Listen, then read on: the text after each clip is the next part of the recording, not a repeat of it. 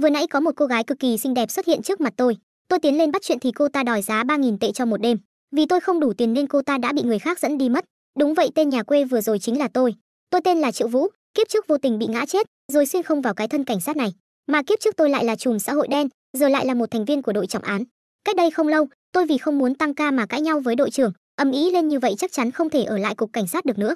Sau này phải làm gì đây, hay là quay lại nghề cũ nhỉ? Đang lúc Triệu Vũ suy nghĩ miên man thì đột nhiên một giao diện hệ thống hiện ra, hệ thống kỳ ngộ khởi động thành công, đang ngẫu nhiên lựa chọn treo thưởng cho bạn. Triệu Vũ nhìn cái hệ thống này mà trong lòng không có bao nhiêu vui vẻ. Dù sao những gì từng có đều đã mất hết, có cái hệ thống này để làm gì? Ở cái nơi quỷ quái này tôi chẳng quen biết ai, chẳng lẽ ông đây phải sống cô độc cả đời ở thế giới này sao?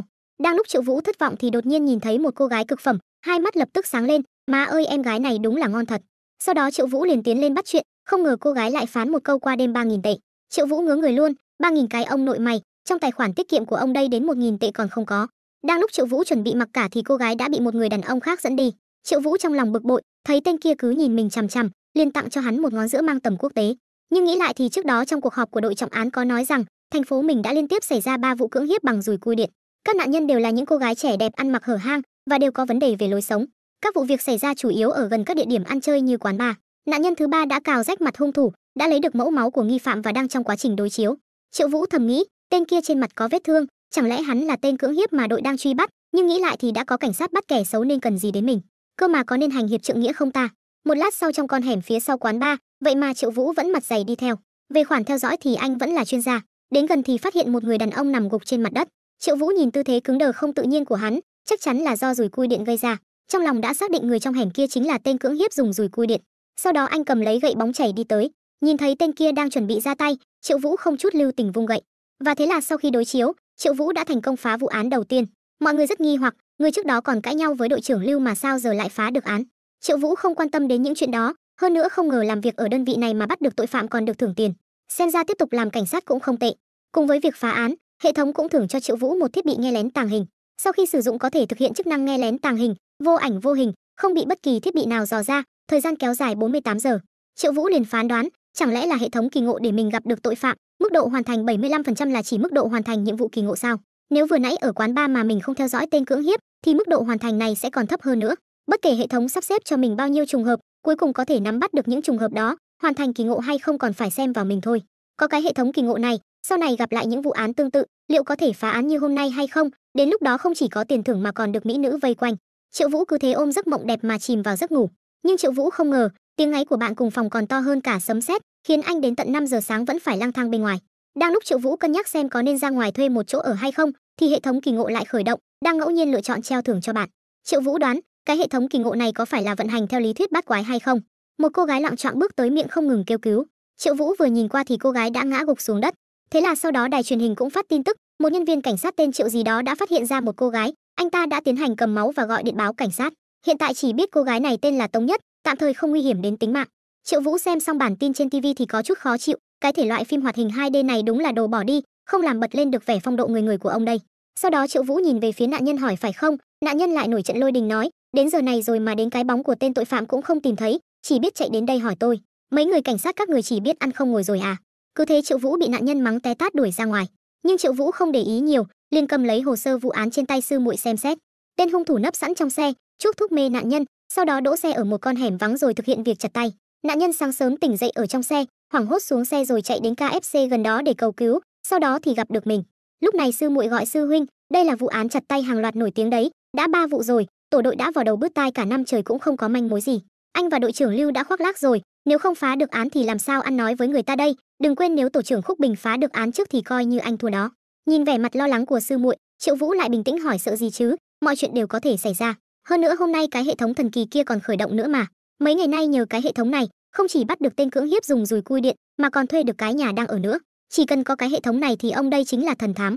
Sau đó Triệu Vũ hỏi, hai nạn nhân còn lại thì sao, tình hình thế nào? Nạn nhân đầu tiên tên là Cao Điểm, vào ngày 22 tháng 4 năm ngoái, tức là 1 năm trước, cô ta đến thành phố chúng ta xem nhạc hội, sau khi kết thúc thì bị người ta đánh ngất xỉu và chặt mất tay phải trong đường hầm đi bộ dưới lòng đất. Trường hợp của nạn nhân thứ hai là Viên Lê Lê còn kỳ quặc hơn. Cô ta đang ngủ ở nhà thì tỉnh dậy đã thấy mất tay. Điều nực cười hơn là cửa chống trộm nhà cô ta không hề bị cậy phá, chứng tỏ hung thủ đã có chìa khóa từ trước. Điều kỳ lạ nhất là trong cả 3 vụ án, hung thủ đều thành công né tránh camera. Đến giờ chúng ta còn chưa thấy được một sợi lông nào của hung thủ, hắn ta giống như bóng ma vậy. Sau khi nghe xong tình hình, Triệu Vũ lạnh lùng buông một câu, nếu ông đây thua thì cô cho tôi mượn ít tiền nhé. Một lát sau ở gần bệnh viện, Triệu Vũ dẫn sư muội đi dạo quanh nó, nhìn thấy phía trước lại có một con lạc đà.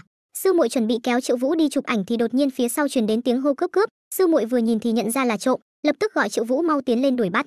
Nhưng Triệu Vũ lại không muốn để ý, dù sao chúng ta là đội trọng án, việc bắt trộm vật này cần gì đến chúng ta ra tay. Cô không phải muốn chụp ảnh sao, nhanh lên vì lạc đà đang sốt ruột kìa. Còn chưa đợi Triệu Vũ nói xong thì từ phía sau đã chạy tới một cô gái thở hồng hộc. Triệu Vũ trợn tròn mắt thẳng thốt Đào Giai, đây chẳng phải là bạn gái của mình ở kiếp trước sao, chẳng lẽ người xuyên không chỉ có mình. Triệu Vũ nghĩ đến đây trong lòng liền sốt sắng, lập tức đạp chân cưỡi lên lạc đà đuổi theo tên trộm. Tên trộm thấy tình hình không ổn, lập tức rút con dao găm trong ngực ra. Lúc này Triệu Vũ đã đuổi kịp, nhìn thấy tên trộm lại rút dao thì trực tiếp tát cho một phát, mẹ kiếp còn dám rút dao. Ngay khi tên trộm còn đang chuẩn bị phản công, Triệu Vũ trực tiếp dùng biển báo táng cho một phát nữa. Tên trộm lúc này đã bị đánh khóc, cứ như vậy một trận truy đuổi giữa cảnh sát và trộm cướp đã kết thúc. Sau đó chỉ thấy ở đồn cảnh sát gần đó đang không ngừng mắng nhiếc Triệu Vũ, cảnh sát có ai làm chuyện phá hoại công cộng như anh không? Giờ người ta sắp gọi điện thoại nổ tung cả đồn cảnh sát rồi kìa, cả cái hẻm đều bị lạc đà của anh dẫm đạp không ra hình thù gì nữa rồi. Triệu Vũ đương nhiên không quan tâm. Đột nhiên cô gái được cứu là Đào Giai chủ động nói cảm ơn anh, tôi làm y tá ở bệnh viện trung tâm, có gì cần cứ tìm tôi ở đó. Mà Triệu Vũ trong lòng suy nghĩ, đây không phải là Đào Giai ở thế giới kia, tuy rằng cùng tên và ngoại hình cũng rất giống nhau, nhưng cô ta căn bản không thể làm y tá được, hơn nữa cô ấy đã. Nghĩ đến đây Triệu Vũ trực tiếp nói, nếu cô không ngại thì chúng ta cho nhau thông tin liên lạc nhé. Bất kể cô ấy là ai, mình không thể bỏ lỡ một lần nào nữa.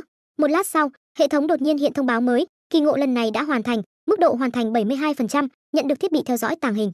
Triệu Vũ ngộ ra, kỳ ngộ mà hệ thống sắp xếp là ngẫu nhiên, mình muốn phá án nhưng lại để mình gặp được Đào Giai.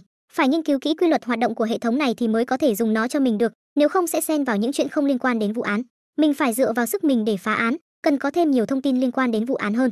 Nghĩ đến đây, Triệu Vũ dẫn sư muội đến văn phòng của đội B thuộc đội trọng án. Ai ngờ đội trưởng đội B lại châm chọc, Triệu Vũ cậu coi chúng tôi là ma dương công chắc, cả đội từ trên xuống dưới không phải là đi điều tra phỏng vấn thì là xem camera giám sát. Chúng tôi mới là người dùng hành động để giải quyết vấn đề, chứ không phải là chỉ biết động mồm mép như cậu. Mà Triệu Vũ hoàn toàn phớt lờ tổ trưởng, hai mắt sáng quắc nhìn chằm chằm vào bảng phân tích vụ án phía sau. Mà tổ trưởng lại đang nghĩ, trước đó lãnh đạo còn nói mình dạo này làm tốt lắm, người của đội A cứ việc điều động, có tiềm năng thì nhanh chóng phá vụ cưỡng hiếp bằng dùi cui điện, ngày lên làm đội trưởng không còn xa nữa. Mà giờ vụ án lại bị Triệu Vũ cướp mất. Sao trước kia mình không để ý nhỉ? Đội A lại có một tên liều mạng bất ngờ xông ra cướp án của mình thế này. Triệu Vũ nhìn bảng phân tích vụ án trong lòng thầm nghĩ, chẳng lẽ kiếp trước mình toàn bị bắt là vì mấy người này cũng khá là tỉ mỉ. Chắc trước kia ảnh của mình cũng không ít lần bị dán ở đây nhỉ. Lúc này tổ trưởng lại chắn trước mặt Triệu Vũ, nghe nói cậu đánh cược với đội trưởng Lưu là sẽ tự tay phá vụ án chặt tay sao? Có phải là không có manh mối gì nên chạy đến đội B chúng tôi xin giúp đỡ rồi không? Có cần tôi giúp cậu một tay không? Triệu Vũ khinh bỉ nhìn đối phương, sau một hồi im lặng liền trực tiếp dồn đối phương vào tường nói cảm ơn, nhưng cũng đừng hiểu lầm, tôi đến đây chỉ là muốn xin chút tư liệu về vụ án chặt tay thôi. Nếu cô sợ tôi phá án trước rồi cướp công lao của các người thì thôi vậy. Tôi thấy các người vất vả như vậy mà vẫn không bắt được người, sốt ruột thay cho các người thôi. Sau đó liền tiêu sái bỏ đi như chưa có chuyện gì xảy ra. Đột nhiên Triệu Vũ thầm cười, may mà ông đây thông minh đã gắn thiết bị nghe lén tàng hình mà hệ thống cho lên bảng trắng. Lần này thông tin của các người sẽ là của tôi hết. Dù sao cái thứ này ngoài tôi ra thì ai cũng không nhìn thấy cả. Sau đó Triệu Vũ liền nghe được, qua kiểm nghiệm thì Lạc Mỹ Na trúng hai loại thuốc gây mê, cả thuốc hít và thuốc tiêm tĩnh mạch. Trong đó có một loại là dùng để gây mê cho động vật lớn. Triệu Vũ giật mình, chẳng lẽ là thuốc thú y sao? Trong tai nghe tiếp tục vang lên, bàn tay phải của nạn nhân đều bị chặt đứt bằng một lực mạnh như dìu, và chỉ trong một nhát chém, nạn nhân đầu tiên bị hung thủ kéo vào đường hầm đi bộ dưới lòng đất. Có lẽ hung thủ là một người đàn ông có sức mạnh lớn. Pháp y nói hung thủ đã tránh được phần xương cổ tay cứng nhất, nên không thể loại trừ khả năng hung thủ là nữ. Đội giám định đã phát hiện có dấu vết của keo dán trong xe của Lạc Mỹ Na. Hung thủ hẳn là đã dán một loại màng phản quang đặc biệt. Lúc xảy ra vụ án, rất nhiều camera giao thông đều quay được chiếc xe, nhưng không thể nhìn thấy một chút đường nét nào của tài xế. Sau khi nghe xong thì Triệu Vũ cau mày suy nghĩ, tại sao lại không muốn bị chụp được đường nét khuôn mặt? Đường nét khuôn mặt sẽ tiết lộ điều gì? Chẳng lẽ là vì sẽ tiết lộ hung thủ là phụ nữ? Ba nạn nhân không hề quen biết nhau. Hung thủ có phải là ra tay ngẫu nhiên không? Có lẽ hắn ta bị lệch lạc tâm lý hoặc bệnh hoạn, tại sao lại muốn lấy đi bàn tay mà không phải bàn chân? Sau một hồi suy nghĩ thì Triệu Vũ cũng bắt đầu phán đoán được, mục đích của hung thủ là trả thù. Các đồng nghiệp trong đội A tỏ vẻ không hiểu, sao cậu biết? Triệu Vũ tự tin quay đầu lại đáp, đoán mò thôi. Mà ở một nơi khác, một người phụ nữ đang ngồi trên bàn gạch bỏ tên của Lạc Mỹ Na trên bảng trắng. Xem ra cô ta sắp thực hiện vụ chặt tay thứ tư rồi. Sau đó Triệu Vũ đã thức trắng một đêm để phân tích lại vụ án. Hung thủ giấu những bàn tay bị chặt ở một nơi mà chỉ có hắn ta biết, mỗi lần lấy ra xem thì sự căm hận sẽ vơi đi một chút, rồi cất giữ như chiến lợi phẩm. Vậy tại sao tất cả mọi người đều bị chặt mất tay phải? Triệu Vũ nhìn tay phải của mình còn tưởng là đã có linh cảm, ai ngờ Triệu Vũ lại trực tiếp kêu lên, hệ thống cho chút gợi ý đi chứ. Thời gian đến buổi sáng, Triệu Vũ sau một đêm thức trắng thì nhận được một cuộc điện thoại. Người gọi là một nữ sinh rất nịnh nọt nói, chúng ta là đối tác mà đúng không? Nhớ lại trước đây, Triệu Vũ dẫn một nữ sinh đến sau núi Hách Ních bán lấy tiền. Ngay khi nữ sinh cầu xin, Triệu Vũ lại trực tiếp nói được, tôi giúp cô giữ bí mật, còn tiền bẩn thì miễn nói. Sau đó Triệu Vũ đã lừa gạt nữ sinh, trực tiếp thuê nhà của bố cô bé. Xem ra buổi tối hôm đó chọn đúng người rồi, người treo thưởng chính là cô nhóc này. Nhưng để tình việc thuê nhà thuận lợi, Triệu Vũ vẫn hỏi có chuyện gì nói thẳng đi. Nữ sinh trực tiếp hai mắt sáng lên đáp, đi cùng em đến trường dự buổi họp phụ huynh đi. Việc này làm Triệu Vũ giật mình, đùa gì đấy, mà nữ sinh lại không chịu buông tha, ôm chầm lấy Triệu Vũ, em đã chặn tin nhắn của bố em, rồi sao chép hết vào điện thoại của anh rồi. Mà Triệu Vũ tỏ vẻ lo lắng, nếu bị bố em biết, đuổi tôi ra khỏi nhà thì tôi ngủ ở đâu đây. Nữ sinh lại lần nữa thi triển chiêu bài làm nũng, bố giúp con đi mà. Nếu bố không có chỗ ngủ, con nhường phòng cho bố, xin bố đó bố à. Nữ sinh nhìn Triệu Vũ mang theo nụ cười trên mặt, còn tưởng là anh đã đồng ý, ai ngờ Triệu Vũ lại phán một câu, gọi bố thì tôi cũng không đi. Một lát sau, vậy mà Triệu Vũ vẫn ngoan ngoãn đến trường tham gia buổi họp phụ huynh. Bởi vì trước đó nữ sinh đã uy hiếp, hai chúng ta là châu chấu trên cùng một sợi dây, nếu bố em đi họp phụ huynh, việc em trốn học và hack nick bị lộ ra, anh sẽ không có tiền kiếm nữa. Thêm nữa anh lại là cảnh sát, đến lúc đó chuyện sẽ lớn đấy. Triệu Vũ bất đắc dĩ, không ngờ lại bị con nhóc lừa đảo này chơi một vố. Nhìn hoạt động biểu diễn piano trên sân khấu, Triệu Vũ lại bắt đầu suy nghĩ, bàn tay đẹp như vậy nên dùng cái gì để chặt nó nhỉ? Sau đó Triệu Vũ nghe được cuộc trò chuyện của hai người trên sân khấu. Bình thường thật không nhìn ra trình độ piano của cậu cao như vậy. Ấy ra cái này tính là gì chứ, tớ cũng N5 không đàn rồi. 20 năm trước còn tham gia cuộc thi piano ở đây, suýt chút nữa là được Học viện Âm nhạc Thủ đô nhận rồi. Năm đó nếu cố gắng hơn chút, có lẽ bây giờ đã có một cuộc sống khác rồi ấy chứ. Năm đó Nhị Trung là thời kỳ thịnh vượng âm nhạc của thành phố mình đó, nơi này đã sản sinh ra không ít nhân tài đấy. Triệu Vũ nghe đến đây trong lòng đã có suy đoán, mình nhớ nạn nhân thứ hai Viên Lê Lê là giáo viên âm nhạc của trường đại học, trình độ piano chắc chắn không thấp. Nạn nhân đầu tiên Cao Điểm bị chặt tay vào ngày tham gia nhạc hội. Sau đó liền gọi điện thoại cho sư muội, bảo cô tra xem họ có chuyện gì liên quan đến piano không. Bởi vì nếu cả hai người họ đều liên quan đến piano, vậy nạn nhân thứ ba Lạc Mỹ Na có khi cũng như thế. Cùng với tiếng chuông điện thoại vang lên, thì sư muội cũng thông báo rằng nhạc hội mà Cao Điểm tham gia là tour diễn piano đó. Triệu Vũ nghe được tin tức này thì hưng phấn không thôi, trực tiếp chửi thề cái con mẹ nhà nó, khiến các phụ huynh khác tỏ vẻ bất mãn. Triệu Vũ tiếp tục hỏi vậy Lạc Mỹ Na thì sao? Cả ba người họ đều đạt trình độ piano cấp 10, chỉ là thời gian thi lấy bằng khác nhau thôi. Triệu Vũ tiếp tục bảo sư muội điều tra về kinh nghiệm học đàn của họ, những bạn học cùng thời có ai. Vì là trả thù nên hung thủ nhất định quen biết họ, cũng biết họ biết chơi đàn. Rất có thể chính hung thủ cũng biết chơi piano. Nhưng rốt cuộc là chuyện gì khiến họ và hung thủ có giao điểm? Triệu Vũ đột nhiên nhớ đến cuộc trò chuyện của hai người trên sân khấu trước đó, 20 năm trước còn tham gia cuộc thi piano ở đây, suýt chút nữa là được Học viện Âm nhạc Thủ đô nhận rồi. Triệu Vũ trong lòng lập tức xác định là cuộc thi, đã cùng tham gia cuộc thi với các nạn nhân, bị họ chèn ép ra ngoài, cho nên ôm hận trong lòng dẫn đến thực hiện hành vi trả thù. Nghĩ đến đây trong lòng anh càng thêm hưng phấn. Mà tiếng chuông điện thoại không ngừng vang lên, khiến thầy giáo đang phát biểu trên sân khấu đã không thể nhịn được nữa, chuẩn bị tìm Triệu Vũ nói chuyện. Mà lúc này sư muội lại tiếp tục thông báo rằng đã tra được rồi, cả ba người họ đều đã tham gia cuộc thi piano cấp 3 lần thứ 10 của thành phố mình, ba người đã lọt vào vòng chung kết. Triệu Vũ nghe được tin tức này thì hét lên một tiếng má ơi, cảm xúc kích động không thể kiềm chế, rồi lại hỏi tiếp, cuộc thi được tổ chức ở đâu, còn có những ai tham gia? Sư muội vội đáp, đây là chuyện của 18 năm trước rồi, điều tra viên cần thêm chút thời gian. Địa điểm thi thì có ngay đây, là ở nhà hát âm nhạc của trường số 12 của chúng ta. Triệu Vũ quay đầu lại nhìn, rồi xác nhận chính là ở đây luôn. Mà lúc này thầy giáo đã đi đến trước mặt Triệu Vũ, ngay khi thầy chuẩn bị dạy dỗ anh một trận, nhưng còn chưa kịp mở miệng thì Triệu Vũ đã ôm lấy thầy thắc mắc, ở đây có danh sách cuộc thi piano lần thứ 10 không? Triệu Vũ trong lòng càng thêm xác định, tên hung thủ nhất định có trong danh sách đó. Sau đó Triệu Vũ cùng với mấy thầy cô giáo tra cứu danh sách đoạt giải cuộc thi 20 năm trước, nhưng vì tài liệu quá nhiều, hai thầy cô giáo khổ không nói nên lời, hay là chúng ta bỏ qua đi. Đúng vậy, thời gian lâu quá rồi, loại tư liệu cuộc thi này lưu trữ cũng không có ý nghĩa gì, chắc là bỏ lâu rồi. Mà Triệu Vũ thì thẳng nhiên an ủi, các anh không cần gấp, cứ tìm đi, tôi sẽ ở lại động viên mọi người. Đột nhiên một tiếng chuông vang lên, sư muội cũng thông báo rằng em có được danh sách cuộc thi piano rồi. Triệu Vũ trong lòng mỉm cười, sau đó liền đến trước cửa nhà của người thứ 10 trong danh sách, Triệu San. Triệu San đỡ cái bụng bầu nói, cuộc thi năm đó của chúng tôi cũng khá long trọng đấy, lãnh đạo cấp tỉnh đều đến, giám khảo cũng đều là những thầy cô giáo rất chuyên nghiệp trong các trường đại học nghệ thuật. Lúc đó top 3 trực tiếp được các trường danh tiếng chọn luôn, top 4 đến 6 cũng được sư phạm tỉnh nhận. Sau vị trí thứ 6 thì như tôi đây coi như là thí sinh bình thường rồi. Triệu Vũ nghe xong thì thầm suy nghĩ, có lẽ vì cuộc thi đó mà hung thủ đã sống một cuộc đời mà mình không mong muốn. Mà sư muội thì tức giận, đây đã là người thứ 3 rồi, hơn nữa cô ta là người có hiểm nghi lớn nhất. Nhưng bụng cô ta to như vậy, làm sao có thể đi chặt tay được, nếu hung thủ không có trong danh sách này, chẳng lẽ chúng ta phải giết hết tất cả các thí sinh tham gia cuộc thi hay sao? Mà Triệu Vũ lại cảm thấy đây là một ý kiến hay là chúng ta trực tiếp trói cô ta về đi. Lúc này sư muội nhìn Triệu Vũ, cảm thấy có gì đó không giống với trước kia. Triệu Vũ không hề che giấu nói vì tiền kiếp tôi là dân xã hội đen, vừa xuyên không đến còn chưa quen với thân phận cảnh sát. Mà sư muội lại có ý khác, em nói quầng thâm mắt của anh to hơn đấy, anh về nghỉ ngơi một chút đi. Mấy ngày nay anh cơ bản không ngủ được bao nhiêu, biết đâu ngủ một giấc đầu óc tỉnh táo lại thì có thể nghĩ ra manh mối. Hướng đi của anh chắc chắn là đúng, vụ án chặt tay chắc chắn có liên quan đến cuộc thi lần này. Mà Triệu Vũ nghĩ đến việc trước đó hệ thống hiển thị, kỳ ngộ lần này đã hoàn thành, mức độ hoàn thành 88%, nhận được thiết bị mở khóa vạn năng. có thể phá giải khóa đơn và mật mã điện tử 6 chiều, điều này làm cho Triệu Vũ rất ngạc nhiên. Mức độ hoàn thành cao như vậy, chẳng lẽ lần này đi họp phụ huynh, việc phát hiện ra manh mối phá án có liên quan đến hệ thống sao? Về rồi khởi động lại hệ thống thử xem. Sau đó hai người liền ai về nhà nấy nghỉ ngơi. Triệu Vũ lúc này đã đoán được, nếu hung thủ giống như năm ngoái, cách 3 ngày lại thực hiện chặt tay, thì ngày mai rất có thể sẽ xuất hiện nạn nhân thứ tư, ông đây phải bắt được mày trước đó. Qua một đêm, vào lúc 5 giờ sáng, đột nhiên ngoài cửa truyền đến tiếng hét của nữ sinh, "Triệu Vũ mau mở cửa, nửa đêm em đã nghe thấy anh ho trong đó rồi." Triệu Vũ mơ mơ màng màng tỉnh dậy, đột nhiên nhớ ra hôm qua vì phá án mà làm hỏng buổi họp phụ huynh, mà nữ sinh Giang Tiểu Cầm chắc chắn là đến để hỏi tội. Triệu Vũ nghĩ đến đây liền lập tức bật dậy, chạy khắp nơi tìm chỗ trốn. Ngay khi Giang Tiểu Cầm chuẩn bị đi vào, lại phát hiện trong phòng trống không, liền đi khắp nơi kiểm tra lại một lần nữa, nhưng lại phát hiện thật sự không có ai, nên chỉ biết tức giận đóng sầm cửa bỏ đi. Triệu Vũ lúc này mới lén lút từ ban công khác nhảy qua, suýt chút nữa quên mất con nhóc này là chủ nhà, có chìa khóa phòng mình. Sau đó Triệu Vũ lại mở cửa, nhưng lại phát hiện cửa đã khóa. Má ơi, con nhóc này sao còn khóa cửa nữa chứ? Tình huống này thì vào kiểu gì? Hay là mình đi nhờ đường của nhà bên cạnh nhỉ? Nhớ lúc trước chủ nhà có nói, nhà bên cạnh có 4 mỹ nữ, đều là cực phẩm làm ở hộp đêm cả. Triệu Vũ nghĩ cái nghề này thì ông đây rành quá rồi, giờ còn chưa đến 6 giờ, nên chắc chắn họ còn chưa tan làm. Cùng với suy đoán trong lòng, anh liền đi vào phòng bên cạnh, quả nhiên không có ai ở nhà. Nhưng không ngờ từ trong phòng ngủ bước ra một mỹ nữ mặc váy đỏ. Triệu Vũ nhìn thấy thì giật mình thẳng thốt má ơi. Nữ hàng xóm phát hiện có người chạy vào nhà mình, thì liền kêu lớn một tiếng, trực tiếp dọa Triệu Vũ vội vàng bịt miệng đối phương. Trong lòng thầm nghĩ lần này nhảy xuống sông Hoàng Hà cũng không rửa sạch được tội rồi. Đợi người phụ nữ nhìn rõ mặt thì vui vẻ gọi cảnh sát, "Thật sự là anh à, anh còn nhớ em không? Anh là người đã cứu em khỏi tên cưỡng hiếp dùng dùi cui điện đấy." Triệu Vũ nhớ lại chuyện ở quán bar hôm trước, thì ra là cô ta. Triệu Vũ liền giải thích tôi ở nhà bên cạnh, nhưng không may bị khóa ở ban công rồi. Tưởng nhà cô không có ai nên muốn mượn đường ra ngoài, không ngờ cô lại ở trong nhà.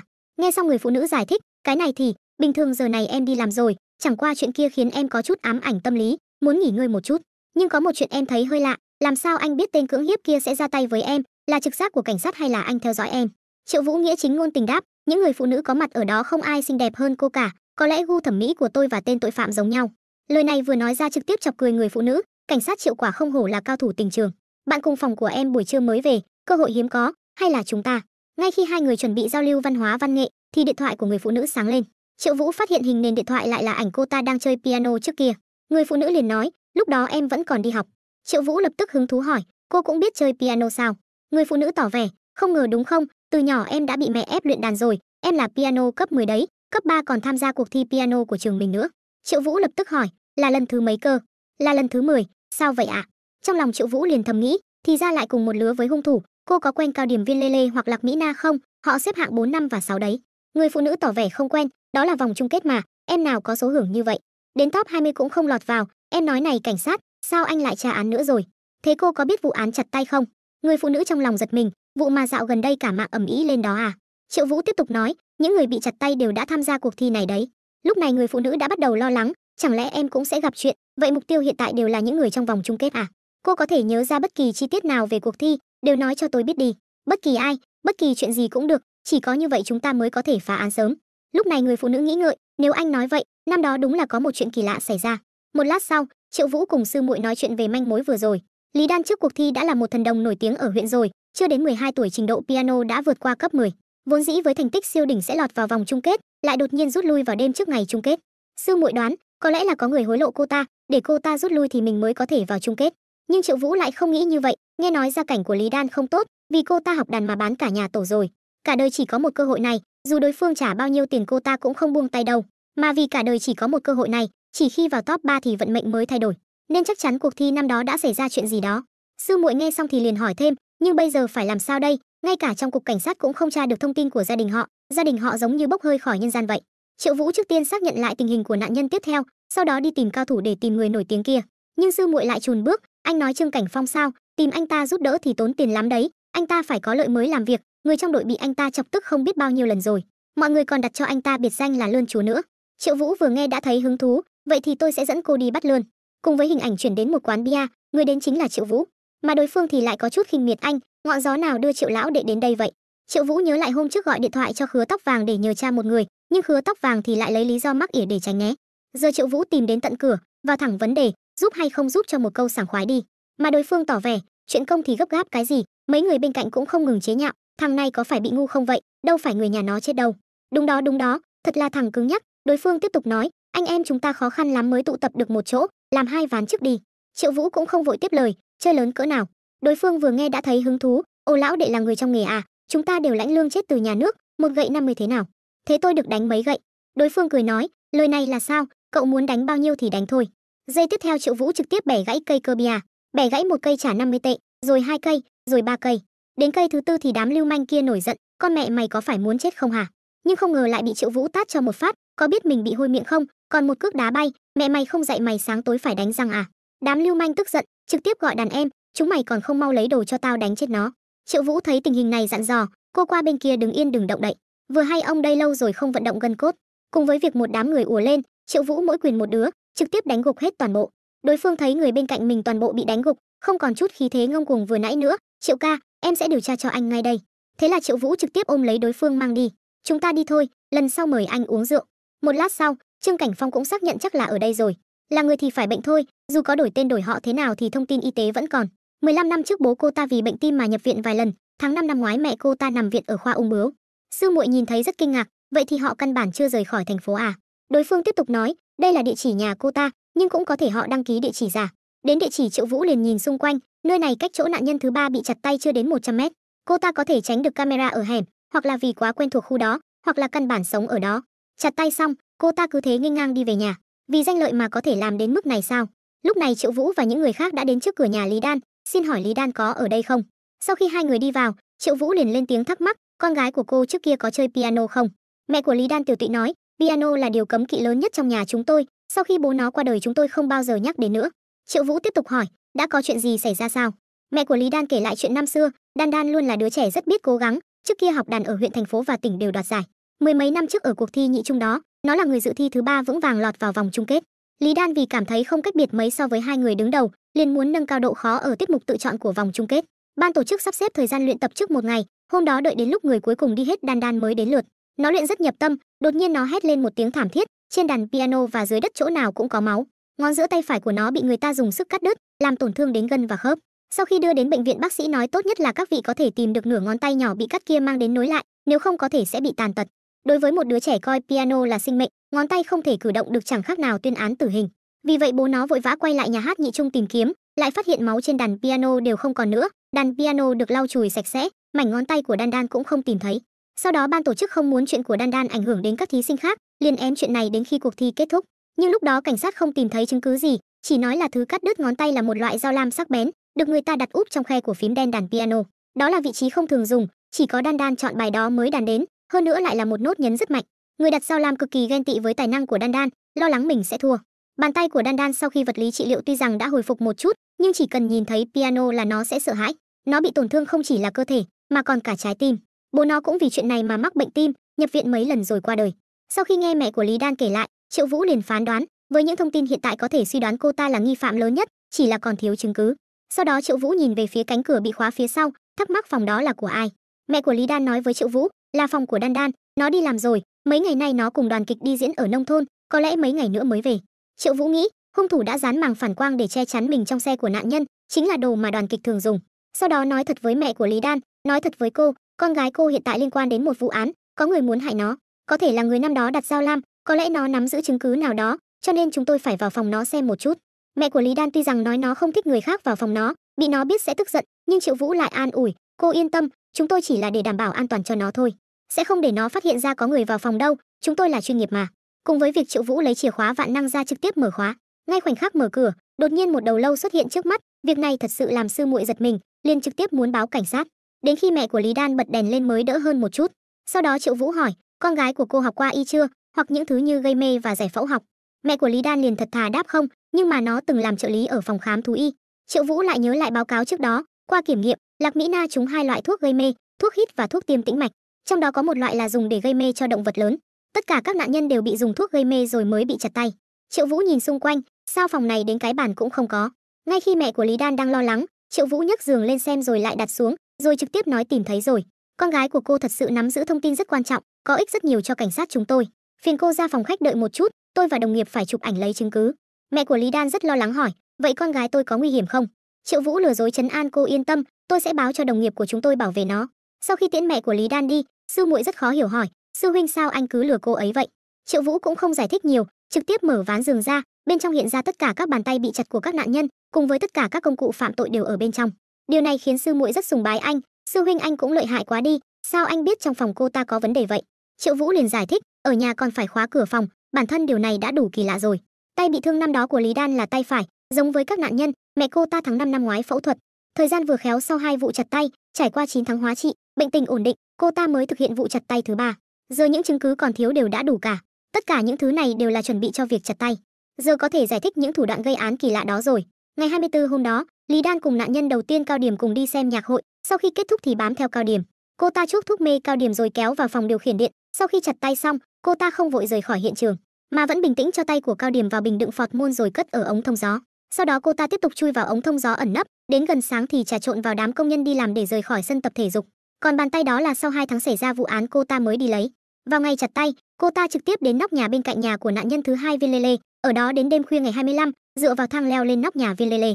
Cô ta đã chuẩn bị sẵn chìa khóa nhà nạn nhân. Nhà Viên Lê Lê đã sớm bị gắn thiết bị nghe lén, cho nên Lý Đan biết tối đó Viên Lê Lê ở nhà một mình. Sau khi chặt tay Viên Lê Lê, cô ta trốn dưới hầm 7 ngày mới rời đi, đến cả bồn tiểu cũng chuẩn bị sẵn, không để lại một chút dấu vết nào. Sư muội nghe xong phân tích thì rất kinh ngạc, sự nhẫn nhịn này, cô ta hận các nạn nhân đến mức nào chứ? Năm đó hại cô ta chỉ có một người, giờ cô ta muốn chặt hết tay của tất cả mọi người thì mới chịu sao? Sau đó Triệu Vũ nhìn những bức ảnh trên tường, súng phun nước này dùng để làm gì, còn cái mộ này sao lại sụp rồi? Sư muội đột nhiên lên tiếng gọi sư huynh, đây chính là Thiệu Giai Dĩnh, nữ doanh nhân thương mại quốc tế đã di cư sang Úc, tại sao ở đây lại có nhiều thông tin về người này như vậy? Triệu Vũ liền suy nghĩ một hồi, trong danh sách trước đó thì người thứ 3 là Thiệu Lộ Lộ, chẳng lẽ cô ta mới là nạn nhân tiếp theo? Triệu Vũ nhìn thời gian trên vé máy bay bên cạnh, chuyến bay đến nơi lúc 15 giờ, bây giờ đã là 16 giờ 15 phút rồi. Triệu Vũ đột nhiên cảm thấy không ổn trong lòng, liền lập tức chạy ra ngoài. Sau đó xác nhận tôi sẽ đi tìm Lý Đan, cô hãy mang chứng cứ đã chụp ở đây mau chóng đem về cục cảnh sát tìm kiếm hỗ trợ. Giây tiếp theo sư muội lập tức tra được thông tin, sư huynh em tra được rồi, Thiệu Giai Dĩnh đúng là người thứ 3 trong cuộc thi năm đó. Thiệu Lộ Lộ được Học viện Âm nhạc Dân tộc nhận vào học rồi đi du học, nhờ kinh doanh thiết bị âm nhạc mà trở thành doanh nhân. Thì ra Thiệu Lộ Lộ đã đổi tên, nhưng người này hiện tại không phải ở Úc sao? Triệu Vũ liền giải thích cái mộ đó là của bố Thiệu Lộ Lộ. Lý Đan nhất định cố ý tạo một cái lỗ trên mộ, rồi làm giả giấy tờ của chính phủ cho Thiệu Lộ Lộ, nói mộ bị sụp lún vô cớ, dụ cô ta về nước rồi chặt tay. Không còn nhiều thời gian nữa, Thiệu Lộ Lộ đã xuống máy bay được hơn 1 tiếng rồi, tôi phải đến đó ngay lập tức mới được. Lúc này hình ảnh chuyển đến nghĩa địa, Thiệu Giai Dĩnh đã đến nghĩa địa, mà ở cách đó không xa, một người mặc đồ đen cầm rìu từ từ tiến đến. Lúc này Triệu Vũ lái xe phóng nhanh trên đường. Sư muội cũng đang thông báo không thể theo dõi điện thoại của Lý Đan, em không tìm được vị trí của cô ta. Sau đó Triệu Vũ bảo sư muội lập tức tra vị trí của Thiệu Lộ Lộ, nhưng bây giờ thời gian căn bản không đủ. Triệu Vũ đầu óc vận chuyển cực nhanh, Lý Đan cô sẽ chọn chặt tay ở đâu đây? Thiệu Lộ Lộ nếu không có việc gì khác, sau khi ra khỏi sân bay sẽ trực tiếp đi đâu? Đến nghĩa địa sao? Ở đó không có camera nên đúng là một nơi tốt để chặt tay. Trong lòng anh xác định được địa điểm thì liền phóng xe như bay đến đó. Lúc này trong nghĩa địa, Thiệu Lộ Lộ đã bị chuốc thuốc mê, mà hung thủ đã giơ rìu chuẩn bị chém xuống, nhưng không ngờ lại bị Triệu Vũ kịp thời chạy đến. Hung thủ thấy vậy liền bỏ chạy, Triệu Vũ đuổi theo, phát hiện thể lực của đối phương lại tốt đến như vậy, nhưng cuối cùng hung thủ phát hiện phía trước là một bức tường, đã không còn đường nào để trốn thoát. Triệu Vũ thấy vậy liền lấy còng tay ra, ngang ngược tiến về phía trước. Đột nhiên hung thủ quay người lại, từ súng phun nước bắn ra một mũi tiêm gây mê. Triệu Vũ trong lòng giật mình thẳng thốt, cái súng phun nước kia thì ra là súng gây mê. Cứ như vậy Triệu Vũ lập tức bị thuốc gây mê làm cho ngất xỉu. Một lát sau thì đại đội đã đến hiện trường, mà Triệu Vũ cũng từ từ tỉnh lại. Mở mắt ra đập vào mắt là pháp y Vương Phi. Triệu Vũ đột nhiên nhớ lại chuyện vừa rồi liền vùng dậy, nhưng vì thuốc vẫn chưa hết tác dụng, nên Triệu Vũ trực tiếp ngã nhào vào lòng Vương Phi. Sau đó lại qua một lát, Triệu Vũ cuối cùng cũng đã hoàn toàn tỉnh táo, liền vội kéo Vương Phi dậy, mà Vương Phi lại có chút lã lơi, nghe nói đội A nổi lên một tên thám tử du côn, không ngờ người đó lại là cậu. Triệu Vũ thì lại tỉnh bơ không cảm xúc, vừa rồi thật sự xin lỗi. Triệu Vũ lại đột nhiên nhớ đến Thiệu Lộ Lộ, tay của cô ta không sao chứ? Lúc này tổ trưởng tạm thời của đội A với cái tên Lưu Trường Hổ lại trách móc, tại sao cậu không nói cho chúng tôi những manh mối này sớm hơn? Nếu hung thủ rời khỏi thì khó bắt lắm, thằng nhóc cậu sẽ không phải là vẫn còn nhớ đến chuyện đánh cược với tôi chứ? Mà sư muội lại rất không phục, sư huynh là vừa mới tra được manh mối, hơn nữa chúng em cũng không biết liệu có phải hướng đi sai không, nếu sai sẽ làm mọi người hiểu lầm. Lúc này Vương Phi cũng đứng ra, nếu không phải Tiểu Triệu là người đầu tiên chạy đến hiện trường, vừa rồi tay của Thiệu Lộ Lộ đã không còn rồi, bản thân cậu ấy còn trúng thuốc gây mê, rất nguy hiểm. Đột nhiên Triệu Vũ phá lên cười, tiến lên phía trước nói, lúc đầu chúng ta đã nói rõ ràng rồi, chỉ cần tôi bắt được hung thủ vụ án chặt tay này thì tiền bồi thường lần trước sẽ do ông trả mà. Mọi người nhìn Triệu Vũ, còn tưởng là thuốc gây mê làm não cậu ta có vấn đề rồi. Cứ như vậy Triệu Vũ trong sự nghi hoặc của mọi người tiến về phía trước, sau đó dùng một cước đạp xuống, tấm ván che phía trên trực tiếp vỡ tan, Triệu Vũ cũng theo đó mà rơi xuống.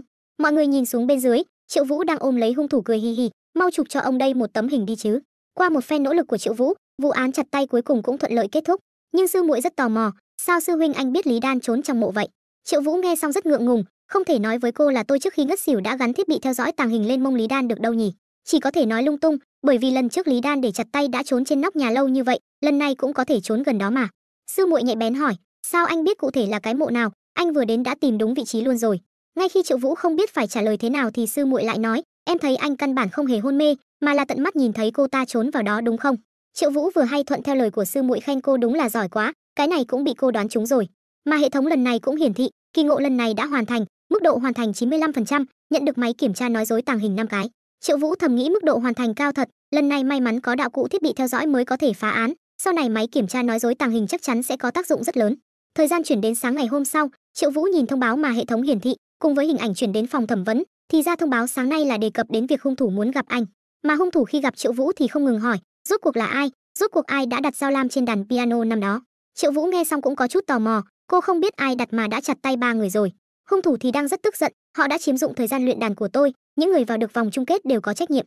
Nhất định là một trong 3 người bọn họ thừa nhận là đã hại tôi thì các người mới tra ra tôi. Triệu Vũ cũng bất lực giải thích, cô cảm thấy ngoài việc nạn nhân thừa nhận ra thì chúng tôi không có cách nào khác để tra ra cô sao? Cô cũng tự tin quá đấy. 3 người họ không hề nhắc đến chuyện hại cô, tôi là tra ra các cô đã tham gia cùng một cuộc thi rồi tìm đến nhà cô thôi.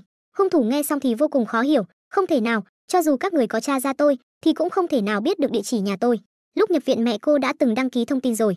Hung thủ vẫn rất nghi hoặc, cho dù vậy thì tôi cũng đâu có đánh dấu cái mộ cụ thể mà tôi trốn ở đâu trong hồ sơ. Triệu Vũ liền nhớ lại hình ảnh mình đặt thiết bị theo dõi lên mông cô ta, rồi cuống cuồng giải thích rằng thuốc gây mê của cô hết hạn rồi, cũng không thể nói với cô là tôi đã dán thiết bị theo dõi tàng hình lên mông cô được đâu nhỉ. Hung thủ hoàn toàn không phục, nhưng lại bất lực, vì dù sao Triệu Vũ đã mở hack rồi.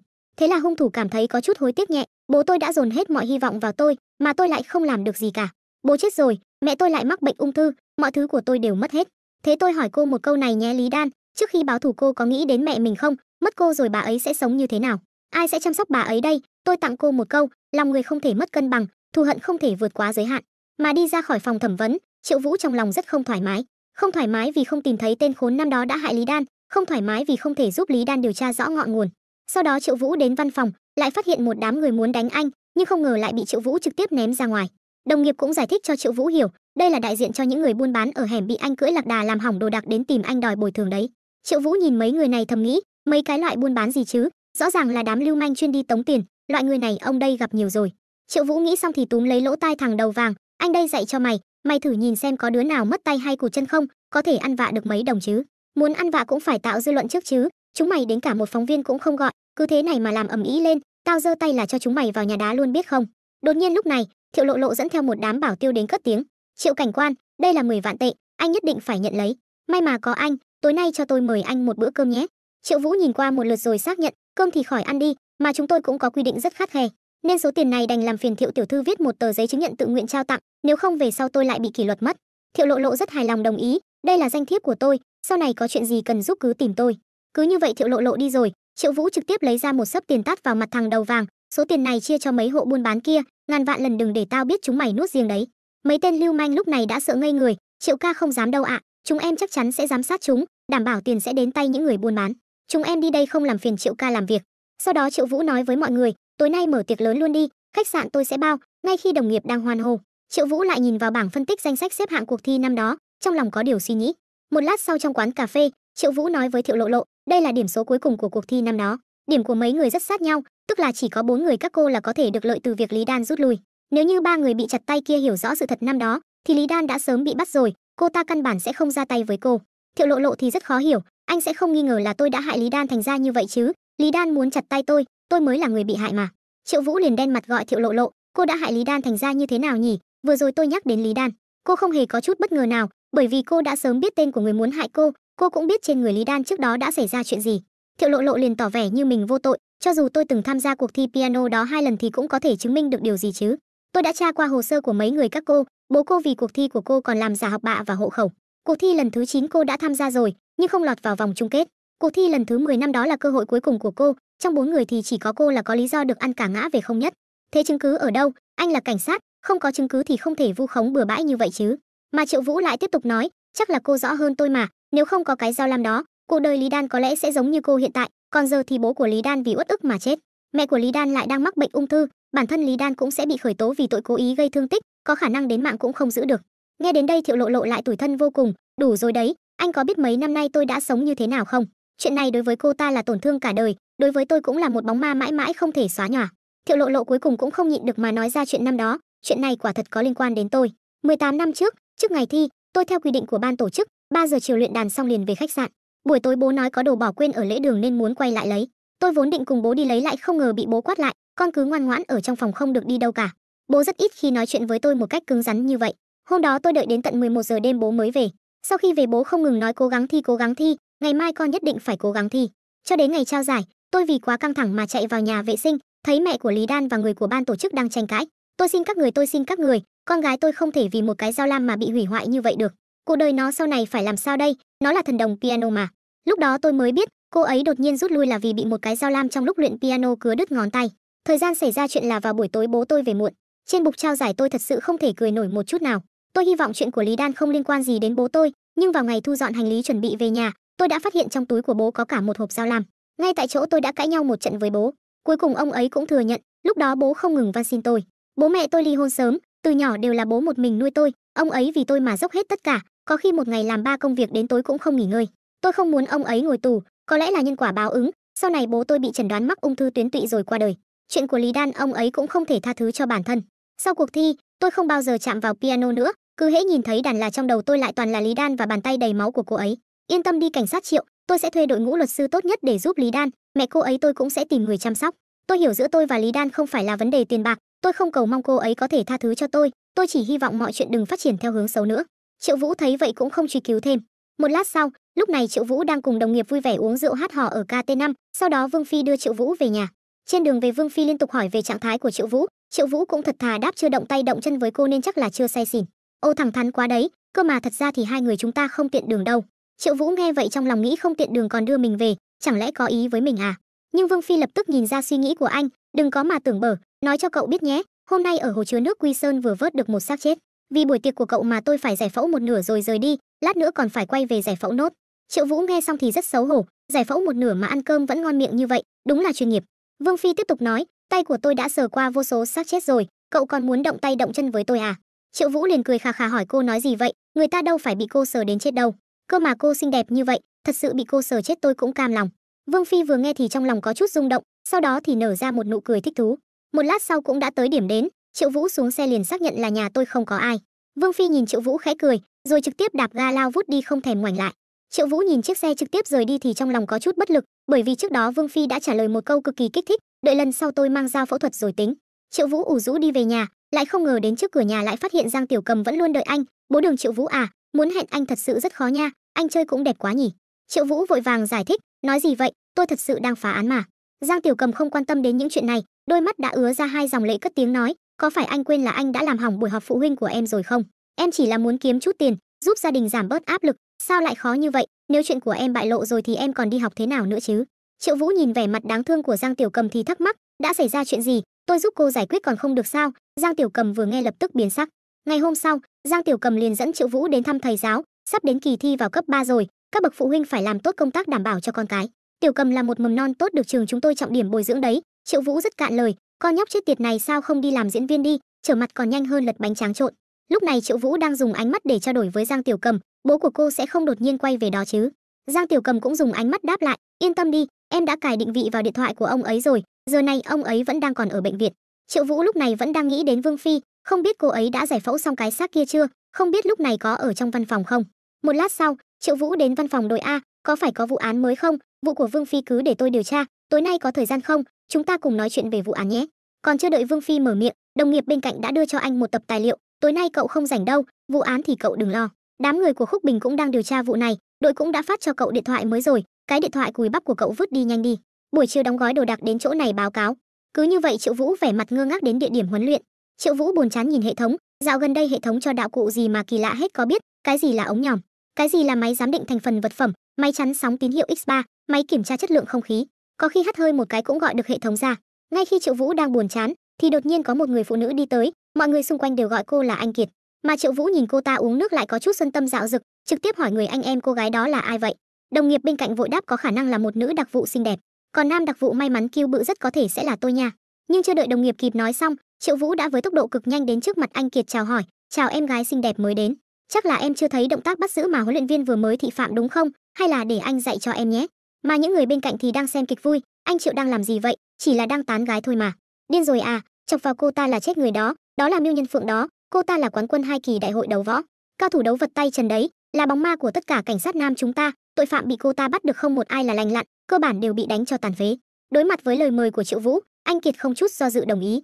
Sau đó hai người cùng bước lên võ đài, Triệu Vũ lúc này cũng vô cùng tự tin cất tiếng, anh sẽ dạy em cách khóa tay đối phương trước nhé, giờ thì em cứ xuất quyền đi. Anh Kiệt cũng không nói gì, tùy ý tung một quyền. Triệu Vũ thuận tay đỡ lấy, trực tiếp ấn về phía sau một cái, anh Kiệt cứ thế bị khóa tay ngược lại. Triệu Vũ vẫn tự tin hướng dẫn, chỉ đơn giản vậy thôi, quan trọng là phải bẻ cổ tay một cách dứt khoát. Anh Kiệt nghe vậy cũng cảm thấy có chút kích thích, cơ mà tôi có cách phá giải chiêu này đó. Ngay khi Triệu Vũ còn đang nghi hoặc, anh Kiệt bên dưới đã nắm chặt tay trái, rồi nhanh chóng vung lên mặt Triệu Vũ. Triệu Vũ ăn một đấm còn chưa kịp phản ứng, thì anh Kiệt đã xoay người trực tiếp đá tới. Triệu Vũ phản ứng cực nhanh, lập tức dùng hai tay chắn thương tổn, cả người trực tiếp bị đánh bật về phía hàng rào. Triệu Vũ hoàn hồn lại nhìn, má ơi, mình còn đang thắc mắc cái cô này sao bên cạnh không có một ai, hóa ra là quá giỏi đánh đấm, bọn họ sợ bị liên lụy nên không dám đến gần. Anh Kiệt sau đó tỏ vẻ, ai ra ngại quá, ra tay hơi mạnh nên anh đừng giận nhé, hay là anh dạy em chiêu khóa họng đi. Triệu Vũ lại cười đáp, thật ra tôi cũng có một cách phá chiêu khóa tay lúc nãy. Anh Kiệt thấy Triệu Vũ vẫn không từ bỏ thì tỏ vẻ, vậy thì nhào vô đi, xem tôi có để gãy tay anh không. Đột nhiên Triệu Vũ một tay chụp tới, anh Kiệt trong lòng giật mình, Triệu Vũ thừa thế khóa ngược hai tay của anh Kiệt lại. Anh Kiệt bị tư thế này làm cho không thể giãy giụa được, lớn tiếng ngượng ngùng hô, anh mau buông đôi tay tôi ra. Triệu Vũ không buông mà còn lên tiếng trêu chọc, ai ra vừa nãy bị cô đá chật tay rồi, giờ tôi không động đậy được nữa, gọi tôi một tiếng Triệu ca đi, tôi sẽ dạy cho cô thêm vài chiêu nữa. Nhưng mà anh Kiệt thì không phục, trực tiếp dùng đầu đập vào mũi Triệu Vũ. Triệu Vũ buộc phải lùi lại mấy bước, anh Kiệt thừa thế vung chân đá xuống, nhưng không ngờ lại bị Triệu Vũ một tay đỡ lấy rồi chế nhạo, động tác chân không tệ nhưng lực vẫn còn quá kém. Anh Kiệt lại lần nữa nổi giận, một cú khóa ngược trực tiếp đè Triệu Vũ xuống đất. Triệu Vũ thấy vậy liền cắn một phát vào mông anh Kiệt. Anh Kiệt thẹn thùng kêu lên, sau đó liền đấm một quyền vào Triệu Vũ. Đột nhiên một vị lãnh đạo đi tới nói, hai người điên à, còn không mau đứng dậy, đúng là 8 đời chưa thấy hai cái đồ kỳ quái như hai người. Anh Kiệt buông lời cay độc, sau này đừng để tôi nhìn thấy anh, nếu thấy một lần tôi sẽ đánh một lần. Triệu Vũ không hề yếu thế đáp lại, tôi mà sợ bà tràn lửa như cô chắc. Cứ như vậy dưới sự quản giáo của lãnh đạo mà trận chiến cũng kết thúc. Hình ảnh chuyển đến một bệnh viện, lúc này phó cục trưởng nói, đừng đùa nữa, cậu ta chỉ là một người mới, hơn nữa suốt ngày lức cấc giống như Yukon vậy, anh xác định để cậu ta làm người kế nhiệm của anh sao? Mà đội trưởng tỏ vẻ, sự xông xáo và tàn nhẫn của cậu ta còn hơn cả tội phạm, tương lai không thể xem thường. Tôi đã sắp xếp ổn thỏa cho cậu ta rồi, trước tiên đi mài giũa tính tình và cái nết nóng này của cậu ta đi. Kết thúc huấn luyện, Triệu Vũ lập tức nhận được vụ án, đến hiện trường gây án anh liền tò mò, đây là nhà của nạn nhân đó sao? Sư muội rất khó hiểu hỏi, sư huynh anh vừa huấn luyện trở về đã bị cấp trên điều vào đội án chưa phá rồi, vậy mà cũng không phản đối một chút nào sao? Mà Triệu Vũ lại không cho là đúng, ở đội nào mà chẳng là phá án. Sư muội lúc này rất sốt ruột, anh có biết những vụ án cũ rích này khó nhằn đến mức nào không? Mà Triệu Vũ lại cười tự tin nói, vụ án này sở dĩ 10 năm không phá được là vì không có tôi. Đợi phá được án tôi mời cô ăn ngon. Cùng với việc Triệu Vũ mở cửa nhìn xung quanh, thông tin về vụ án cũng hiện ra trong đầu anh. 10 năm trước, vào 8 giờ tối đột nhiên trời nổi lên một cơn mưa bão sấm chớp. Nạn nhân Vu Chí Căn say khướt nằm trên sofa trong nhà mình. Vào khoảng thời gian xảy ra vụ án, ở ngã tư đường trong khu dân cư từng xuất hiện một bóng người mơ hồ, nhưng vì khu dân cư không có camera nên hiện tại việc nắm giữ thông tin về hung thủ rất ít. Nạn nhân bị người ta từ phía trước chém loạn 40 nhát rồi chết. Hiện trường không để lại bất kỳ dấu vân tay và dấu chân nào, khóa cửa cũng không có dấu hiệu bị cậy phá, hoặc là người chết tự mở cửa, hoặc hung thủ có chìa khóa nhà anh ta. Hung thủ dùng máu của nạn nhân viết nợ tiền trả tiền, nếu là muốn báo thù sẽ không nhắc đến chuyện nợ nần. Nếu là muốn đòi nợ thì không cần thiết phải chém nhiều đến 40 nhát như vậy, khiến hiện trường trở nên đẫm máu, rồi lại viết ra những chữ thừa thãi như vậy, mục đích của hung thủ là gì? Ngay khi Triệu Vũ đang suy nghĩ thì một cuộc điện thoại gọi đến, người gọi lại là Đào Giai. Anh đang bận sao? Em muốn mời anh ăn một bữa cơm.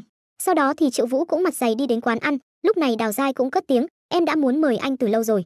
Lần trước cũng nhờ có anh mà túi của em mới không bị cướp mất, hơn nữa chủ yếu cái túi đó là bạn trai tặng em. Triệu Vũ vừa nghe trong lòng khó chịu vô cùng, cô ấy có bạn trai rồi à? Sau đó Đào Giai ấp úng, Triệu Vũ thì trực tiếp hỏi, muốn nói gì cứ nói thẳng đi, chỉ cần là tôi giúp được thì chắc chắn tôi sẽ giúp. Đào Giai vừa nghe câu này liền lập tức đáp, anh có thể điều tra bạn trai của em được không? Gần đây anh ấy cứ tìm em vay tiền, em đang lo lắng anh ấy bị cuốn vào chuyện gì đó. Sau đó Triệu Vũ liền gọi điện thoại cho ai đó, thuật lại toàn bộ câu chuyện cho đầu dây bên kia nghe. Trương Cảnh Phong ở đầu dây bên kia cũng hỏi lại, bạn trai cô ấy tên là Tàng Kiệt đúng không? Điều tra được thì tôi sẽ báo lại cho anh ngay. Mà Triệu Vũ cũng giả vờ thân thiện, vậy thì lần sau tôi mời cậu đánh bia nhé. Vậy mà đối phương lại sợ hãi nói thôi đi anh, hay là anh mời em ăn cơm đi. Em không muốn làm quả bóng bia bị anh đánh lăn lóc khắp sàn đâu. Cúp điện thoại xong Triệu Vũ nhìn người phụ nữ phía trước, người này tên là Lâm Mỹ Phụng, từng là vợ của nạn nhân Vu Chí Căn, cũng là người có hiểm nghi lớn nhất trong vụ án này. Cô ta chịu đựng bạo lực gia đình từ người chết trong thời gian dài, từng bị đánh sảy thai, người chết còn từng đe dọa cả nhà cô ta, đánh gãy chân bố cô ta. Lúc đó Lâm Mỹ Phụng đang ở bệnh viện chăm sóc em họ sinh con, có chứng cứ ngoại phạm hoàn hảo. Ngày hôm sau phát hiện ra xác chết thì sợ đến mức ngã quỵ, là hàng xóm giúp cô ta báo cảnh sát. Sau đó nhiều lần cố gắng tự sát, còn nhập viện vì trầm cảm.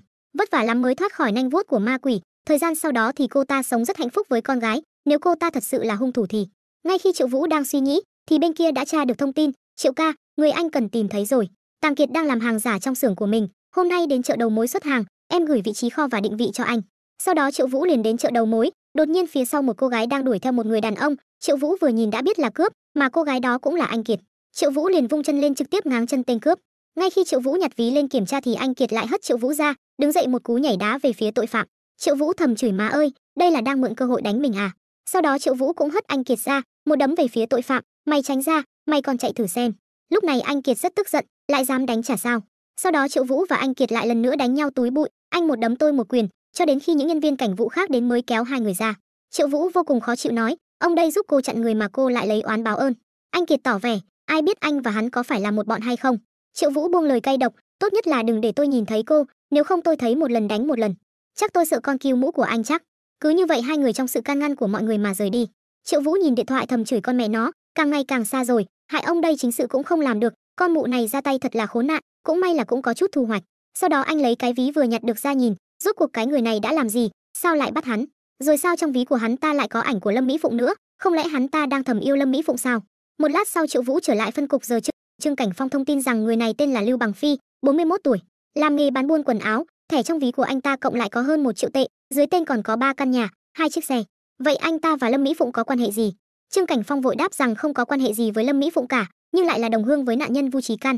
Cơ mà đây là một vụ án cũ rích 10 năm chưa phá được, anh chỉ tiện tay nhặt được một cái ví mà có thể nhặt ra manh mối, vận khí thật sự nghịch thiên. Triệu Vũ nhìn hệ thống, kỳ ngộ lần này đã hoàn thành, mức độ hoàn thành 80%, nhận được thiết bị nghe lén tàng hình. Manh mối này chắc là vì hệ thống kỳ ngộ rồi, nhưng cái ảnh này giống như là chụp trộm, phải hỏi Lưu Bằng Phi mới được. Anh ta chắc là quen Lâm Mỹ Phụng, đem ảnh phụ nữ bỏ trong ví, không lẽ anh ta đang thầm yêu người ta? Đồng nghiệp liền cất tiếng, người này đúng là khách quen của cục, lần trước là đánh nhau gây rối, lần này là vì cố ý gây thương tích nghiêm trọng bị phân cục R điều tra, nên chắc chắn phải thẩm vấn cái Lưu Bằng Phi này rồi. Nhưng bây giờ người ta bị giam ở phân cục R. Sư muội nghe vậy cũng thắc mắc, chỗ chúng ta ai quen người của phân cục R không? Triệu Vũ bên này cũng đành bất lực, lại phải đi gặp cô ta thôi. Sau đó Triệu Vũ vẻ mặt ngoan ngoãn đến phân cục R. Anh Kiệt thấy anh đến cũng có chút khó chịu, cậu gan cũng to ghê, hôm nay là đến phá đám đấy hả? Triệu Vũ liền áp sát anh Kiệt tỏ vẻ thân thiện, đội trưởng Miêu nói vậy thì tôi giống như lưu manh côn đồ quá. Lần này là công vụ, làm ơn tạo điều kiện cho tôi chút đi mà. Anh Kiệt nhìn sơ một lượt rồi xác nhận, chỉ như thế này mà muốn thẩm vấn Lưu Bằng Phi thì không đủ, có giấy tờ phối hợp điều tra chính thức rồi hãy nói chuyện. Cơ mà đợi có giấy tờ chính thức thì cũng phải cả tháng, cái gì cũng chậm trễ hết. Lần sau tôi bù cho cô một cái, lần trước cắn cô một phát, cô sẽ không phải vẫn còn giận đấy chứ? Anh Kiệt vừa nghe cả người lại lần nữa nổi điên, hôm nay ai đến cũng được thẩm vấn, duy chỉ có Triệu Vũ cậu là không được, cậu cút cho tôi, từ đâu đến thì cút về đó.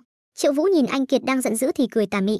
Lúc này đội trưởng Miêu chặn ở cửa, những người khác nhìn thấy thì nhao nhao bàn tán, thằng nhóc này từ đâu chui ra vậy, lại dám đến phân cục vờ chúng ta gây chuyện gì đây? Đến đội trưởng Miêu cũng dám trêu vào, đợi mà ăn đòn đi. Triệu Vũ lại nói, thật sự không cho tôi thẩm vấn sao? Có tin tôi trong phút chốc khiến các người đoạn tuyệt với thế giới không? Ông đây có siêu năng lực, có thể chắn sóng tín hiệu của cả tòa nhà, máy tính điện thoại của các người đừng hòng kết nối được. Lời này vừa nói ra lập tức khiến mọi người bật cười, siêu năng lực gì chứ, còn chắn sóng, đầu óc bị lừa đá rồi à? Đội trưởng Miêu thì cười cười rồi bảo, nếu cậu có thể khiến tòa nhà này mất sóng, tôi sẽ thật sự cho cậu vào. Vậy cô phải giữ lời đấy nhé, tôi sắp đọc thần chú phát công đây. Đội trưởng Miêu vội ra lệnh, mau mở máy dò tín hiệu lên cho tôi. Sau đó Triệu Vũ lớn tiếng hô, đội trưởng Miêu đại ngốc, đội trưởng Miêu đại ngốc. Đội trưởng Miêu nghe vậy giá trị tức giận không ngừng tăng cao. Ngay khi đội trưởng Miêu sắp phát tác thì đồng nghiệp bên cạnh hô, thật sự đã bị mất sóng rồi. Đội trưởng, tầng 3 cũng mất sóng luôn rồi. Đội trưởng, dưới lầu cũng mất sóng luôn rồi. Đội trưởng, máy dò cũng không có sóng luôn rồi. Một loạt các báo cáo khiến đội trưởng Miêu cũng khó hiểu. Triệu Vũ lại nói, thế tôi được vào chưa Miêu đại đội trưởng? Một lát sau, Triệu Vũ nghênh ngang đi vào phòng thẩm vấn, còn chưa kịp tạo dáng xong đã bị đội trưởng Miêu đẩy vào, đừng có chắn cửa. Đội trưởng Miêu trong lòng không ngừng suy nghĩ, thằng khốn này rốt cuộc làm sao vậy? Tại sao hắn nói mất sóng là thật sự mất sóng luôn? Mà Triệu Vũ trong lòng lại mừng thầm, may mà vừa rồi dùng máy chắn sóng tín hiệu hù dọa bọn họ, giờ thì mình thử cái máy đo nói dối này xem sao. Nghĩ xong Triệu Vũ lại lên tiếng nói, lát nữa tôi hỏi anh câu gì thì anh chỉ cần trả lời phải hoặc không thôi. Sau đó Triệu Vũ liền bắt đầu một loạt các câu hỏi thử nghiệm, anh là đàn ông phải không? Anh có phải tên là Lưu Bằng Phi không? Phải, xem ra cái máy đo nói dối này quả thật rất ổn định. Đèn xanh là nói thật, đèn đỏ là nói dối. Sau đó Triệu Vũ tiếp tục hỏi, anh là phụ nữ phải không? Không. Anh có thích ăn bánh gạo không? Không. Bố mẹ anh ly hôn rồi phải không? Không. Có phải Vu Chí Căn là anh giết không? Câu hỏi quan trọng đột ngột này trực tiếp khiến nghi phạm giật mình, nghi phạm vội hét lên không phải. Lúc này đèn đỏ sáng lên. Lúc này Triệu Vũ căn cứ theo máy đo nói dối phát hiện nghi phạm đang nói dối, liền lớn tiếng quát, có phải anh quen vợ hắn ta Lâm Mỹ Phụng không? Đội trưởng Miêu lập tức khuyên nhủ, Triệu Vũ bình tĩnh lại, trước tiên nên thả tay ra đã. Mà nghi phạm càng ngày càng hoảng loạn, không phải mà. Đội trưởng Miêu cũng cảm thấy kỳ lạ, hắn ta giết người sao? Tại sao nghi phạm chỉ bị hỏi mấy câu mà đã hoảng loạn như vậy? Cái thằng Triệu Vũ này rốt cuộc là sao vậy? Một lát sau Triệu Vũ không ngừng suy nghĩ, hung thủ chính là tên này, bây giờ không có chứng cứ nên phải nghĩ cách để hắn nhận tội mới được. Sau đó Triệu Vũ nhìn đội trưởng Miêu, tôi bàn với cô chuyện này. Vốn dĩ tưởng rằng đội trưởng Miêu sẽ từ chối ngay tại chỗ, lại không ngờ thái độ của cô ấy đột nhiên lại thân thiện.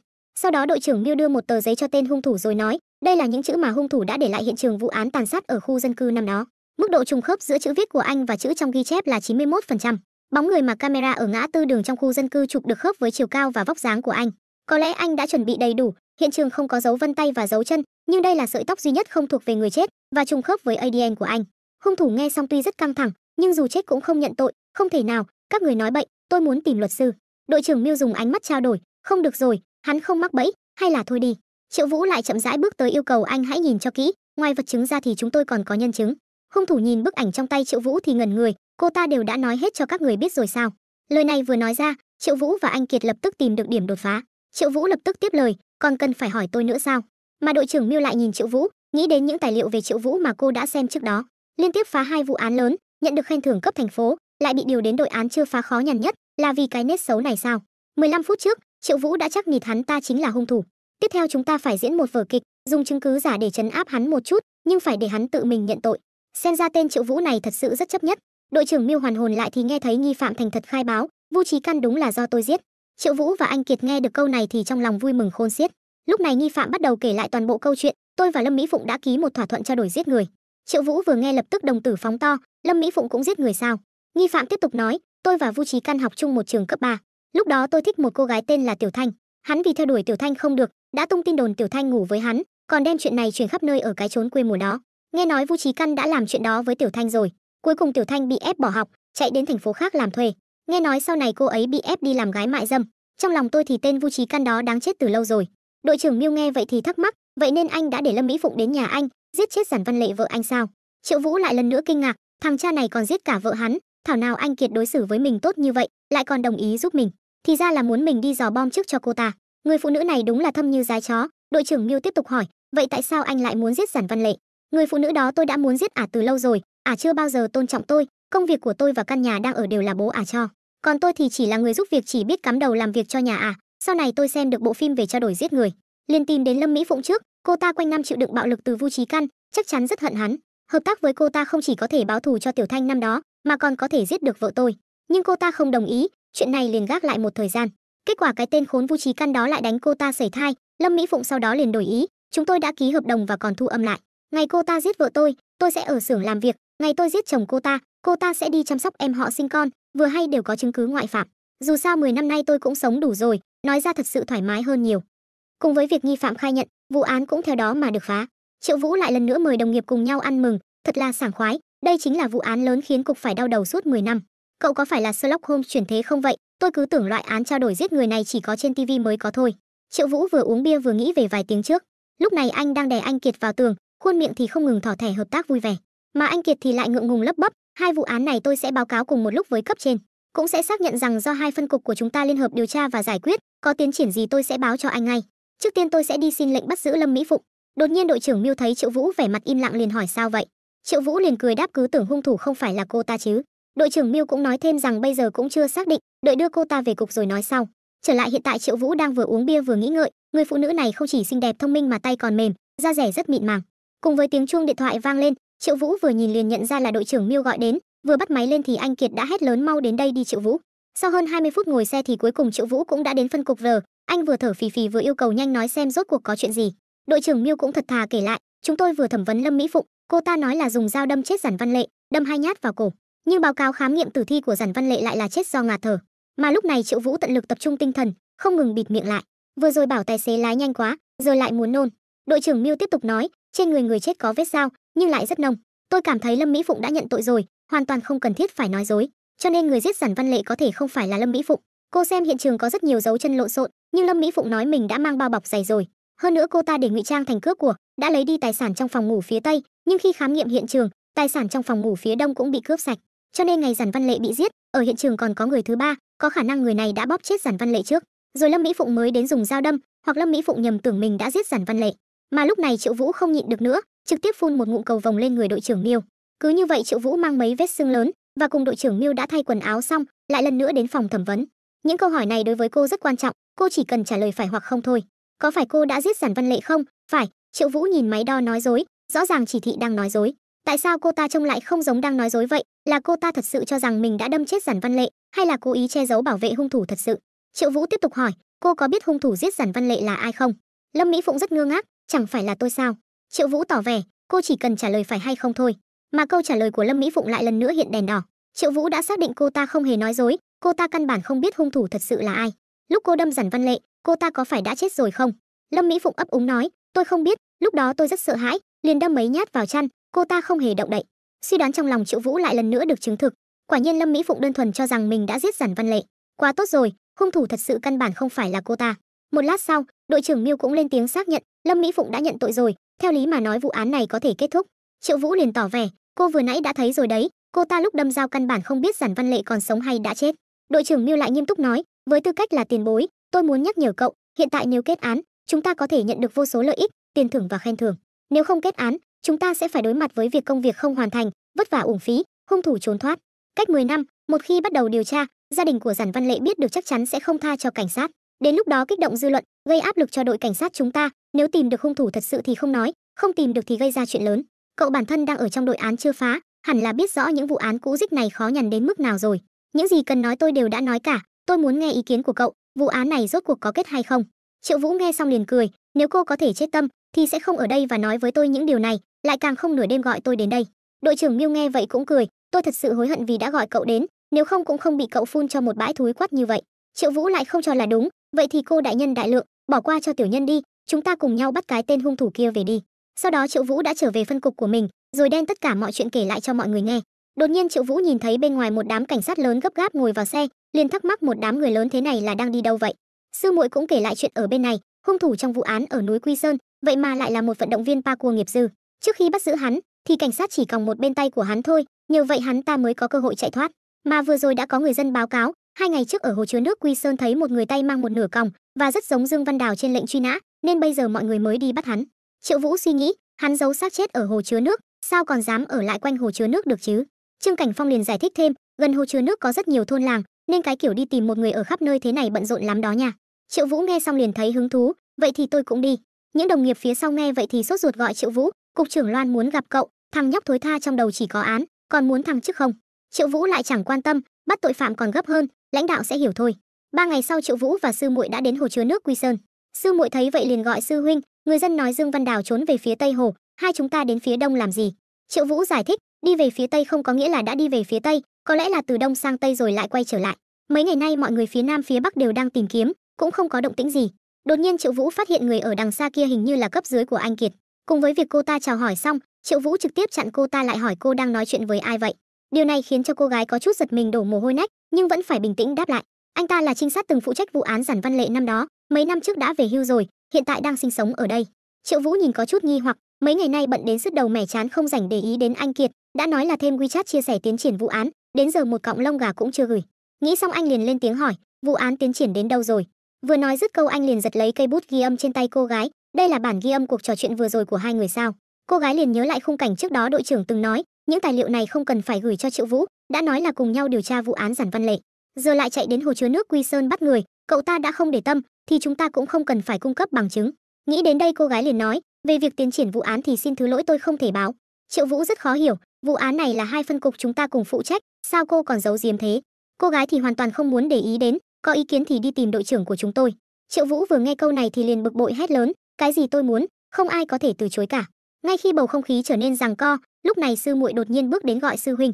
Ngay khi Triệu Vũ quay đầu lại, cô gái liền lập tức lên xe bỏ đi. Triệu Vũ nhìn chiếc xe đi xa cũng không hoảng, vì dù sao máy ghi âm đã vào tay anh, nên mọi chuyện cũng đã nằm trong tầm kiểm soát. Sau đó Triệu Vũ cũng bật đoạn ghi âm lên nghe. Hắn ta cao ít nhất 1m8, chân phải bị tật, hơn nữa trên người Giản Văn Lệ có dính bùn đất, có khả năng hung thủ đã ấn cô ấy vào tường và bóp cổ đến chết. Ngay sau đó, anh Kiệt gọi điện đến và quát vào mặt Triệu Vũ, mau trả lại cái máy ghi âm cho chúng tôi. Nhưng Triệu Vũ thì vẫn bình tĩnh đáp, máy ghi âm nào, tôi không hiểu cô nói gì cả. Anh Kiệt nghe vậy thì nổi nóng, đừng có giả vờ, tôi nói cho anh biết, cửa hàng văn phòng phẩm của nhà Lâm Mỹ Phụng bị đập phá, kho hàng của Lưu Bằng Phi cũng bị đốt. Người nhà Giản Văn Lệ đang làm ầm ĩ, yêu cầu cảnh sát nhanh chóng bắt được hung thủ thật sự. Nếu anh có bản lĩnh thì mau chóng về phá án đi. Triệu Vũ nghe vậy biết là có chuyện, không còn đùa cợt nữa liền nói với anh Kiệt, cô gửi tài liệu cho tôi trước đi. Giải quyết xong vụ án ở đây, tôi lập tức về điều tra. Sau đó thì Triệu Vũ cũng trả lại máy ghi âm. Cô gái tóc vàng ngạo mạn gọi cảnh sát: Triệu, ở đây nhiều vách đá lắm, anh không quen địa hình thì lái xe cẩn thận, kẻo lăn xuống vực thì khó mà nhặt xác đấy. Triệu Vũ không để ý, vừa suy nghĩ vừa lẩm bẩm không quen địa hình gì cơ. Bỗng nhiên anh nảy ra một ý tưởng, nhanh chóng hỏi sư muội Dương Văn Đào làm nghề gì. Sư muội nghe hỏi cũng thật thà đáp, anh ta là nhân viên phòng ban của Cục Khoa học Kỹ thuật. Có chuyện gì vậy? Thì nhân viên phòng ban có thể tham gia khảo sát thực địa dự án, nên chắc có lẽ anh ta đã từng đến đây. Sư muội cũng thấy có lý, thảo nào anh ta trốn gần hồ chứa nước, vì anh ta quen thuộc địa hình ở đây nhất. Triệu Vũ hỏi tiếp, trước đây anh ta có làm dự án nào gần hồ chứa nước Quy Sơn không? Đột nhiên sư muội kêu lên có rồi, dự án thăm dò mỏ bạc ngoại trấn, anh ta làm 3 năm đấy, chắc chắn đã đến đây vô số lần. Trấn Y không phải ở dưới đó sao? Sư huynh đúng là đã bị anh đoán trúng rồi. Sau đó hai người chuẩn bị đến Trấn Y, đêm xuống, Triệu Vũ bảo cô em gái ngủ trước. Trong khi đó thì anh ngồi trước cửa hàng tiện lợi suy nghĩ, anh ta làm công việc thăm dò mỏ bạc, có khi nào trốn trong hang mỏ không? Nhưng ở đây nhiều hang mỏ như vậy. Đột nhiên một chú chó nhỏ lảo đảo bước tới. Triệu Vũ nhìn ánh mắt đáng thương của chú chó liền cho một cái đùi gà. Sau đó anh lại tiếp tục suy nghĩ, hắn trốn trong hang mỏ thì ăn gì nhỉ? Có lẽ ban ngày trốn, ban đêm chạy ra thị trấn tìm đồ ăn cũng nên. Cơ mà nếu mày là chó nghiệp vụ thì tốt rồi. Mày xem có quen hung thủ này không, giúp tao tìm hắn đi. Triệu Vũ cũng cảm thấy mình sắp phát điên rồi. Không ngờ chú chó xem ảnh xong thì sủa 2 tiếng rồi quay đầu chạy đi. Thật hay giả vậy, con chó này thật sự biết tìm người sao? Thế là Triệu Vũ chạy theo chú chó một đoạn đường, đến một chỗ vắng vẻ, Triệu Vũ nhìn thấy một bãi phân. Triệu Vũ còn tưởng mình chạy uổng công thì nghe thấy tiếng chuông điện thoại bên cạnh. Triệu Vũ bật đèn lên xem, nhìn thấy bóng dáng người đó, anh nhớ lại vụ án xác chết ở hồ chứa nước Quy Sơn từng nói hung thủ là vận động viên parkour nghiệp dư. Lần trước bắt hắn, còng tay được một nửa thì hắn chạy mất. Triệu Vũ nghĩ đến đây thì liền hét lớn, chính là mày, mày chạy không thoát đâu con trai. Sau đó Triệu Vũ không ngừng bật đèn đuổi theo, nhưng ánh sáng quá tối, hơn nữa hắn lại là một vận động viên parkour, quen thuộc địa hình ở đây. Tối như vậy, mình không nhìn thấy gì cả, chắc chắn không đuổi kịp. Đột nhiên Triệu Vũ nảy ra một ý tưởng, khóe miệng nở một nụ cười, đạo cụ hệ thống, lúc này không dùng thì còn đợi đến khi nào, để tao xem mày đang ở đâu. Với sự hỗ trợ của kính nhìn đêm tàng hình và ống nhòm tàng hình, anh lập tức khóa mục tiêu được tội phạm. Sau đó Triệu Vũ tăng tốc đuổi theo, nhưng đối phương chạy quá nhanh, hang động lại phức tạp, dựa vào đạo cụ cũng không tìm thấy người nữa. Ngay khi Triệu Vũ đang bế tắc, chú chó đột nhiên xuất hiện và chạy về phía trước. Triệu Vũ nhìn thấy liền cười nói, tôi tin cậu cả. Một lúc sau, Triệu Vũ cuối cùng cũng đuổi kịp tội phạm, liền tung một cú đá, ngay lập tức khống chế được hắn.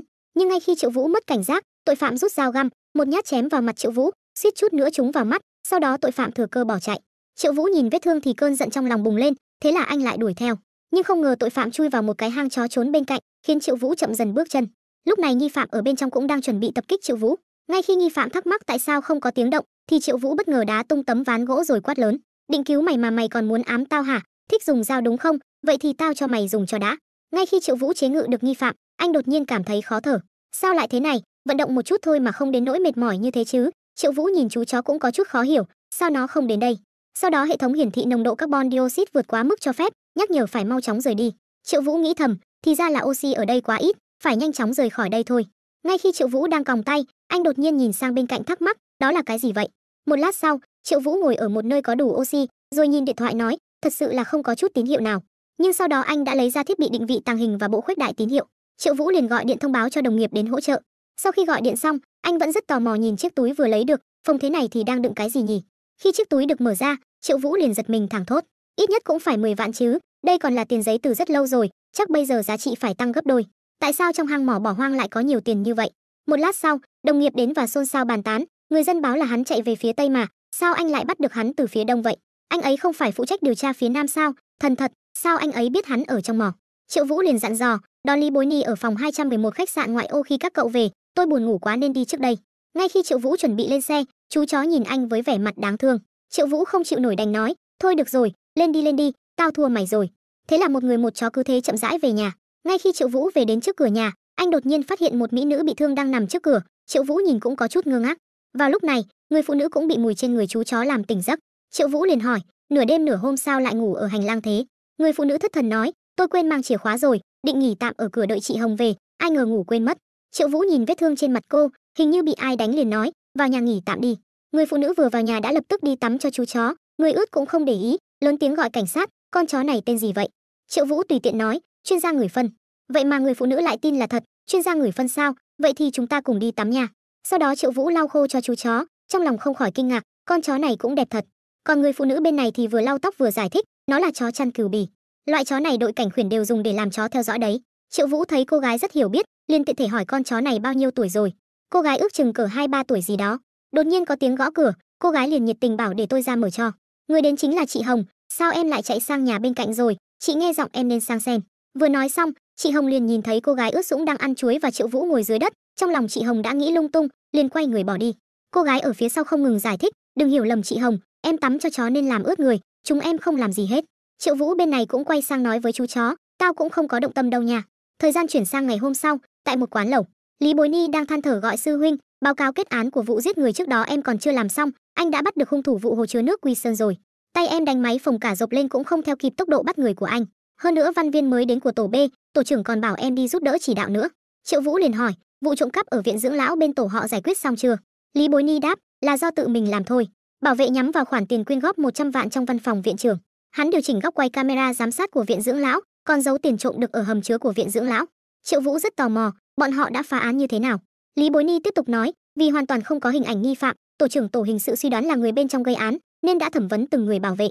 Trong đồ đạc của một bảo vệ có một chùm chìa khóa mới, là do hắn vừa mới làm thêm, có thể mở văn phòng viện trưởng, phòng giám sát và hầm chứa, điều tra theo hướng này là phá được án. Ngay khi Triệu Vũ còn đang suy nghĩ, thì bên cạnh lại ồn ào, các anh à, tôi đã nói với ông chủ các anh rồi, cái quán này chúng tôi không bán, đây là nghề chính của chúng tôi, sau này đừng tìm chúng tôi gây phiền phức nữa được không? Một tên côn đồ liền bác bỏ, chúng tôi cũng là khách, cái gì mà gây phiền phức chứ? Một tên khác tiếp lời, mày ăn no chưa đấy, ăn no rồi thì mau cút. Người đàn ông vẫn thản nhiên ăn uống, nếu tôi chưa ăn no thì sao? Tên côn đồ liền nhấc chai rượu lên đập mạnh xuống bàn rồi quát lớn, bảo mày cút mà không hiểu à, con mẹ cái thứ thích lo chuyện bao đồng. Cùng lúc đó tại phân cục R, mọi người đang rầm rộ chuẩn bị lễ đón tiếp trưởng phòng Tô Dương. Cục trưởng là người lên tiếng nói đầu tiên, lần này là để hoàn thành công việc quan trọng do tỉnh ủy giao phó, mấy tháng tới chúng ta phải toàn lực phối hợp với anh ấy. Cơ mà Triệu Vũ đâu rồi? Tô Dương chỉ đích danh muốn gặp cậu ấy. Hình như cậu ấy ra ngoài với Lý Bối Ni rồi. Những người bên dưới cũng đang xì xào bàn tán, phái một quan lớn như vậy đến phân cục nhỏ của chúng ta để điều tra chuyện gì nhỉ? Anh ta trông như thế nào vậy? Có giữ không? Không biết có giữ không? Nghe nói người rất cao, mặt đỏ au như bọng rượu ấy. Trở lại với khung cảnh tại quán lẩu, một đống thức ăn bay qua trước mặt người đàn ông mặt đỏ. Hóa ra là Triệu Vũ ném thức ăn trong nồi lẩu vào đám côn đồ, sắc mặt u ám nói, thích ăn thì ăn, không ăn thì cút hộ tao, hay là chúng mày muốn vào cục cảnh sát ngồi chơi? Đám côn đồ thấy đối phương là cảnh sát cũng không dám làm gì hơn, vừa chửi rủa vừa bỏ đi. Triệu Vũ vừa giải quyết xong chuyện bên này, vừa ngồi xuống chuẩn bị ăn chút gì đó thì nghe thấy Lý Bối Ni gọi sư huynh. Lúc này đội đang chuẩn bị đón tiếp lãnh đạo do tỉnh phái xuống đấy, bảo chúng ta mau chóng về đội ngay. Thế là hai người lập tức quay về đội, và lễ đón tiếp trưởng phòng Tô cũng diễn ra suôn sẻ. Trưởng phòng Tô đột nhiên lên tiếng hỏi, tôi nghe nói ở cục chúng ta có một người tên Triệu Vũ, liên tục phá được mấy vụ án lớn, không biết là ai nhỉ? Trưởng phòng Tô nhìn theo hướng mọi người chỉ, rồi lập tức nhanh chóng tiến lên giới thiệu, hôm nay tôi mới được điều đến, sau này chúng ta là đồng nghiệp rồi. Triệu Vũ nhìn kỹ, hóa ra người này chính là người được Triệu Vũ giải vây ở quán lẩu trước đó, thế là hai người nhiệt tình chào hỏi. Những đồng nghiệp bên cạnh nhìn bộ dạng quen thuộc của hai người, không ngừng xì xào bàn tán, sao cậu ta lại quen cả lãnh đạo tỉnh thế? Chẳng lẽ cậu ta còn có quan hệ ở tỉnh à? Tổ trọng án đúng là nước quá sâu, may mà mình chưa đắc tội với vị Triệu Diêm Vương này. Một lát sau, Triệu Vũ sau một ngày bận rộn đang thong thả lên lầu, thì đột nhiên thấy trước cửa nhà hàng xóm có một đám côn đồ đang gây sự. Đầu của Triệu Vũ liền lập tức nhảy số, lần trước mặt của Hoa Hoa bị đánh chắc là do bọn chúng làm, nhưng ta mặc kệ các ngươi là ai, cứ thăm dò một chút đã. Nghĩ vậy Triệu Vũ liền tiến lên gọi các vị, tại hạ là Thiên Bá Ca, không biết các vị là người của ai. Một người lập tức đứng ra, đây là Hồng gia của khu C, mày là thằng nào, chưa nghe nói bao giờ. Triệu Vũ tiếp tục nói, hóa ra là Hồng gia đích thân đến, tôi nghe người ta nói hàng hóa ở quán bar lớn nhất khu C có chất lượng tốt nhất, đến Hồng gia còn không có. Nghe thấy lời này, đám lưu manh liền lớn tiếng quát bậy bạ, tất cả hàng ở đó đều do Hồng gia bọn ta quản lý cả. Triệu Vũ cười thầm trong lòng, ghi âm xong rồi, sau đó cười thân thiện khẳng định, Hồng gia quả nhiên là nhân vật lớn. Vậy nếu tôi đánh tàn phế Hồng gia, danh hiệu Thiên Bá Ca của tôi chẳng phải là vang danh rồi sao? Theo sau là những tiếng kêu thảm thiết, hai cô gái trong nhà hoàn toàn không hiểu chuyện gì đang xảy ra, cho đến khi bên ngoài không còn động tĩnh gì nữa, hai cô gái mới dám hé cửa nhìn ra. Triệu Vũ thấy hai cô gái lú cái đầu ra thì cất tiếng, tôi đã gửi đoạn ghi âm cho đội cảnh sát rồi, lát nữa họ sẽ đến bắt người. Chỉ riêng việc buôn bán hàng cấm và ép phụ nữ bán dâm cũng đủ cho vị Hồng gia này bóc lịch dài dài rồi. Hai cô gái thấy chuyện này được Triệu Vũ giải quyết xong, trong lòng đã không biết nên cảm kích như thế nào. Triệu Vũ liền cười đều nói tiếp, việc này tôi không làm không công đâu, hai người mau vào nhà tắm rửa sạch sẽ ngay đi, sau đó đến nhà tôi làm một gói dịch vụ thư giãn. Nghe vậy, hai cô gái lộ vẻ ngượng ngùng. Một lát sau, Giang Tiểu Cầm dẫn theo anh Kiệt trên đường đến nhà Triệu Vũ. Sau đó thì anh Kiệt đã đến trước cửa, thấy Triệu Vũ đang thoải mái được gái đẹp hầu hạ. Triệu Vũ quay đầu lại, cũng phát hiện anh Kiệt với gương mặt đầy vẻ khó xử. Mẹ kiếp, sao cô lại đến đây? Anh Kiệt nghe hỏi cũng có chút gượng gạo, tôi đã xin phép lãnh đạo của cậu rồi, chúng tôi cần cậu đến phân cục chúng hỗ trợ thẩm vấn vụ Giản Văn Lệ bị hại, nhưng nhìn cậu có vẻ bận lắm thì phải. Triệu Vũ nghe xong thì ngượng ngùng mặc quần áo. Sau đó Triệu Vũ và anh Kiệt đi trên đường, Triệu Vũ đột nhiên không hiểu sao càng ngày càng thấy anh Kiệt xinh đẹp, liền nghĩ bụng nếu dùng thấu thị tàng hình xem thử. Ngay khi Triệu Vũ đang mơ màng suy nghĩ, anh Kiệt phát hiện ra, liền khó chịu hỏi cậu nhìn gì thế. Triệu Vũ lập tức hoàn hồn, không có gì, tôi chỉ đang nghĩ hung thủ bị bắt rồi thì Lâm Mỹ Phụng sẽ thế nào thôi. Anh Kiệt tưởng thật cũng đáp lại, Dù sao cũng là cố ý giết người, phải xem gia đình họ sắp xếp thế nào nữa. Nhưng chồng cô ta nói sẽ tìm luật sư giỏi nhất biện hộ cho cô ta, chắc sẽ có kết quả tốt thôi. Một lát sau, hai người đến một nhà hàng ăn cơm. Các đồng nghiệp bên cạnh không ngừng bàn tán về hung thủ. Mễ Ái Quân chân phải bị tàn tật, cùng thôn với Giản Văn Lệ, anh trai hắn còn làm ở xưởng may của nhà Giản Văn Lệ, luôn biết nhà cô ta có tiền. Hắn còn nghe từ anh trai mình, biết rằng đêm đó Giản Văn Lệ và Lưu Bằng Phi sẽ đến xưởng kiểm kê hàng hóa không có ở nhà, nên muốn đến trộm ít đồ có giá trị, mà hắn cũng không ngờ rằng Lưu Bằng Phi vì muốn giết chết Giản Văn Lệ, nên đã sắp xếp cho cô ấy ở nhà nghỉ ngơi. Mễ Ái Quân vốn đến để trộm đồ, đột nhiên bị Giản Văn Lệ bắt gặp, trong lúc hoảng loạn đã bóp cổ cô đến chết, rồi đặt cô trở lại giường. Khi Lâm Mỹ Phụng đến thì Giản Văn Lệ đã chết, thế là cô ta nhắm mắt đâm vài nhát vào cái xác chết đó. Đột nhiên một đồng nghiệp tò mò hỏi Triệu Vũ, sao anh lại nghĩ vụ này liên quan đến người làm chìa khóa? Triệu Vũ tự tin nói, trước đó Lâm Mỹ Phụng từng nói khi cô ta đến nhà Giản Văn Lệ thì cửa bị khóa. Vậy hung thủ đã vào bằng cách nào? Trong chứng cứ thì ổ khóa không bị cậy phá, vậy hung thủ có khả năng dùng chìa khóa để mở cửa. Vậy chìa khóa của hắn ta lấy từ đâu? Đương nhiên tôi sẽ nghi ngờ người làm chìa khóa. Nói xong, Triệu Vũ nhận được sự ngưỡng mộ của mọi người. Anh Kiệt tuy nhìn bộ dạng ra vẻ của Triệu Vũ rất khó chịu, nhưng vẫn phải khen lấy lòng. Cảnh sát Triệu suy nghĩ kín kẽ, đầu óc linh hoạt, là một tài năng tốt để làm trinh thám. Sau đó lại trêu chọc nói thêm, lúc nãy tôi đi đón cậu ấy ở nhà riêng, còn thấy hai bạn gái của cậu ấy, một người xoa vai, một người đấm lưng, thật là sướng muốn chết. Triệu Vũ thầm nhủ, đây là khen mình hay là chê mình đây? Triệu Vũ không hề yếu thế đáp, đâu có, đội trưởng Miêu cũng võ nghệ cao cường, dũng mãnh phi thường. Lần trước tôi bị cô đánh đến không còn sức phản kháng, cuối cùng chỉ cắn được cô một miếng vào mông. Nghe thấy lời này, anh Kiệt lập tức đỏ mặt, rồi đá Triệu Vũ ra khỏi cửa, tôi không muốn nhìn thấy cậu nữa. Triệu Vũ ủ rũ đi trên đường, nhìn cái nơi quái quỷ này mà đến một chiếc xe cũng không bắt được. Hơn nữa rõ ràng chủ đề là do cô ta khơi mào trước, nói vài câu đã không chơi nữa. Cái đầu ngốc anh Kiệt lại còn chọn chỗ hẻo lánh thế này để ăn cơm. Triệu Vũ nhìn thấy hai người bên đường, đột nhiên nảy ra một kế. Triệu Vũ vội vàng tiến lên gọi anh bạn, thấy chiếc xe kia không, cô chủ xe đó đối xử không tốt với tôi, anh giúp tôi đến xe cô ta tè bậy một bãi, để cô ta soi gương nhìn lại mình. Sau khi xong việc, 500 tệ này sẽ là của hai anh. Hai người đàn ông nhìn Triệu Vũ, còn tưởng anh đang say rượu, nhưng nghĩ bụng 500 tệ không lấy thì chí có thằng ngu, ông đây cũng đang muốn đi tè đây. Người đàn ông nhìn trái ngó phải, xác nhận không có ai rồi liền xả van. Ai ngờ đúng lúc này anh Kiệt cũng vừa bước ra. Anh Kiệt thấy vậy thì giận tím mặt, sắn tay áo lên lao vào đánh, tiếng kêu thảm thiết vang lên không ngớt. Triệu Vũ thì hả hê, đột nhiên người trong quán trà bên cạnh kêu lên, sao tôi nghe thấy tiếng lão cao gọi người vậy, mau đi xem xe rốt cuộc đã xảy ra chuyện gì. Triệu Vũ quay đầu lại nhìn, căn phòng và những thứ này đều không đúng, đám người này là bọn buôn lậu. Sau đó liền thấy một đám người cầm gậy sắt đi về phía anh Kiệt. Triệu Vũ trong lòng hốt hoảng thẳng thốt, má ơi, sao lại có nhiều người thế kia, xong rồi. Triệu Vũ chen vào đám đông, thấy anh Kiệt đang không ngừng phản kháng. Ngay khi một người cầm ghế chuẩn bị đập vào anh Kiệt, Triệu Vũ kịp thời lao đến đá văng chiếc ghế. Anh Kiệt lúc này cũng cảm thấy biết ơn, hắn đang giúp mình sao? Cứ thế anh Kiệt không ngừng đánh ngã hết tên côn đồ này đến tên côn đồ khác, đánh đến mức hai người lưng chạm lưng, nhưng anh Kiệt lại tưởng Triệu Vũ là tên côn đồ, trực tiếp tung một cú thúc cùi trò. Thế là Triệu Vũ đã ăn trọn một cú đánh vào đầu. Anh Kiệt tuy lập tức xin lỗi, nhưng Triệu Vũ trong lòng không vui, lại đánh tôi hả? Anh Kiệt cô xong đời rồi. Triệu Vũ mặt mày u ám, vừa giải quyết đám côn đồ vừa tiến lên. Trong sự ngơ ngác của anh Kiệt, Triệu Vũ đột nhiên ôm lấy eo anh Kiệt, rồi trực tiếp cưỡng hôn anh Kiệt. Mặt anh Kiệt lập tức đỏ bừng, vội vàng đẩy Triệu Vũ ra. Các đồng nghiệp vừa đến hét lên, ở đây là tình huống gì vậy? Sao có nhiều người nằm la liệt thế này? Triệu Vũ tránh mặt anh Kiệt rồi trực tiếp dặn dò, bắt hết đám người này lại, bọn chúng là bọn buôn lậu, tang vật đều ở trong căn phòng phía trước, sau đó liền rời đi. Sau khi bị hôn, anh Kiệt trong lòng thầm mắng đồ điên. Còn Triệu Vũ sau khi về đến nhà lại không ngừng tự trách, mình đúng là đồ khốn, nếu không phải vì mình thì cô ấy đã không bị thương. Mình giờ không còn là cái thằng đánh nhau liều mạng, làm việc không suy nghĩ đến hậu quả nữa rồi. Sau khi tắm xong, Triệu Vũ nhìn vào điện thoại, rồi ngẩng đầu nhìn lên giường, kinh ngạc phát hiện hai người phụ nữ đang nằm trên giường của mình. Trong tin nhắn thì viết, xin lỗi đã làm phiền cảnh sát Triệu, chúng tôi sợ những người chưa bị bắt trong đám đàn em của Hồng gia quay lại trả thù, xin cho chúng tôi tá túc ở nhà anh một thời gian. Triệu Vũ liền nghĩ bụng, hai người họ dọn đến đây luôn rồi hả? Nhưng tôi cũng muốn ngủ giường mà. Triệu Vũ nghĩ một lát rồi vẫn trèo lên nằm giữa hai người phụ nữ, nhưng không ngờ nửa đêm lại bị hai cô đá xuống giường. Thời gian chuyển sang ngày hôm sau, Triệu Vũ xách theo một túi hành lý đến một nơi. Nghe nói anh là người trong nghề, tôi có một bao tiền này, anh giúp tôi định giá đi. Sau một lúc kiểm tra thì anh đồng nghiệp cũng tá hỏa thẳng thốt, mẹ ơi, không ít đâu, cái này phải được 20 vạn tệ ấy chứ. Lại còn liền số nữa, má ơi, số tiền này của anh có khi còn phải tăng gấp 5 lần ấy chứ. Triệu Vũ còn đang nghĩ xem có lẽ hệ thống muốn mình phát tài, thì đột nhiên nghe thấy đồng nghiệp hỏi, cái túi này của anh lấy ở đâu ra thế? Triệu Vũ nghe vậy rất khó hiểu, sao thế? Đồng nghiệp hét lớn, đây là tiền chuộc, là một vụ bắt cóc đặc biệt lớn, là tiền người nhà giao cho bọn bắt cóc, anh có quan hệ gì với bọn bắt cóc? Nghe thấy lời này Triệu Vũ cũng không hề hoảng loạn, trực tiếp nói một câu xanh dờn, anh đoán xem. Lúc này sư muội mới lên tiếng kể lại, vào 26 năm trước, mấy gia đình giàu có nhất thị trấn mở, vì điều kiện dạy học ở địa phương không tốt, đã sắp xếp cho con cái học ở các trường tốt trong thành phố. Họ thuê một tài xế taxi tên là Ngưu Vĩ Quang, chuyên đưa đón bọn trẻ đi học. Hôm đó, họ lái xe về nhà như thường lệ, nhưng lại mất tích một cách kỳ lạ trong một đường hầm, cho đến tận bây giờ vẫn chưa tìm thấy xác. Sau khi có manh mối do Triệu Vũ cung cấp, vào 12 giờ đêm hôm đó, một lượng lớn cảnh sát đã được điều động để tìm kiếm và khai quật hang động một cách toàn diện. Các đơn vị chú ý, tiền chuộc được tìm thấy ở gần khu vực này, hãy xem xung quanh còn manh mối nào khác không. Triệu Vũ và những người khác cũng đến khu vực này. Sư muội tiếp tục kể lại, 3 ngày sau khi xe biến mất, bọn bắt cóc đã liên lạc với 5 gia đình này, yêu cầu mỗi nhà giao nộp 20 vạn tiền chuộc mới thả người. Nhưng sau khi người nhà giao tiền xong, con tin cùng nghi phạm và tiền chuộc đều biến mất không dấu vết. Suốt 26 năm qua không có bất kỳ manh mối nào. Hiện tại dấu hiệu hình con bướm trên túi bị thiếu một góc, giống hệt chiếc túi anh nhặt được. Trương Cảnh Phong lại than thở, ở một nơi hẻo lánh như vậy mà bắt người, còn nhặt được manh mối lớn, đôi khi tôi nghi ngờ anh trai có phải thần không đấy.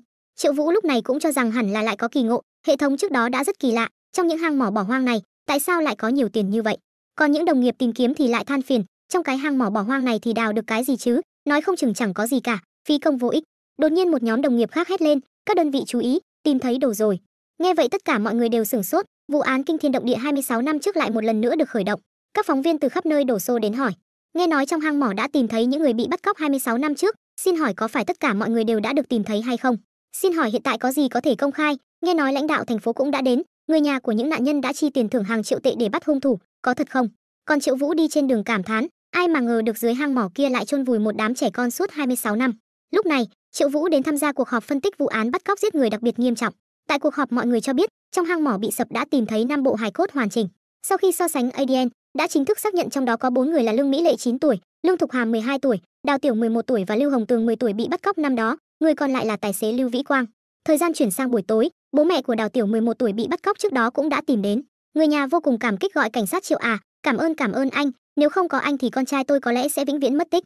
Tôi có thể tìm thấy hài cốt của Tiểu Tiểu khi còn sống cũng coi như nhờ phúc của các anh, xin hãy nhất định phải tìm ra hung thủ. Sau đó Triệu Vũ đứng bên cửa sổ suy nghĩ, người duy nhất chưa tìm thấy xác là Lương Tư Tư 7 tuổi. Chỉ dựa vào bức chân dung do chuyên gia vẽ ra liệu có thể tìm được cô bé không? Đột nhiên Triệu Vũ thấy có một văn phòng vẫn sáng đèn. Đã muộn thế này rồi mà ai còn ở đây, lại gần nhìn thì ra là Khúc Bình, nhưng nghĩ lại cũng đúng, cô ấy đối với vụ án luôn tận tâm tận lực như vậy, không từ bỏ bất kỳ hy vọng nào. Lúc này Khúc Bình cũng phát hiện Triệu Vũ đến, liền lên tiếng cà khịa thần thám Triệu đến đây có gì chỉ giáo. Triệu Vũ liền cười đáp, tôi đến để học hỏi thôi. Khúc Bình nói tiếp, tôi tuy rất ghét con người anh, nhưng không ghét năng lực của anh. Nói đi, anh rốt cuộc đã nghĩ ra điều gì? Triệu Vũ trực tiếp đáp, từ trước đến nay, vì bọn bắt cóc không để lộ bất kỳ sơ hở nào, nên cảnh sát cho rằng chúng đã chuẩn bị kỹ lưỡng trước khi bắt cóc. Nhưng nếu vụ bắt cóc của chúng là một tai nạn thì sao? Thông thường sau khi bắt cóc người, bọn bắt cóc sẽ nhanh chóng gọi điện cho người nhà đòi tiền chuộc, mục đích là để ngăn họ báo cảnh sát, nhưng chúng lại cách tận 3 ngày mới gọi điện tống tiền, như vậy rất dễ bị lộ. Còn nữa, bọn bắt cóc thông thường sẽ tự lái xe đến đón người, nhưng lần này chiếc xe 6 chỗ chở bọn trẻ cũng mất tích. Mục tiêu là xe 6 chỗ thì quá lớn, rất dễ bị người khác phát hiện. Nếu xe bị hết xăng hoặc chết máy trên đường thì càng phiền phức. Các tiền bối đã nói bọn bắt cóc ít nhất phải có 3 người trở lên, vậy trên chiếc xe 6 chỗ này đã có 5 đứa trẻ và một người lớn, cộng thêm 3 tên bắt cóc nữa, vậy chẳng phải quá chật chội rồi sao? Khúc Bình cảm thấy có chút gì đó độc đáo, điểm khởi đầu rất thuyết phục, nhưng nếu chúng không chuyên nghiệp trong việc bắt cóc, vậy làm sao chúng có thể gọi điện tống tiền, lấy tiền chuộc, giết chết con tin, mất tích rồi làm mọi thứ hoàn hảo đến vậy? Triệu Vũ liền cười rồi nói tiếp, cô chưa bắt cóc ai nên không biết cũng bình thường. Bắt cóc thật ra là một việc đòi hỏi kỹ thuật rất cao, tôi quen những người làm bắt cóc, căn bản không ai có thể làm hoàn hảo đến vậy. Cho nên tôi cho rằng những tên bắt cóc này căn bản không có kế hoạch bắt cóc gì cả, có khi ban đầu chúng chỉ muốn cướp xe hoặc cướp chút tiền, vạn vạn không ngờ trên xe lại có nhiều người như vậy. Nghe đến đây Khúc Bình liền phản ứng lại, tôi chưa bắt cóc ai, vậy anh bắt cóc rồi sao? Triệu Vũ mặt đầy vẻ lúng túng, nghĩ gì thế, chúng ta làm cái nghề này, ít nhiều cũng phải đặt mình vào vị trí của tội phạm chứ. Khúc Bình nghe xong cũng thấy có lý, anh trông cũng không giống đã từng làm chuyện đó. Theo anh nói thì tài xế Ngưu Vĩ Quang là bị liên lụy vô tội, anh ta không phải là đồng bọn của bọn bắt cóc sao? Triệu Vũ tiếp tục giải thích, anh ta và bọn trẻ cùng thôn, lại còn có hợp tác làm xe riêng, thật sự không cần thiết phải tham gia bắt cóc. Nhưng nếu những tên bắt cóc năm đó còn sống, chắc chắn đều là phú ông. Khúc Bình có chút không hiểu liền hỏi tại sao. Triệu Vũ lại phải tiếp tục giải thích, cô nghĩ xem, dưới cái hang mỏ kia chôn một bao tiền mặt 20 vạn tệ, chuyện này chỉ có chúng biết. Nếu chúng sống nghèo khổ, có thể không động lòng mà quay lại đào lên sao? Khúc Bình bừng tỉnh, vậy chúng ta có thể bắt đầu từ góc độ này, đi điều tra xem những người có liên quan năm đó có ai không thiếu tiền hay không. Triệu Vũ liền đáp làm thì làm, nhưng phạm vi quá lớn, độ khó không nhỏ đâu. Còn Khúc Bình lại không muốn từ bỏ, dù sao chỉ cần chúng ta điều tra tiếp thì sẽ có kết quả, hy vọng những tên bắt cóc đó còn sống. Một lát sau, Triệu Vũ đến hẹn Pháp Y, có rảnh uống một ly không? Pháp Y liền đáp, đợi anh phá xong vụ án đi đã đại trinh thám, đây là báo cáo sự việc anh cần. Triệu Vũ nhìn báo cáo và suy nghĩ, hang mỏ bị sập do nổ, hài cốt của 5 người đều có dấu vết bị xung kích do nổ, nhưng hiện tại không thể phán đoán họ bị nổ chết hay là bị chôn sau khi chết. Gần hài cốt có sợi dây thừng, suy đoán người chết trước khi chết đã bị trói bằng dây thừng, và khi vụ nổ xảy ra thì dây vẫn còn trói trên người họ. Trên thi thể Ngưu Vĩ Quang có vết đâm rõ ràng, trong đó có một xương sườn bị đâm gãy, hai bên có vết cắt gọn gàng. Suy đoán trước khi chết anh ta đã bị người khác dùng sức đâm, vị trí này gần tim, khả năng chết rất cao. Lúc này các đồng nghiệp trong văn phòng không ngừng trêu chọc Triệu Vũ. Ê Triệu Vũ, cậu phá được vụ án giết người tàn bạo, lại còn bắt được hung thủ vụ án họ Trần. Chắc là nhận tiền thưởng đến mỏi tay rồi nhỉ, góp một ít đi, cho chúng tôi được thèm thuồng một chút, có mục tiêu mà cố gắng. Người ta còn nói cậu tìm được tiền chuộc, người nhà còn tặng cậu một phần tiền, có thật không đấy? Ngay khi mọi người đang bàn tán thì bên ngoài nghe thấy tổ trưởng đã về, mọi người càng nói lớn hơn, còn Triệu Vũ thì càng ngày càng bực mình. Ôn chết đi được, cả ngày chỉ biết tiền với ăn, so với Khúc Bình còn đang nghiền ngẫm vụ án lúc nửa đêm qua, đám người này quả thực không còn thuốc chữa. Triệu Vũ lớn tiếng quát, muốn ăn thì mau cút đi, ở đây cằn nhằn mãi không thôi, còn để người khác xem báo cáo không hả? Nghe vậy mọi người đều khó chịu. Đúng lúc cục trưởng Liêu đến, cảm thán lại lên cơn gì thế, thằng nhóc thối tha này còn muốn đối đầu với cả đội à? Cục trưởng Liêu chậm rãi đi về phía Triệu Vũ, lên tiếng gọi cháu trai hãy đi theo ta có chuyện muốn nói với cháu. Nghe thấy hai chữ cháu trai, mắt mọi người lại trợn tròn. Má ơi, cục trưởng Liêu gọi cậu ta là gì vậy? Triệu Vũ còn có quan hệ thế lực à? Chẳng lẽ cậu ta là cháu trai của cục trưởng? Còn Triệu Vũ thì mặt đầy vẻ khinh bỉ, trong lòng nghĩ thầm, cái người này là ai vậy trời?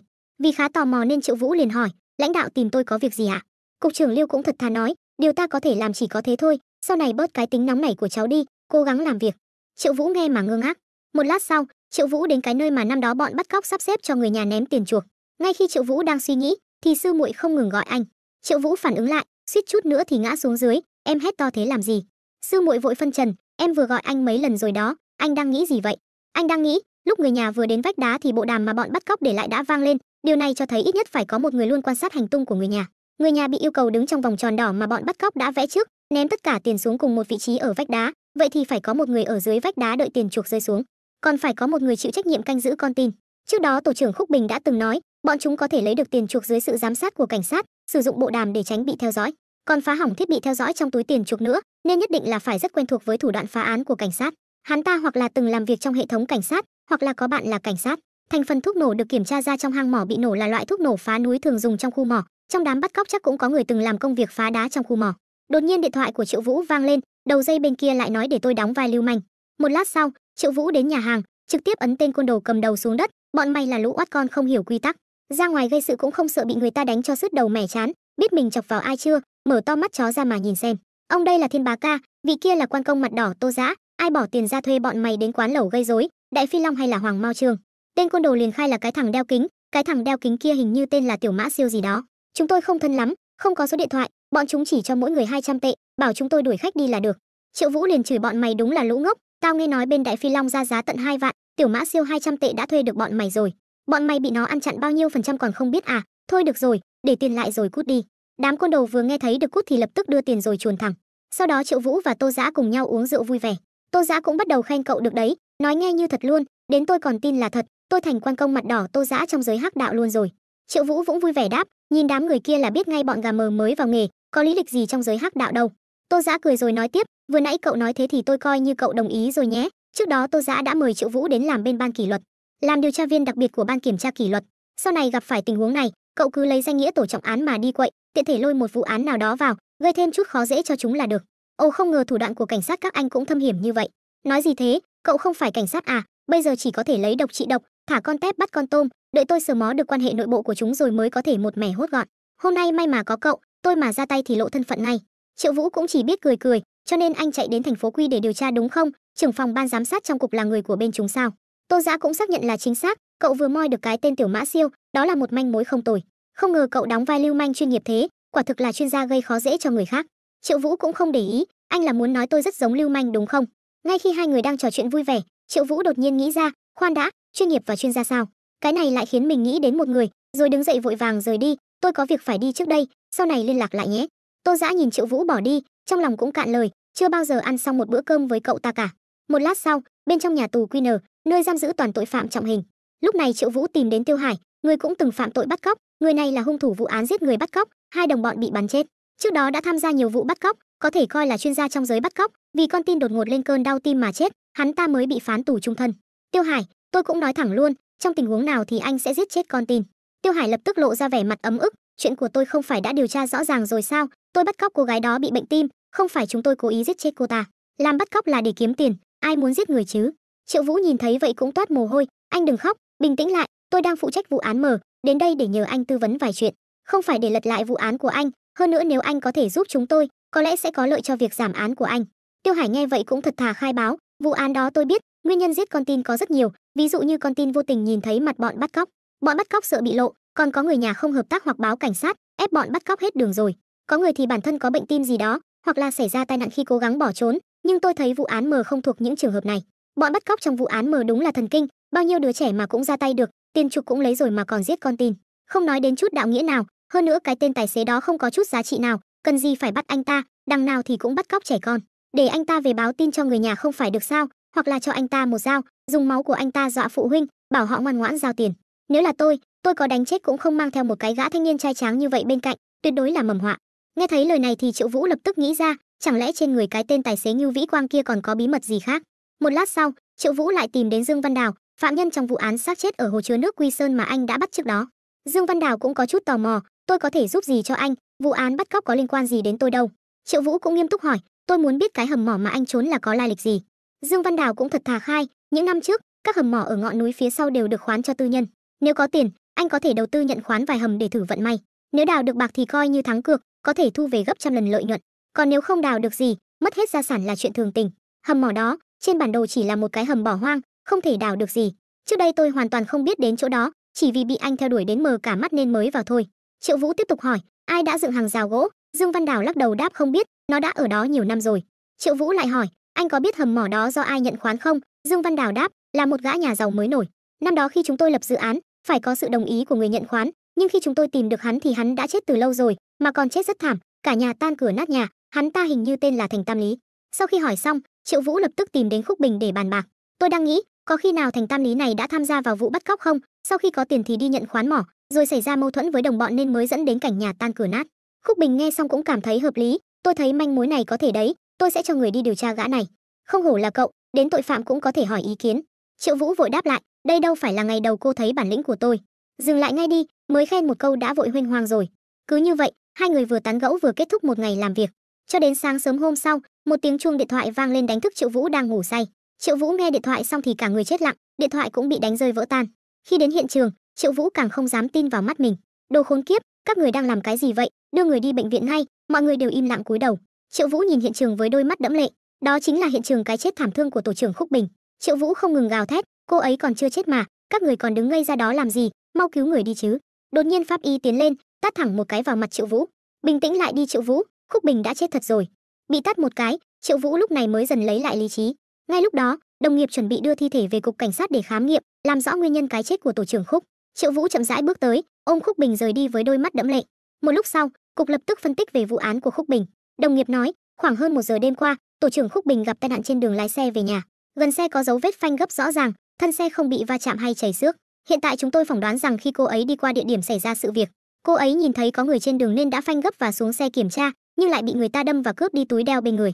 Tuy nhiên, trên xe của Khúc Bình không có camera hành trình, đoạn đường xảy ra sự việc lại đang thi công, camera giám sát bị tê liệt nên không có hình ảnh ghi lại tình hình lúc đó. Hung thủ đâm chết Khúc Bình là hành vi cướp của có chủ mưu.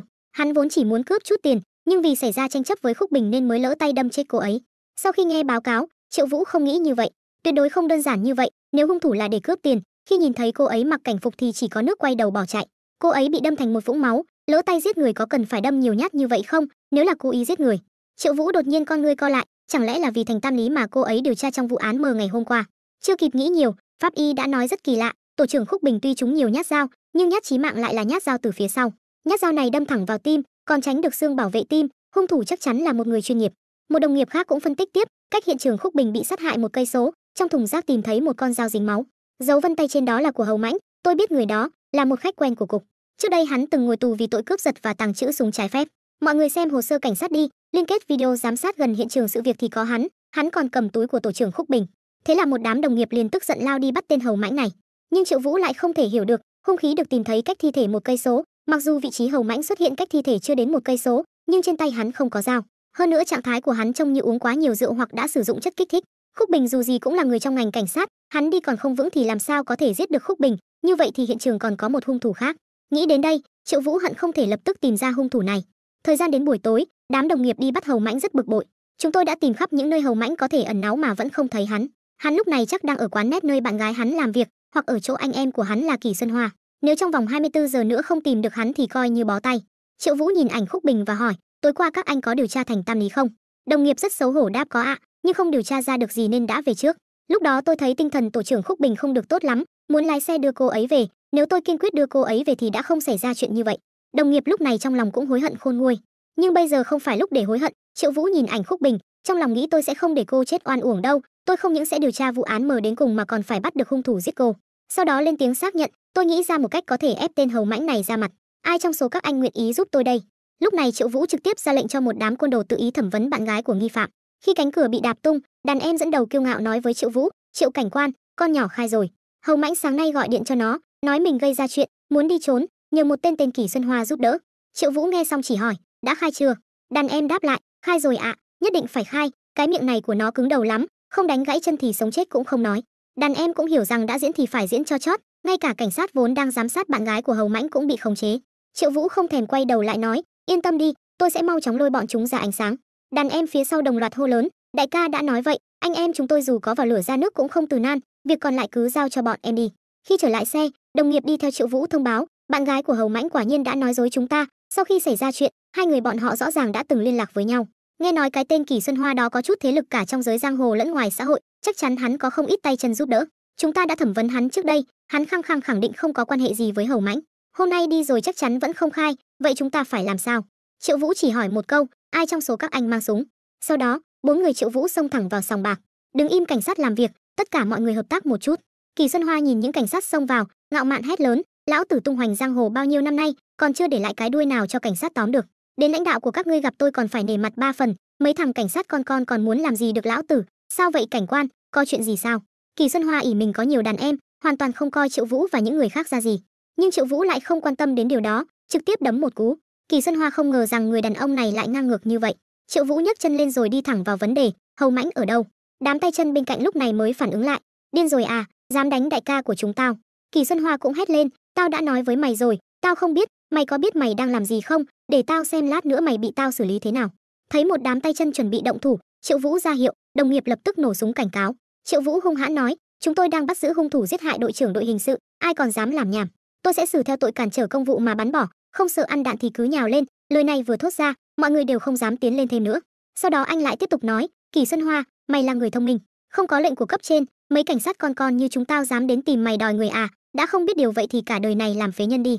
Kỳ Xuân Hoa thấy Triệu Vũ sắp dẫm xuống, lập tức yêu cầu cảnh quan hãy nghe tôi nói, tin tôi đi, tôi không biết Hầu Mãnh đi đâu, nhưng tôi có thể giúp anh điều tra. Lời này vừa thốt ra, Triệu Vũ tức giận bùng nổ, đến lúc này rồi mà mày còn muốn giở trò với tao? Không nói hai lời, anh liền trực tiếp đạp gãy chân Kỳ Xuân Hoa, sau đó nhấc chân chuẩn bị dẫm sang chân còn lại. Kỳ Xuân Hoa lúc này mới thực sự nhận ra mức độ nghiêm trọng của vấn đề, vội hét lớn đừng mà, hắn ở kho ân lâu. Mặc dù Triệu Vũ đã tra ra vị trí Hầu Mãnh ẩn náu, nhưng vị trí này thực sự quá lớn. Đồng nghiệp lập tức thông báo cho đội trưởng gọi tiếp viện. Ngay khi Triệu Vũ và những người khác còn đang suy nghĩ xem làm thế nào để tìm kiếm vị trí cụ thể của Hầu Mãnh, thì Hầu Mãnh lại từ phía sau đi ra. Đồng nghiệp lập tức nhận ra liền lớn tiếng hét lên, đứng lại, Hầu Mãnh. Hầu Mãnh thấy vậy cũng không do dự mà lập tức bỏ chạy. Triệu Vũ và những người khác đuổi theo không ngừng. Lúc này Hầu Mãnh đột nhiên chạy vào một nhà kho. Triệu Vũ và những người khác vừa chạy đến cửa thì vẻ mặt đầy nghi hoặc, đây chẳng phải là bắt cá trong giỏ sao? Đột nhiên một loạt ánh đèn chói mắt bật lên. Triệu Vũ lúc này giật mình, đây lại là một ổ tội phạm sao? Hầu Mãnh lập tức hét lên, chặn chúng lại, chúng là cảnh sát. Theo tiếng hét của Hầu Mãnh, tất cả mọi người trong ổ tội phạm đều xông lên. Triệu Vũ đi đầu, trực tiếp xông vào đấm vỡ ở lon đám tội phạm, sau đó lập tức hét lên, các cậu đi bắt Hầu Mãnh trước đi. Đột nhiên một người đàn ông từ phía sau ôm lấy Triệu Vũ. Triệu Vũ hất mạnh ra phía sau, nhưng không ngờ lại bị một người khác dùng gậy đánh trúng đầu. Máu không ngừng chảy ra từ trán, Triệu Vũ hung hãn quay đầu lại nhìn. Ngay khi mọi người lo lắng, Triệu Vũ giật lấy cây gậy đã bị đánh gãy, đồng nghiệp lập tức cảm thấy không ổn. Ngay sau đó, Triệu Vũ không chút do dự đâm cây gậy vào người đàn ông đó. Người đàn ông cũng phát ra tiếng kêu thảm thiết trong đau đớn. Ngay khi đối phương kêu thảm thiết, một người khác cầm dao phay xông lên. Triệu Vũ trực tiếp rút cây gậy gỗ ra, đâm thẳng vào bụng người kia. Tiếng kêu thảm thiết tại hiện trường càng trở nên dữ dội hơn. Những người còn lại khi nhìn thấy cảnh tượng này đã sợ đến mức không dám động đậy nữa. Triệu Vũ triệt để phát huy cách hành xử của mình ở kiếp trước, người không tàn nhẫn thì không đứng vững được. Nơi Triệu Vũ đi qua, tất cả mọi người đều buông vũ khí trong tay. Cứ như vậy, Triệu Vũ cầm dao phay chậm rãi bước ra ngoài cửa. Một lúc sau, Triệu Vũ đã đuổi kịp đồng nghiệp. Đồng nghiệp cũng thông báo, Hầu Mãnh vừa chạy về phía bên kia. Gần đây không có xe, nên hắn chắc chắn chạy không xa đâu. Triệu Vũ đột nhiên nhìn thấy một chiếc xe máy ở góc đường. Triệu Vũ không chút do dự, trực tiếp sử dụng bộ mở khóa đa năng khởi động xe. Còn chưa kịp nổ máy thì nghe thấy tiếng súng vang lên từ bên cạnh. Triệu Vũ lập tức tiến lên hỏi, anh có sao không? Hầu Mãnh đâu? Đồng nghiệp vội đáp lại, Hầu Mãnh đang ở phía trước, tên đó có súng giả, bắn vào chân tôi rồi, cẩn thận đừng để hắn chạy thoát. Nghe vậy Triệu Vũ trực tiếp tăng tốc lao về phía trước. Hầu Mãnh lúc này đã bắt đầu kiệt sức, quay đầu lại nhìn thì thấy Triệu Vũ đang đuổi theo. Hầu Mãnh không làm thì thôi, đã làm thì làm cho chót, trực tiếp rút súng giả ra nhắm mắt bắn một phát. Sau đó mở mắt ra thì thấy người trên xe đã biến mất. Đột nhiên chiếc xe máy tự động di chuyển, một cú văng đuôi trực tiếp quật ngã Hầu Mãnh nằm trên đất đau đớn kêu la. Triệu Vũ lúc này đang mặc áo tàng hình, cầm thùng xăng đập thẳng về phía Hầu Mãnh. Hầu Mãnh đương nhiên không nhìn thấy Triệu Vũ, trong kinh hoàng bị đập cho ngất xỉu. Sau khi trở lại cục cảnh sát, Triệu Vũ dùng sức nắm lấy chân một cô gái và gọi trưởng khoa Vương, nhẹ tay chút được không, tôi là người sống chứ không phải xác chết. Trưởng khoa Vương nghiêm túc nói không được, không dùng sức thì làm sao mà khâu được chứ, cơ mà cậu vẫn nên đến bệnh viện kiểm tra toàn diện đi, nếu còn vấn đề gì khác thì không được qua loa đâu đấy. Triệu Vũ nói không sao, quay đầu lại thì thấy tổ trưởng vẫn đang nhìn chằm chằm vào mình. Tổ trưởng thấy vậy cũng giải thích, tôi phải trông chừng cậu cẩn thận, kẻo cậu lại gây họa cho tôi. Đột nhiên lúc này có mấy người đàn ông bận đồng phục chỉnh tề bước vào, đồng loạt giơ tay chào Triệu Vũ bày tỏ sự kính trọng. Tôi thay mặt toàn thể thành viên tổ B, thay mặt cho tổ trưởng Khúc Bình, cảm ơn anh đã dũng cảm bắt giữ hung thủ. Thật lòng mà nói, trước đây tôi không ưa anh, nhưng bây giờ thì khác rồi. Sau này anh cần đến tôi chỗ nào thì cứ việc mở lời. Triệu Vũ ôn tồn đáp, các anh đừng nói vậy, cô ấy cũng là bạn của tôi. Đột nhiên có một người hô lớn gọi Triệu Vũ, cục trưởng muốn gặp anh. Một lúc sau, trong văn phòng cục trưởng, Triệu Vũ giận dữ gào lên, tại sao lại đình chỉ tôi chứ? Cục trưởng giải thích, cậu lạm dụng chức quyền, thuê người đánh bạn gái nghi phạm, cản trở hành động của các thám tử thi hành pháp luật, còn đánh gãy chân ông chủ sòng bạc. 12 người trong kho bị thương nặng, 5 người nằm viện, một người trong phòng chăm sóc đặc biệt đến giờ vẫn chưa ra. Cậu xem cậu làm ra những chuyện này, có còn ra dáng cảnh sát không? Triệu Vũ rất khó hiểu gọi cục trưởng, bọn họ hơn 40 người, chúng tôi chỉ có 3 người, bọn họ tối qua là muốn dồn chúng tôi vào chỗ chết, chúng tôi là tự vệ chính đáng mà. Cục trưởng quát lớn cãi chày cãi cối, chúng ta là cảnh sát, làm việc phải suy nghĩ đến hậu quả, không thể muốn làm gì thì làm. Triệu Vũ không cam tâm, trước khi tổ trưởng Khúc bị hại đang điều tra vụ án M, cái chết của cô ấy rất có thể liên quan đến vụ án M. Tại hiện trường cô ấy bị hại chỉ có video Hầu Mãnh rời đi, không có video đến. Hầu Mãnh trên tay không có hung khí lại xuất hiện ở thùng rác cách đó 1 cây số, chứng tỏ hắn còn có đồng bọn. Phía sau Hầu Mãnh có lẽ còn có chủ mưu khác. Chủ mưu này có thể biết rõ mọi hành động của Khúc Bình, tuyệt đối không phải người bình thường. Hắn có lẽ đến từ ngay trong cục cảnh sát chúng ta, vụ án này nhất định phải để tôi điều tra. Cục trưởng lại gọi Triệu Vũ, phá án phải dùng chứng cứ, cậu có biết không, bản cáo trạng nhắm vào cậu bây giờ đã trên đường đến rồi. Nếu không phải vì cậu bắt được Hầu Mãnh, cậu đã sớm bị đội cảnh sát tống giam rồi, tôi đã ăn chửi mấy vòng từ cấp trên rồi, không khai trừ cậu đã là nhân từ hết mực rồi. Nghe những lời này, Triệu Vũ tính khí nóng nảy không thể kìm nén được nữa, trực tiếp đá một cước lên bàn làm việc của cục trưởng, giơ ngón tay giữa lên, không cho tôi điều tra thì tôi cũng không muốn làm nữa. Đêm đó, Triệu Vũ mơ thấy Khúc Bình xuất hiện trên bàn ăn. Triệu Vũ vội vàng hỏi, sao cô lại ở đây? Khúc Bình không để ý nói, không thì tôi nên ở đâu, ai mà biết được, có lẽ cậu rất muốn ăn bữa cơm này với tôi chăng? Triệu Vũ rất xấu hổ, xin lỗi, nếu không phải vì tôi để cô đi điều tra thành tam lý của vụ án M. Khúc Bình lại yêu cầu đừng tự luyến nữa, sao cậu biết là vì vụ án M? Triệu Vũ kiên định nói, tôi nhất định sẽ bắt được kẻ giết cô, dù có bao nhiêu người đi nữa, tôi sẽ đưa tất cả bọn chúng ra trước ánh sáng. Ok vậy thì tôi tin cậu. Lúc này Triệu Vũ đang nằm trên giường, nước mắt không ngừng tuôn rơi. Thời gian đến ngày hôm sau, tại buổi truy điệu Khúc Bình, chồng Khúc Bình ôm con trai Khúc Bình khóc nức nở. Con trai không ngừng gọi ba ơi, mẹ sao vẫn chưa tỉnh dậy, ba mau gọi mẹ dậy chơi với con đi. Nhìn cảnh tượng này, Triệu Vũ trong lòng rất khó chịu. Bất kể dùng phương pháp gì, tôi phải nhanh chóng trở lại đội cảnh sát để điều tra vụ án M. Bất kể sự thật về cái chết của cô là gì, tôi tuyệt đối sẽ không từ bỏ. Đột nhiên một tiếng chuông vang lên, Triệu Vũ nhấc điện thoại lên nghe. Triệu Vũ à, hướng 11 giờ của anh có một chiếc xe, tôi chỉ muốn gặp một mình anh, mau đến đây nhanh đi. Khi Triệu Vũ đến chỗ chiếc xe, người bước xuống lại là cục trưởng Liêu. Cục trưởng Liêu cũng không giải thích gì, mà trực tiếp mở cửa ghế sau. Triệu Vũ liếc mắt đã nhận ra đó là đội trưởng Kim. Đội trưởng Kim mặc đồ dưỡng bệnh quát lớn, thằng nhóc kia còn đứng ngây ra đó làm gì, mau đỡ tôi xuống, đẩy tôi đến viếng Khúc Bình. Đội trưởng Kim sau đó cũng thắc mắc, Khúc Bình chết thế nào? Ngay khi Triệu Vũ chuẩn bị trả lời, dép của đội trưởng Kim bị rơi ra. Triệu Vũ không chút do dự nhặt lên rồi xỏ vào cho ông. Một lát sau đội trưởng Kim trực tiếp vứt dép ra. Triệu Vũ lúc này rất khó chịu, bộ chân ông cử động được à, vừa nãy còn bắt tôi hầu hạ ông nữa chứ. Đội trưởng Kim quát lớn Triệu Vũ, xỏ vào cho tôi nhanh lên. Mặc dù Triệu Vũ rất khó chịu, nhưng vẫn ngoan ngoãn xỏ lại dép vào. Đội trưởng Kim thấy vậy trực tiếp dùng hoa đánh vào đầu Triệu Vũ, mau đẩy tôi về, tôi muốn về xe. Triệu Vũ thực sự không hiểu đây là đang làm gì, nghĩ thầm ông già này có phải bị bệnh thần kinh không vậy. Một lúc sau, đợi đội trưởng Kim rời đi, cục trưởng Liêu lấy ra một cuốn sổ rồi đưa cho Triệu Vũ. Lão Kim nói nếu ông ấy tự mình trở về xe, cuốn sổ này sẽ hỏa táng cùng ông ấy. Nếu là cậu đẩy ông ấy về, cuốn sổ này sẽ cho cậu. Triệu Vũ rất khó hiểu, ông ấy bị làm sao vậy? Cục trưởng Liêu lúc này cũng rất nặng nề giải thích, là bị ung thư xương, phải cắt cụt cả 2 chân, nhiều nhất chỉ sống được thêm 4 tháng nữa. Ông ấy cũng không muốn giày vò bản thân nữa. Nghe vậy Triệu Vũ trong lòng nặng trĩu, cục trưởng Liêu lại nói tiếp, cuốn sổ này ghi chép lại các vụ án cấp 1 mang tính toàn quốc của Ngô Khởi, đều là những vụ án treo mà lão Kim năm xưa đích thân tham gia. Ông ấy không còn sức để điều tra nữa, ông ấy nhận định cậu chính là người kế nhiệm mà ông ấy vẫn luôn tìm kiếm. Ông ấy nhìn thấy bóng dáng của mình năm xưa trên người cậu. Sao hả nhóc, có cảm thấy cái gánh này nặng không? Triệu Vũ nghe xong những lời này thì cười nói, mấy ông già gừng này, muốn dắt mũi tôi đi, bắt tôi bán mạng cho các ông à? Cục trưởng Liêu định lấy lại cuốn sổ thì Triệu Vũ đã nhanh tay giật lấy. Triệu Vũ ta đây vốn là người ghét cái ác như kẻ thù, là vị thần muốn giúp đỡ chính nghĩa, sao có thể để kẻ giết người nhởn nhơ ngoài vòng pháp luật được? Nhưng lần trước ông đến văn phòng giúp tôi khoe mẽ, tôi còn tưởng ông có vấn đề, hóa ra là được nhờ vả. Tiếc là bây giờ tôi bị lão Chu đình chỉ công tác, chẳng làm được gì. Các ông có thể giúp tôi phục chức không? Cục trưởng Lưu đáp lại, giấy đình chỉ đâu, không có giấy tờ thì sao gọi là đình chỉ? Cục trưởng Chu chỉ là muốn cho cậu một bài học thôi. Cậu có biết ông ấy đã đỡ cho cậu bao nhiêu đạn không? Nếu không phải ông ấy ra sức bảo vệ và giữ cậu lại, thì giờ này cậu đã bị còng tay rồi. Cái tên Quý Xuân Hoa kia cứ cắn lấy cậu không tha, gần đây còn dùng đủ mọi quan hệ để tống cậu vào tù đấy. Nghe đến đây Triệu Vũ liền nổi trận lôi đình, khốn kiếp, để xem hôm nay tôi xử lý cái tên không biết sống chết này như thế nào.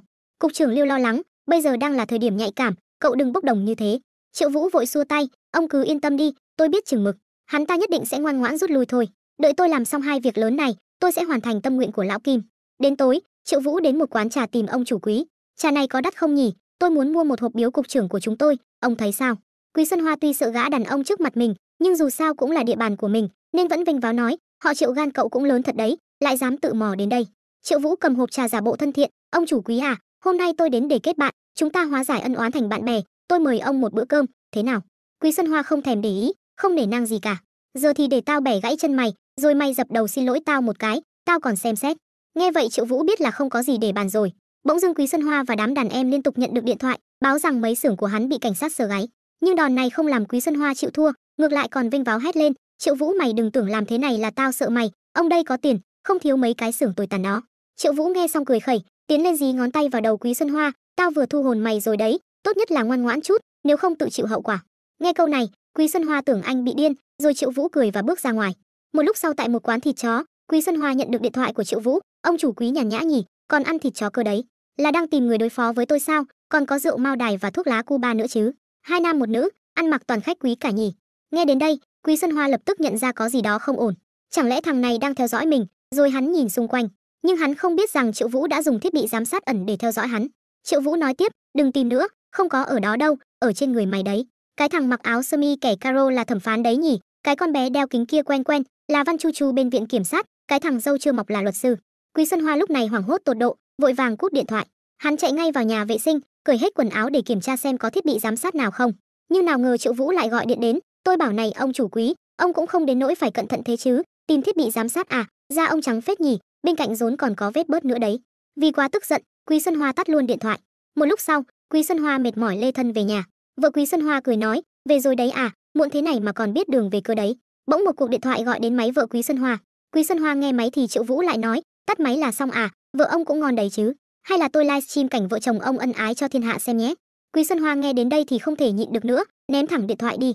Ngày hôm sau, Triệu Vũ tươi cười đến văn phòng cục trưởng Chu, mang trà của Quý Xuân Hoa đến tạ lỗi. Cục trưởng Chu, trước đây tôi hiểu lầm ngài, làm vỡ cốc của ngài, đây là đền cho ngài.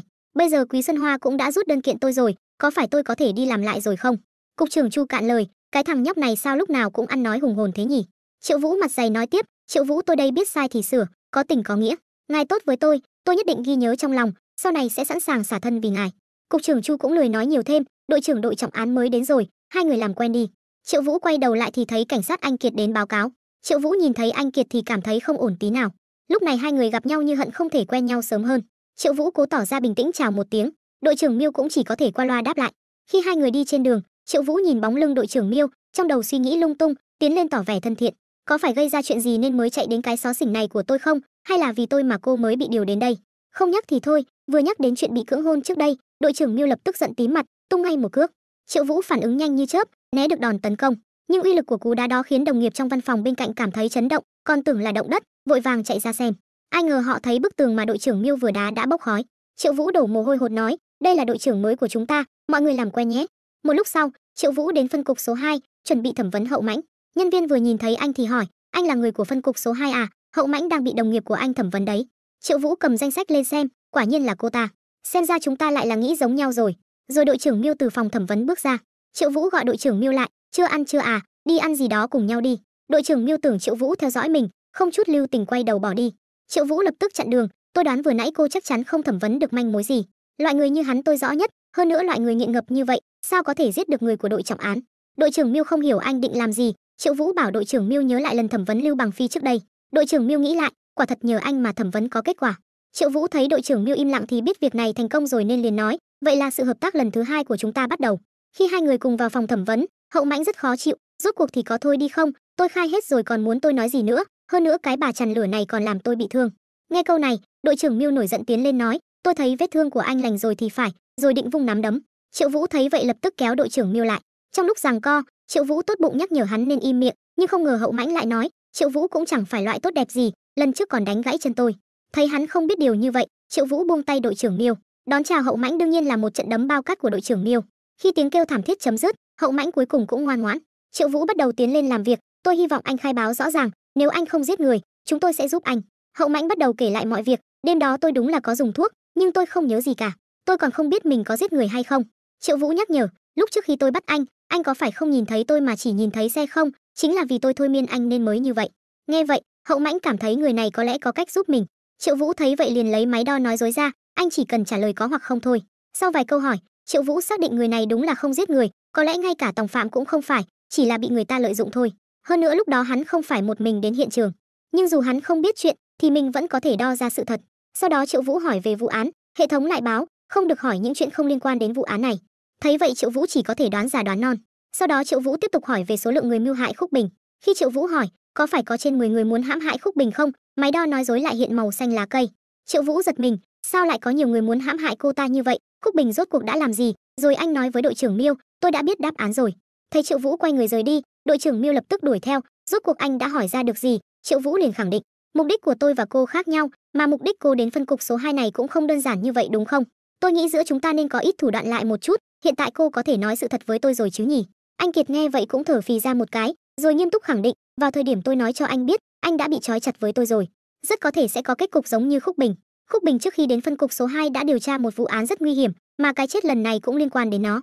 Tôi được phái đến để điều tra bí mật, bây giờ anh đã biết thì hối hận cũng không kịp rồi. Muốn trách thì chỉ có thể trách anh quá thông minh, nhưng có anh giúp tôi cũng tốt, cùng tôi bắt nội gián đi.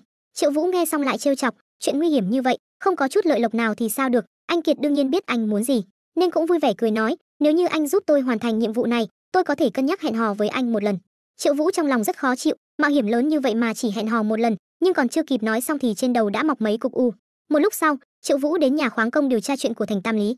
Thành Tam Lý từng là ông chủ lớn độc chiếm thị trường vật liệu xây dựng, sau này thị trường ảm đạm, nhà máy phá sản, nợ nần chồng chất, vợ vì bị đòi nợ mà treo cổ tự tử, con gái lớn cũng bị xe đâm chết, con trai nhỏ Thành Quang Minh cũng vì gây thương tích mà vào tù. Triệu Vũ nghe xong thì thầm nghĩ, quả thật trùng khớp với những gì phạm nhân kia nói. Bỗng chuông điện thoại reo lên, sau đó anh Kiệt cũng tìm đến. Triệu Vũ rất khó hiểu nhìn anh Kiệt, lại thấy cô mang đến cho anh một chiếc đồng hồ heo con đáng yêu. Chiếc đồng hồ này có hệ thống định vị, chỉ có thể nghe điện thoại và không thể bị nghe lén. Bây giờ anh với tôi bị trói chặt với nhau rồi, đây cũng là vì an toàn của anh thôi. Anh Kiệt tiếp tục hỏi, anh vẫn đang điều tra vụ án của Thành Tam Lý à? Người của tổ chức các anh chẳng phải đã bỏ cuộc hết rồi sao? Nói là lúc đó ông ta rất giàu, không thể tham gia vào vụ bắt cóc đó được. Nhưng Triệu Vũ vẫn tin vào trực giác của mình, cái chết của Khúc Bình lần này nhất định có liên quan đến vụ án của Thành Tam Lý, tuyệt đối không phải trùng hợp. Hơn nữa tôi tin rằng chỉ cần tôi nắm rõ các mối quan hệ của ông ta, chắc chắn có thể phát hiện ra điều gì đó. Anh Kiệt thấy Triệu Vũ kiên quyết như vậy, cũng chỉ có thể xin làm cộng sự, cùng Triệu Vũ điều tra vụ án của Thành Tam Lý. Nghe xong câu này thì Triệu Vũ rất vui, cô vẫn là người đáng tin cậy nhất, lão tài xế mau dẫn đường cho tôi đi. Chuyển cảnh đến vài tiếng sau, lúc này Triệu Vũ nghe thấy cuộc trò chuyện giữa anh Kiệt và mẹ cô, trong lòng cũng giật mình, mẹ của anh Kiệt là nhân vật cỡ nào vậy, có người động tay động chân với cô ấy là bị điều đi ngay, thật là không thể đụng vào, vậy lần trước mình cưỡng hôn cô ấy chẳng phải còn nguy hiểm hơn sao? Rồi Triệu Vũ nghe thấy tiếng nước, chắc chắn đoán được cô đang tắm, trong lòng đầy hối hận, sao không gắn cái camera nhỉ? Cứ ngơ ngáy trong lòng mãi như vậy, Triệu Vũ chìm vào giấc ngủ. Và trong giấc mơ, Triệu Vũ lại mơ thấy anh Kiệt vừa tắm xong. Triệu Vũ mặc áo tàng hình đến trước mặt cô, trực tiếp đẩy ngã, giây tiếp theo định cởi quần áo đánh bài, nhưng không ngờ quần áo mãi không cởi được. Đúng lúc này Triệu Vũ tỉnh dậy, không ngờ dù là mơ cũng không cho anh thỏa mãn một chút. Một lúc sau, hai người đến nhà nghi phạm Hám Văn Quân để hỏi tình hình. Theo tình hình thì Hám Văn Quân đúng là rất giàu, trước đây cũng từng làm việc với Thành Tam Lý, hơn nữa còn là đội trưởng đội khảo sát, quen thuộc với kỹ thuật nổ. Hơn nữa vụ án bắt cóc năm đó, đúng là có một người quen thuộc với kỹ thuật nổ, chôn con tin bên trong. Anh Kiệt rất tò mò, trong đội cảnh sát rõ ràng không có hồ sơ về Hám Văn Quân, anh làm sao tra ra được? Triệu Vũ liền giải thích, tôi nghĩ con tin đã chết trong hầm mỏ của Thành Tam Lý, vậy thì chứng tỏ hung thủ rất có thể đã từng làm thuê cho ông ta. Rồi tôi từ các mối quan hệ của Thành Tam Lý, từng người một mà mò ra, cuối cùng tra được Hám Văn Quân. Anh Kiệt nhắc nhở, nếu anh muốn tra thì đừng quên một người, đó là con trai nhỏ của ông ta, Thành Quang Minh, đó là người thân thiết nhất của ông ta. Triệu Vũ vừa nghe đến chữ thân cận, lại nghĩ đến Xuân Mộng buổi sáng, rồi tiến sát lại gần anh Kiệt nói, tôi tối qua mơ thấy cô đấy. Anh Kiệt rất khó hiểu hỏi, vậy trong mơ tôi làm gì? Triệu Vũ cũng cười tà dâm xác nhận tôi mơ thấy cô tắm, vậy ngoại trừ tắm ra cậu còn mơ thấy cái gì nữa không? Vừa nói anh Kiệt vừa nhéo Triệu Vũ giãn cả da bụng, thế là Triệu Vũ vừa chạy đi vừa xác nhận tôi chỉ mơ thấy cô tắm mà thôi. Chuyển cảnh đến bên trong phòng thẩm vấn, người trước mặt này tên là Thành Quang Minh, từng vì đâm liên tiếp mấy nhát dao vào Hạ Cương mà phải vào tù, bị kết án 10 năm. Mà cái tên Hạ Cương bị đâm đó lại là hung thủ đứng sau tàn hại cả gia đình Thành Quang Minh, khiến gia đình ly tán. Hắn vốn là một ngôi sao mới nổi, một thời gian ngắn đột nhiên mọc ra rất nhiều sản nghiệp, tranh giành làm ăn với nhà chúng tôi, thà chịu lỗ cũng không để nhà chúng tôi sống yên. Cuối cùng ép bố tôi phá sản, thường xuyên tìm chủ nợ đến quấy rối đánh người. Chị gái tôi là bị bọn chúng thuê người cưỡng hiếp, cuối cùng vụ tai nạn xe kia tuyệt đối không phải là tai nạn. Sau này bố tôi bệnh nặng, mẹ tôi treo cổ tự tử, tôi ngay lập tức sụp đổ. Tôi nhìn cả gia đình nằm trước mặt tôi thề nhất định phải cùng hắn đồng quy vu tận, chỉ có giết hắn mới giải được hận trong lòng tôi. Nghe xong chuyện bi thảm của Thành Quang Minh, Triệu Vũ lập tức thắc mắc, Hạ Cương có phải đột nhiên mà giàu lên không? Thành Quang Minh cũng thật thà nhớ lại, hình như là vào khoảng năm 95 thì đột nhiên nổi lên, rồi bắt đầu đối đầu với nhà chúng tôi. Với những manh mối đã thu thập được, thời gian Hạ Cương nổi lên là 5 năm sau vụ án bắt cóc. Có khả năng là hắn dùng tiền chuộc từ vụ án bắt cóc để gây dựng sự nghiệp, cũng có người suy đoán có thể là từ vay nặng lãi mà phất lên. Đột nhiên Trương Cảnh Phong tìm thấy một tấm ảnh cũ, từ ảnh có thể thấy Hạ Cương và Hám Văn Quân còn có Cao Dương trước đây là đồng đội. Trong đó, Hạ Cương và Hám Văn Quân bây giờ đều làm ăn phát đạt, chỉ có Cao Dương vì bị tâm thần nên đã chết. Hơn nữa chữ ký của người thân hiển thị là Cao Thiến, mà Cao Thiến lại chính là một trong những người mẹ của đứa trẻ mất tích trong vụ án bắt cóc. Hơn nữa Cao Dương trước đây làm ăn buôn bán dược liệu ở khu vực M, đó chính là địa điểm giao dịch tiền chuộc. Tất cả manh mối đều được sâu chuỗi lại, Cao Dương quen thuộc địa hình, có thể trốn tránh sự truy bắt của cảnh sát, mà Hám Văn Quân quen thuộc kỹ thuật nổ, con tin trong hang động đều do ông ta cho nổ chết.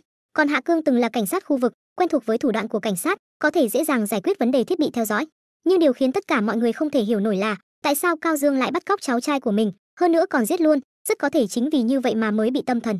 Anh Kiệt lập tức ra lệnh chia người điều tra tình hình của Cao Dương trong bệnh viện tâm thần, cũng như tình hình của Cao Thiến, và điều tra rõ mối quan hệ của ba người họ với Thành Tam Lý. Rồi đội trưởng Miêu hẹn riêng Triệu Vũ ra ngoài. Triệu Vũ còn tưởng đội trưởng Miêu muốn hẹn hò với anh, nhưng đội trưởng Miêu lại giơ nắm đấm lên định đấm, nói chuyện nghiêm túc với anh mà anh cứ cả lơ phất phơ.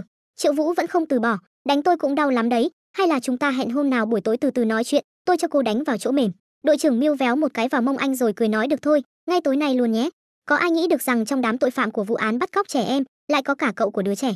Rốt cuộc hắn làm sao có thể xuống tay được, cuối cùng còn giết luôn. Về chuyện này, đội trưởng Miêu và Triệu Vũ suy nghĩ mãi không ra. Cho dù bọn họ là những tên bắt cóc thực sự, ngay cả bây giờ cũng không có chứng cứ để bắt họ. Mà Triệu Vũ vừa bị véo mông, vẫn không ngừng oán trách bên cạnh. Đội trưởng Miêu thấy vậy, cầm quạt đánh vào mông Triệu Vũ một lần nữa. Triệu Vũ buộc phải nhận thua ngay lập tức. Đúng, bây giờ đều là suy đoán của chúng ta, không có chứng cứ. Hơn nữa bây giờ họ đều làm ăn phát đạt, chắc chắn sẽ thuê luật sư giỏi nhất để bào chữa cho mình. Đội trưởng Miêu thỉnh thoảng lại đánh vào anh, đúng là phải nghĩ cách để chủ động tấn công. Triệu Vũ mặt chó nhìn đội trưởng Miêu, cô có cao kiến gì không? Đội trưởng Miêu nham hiểm cười nói, hình như họ đều có cháu trai và con trai, hay là chúng ta bắt cóc bọn chúng xem sao, hoặc là anh mau nghĩ cách đi. Triệu Vũ nhìn cái ma đầu Miêu này, cả người không ổn.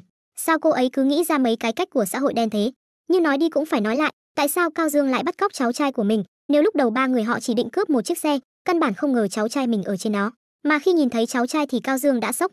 Hai người còn lại sau khi biết chiếc xe này là của con nhà giàu, cuối cùng đã cướp cả người lẫn xe.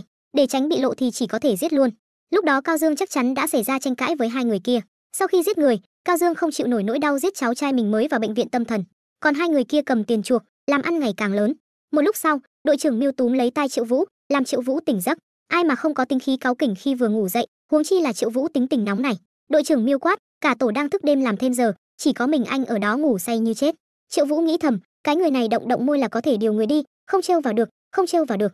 Rồi bắt đầu nhận thua. Đồng nghiệp nhìn thấy cảnh này đều nghĩ thật đúng là một vật khác một vật, đúng là xứng đôi. Đến buổi chiều, Triệu Vũ đến dự lễ đính hôn của Đào Giai và Tàng Kiệt. Triệu Vũ lại nhìn thấy bạn gái kiếp trước, trong lòng cũng không còn vướng bận gì nữa. Dù sao Đào Giai của kiếp này không phải là Đào Giai mà Triệu Vũ từng quen. Đào Giai nhìn thấy Triệu Vũ đến thì cũng rất vui vẻ, thậm chí còn muốn Triệu Vũ làm cha nuôi của con trai mình. Hai người vừa nói vừa cười, bỗng nhiên từ phía sau vang lên một tiếng gọi. Hai người quay đầu nhìn lại, người đến lại là Hạ Cương. Triệu Vũ lập tức giật mình trong lòng rồi cười nói, thật là nghĩ cái gì đến cái đó. Rồi một người đàn ông trung niên bước tới nói, tôi không có nhiều thời gian, nói ngắn gọn, tôi ưng ý cô vợ của cậu rồi, cậu ra giá đi. Ngay lúc đó, cậu con trai bất tài của ông ta chạy tới gọi ba, chuyện của con để con tự giải quyết. Con tự giải quyết được sao? Đến khi con giải quyết xong, người con ưng ý đã chạy theo người khác rồi. Lúc này Triệu Vũ mới hiểu ra, thì ra con trai ông ta để ý đến Đào Giai, và hiện tại coi anh là vị hôn phu của Đào Giai, vậy thì hãy xem anh biểu diễn đây. Triệu Vũ bước lên phía trước khẳng định, tôi là người không tham lam, 8 triệu tệ thôi. Đào Giai tức giận véo tay Triệu Vũ, anh đừng có làm loạn, anh không phải là đang bán em đấy hả? Ở phía bên kia, ông chú tổng tài đắc ý, thấy chưa, con người là vậy đấy, 8 triệu tệ là có thể bán đi người phụ nữ của mình rồi, vừa nói vừa lấy ra tấm sách. Ông ta hoàn toàn không biết rằng đây chính là kế hoạch lộ mặt thật của Triệu Vũ. Triệu Vũ tiến lên lớn tiếng nói, là chủ tịch tập đoàn 2G mà lại làm cái việc vô đạo đức là mua bán phụ nữ thế này, không sợ mất mặt à? Hạ Cương bình tĩnh đáp, thằng nhãi danh, ăn nói cẩn thận đấy, muốn chỉnh mày dễ như bóp chết một con sâu thôi, khuyên mày cầm tiền rồi biến đi, đừng có tự chuốc lấy rắc rối. Triệu Vũ cũng tự tin giới thiệu, quên chưa giới thiệu, Tôi là cảnh viên Triệu Vũ của nhị phân cục. Gần đây đang phụ trách điều tra vụ bắt cóc đặc biệt 26 năm trước, số tiền này tôi không dám nhận đâu. Nhận tiền bẩn mà bị kỷ luật thì làm sao tôi điều tra thành Tam Lý, Hám Văn Quân và Tô Dương đây. Sắc mặt Hạ Cương lập tức biến đổi, thằng nhãi mày được lắm, cứ chờ đấy, vừa nói vừa quay đầu bỏ đi. Tay Triệu Vũ cầm thiết bị nghe lén vô hình dừng lại giữa không trung, còn chưa kịp gắn vào người ông ta, thì một người phụ nữ đột nhiên lao đến ôm chầm lấy anh. Anh chàng đẹp trai này là ai thế? Dai dai, sao cậu không giới thiệu cho tớ? Vừa nghe thấy tiếng động, Triệu Vũ đã cảm thấy một lực nặng đè xuống. Anh nhìn chằm chằm vào người phụ nữ trước mặt với vòng một đầy đặn, trong lòng không những không vui mừng mà còn thầm chửi rủa, bởi vì chiếc máy nghe lén còn đang lơ lửng trên không trung, buộc phải gắn lên người phụ nữ không liên quan này. May mắn là vừa rồi đã gắn camera lên người Hạ Cương, không nghe được âm thanh thì ít nhất cũng có thể nhìn thấy hình ảnh. Người phụ nữ cũng dần bình tĩnh lại, nhặt chiếc điện thoại vừa bị va vào, đầy vẻ áy náy đưa cho con trai Hạ Cương. Đợi đã, hình nền trên màn hình điện thoại này là...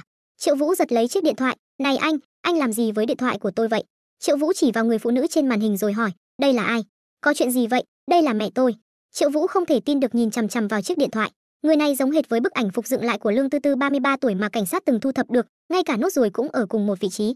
Vì vậy anh tiếp tục hỏi, vậy người đó đâu? Người đó bây giờ ở đâu? Khi tôi 1 tuổi thì bà ấy đã mất vì bệnh rồi, anh hỏi cái này làm gì? Triệu Vũ nhíu chặt mày, không hiểu Lương Tư Tư này rốt cuộc có quan hệ gì với mẹ của hắn ta. Trong tòa nhà văn phòng của tập đoàn giờ, Hạ Cương thuần thục nhập mật mã văn phòng. Mọi hành động của ông ta đều bị Triệu Vũ thu hết vào đáy mắt, anh tiện tay ghi lại mật mã khóa cửa. Sau đó, Triệu Vũ thấy ông ta liên tục gọi điện thoại. Triệu Vũ ở bên này sốt ruột, hoàn toàn không nghe được ông ta nói gì. Chỉ thấy ông ta ném chiếc cốc xuống đất, người run lên không ngừng, mở ngăn kéo bàn ra như đang tìm kiếm thứ gì đó. Ông ta đang làm gì vậy? Một khẩu súng lục hiện ra trước mắt, ông ta muốn tự sát sao, hay là muốn giết người? Rồi ông ta giấu khẩu súng ra sau lưng, chậm rãi mở căn phòng bí mật phía sau tủ sách, sải bước đi vào bên trong. Rất nhanh, một người phụ nữ tóc dài xuất hiện trên chiếc giường nơi có ánh sáng. Triệu Vũ trở nên phấn khích. Hạ Cương này vậy mà lại giấu người đẹp trong phòng làm việc, nhưng khi nhìn rõ khuôn mặt của người phụ nữ, Triệu Vũ lập tức cảm thấy một luồng khí lạnh từ dưới chân xộc thẳng lên đỉnh đầu. Người phụ nữ này chính là Lương Tư Tư đã mất tích 26 năm, tên khốn này vậy mà lại giấu cô ta ở đây, chẳng lẽ hắn muốn giết Lương Tư Tư sao? Đêm khuya, Triệu Vũ lái xe với tốc độ cao trên đường, nhìn bóng dáng của Hạ Cương và Lương Tư Tư trong màn hình giám sát, lòng nóng như lửa đốt. Hiện tại vụ án mờ không có bất kỳ bằng chứng nào, chúng ta không làm gì được Hạ Cương. Lương Tư Tư là con tin duy nhất còn sống sót năm đó, cô ta là bằng chứng duy nhất. Nếu bị Hạ Cương giết rồi thủ tiêu thì nguy to. Vừa rồi ông ta nghe điện thoại của ai, rốt cuộc ai đã khiến ông ta đột nhiên nảy sinh sát tâm? Triệu Vũ bắt đầu động não, cuối cùng khóa mục tiêu vào Hám Văn Quân. Là người nhà của Hám Văn Quân đã nói cho ông ta biết cảnh sát đã đến. Hiện tại không có bằng chứng chứng minh đó là Lương Tư Tư, đội cảnh sát không thể phái người hỗ trợ, chỉ có một mình thôi. Triệu Vũ cau mày, trong lúc cấp bách, anh chú ý đến chiếc đồng hồ trên cổ tay. Anh nhớ rằng anh Kiệt từng nói thứ này có thể định vị, vì vậy anh nảy ra một kế. Lúc này anh Kiệt vẫn đang tăng ca ở cục, điện thoại vang lên. Ngay khi vừa bắt máy, cô đã nghe thấy giọng nói hoảng hốt của Triệu Vũ, "Miêu đội trưởng mau nhanh lên, tôi tìm thấy Lương Tư Tư rồi, mau đến đây đi." Chưa dứt lời thì cô đã nghe thấy một tràng âm thanh đánh nhau, "Khốn kiếp, các người là ai? Mẹ kiếp!" Buông đôi tay nhau ra, sau đó thì không còn tiếng động gì nữa. Anh Kiệt ở đầu dây bên kia lo lắng, lớn tiếng gọi tên Triệu Vũ, nhưng mãi không thấy anh trả lời. Mà tất cả những điều này chính là một màn kịch do Triệu Vũ diễn. Anh lấy bộ đồ tàng hình ra, đi thẳng về phía tòa nhà. Trong lòng anh cầu nguyện anh Kiệt có thể tìm người đến giúp mình. Bên ngoài tòa nhà của Hạ Cương có 2 bảo vệ canh giữ. Bỗng nhiên cửa điện tự động mở ra, 2 người sợ đến toát mồ hôi lạnh, còn tưởng là ma. Sau khi Triệu Vũ vào được bên trong, anh phát hiện trước cửa văn phòng còn có người canh giữ. Thời gian hiệu lực của bộ đồ tàng hình chỉ có 5 phút. Nếu nghĩ cách khác thì e là không kịp mất. Chỉ còn cách dùng vũ lực. Triệu Vũ dồn hết sức lực, đấm thẳng vào một trong 2 người. Người còn lại phản ứng không kịp, hoàn toàn không biết chuyện gì đang xảy ra, đồng đội của mình đã ngã xuống đất. Một lực nặng tương tự cũng tấn công hắn ta. Sau khi giải quyết xong 2 người, Triệu Vũ ấn mật mã khóa cửa theo trí nhớ. Cửa mở, bộ đồ tàng hình cũng hết hiệu lực. Triệu Vũ không thể lo nhiều nữa, sải bước chạy vào bên trong. Lúc này Lương Tư Tư đã thuần thục tắm rửa sạch sẽ, từ phòng tắm bước ra. Cô ta nghĩ rằng mình sẽ được đón nhận bằng tình yêu thương, nhưng không ngờ rằng đó lại là một viên kẹo đồng nóng hổi. Ngay khi Hạ Cương chuẩn bị ra tay, thì Triệu Vũ kịp thời chạy đến đá cho hắn một cú. Muốn giết người diệt khẩu sao? Mày xong đời rồi. Anh nhanh chóng khống chế Hạ Cương. Đột nhiên một tiếng nổ lớn vang lên, vai Triệu Vũ bất ngờ tóe máu. Trong khoảnh khắc ngã xuống, anh quay đầu lại nhìn, thì thấy Lương Tư Tư đang quấn khăn tắm cầm khẩu súng của Hạ Cương, vẻ mặt ngơ ngác chĩa về phía anh. Triệu Vũ vô cùng khó hiểu, ông đây đến cứu cô có phải bị Hạ Cương tẩy não rồi không? Thấy Lương Tư Tư vẫn cầm súng chĩa vào Triệu Vũ, không hề nhúc nhích, Hạ Cương phía sau trợn mắt gầm lên, bắn đi, bắn chết nó đi. Lương Tư Tư sợ hãi run rẩy, Hạ Cương từ dưới đất bật dậy, giật lấy khẩu súng trong tay Lương Tư Tư. Lúc này hắn muốn giết không phải là Triệu Vũ, mà là nhân chứng duy nhất Lương Tư Tư. Nếu Lương Tư Tư chết, thì thật sự là chết không đối chứng. Lúc này Triệu Vũ đã không thể chần chờ thêm 1 phút giây nào được nữa, đứng dậy đá thẳng vào Hạ Cương. May mắn là phát súng vừa rồi bắn lên trần nhà. Lương Tư Tư bị đè xuống đất, Hạ Cương thấy tình hình không ổn liền bỏ chạy. Triệu Vũ sợ Lương Tư Tư gặp nguy hiểm, quay đầu lại hỏi cô không sao chứ. Triệu Vũ vội đỡ cô ta dậy, phát hiện vẫn còn dấu hiệu sự sống, chắc là không có gì nghiêm trọng.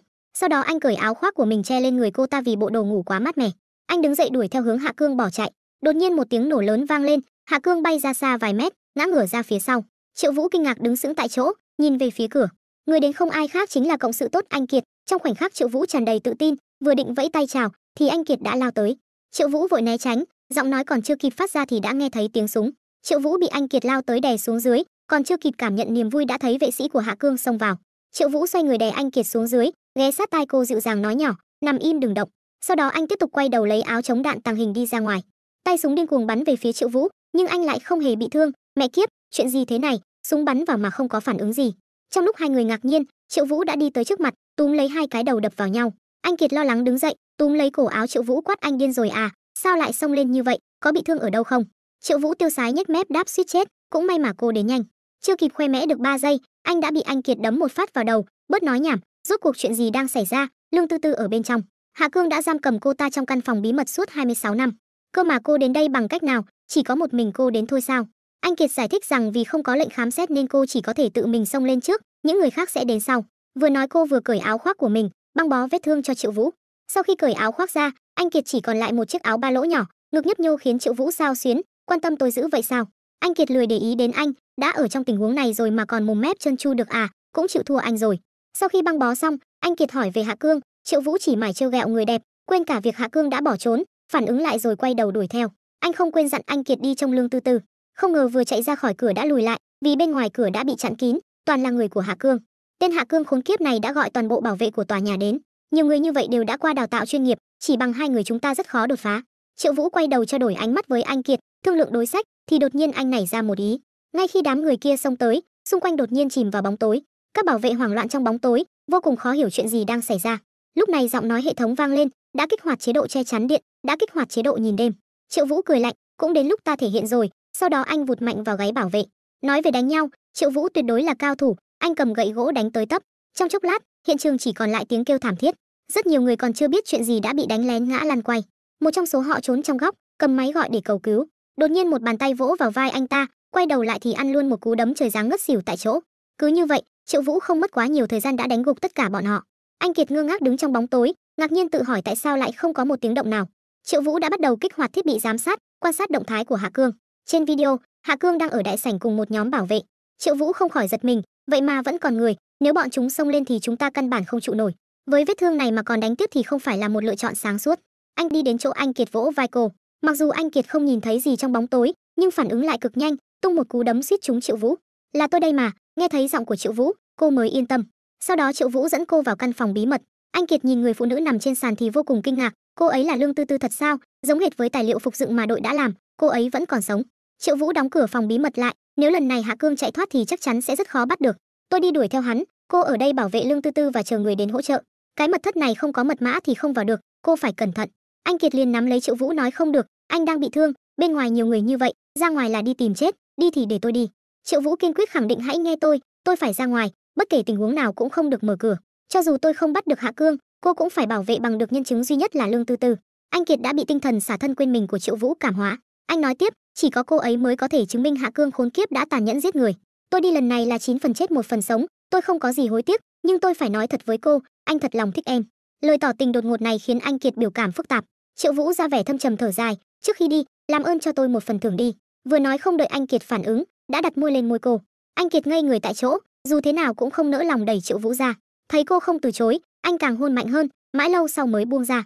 Sau đó anh quay người bước vào bóng tối, anh Kiệt nhìn theo bóng lưng anh, cảm động không nói nên lời. Nhưng cô không ngờ rằng, ngay khi vừa ra khỏi cửa Triệu Vũ đã lộ nguyên hình, tươi cười khởi động bộ đồ tàng hình. Miêu Nhân Phượng thật đơn thuần, sao tôi có thể ngu ngốc đi chịu chết chứ? Triệu Vũ trước khi xông pha chiến đấu đã cưỡng hôn đồng nghiệp nữ, lập tức như được tiêm máu gà, không chút do dự bước ra ngoài. Bộ đồ tàng hình cũng hết hiệu lực ngay sau đó. Đội hỗ trợ đã đến, anh vội thông báo với mọi người, anh Kiệt đang ở trong mật thất ở văn phòng của Hạ Cương, bên ngoài có mấy chục bảo vệ vây quanh, mau đi cứu cô ấy và nhân chứng duy nhất là Lương Tư Tư đang ở cùng nhau. Các đồng nghiệp nghe xong kinh ngạc rớt hàm, Lương Tư Tư người của năm đó vẫn còn sống sao? Triệu Vũ không kịp giải thích, gọi hai người đi theo mình rồi lái xe với tốc độ cao trên đường. Trương Cảnh Phong vừa lái xe vừa quay đầu hỏi, Triệu ca, anh bảo chúng ta đi bắt Hạ Cương, nhưng hướng chúng ta đang đi không giống với hướng đội đang đuổi theo Hạ Cương thì phải. Vai anh còn đang chảy máu, hay là chưa nói hết câu đã bị Triệu Vũ cắt ngang, thắt dây an toàn hết chưa? Sau khi xác nhận mọi người đã an toàn, Triệu Vũ đột nhiên giật lấy vô lăng rồi đánh mạnh sang phải, chiếc xe đâm thủng hàng rào bay xuống dốc, vừa hay đâm trúng chiếc taxi đang lao tới. Cả hai xe đều chạy với tốc độ rất nhanh, sau cú va chạm đã bị ép dừng lại bên đường. Hai người ngồi trong xe cũng ngơ ngác chửi mẹ kiếp, vừa mới xảy ra chuyện gì thế? Triệu Vũ không trả lời, anh chỉ đạp cửa xe rồi tiến về phía chiếc taxi.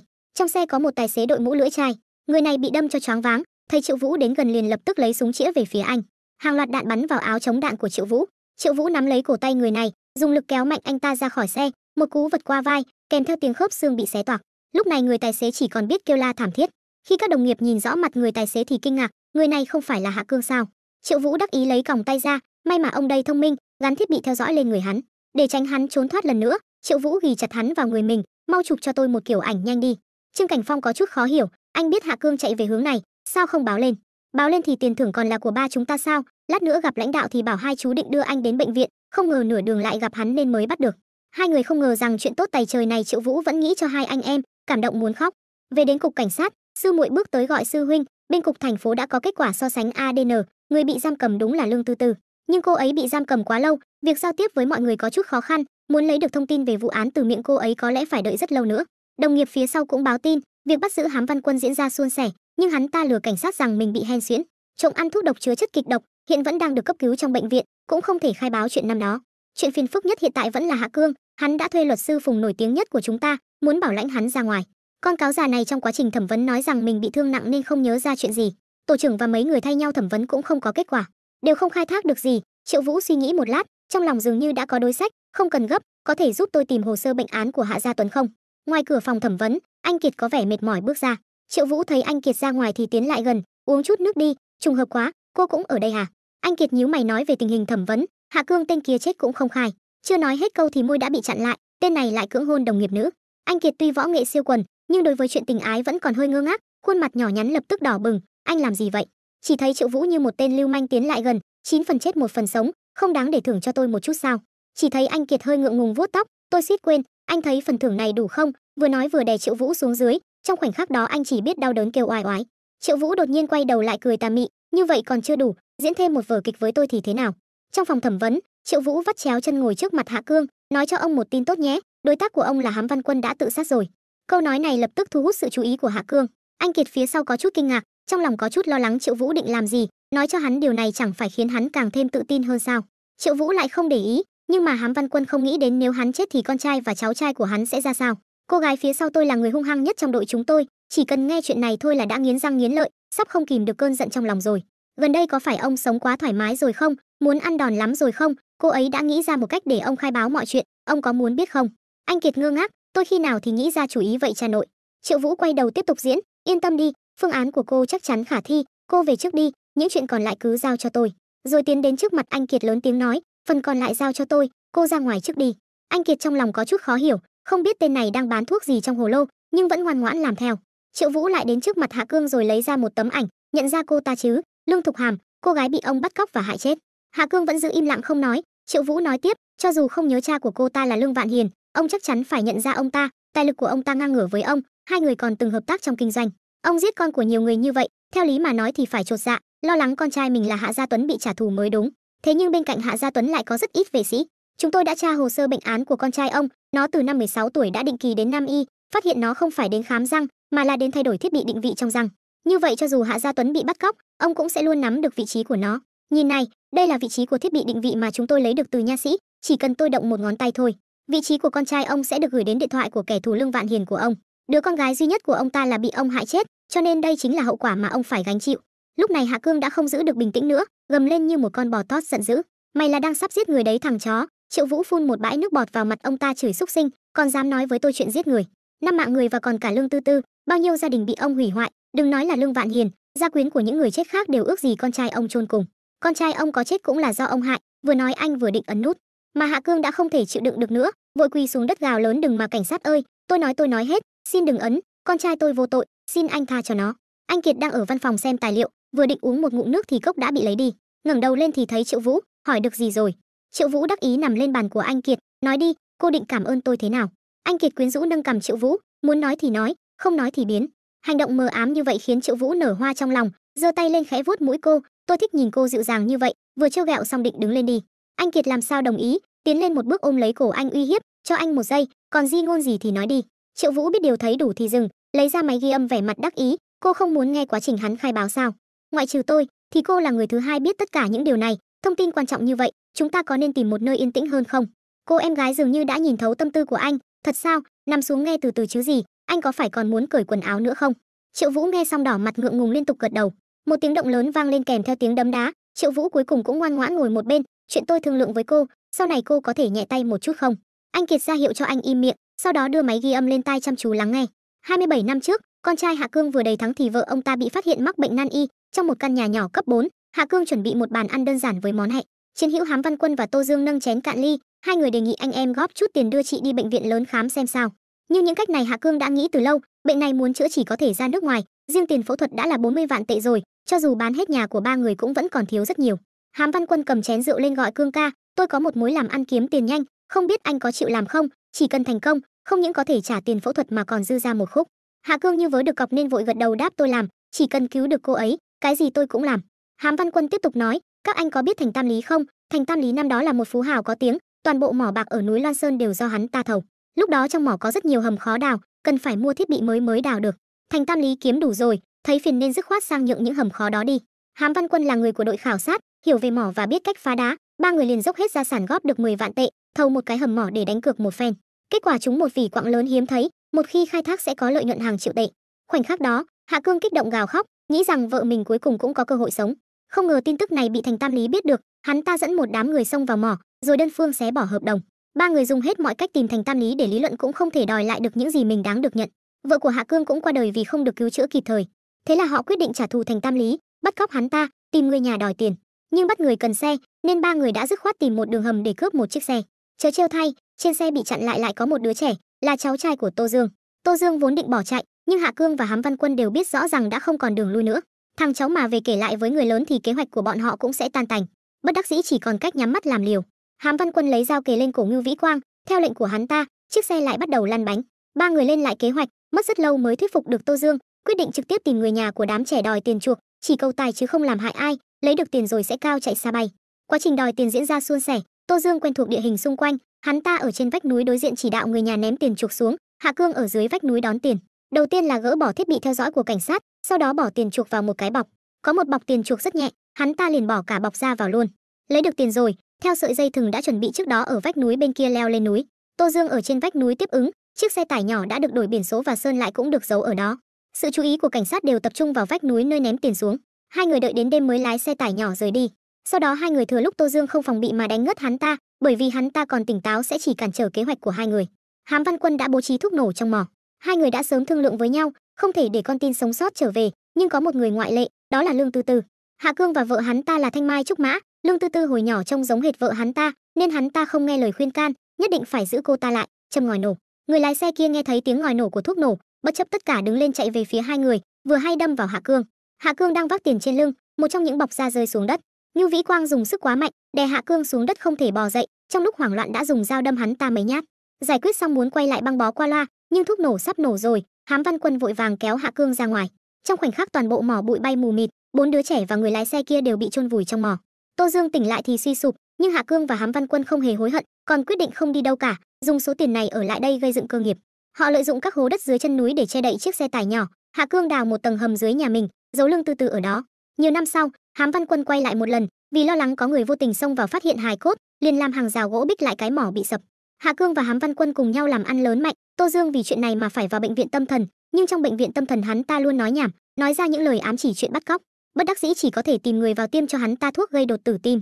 Thời gian trước, trên thời sự nói cảnh sát đã tìm thấy hai người trong vụ tai nạn, hắn ta hoảng sợ, đi khắp nơi dò hỏi phát hiện cũng không có tiến triển gì thì mới yên tâm. Cho đến ngày hôm đó tại lễ đính hôn, Triệu Vũ nhắc đến Hám Văn Quân và Tô Dương với Hạ Cương.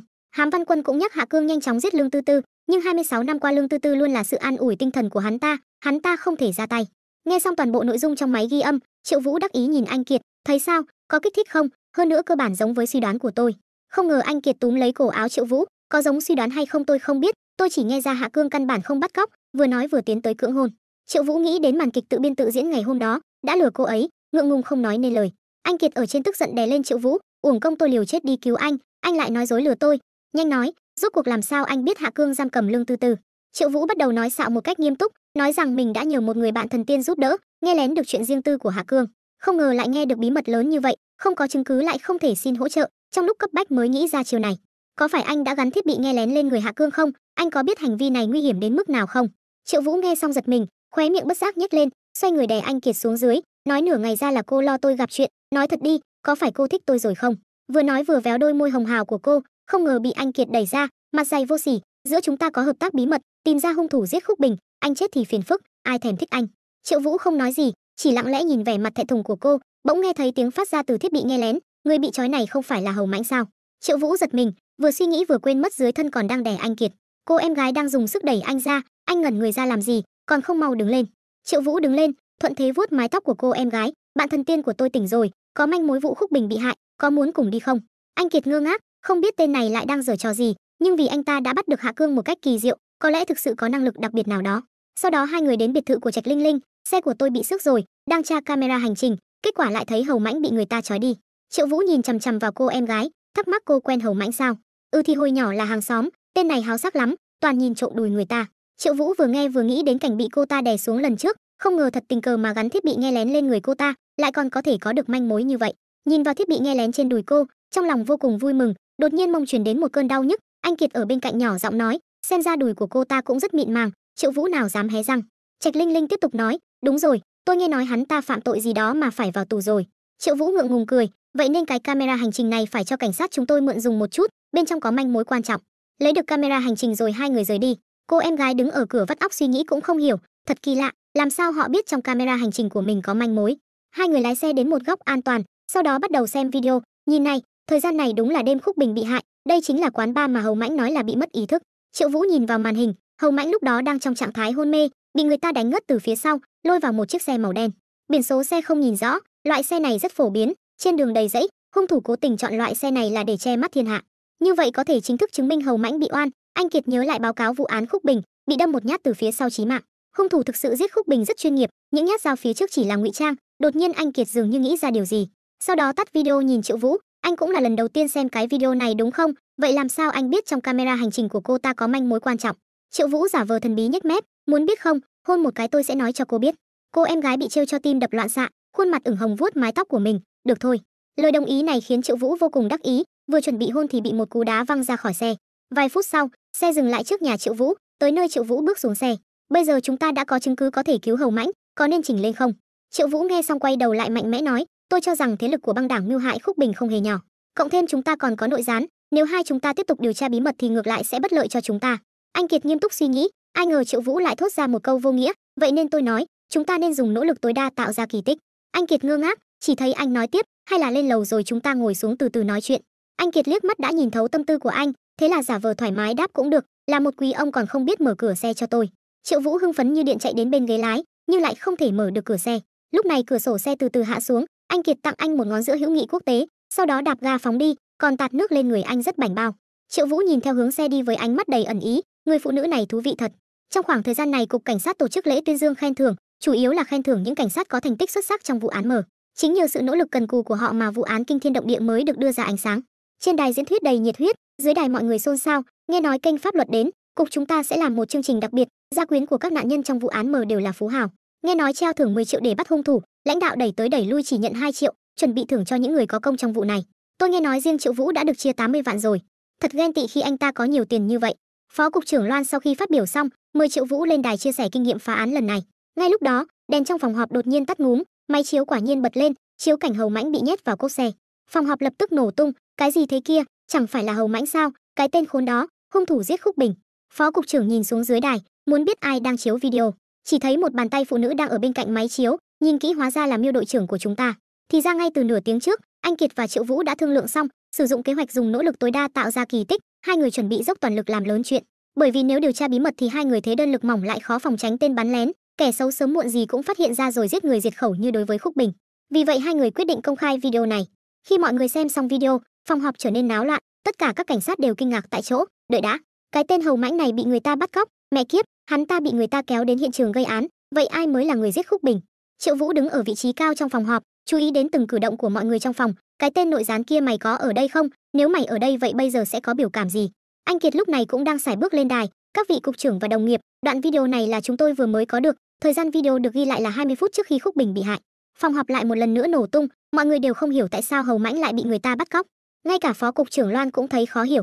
Hung thủ sát hại Khúc Bình không phải là Hầu Mãnh sao? Phó cục trưởng Loan cô cũng thấy rồi đấy, Hầu Mãnh say khướt bị đánh ngất rồi nhét vào cốp xe, rõ ràng là bị người ta hãm hại.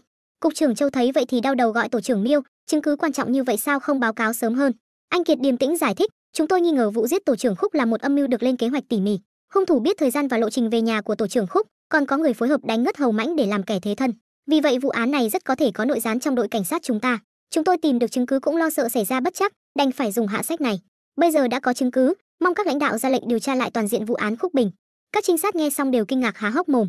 Đội trưởng Lưu Trường Hổ đứng dậy nói, tính xác thực và hiệu quả của nguồn chứng cứ này còn cần phải bàn bạc, không thể chỉ dựa vào đoạn video này mà đưa ra quyết định độc đoán.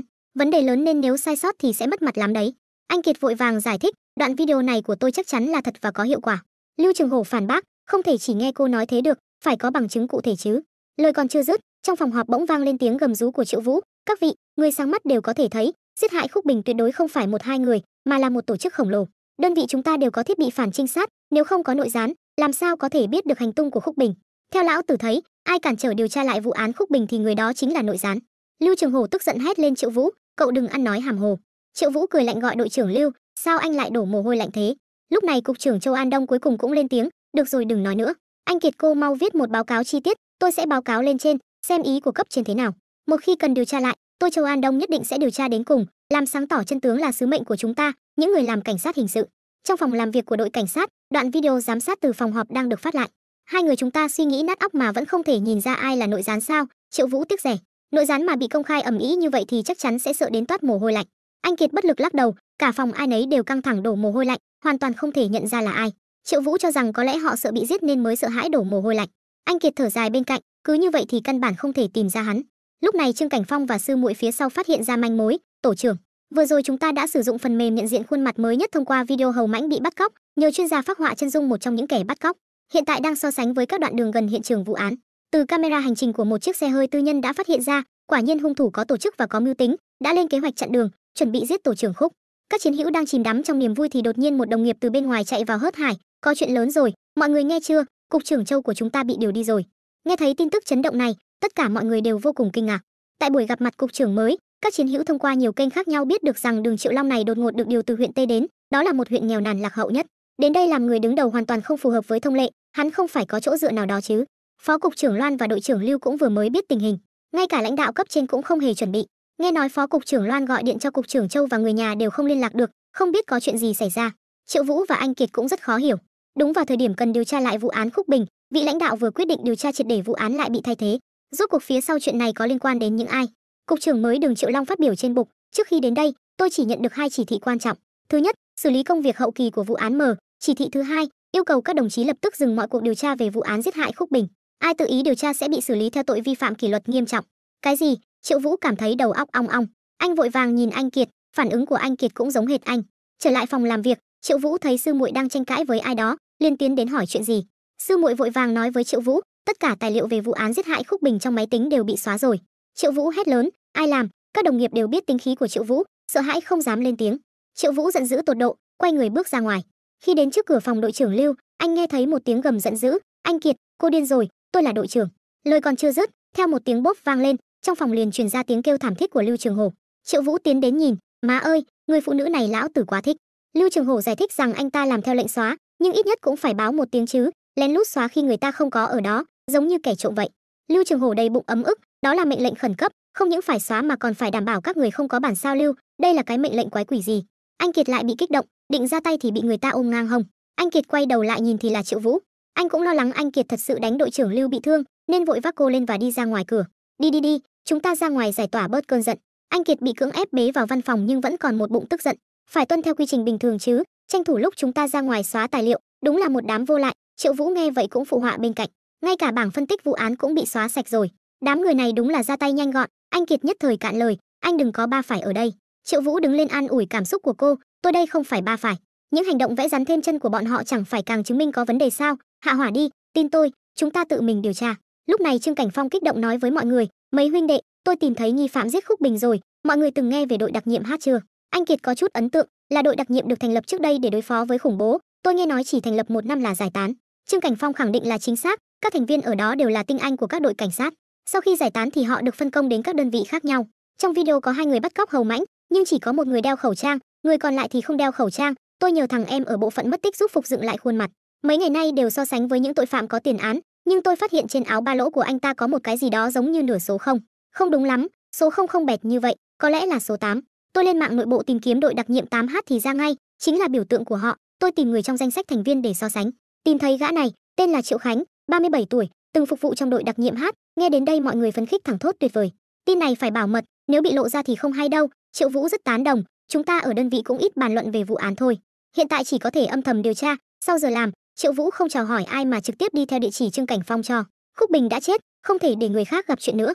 Nhưng kỳ lạ là, địa chỉ rõ ràng ở đây mà sao lại biến thành công viên? Triệu Vũ tìm một ông lão hỏi xem ông có biết tình hình cụ thể về việc giải tỏa hay không. Ông lão nói trước đây ở đây là một dãy nhà cũ, nhiều năm trước đã giải tỏa và xây thành công viên. Đúng lúc Triệu Vũ đang khổ sở tìm kiếm manh mối thì anh không hề biết, thực ra anh Kiệt cũng đang làm y hệt như anh. Anh Kiệt và Triệu Vũ nghĩ giống nhau, cô cũng không muốn vì cuộc điều tra nguy hiểm lần này mà liên lụy ai. Đúng là duyên phận kỳ diệu, hai người cùng ở công viên hỏi thăm tin tức, vô số lần lướt qua nhau mà không hề gặp mặt. Ngày hôm sau đến đội cảnh sát, Triệu Vũ có chút khó hiểu không biết Miêu Nhân Phượng đi đâu, gọi điện thoại cũng không được. Hỏi đồng nghiệp mới biết cô ấy xin nghỉ phép. Sao mấy ngày nay đều xin nghỉ phép vậy? Trương Cảnh Phong còn nói cô ấy đi kho vũ khí lĩnh súng, nhưng vì cô ta vừa đánh đội trưởng, trong giai đoạn nhạy cảm nên kho vũ khí không cho cô ấy lĩnh. Triệu Vũ trợn tròn mắt, chẳng lẽ cô ấy nghĩ giống mình, tự mình đi tìm Triệu Khánh rồi? Nghĩ đến đây, anh lập tức chạy ra ngoài, vừa chạy vừa bảo Trương Cảnh Phong gửi định vị của anh Kiệt cho mình. Lần này anh càng chạy càng hoảng, càng chạy càng lo lắng. Anh Kiệt à anh Kiệt, cô nhất định không được xảy ra chuyện gì đấy. Triệu Vũ lập tức xông ra khỏi cục cảnh sát, vừa gọi điện thoại liên tục, vừa chạy về phía trung tâm thương mại theo định vị. Bản đồ hiển thị anh Kiệt ở đây, nhưng cụ thể là tầng nào thì không biết. Ngẩng đầu lên nhìn thì ít nhất cũng phải 10 tầng. Rốt cuộc cô ấy ở đâu? Cô ấy đã dừng ở vị trí này rất lâu rồi. Triệu Vũ càng nghĩ càng hoảng, chẳng lẽ cô ấy bị bắt cóc sao? Ngay lúc anh đang nóng lòng toát mồ hôi đầy đầu thì điện thoại đột nhiên vang lên, là anh Kiệt gọi. Vừa bắt máy thì Triệu Vũ đã gấp gáp hỏi vị trí của cô, phòng 1003 sao, đợi anh 2 phút. Anh Kiệt còn chưa kịp phản ứng, anh đã cúp máy và chạy về phía phòng 1003. Anh cuống cuồng ấn thang máy, nhưng khi cửa mở ra thì phát hiện bên trong chật cứng người. Triệu Vũ không thể chờ đợi thêm được nữa, bất chấp tất cả quay đầu chạy về phía lối cầu thang bộ, đụng phải một người béo bên cạnh cũng không hay biết, người béo tức giận chửi ầm lên. Lúc này Triệu Vũ như thể bị bịt tai, trong đầu chỉ có một việc, đó là anh Kiệt đơn thương độc mã lại không có súng trong tay, cô tuyệt đối không được chết. Với độ cao 10 tầng lầu, Triệu Vũ không chút do dự leo lên. Trong cầu thang chỉ toàn tiếng bước chân của anh, cuối cùng cũng đến được phòng 1003 của tòa nhà. Triệu Vũ thở hồng hộc đẩy cửa ra, bị cảnh tượng trước mắt làm cho kinh ngạc. Chỉ thấy anh Kiệt quấn một chiếc khăn tắm nằm trên giường, xung quanh còn có hai cô gái đang bận rộn. Triệu Vũ thấy vậy không nói hai lời bế anh Kiệt lên và đi. Điều này khiến các cô gái ngơ ngác, anh làm gì vậy? Nhiều người như vậy mà, nhân viên muốn ngăn lại, cô còn chưa thanh toán mà. Triệu Vũ xưng mình là cảnh sát đang làm nhiệm vụ, người phụ nữ này là nghi phạm, vừa nói vừa bế cô đi ra ngoài.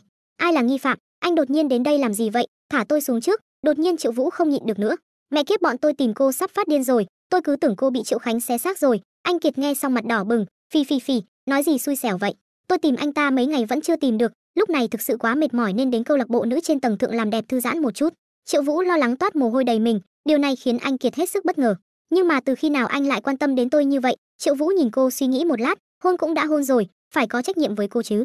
Anh Kiệt ngượng ngùng đỏ bừng cả mặt, cộng thêm việc trên người chỉ có một chiếc khăn tắm càng khiến cô thêm khó xử, liên tục kêu anh thả cô xuống.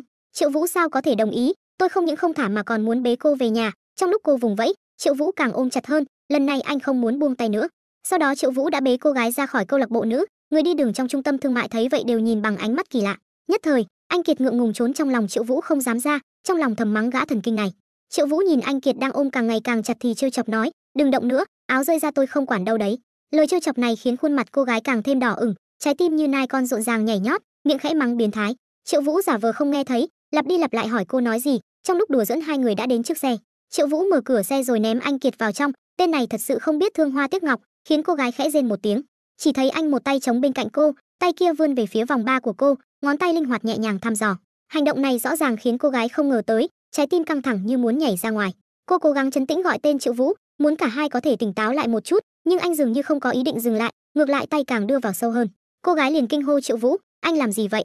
Đột nhiên Triệu Vũ lấy ra một chiếc ví hướng về phía cô gái ra hiệu, Miêu đội trưởng, cô căng thẳng gì vậy? Giữa thanh thiên bạch nhật tôi có thể làm gì? Lúc này khuôn mặt cô gái càng nóng hơn.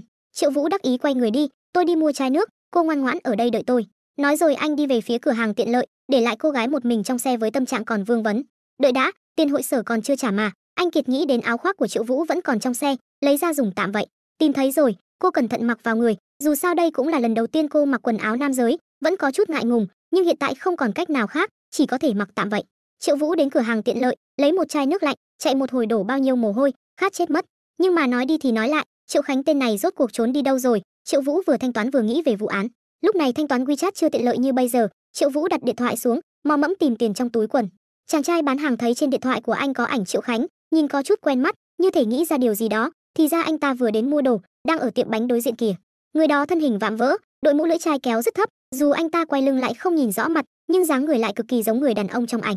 Thế là Triệu Vũ tiến lên vỗ vai anh ta, có chút không chắc chắn gọi một tiếng Triệu Khánh. Người đàn ông vừa nghe liền cảnh giác, nhấc bánh kem lên định úp vào mặt Triệu Vũ. Triệu Vũ giơ tay chắn lại, xem ra tên này đúng là Triệu Khánh rồi. Người đàn ông thấy vậy quay đầu bỏ chạy. Triệu Vũ nhìn theo hướng anh ta bỏ chạy, nụ cười trên mặt dần trở nên biến thái. Triệu Khánh, anh chạy không thoát đâu. Sau đó Triệu Vũ ba chân bốn cẳng vội vàng đuổi theo. Tuy nhiên tốc độ của Triệu Khánh khá nhanh, chớp mắt đã chạy vào trung tâm thương mại, biến mất trong đám đông. Triệu Vũ nhìn dòng người đông nghịt trước mặt thì tìm kiếm khắp nơi, đột nhiên anh khóa chặt một hướng. Kẻ đang điên cuồng chạy trốn trên thang cuốn chính là Triệu Khánh. Triệu Vũ đuổi theo mục tiêu. Triệu Khánh thấy người đuổi theo càng chạy nhanh hơn, thấy sắp lên đến tầng thượng, phía trên đã là đường cùng, nhưng tên này không đi theo lối thông thường, lộn người nhảy sang thang cuốn xuống bên kia. Triệu Vũ thực sự không ngờ tới, thấy mục tiêu càng ngày càng rời xa mình, anh dồn hết sức lực đập một chưởng lên tay vịn thang cuốn, tung người nhảy theo hướng mục tiêu, trực tiếp nhào lên người Triệu Khánh đang chạy trốn. Lúc này, Triệu Khánh đã lộ sát khí trong mắt, Triệu Vũ cũng ánh mắt hung ác, hai người cùng nhau ngã xuống từ thang cuốn. Triệu Vũ cảm thấy mình sắp tan thành từng mảnh, đầu óc quay cuồng ong ong, còn chưa kịp phản ứng đã bị Triệu Khánh từ phía sau khóa chặt cổ. Người này lực tay rất lớn, dù sao cũng từng là lính đặc chủng. Triệu Vũ liều mạng đập về phía sau, hắn ta vẫn không chịu buông tay, cổ Triệu Vũ bị siết đến nghẹt thở, thấy sắp toi mạng, bản năng sinh tồn khiến anh nhớ ra đạo cụ của mình, khởi động máy thở vô hình. Triệu Vũ hít một hơi, cuối cùng cũng thoải mái, vừa hồi phục lại liền khiêu khích Triệu Khánh, dùng sức chút đi. Triệu Khánh rõ ràng có chút ngớ ngẩn, không hiểu tại sao siết cổ anh lâu như vậy mà không hề hấn gì. Sự sụp đổ đến trong tích tắc, hắn ta càng dùng sức siết chặt cánh tay, không ngờ Triệu Vũ còn làm mặt quỷ với hắn ta. Triệu Vũ sau khi chiếm thế thượng phong không muốn lãng phí thời gian với hắn ta nữa, nhìn thấy ao cá bên cạnh, anh quyết tâm mạnh mẽ lao về phía trước, kéo Triệu Khánh cùng nhau ngã vào ao cá. Khoảnh khắc đó nước bắn tung tóe, cá chép bay tán loạn. Triệu Khánh bị đè xuống dưới, mặt hoàn toàn chìm trong nước. Triệu Vũ còn thổi bong bóng khiêu khích hắn ta. Triệu Khánh đã không nhịn được nữa, cố gắng buông tay muốn nhảy lên khỏi mặt nước hít thở, nhưng lại bị một bàn tay ngăn lại. Lại một lần nữa bị kéo xuống đáy nước. Triệu Vũ ôm người đàn ông vào lòng. Triệu Khánh trong lòng anh có vẻ nhỏ bé như chim non nép vào người, nhưng hắn ta tất nhiên không ngoan ngoãn nằm yên trong lồng ngực anh. Sau một lúc cựa quậy thì cuối cùng cũng có thể hít thở không khí trong lành, thở tự do rồi liền ấn chặt Triệu Vũ muốn đẩy anh vào chỗ chết. Triệu Vũ trong nước không hề hoảng hốt, dù sao máy thở còn 10 phút, xem ngươi có thể ấn được bao lâu. Đột nhiên một bàn chân đạp thẳng vào mặt Triệu Khánh. Triệu Vũ trong nước nhìn thấy cái chân đầy sức mạnh kia, bong bóng anh nhả ra đều biến thành hình trái tim. Sau khi ngoi lên khỏi mặt nước, con cá trong miệng anh cũng quên cả việc nhả ra. Nhìn người phụ nữ trước mặt đầy vẻ sùng bái, người đang vật lộn với Triệu Khánh không ai khác chính là anh Kiệt. Triệu Vũ nhất thời cảm động, người phụ nữ này vì mình mà đến sao? Thấy Triệu Khánh đã bị anh Kiệt dễ dàng hạ gục, Triệu Vũ đắc ý đứng bên cạnh vỗ tay, hay lắm, có cần giúp không? Lúc nãy tình huống khẩn cấp. Anh Kiệt không kịp để ý rằng mình đang mặc đồ hở hang, giờ bình tĩnh lại đã mặt đỏ bừng, vội gọi Triệu Vũ nhanh chóng qua giúp. Triệu Vũ đang định tiến lên thì ánh mắt đột nhiên trở nên sắc bén. Triệu Khánh từ dưới đất bò dậy, vung nắm đấm thẳng vào anh Kiệt. May mắn Triệu Vũ tay nhanh mắt nhanh thành công đỡ được, không quên quay sang chế nhạo Triệu Khánh, như vậy là không được đâu. Đánh lén không phải đàn ông nha. Vừa nói vừa chọc hai ngón tay vào mắt Triệu Khánh, nhất thời khiến Triệu Khánh ôm mắt đau đớn. Mẹ kiếp, anh cũng đánh lén tôi. Triệu Vũ lại chối đây đẩy, ôm mỹ nhân lý lẽ hùng hồn, tôi có nói tôi là đàn ông đâu, hơn nữa đây là giúp đội trưởng nhà tôi đánh. Anh Kiệt biết rõ trong phim, người tốt thường chết vì nói nhiều, liền lười nghe Triệu Vũ làm nhảm, giật lấy chiếc còng tay bạc trong tay anh, chuẩn bị còng Triệu Khánh. Thấy hai tên điên càng ngày càng đến gần mình, trong đầu Triệu Khánh như có 10 con ngựa nhỏ kéo cối xay, điên cuồng nghĩ kế đối phó. Trong khoảnh khắc ngàn cân treo sợi tóc, hắn ta quay đầu bỏ chạy, nhưng khi hắn ta nhìn xuống thang cuốn, vô số cảnh sát đang cầm dùi cui đuổi theo. Triệu Khánh trong lòng thầm chửi, lùi người về phía sau muốn đi ra từ hướng khác, nhưng phát hiện nơi nào cũng có cảnh sát đang lao đến. Triệu Vũ và anh Kiệt cũng đuổi kịp, trong tuyệt vọng Triệu Khánh không chút do dự, anh ta trực tiếp bay người vượt qua lan can, rồi từ đó nhảy xuống. Cùng lúc đó Triệu Vũ cũng đuổi đến sau lưng Triệu Khánh, đột nhiên nhìn thấy Triệu Khánh thản nhiên nhảy qua lan can, cho rằng bên dưới còn có bệ đỡ, anh cũng liều mình nhảy theo. Ai ngờ bên ngoài lan can căn bản không có gì cả, chỉ là giếng trời của tòa nhà cao tầng. Triệu Khánh từ đây nhảy xuống rõ ràng là tự sát. Đến khi Triệu Vũ hiểu ra thì cơ thể đã ở trong trạng thái rơi tự do, kinh hãi tột độ, anh vội vàng muốn cứu vãn, đưa tay muốn nắm lấy lan can, kết quả lại nắm hụt lướt qua lan can. Thấy sắp toi mạng, đột nhiên một bàn tay ấm áp mà mạnh mẽ nắm lấy anh. Anh Kiệt kinh hô một tiếng, cố sức nắm chặt Triệu Vũ, cơ thể của mình cũng đã bật ra khỏi lan can, suýt chút nữa cũng rơi xuống theo. Triệu Vũ nhìn người phụ nữ này lại một lần nữa cứu mình, còn chưa kịp cảm động thì nghe thấy tiếng kinh hô của đám đông bên dưới. Triệu Vũ theo tiếng nhìn xuống, Triệu Khánh đã chết trên sàn đại sảnh tầng 1. Trong nháy mắt biểu cảm của Triệu Vũ cứng đờ, anh không hiểu tại sao Triệu Khánh thà tự sát cũng không muốn bị bắt. Nhanh lên, tôi không giữ được nữa. Tiếng hét lớn của anh Kiệt kéo Triệu Vũ từ trong cơn hoảng hốt trở về. 4 bàn tay họ đan xen nhau nắm chặt, một lực mạnh hất Triệu Vũ lên. Lúc này anh mới thoát khỏi nguy hiểm. Do quán tính, Triệu Vũ ngã lên người anh Kiệt, mặt anh trắng bệch thở dốc. Không biết là thực sự sợ hãi hay cố ý ghé sát đầu vào mái tóc của anh Kiệt, người hương thơm ngào ngạt trên người cô, dường như còn có chút hưởng thụ. Triệu Vũ vì bắt được hung thủ giết hại đồng nghiệp của mình mà suýt mất mạng, khiến anh Kiệt kinh hồn bạt vía. Lo lắng kiểm tra tình trạng cơ thể anh, còn không hề hay biết chiếc áo choàng tắm trên người đang chậm rãi trượt xuống. Ở bên dưới, mắt Triệu Vũ trợn tròn như chuông đồng, khoảng cách gần như vậy, một chàng trai trẻ tuổi khí huyết dâng trào sao có thể chịu được, mồ hôi trên đầu lập tức tuôn ra. Nhìn tiếp thế này thì hỏng mất, chỉ thấy anh thuận thế vùi đầu tựa vào lòng anh Kiệt như con chim nhỏ, cố tỏ ra khó chịu trong người. Tay ở bên dưới lại không an phận nhắm ngay vị trí kia, vừa chuẩn bị ra tay thì nghe thấy một tiếng cạch, một chiếc còng tay bạc đã chụp lên. Các người đã bị bắt, bây giờ theo chúng tôi về cục cảnh sát. Trong phòng làm việc của cục trưởng cục cảnh sát, từ xa đã có thể nghe thấy tiếng gầm thét giận dữ của Đường Triệu Long. Đường là đội viên đội hình sự lại bị đội dân cảnh bắt, cản trở an ninh công cộng, thật là chuyện lạ trên đời. Hai người các cậu đúng là làm tôi quá thất vọng. Hai người đứng đối diện đâu dám hé răng. Cuối cùng anh Kiệt không nhịn được phản bác, người đó là nghi phạm giết Khúc Bình, hắn ta thà chết cũng chọn nhảy lầu, ông không thấy rất kỳ quặc sao? Nhưng cục trưởng Đường vẫn kiên quyết không cho hai người nhúng tay vào chuyện này. Đúng lúc hai bên tranh cãi không ngừng, cửa đột nhiên mở ra, cục trưởng Liêu của cục thành phố điểm tên muốn tìm Triệu Vũ. Cục trưởng Liêu ném xấp tài liệu xuống bàn, đây là tài liệu về vụ án Khúc Bình trong máy tính các cậu, vẫn chưa bị xóa hết, đều đã được chuyển đến bộ phận hành chính của cục thành phố. Lão Đường được điều đến làm cục trưởng là để giải quyết tình huống khẩn cấp, đó là cơ chế ứng phó khẩn cấp của cục cảnh sát chúng ta, không có âm mưu gì cả. Nên các cậu đừng điều tra vụ Khúc Bình nữa, đừng làm phức tạp những chuyện đơn giản. Triệu Vũ nghe mà đầu óc mụ mị, không biết trọng điểm ông ta nói là gì. Cục trưởng Liêu thấy vậy bắt đầu nói thẳng, Khúc Bình Đường là đội trưởng đội hình sự, nếu điều tra vụ án lớn bị người ta diệt khẩu, cô ta không thể đề phòng trước được sao? Mà các cậu xem lúc cô ta bị hại có chuẩn bị gì không? Hai người nhìn nhau cũng có chút chưa hiểu lắm. Cục trưởng Liêu nói tiếp, Khúc Bình là bị trả thù, cha cô ta từng là cảnh sát nằm vùng của cục, ông ấy đã nằm vùng rất nhiều năm, phối hợp với cảnh sát tiêu diệt tổ chức tội phạm đó. Nhưng mấy năm trước mắc bệnh nan y qua đời, cha của trùm tội phạm từ nước ngoài trở về báo thù cho con trai, muốn giết những người đã tham gia hại con trai ông ta năm đó. Ông ta thuê một đám người giống như Triệu Khánh để trả thù. Cục trưởng Châu của các cậu cũng tham gia chiến dịch vây quét đó, lúc đó là chỉ huy. Ông ta đột nhiên bị một bằng chứng tố cáo tội danh không nhỏ, nếu làm thật sẽ gây ra phản ứng dây chuyền, không khéo thì vị trí cũng không giữ được. Vì vậy cấp trên phái tổ chuyên án bí mật điều tra, để các cậu ngừng điều tra Khúc Bình là sợ đánh rắn động cỏ.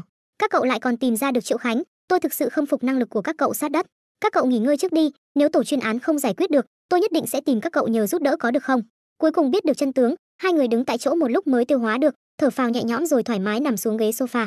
Nhìn người đẹp bên cạnh đang uể oải nằm trong lòng mình, Triệu Vũ mắt đảo một vòng lại nghĩ ra một ý xấu. Hôm nay nếu không có cô, tôi đã bị ngã thành thịt vụn rồi, tối nay mời cô ăn cơm nhé. Cô gái lại không hề lay động, anh nên nghỉ ngơi cho tốt, xử lý vết thương trên người đi. Dạo này mọi người trong đội đều mệt mỏi rồi, ngày nghỉ tới cùng nhau đi dã ngoại nhé, tôi biết một nơi phong cảnh rất đẹp. Lời vừa dứt, mắt Triệu Vũ hưng phấn sáng lên, tuyệt vời, tôi là chuyên gia đánh trận trên đồng hoang đấy. Lời còn chưa dứt một chiếc dép đã đập thẳng vào mặt anh, đồ hạ lưu, ba câu không rời bản tính, làm cô tức đỏ mặt tía tai bỏ chạy. Chớp mắt đã đến ngày dã ngoại, anh Kiệt ngồi trên bờ vô cùng thoải mái, đôi chân nhỏ trắng nõn khẽ khuấy dòng nước, thỉnh thoảng nói chuyện với Triệu Vũ, kể về chuyện hôm đó gặp Triệu Khánh, chỉ mua chai nước lại gặp được hắn ta, chuyện này sao trùng hợp vậy, loại quỷ kế này lừa ai chứ? Triệu Vũ vừa nghe đã nổi cáu, hai người không hợp ý liền cãi nhau. Các đồng nghiệp bên cạnh đã quen rồi, ngày nào không cãi mới là lạ. Anh Kiệt vẫn không buông tha tìm kiếm sự thật, Triệu Vũ đành phải nói dối là mình có bạn thần tiên mách bảo. Ngước mắt lên, anh nhìn thấy trên người anh Kiệt xuất hiện một vệt sáng đỏ đang nhắm vào vị trí trái tim cô ấy, là bắn tỉa, có người muốn giết cô ấy. Triệu Vũ ngay lập tức đầu óc nổ tung, hét lớn nằm xuống, rồi nhào về phía anh Kiệt, hai người cùng nhau rơi xuống nước tạo ra một bọt nước lớn. Anh Kiệt không hiểu gì bị đè xuống dưới, không biết Triệu Vũ lại giở trò gì, chỉ muốn nhanh chóng lên bờ hít thở. Triệu Vũ lại hết sức ngăn cản, bởi vì anh vẫn chưa xác định được nguy hiểm đã được loại bỏ hay chưa. Các đồng nghiệp trên bờ chạy đến xem tình hình. Triệu Vũ thấy họ không sao thì ngạc nhiên, nếu có tay súng bắn tỉa thì họ đáng lẽ phải trúng đạn rồi chứ, hơn nữa máy thăm dò của mình cũng không có phản ứng. Trong khoảnh khắc khó hiểu, anh Kiệt đã nhô đầu lên khỏi mặt nước, Triệu Vũ cũng vội vàng trồi lên quan sát xung quanh, mọi thứ đều bình thường, chẳng lẽ mình nhìn nhầm rồi. Vừa chuẩn bị thả lỏng cảnh giác thì vệt sáng đỏ lại xuất hiện, tinh thần Triệu Vũ cũng căng thẳng theo, trợn tròn mắt nhìn về hướng vệt sáng phát ra, đậu má, một tiếng chửi bậy buột ra khỏi miệng, hóa ra là con nít nghịch dại. Toàn thân ướt sũng, anh Kiệt tức tối đi lên bờ, trở về lều thay bộ quần áo ướt, còn Triệu Vũ chỉ có thể cởi trần ngồi bên ngoài than vãn mình không có quần áo để thay. Lúc này anh Kiệt vẫn còn tức giận nên căn bản lười để ý đến anh. Tôi thấy khẩu súng của thằng nhóc đó nhắm vào cô, tưởng cô gặp nguy hiểm. Anh Kiệt biết anh làm vậy là để bảo vệ mình, mới chậm rãi vén lều lên, rồi ném ra một chiếc áo phông cộc tay màu hồng phấn của mình cho anh mặc. Triệu Vũ cầm chiếc áo tỏa ra hương thơm nhẹ nhàng thì mặt đỏ bừng, vội vàng cảm ơn, nhìn rõ rồi thì ngớ người, cái này làm sao mặc được. Bỗng một tiếng chuông điện thoại vang lên, trụ sở cảnh sát gửi thông báo khẩn cấp, yêu cầu toàn bộ đội trọng án quay về. Trong lều Triệu Vũ thay đồ nửa ngày không biết lề mề cái gì, nghe thấy tiếng đồng nghiệp gọi mới chậm rãi bước ra. Cơ ngực cuồn cuộn khiến chiếc áo phông cộc tay biến thành áo bikini, cơ bụng 6 múi lộ ra hết, lập tức làm lóa mắt các đồng nghiệp. Triệu Vũ dưới ánh mắt khác thường của họ bước ra ngoài, anh Kiệt nhìn theo bóng lưng anh thì không nhịn được cười ồ lên. Chuyển cảnh sang phía ngân hàng thành phố Quy, lúc này có một người đang kể lại câu chuyện, hôm nay lúc 12 giờ 5 phút, 5 tên tội phạm có vũ trang xông vào ngân hàng, khống chế nhân viên ngân hàng. Sau khi khống chế nhân viên ngân hàng, chúng không cướp quầy giao dịch và kho tiền mà chỉ cướp các hộp an toàn ở đây. Nhưng mật thất này để đảm bảo tính riêng tư, không lắp đặt camera giám sát. Khách hàng gửi và rút đồ cũng không được có người khác ở đây. Vì vậy trong các hộp an toàn này, khách hàng gửi những gì thì nội bộ ngân hàng đều không ghi lại, ngân hàng nội bộ cũng không biết bọn cướp đã cướp đi cái gì. Nghe xong tình hình sơ bộ của vụ án, Triệu Vũ kêu lên một tiếng tiền của tôi, hóa ra ba của đứa trẻ bị mất tích trong vụ án mở. Ông Đào chính là cổ đông ở đây, vì vậy 20 vạn tệ ông Đào tặng anh đã được anh gửi ở đây. Triệu Vũ vội vàng kiểm tra tiền gửi của mình, không mất một xu nào. Số này có thể đổi được ít nhất 100 vạn tệ, chẳng lẽ bọn cướp không thèm à? Bỗng một tiếng gọi phá vỡ dòng suy nghĩ của anh, sao ở đâu cũng có anh vậy? Pháp y yêu kiều nhíu mày bước tới, anh Kiệt cũng vội tiến lên nghênh đón. Trưởng khoa Vương, vụ cướp như này chỉ cần vài đồng nghiệp ở phòng giám định đến là được, sao còn phải đích thân cô đến vậy? Pháp y Vương Phi cười rồi chỉ vào một căn phòng, ra hiệu cho mọi người đến xem xét. Với lòng hiếu kỳ mãnh liệt, hai người tiến lên thò đầu ra, cảnh tượng trước mắt khiến cả hai kinh ngạc. Trong căn phòng bừa bộn hiện ra một xác chết được đóng gói chân không đang co quắp lại. Thông qua khám nghiệm hiện trường rút ra kết luận, bọn cướp đã cắt đứt hệ thống chống trộm nội bộ của ngân hàng trước. Thời gian ra tay chính là lúc bảo vệ đổi ca, chúng nhất định đã chuẩn bị kỹ càng mới hiểu rõ hệ thống nội bộ của ngân hàng như vậy. Anh Kiệt và những người khác nghiêm túc tìm kiếm chiếc xe gây án mà bọn cướp đã trộm, trong cốp xe phát hiện vũ khí chúng đã sử dụng. Nhưng điều khiến người ta ngạc nhiên là những khẩu súng này đều là giả. Trương Cảnh Phong và những người khác đều khâm phục sự gan dạ của bọn cướp, hơn nữa khả năng chống trinh sát của chúng cũng rất cao. Trong quần áo đều thêm miếng bọt biển, giày cũng thêm miếng độn đế, muốn dựa vào giám sát để so sánh đặc điểm cơ thể là rất khó. Sau đó chúng thay quần áo, hóa trang rồi chia nhau chạy trốn đến khu náo nhiệt, mùi bị phân tán nên chó nghiệp vụ cũng không đuổi kịp. Anh Kiệt nhìn Triệu Vũ im lặng hỏi xem anh có ý kiến gì, chỉ thấy anh nhíu chặt mày, cho rằng mục đích của bọn cướp này không phải là tiền mà là có mục đích khác. Chúng rõ ràng là nhắm vào các hộp an toàn, quầy giao dịch và kho tiền đều không động đến, còn cố ý làm cho hiện trường trở nên hỗn loạn. 20 vạn tiền cũ của tôi trọng lượng nhẹ giá trị cao, rõ ràng rất dễ mang theo, nhưng chúng mở hộp an toàn rồi lại không mang đi. Có lẽ chúng cố ý lôi xác chết ra cho cảnh sát xem. Triệu Vũ hỏi về thân phận của thi thể, sư muội đưa ra tài liệu đã tra được, người chết là Cung Tú Chân, 73 tuổi, công nhân vệ sinh môi trường đã nghỉ hưu, mất tích 3 năm trước, nguyên nhân cái chết của người chết là đói. Lời này vừa nói ra, mọi người đều không khỏi hít một hơi, hung thủ là biến thái sao, sao lại đem người ta bỏ đói đến chết vậy? Trương Cảnh Phong nói tiếp, chồng của người chết là Đoàn Đại Thành cũng mất tích 7 năm trước. Hộp đựng thi thể được đăng ký bằng tên Hạnh Lâm Thị Bình Vân, năm nay 23 tuổi, ở khu tập thể của một xưởng bông, nhưng người này cũng mất tích 5 năm trước. Mọi người không khỏi một lần nữa nhíu mày, thế mà đều mất tích cả.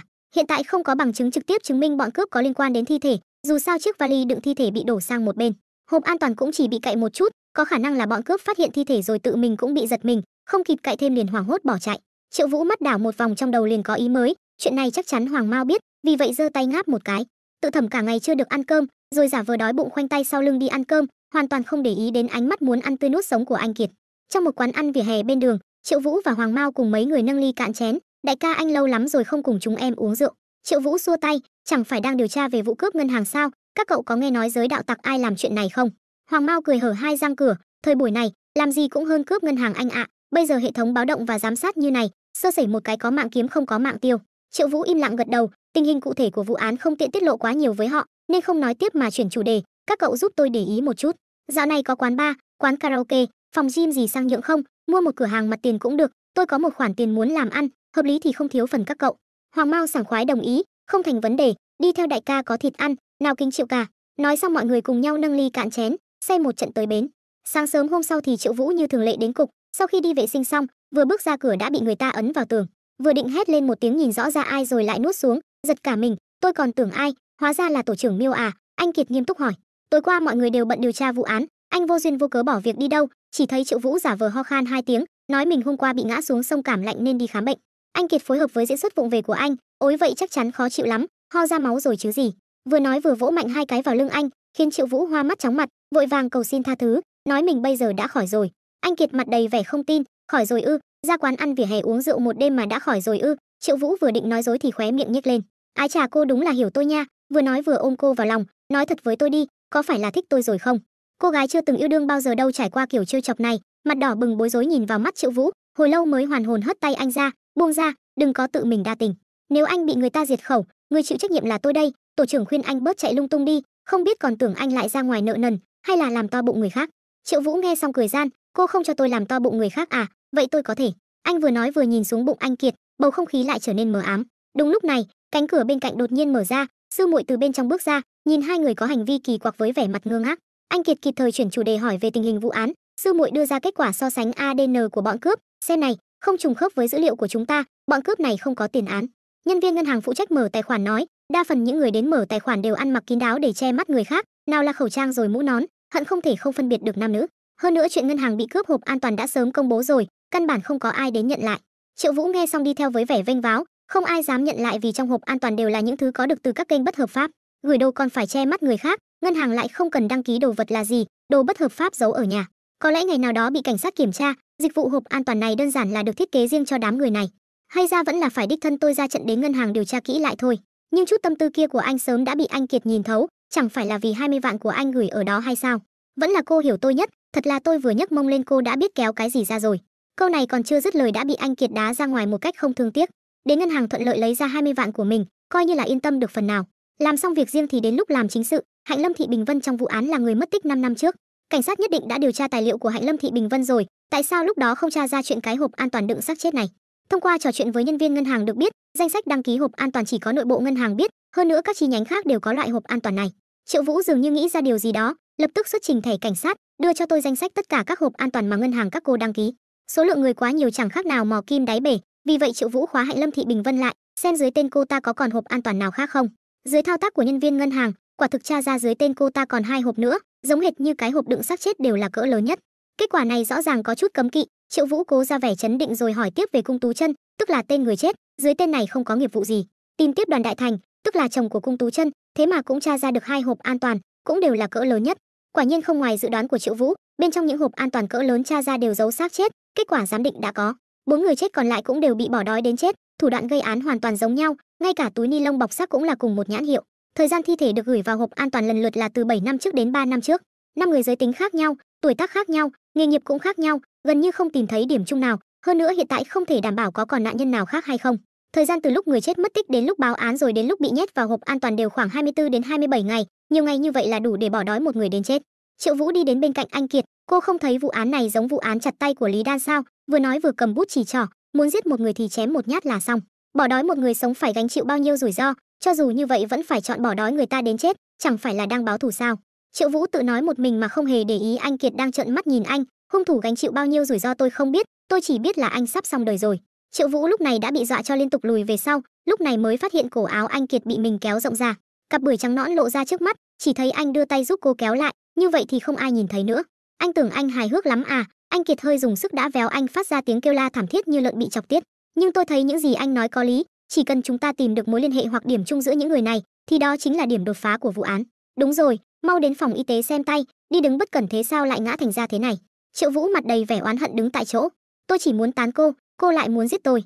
Lúc này một tiếng chuông điện thoại vang lên, vừa bắt máy đã nghe thấy tiếng cầu cứu của bạn gái kiếp trước. Anh có thể qua giúp em được không, mang theo nhiều tiền một chút.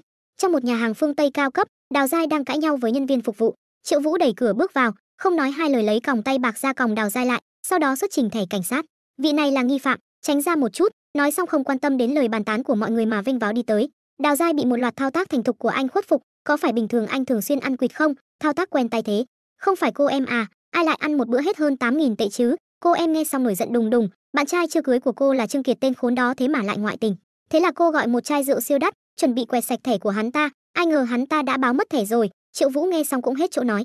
Cô em giơ tay ra hiệu, vậy anh có thể cởi cái này ra trước được không? Triệu Vũ thế mà lại để quên chìa khóa ở nhà rồi, phải về nhà tôi một chuyến mới được. Cô em nghe xong có vẻ khó xử. Sao vậy, cô sợ à? Mặt cô em đỏ ửng, tay nắm chặt bụng dưới, ấp úng mãi mới nói ra, là tôi thực ra vừa nãy đã sắp không nhịn được rồi, tôi muốn đi vệ sinh. Bất đắc dĩ Triệu Vũ đành phải cùng cô ta giải quyết trước. Sau một hồi nước chảy rào rào, Đào Giai cuối cùng cũng cảm thấy nhẹ nhõm. Triệu Vũ tuy đang quay lưng lại nhưng lòng rối như tơ vò. Bầu không khí căng thẳng cuối cùng cũng kết thúc, hai người từ trong buồng chật hẹp bước ra, Đào Giai ngượng ngùng đi theo phía sau, bày tỏ sự xấu hổ của mình. Mà giờ phút này Triệu Vũ chỉ muốn nhanh chóng về nhà cởi còng tay bạc. Về đến nhà, Triệu Vũ lục tung cả lên cũng không tìm thấy chìa khóa ở đâu, còn bị cô em ôm chặt lấy cánh tay không chịu buông. Thuận thế lấy chai rượu trong túi ra, Triệu cảnh quan, hay là chúng ta uống hết chai rượu hơn 7.000 tệ này đi. Triệu Vũ vừa nghe tâm tư liền trở nên lả lơi, hai người nói làm là làm, uống được vài vòng thì cô em rõ ràng đã say, Triệu Vũ uống cũng có chút hưng phấn. Ánh mắt dần dần mơ màng nhìn về phía Đào Giai, để một mỹ nhân lớn thế này ở đây mà mình lại chỉ uống rượu, có phải quá lãng phí không? Chỉ thấy anh ôm cô em đi về phía giường. Cô em theo bản năng giãy giụa vài cái, nhìn rõ là Triệu Vũ, còn kêu la muốn uống tiếp, kéo lấy cổ áo anh không cho anh rời đi, mà cô em căn bản không biết tư thế hiện tại của mình quyến rũ đến mức nào. Triệu Vũ nhìn chằm chằm người đẹp dưới thân, đột nhiên nhớ lại vài chuyện đen tối. Kiếp trước và mối tình sinh tử với Đào Giai thật oanh oanh liệt liệt, khắc cốt ghi tâm, nhưng đi kèm với cái chết của mình thì mọi thứ đã kết thúc rồi. Cô ấy có lẽ cũng không phải là Đào Giai trước đây nữa, mặc dù ông trời lại cho mình một cơ hội, nhưng sao cứ cảm thấy kỳ quặc, Tại sao mình lại nghĩ đến Miêu Nhân Phượng nhỉ? Một tràng tiếng gõ cửa dồn dập vang lên, Triệu Vũ đang ngủ say bị đánh thức, bên ngoài lớn tiếng gọi Triệu Vũ, mau mở cửa. Tiếng hét này hoàn toàn dọa anh tỉnh giấc, cái giọng này anh ta quen thuộc quá. Miêu Nhân Phượng đến đây làm gì? Tôi nhìn thấy anh rồi, mau mở cửa, còn không mở tôi tự phá cửa đấy. Triệu Vũ lúc này mới chậm rãi thò đầu ra, Miêu tổ trưởng có chuyện gì không? Anh Kiệt không nói hai lời đẩy anh ra, tránh ra một chút, buồn ngủ chết đi được, tôi muốn ngủ.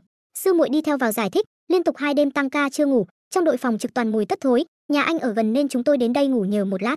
Triệu Vũ đang nghĩ cách từ chối thì anh Kiệt xông vào đã đi đến trước giường, nhìn thấy Đào Giai nằm bất tỉnh nhân sự trên giường, quần áo xộc xệch, hay đấy Triệu Vũ, còn đeo cả còng tay, khẩu vị anh đặc biệt thật. Lúc này Triệu Vũ đứng tại chỗ nhất thời nghẹn họng không nói được câu nào. Triệu Vũ hoảng hốt cực độ, đầu óc vận chuyển hết tốc lực, cô nghĩ sai rồi, tôi có làm gì đâu, hai chúng tôi chỉ là uống rượu thôi mà. Anh Kiệt ấm ức chu môi nhỏ, mặt từ xanh chuyển sang đỏ, từ đỏ chuyển sang tím, không muốn để ý đến anh nữa, kéo sư muội đi ra ngoài, chỗ này bẩn quá, ma quỷ mới thèm ngủ ở đây. Nhưng lúc này sư muội đã buồn ngủ đến mức không chịu được, thực sự không muốn đi lại nữa. Triệu Vũ thấy giải thích thế nào cũng không xong, dứt khoát chơi bài lùi để tiến. Miêu tổ trưởng, tôi cuối cùng cũng hiểu rồi, cô ghen đúng không? Anh Kiệt vừa nghe câu này quả nhiên dừng bước, cũng quá rõ ràng rồi, cô chính là đang thầm mến tôi, giờ thấy người phụ nữ khác nằm trong nhà tôi mới tức giận muốn đi, không phải sao?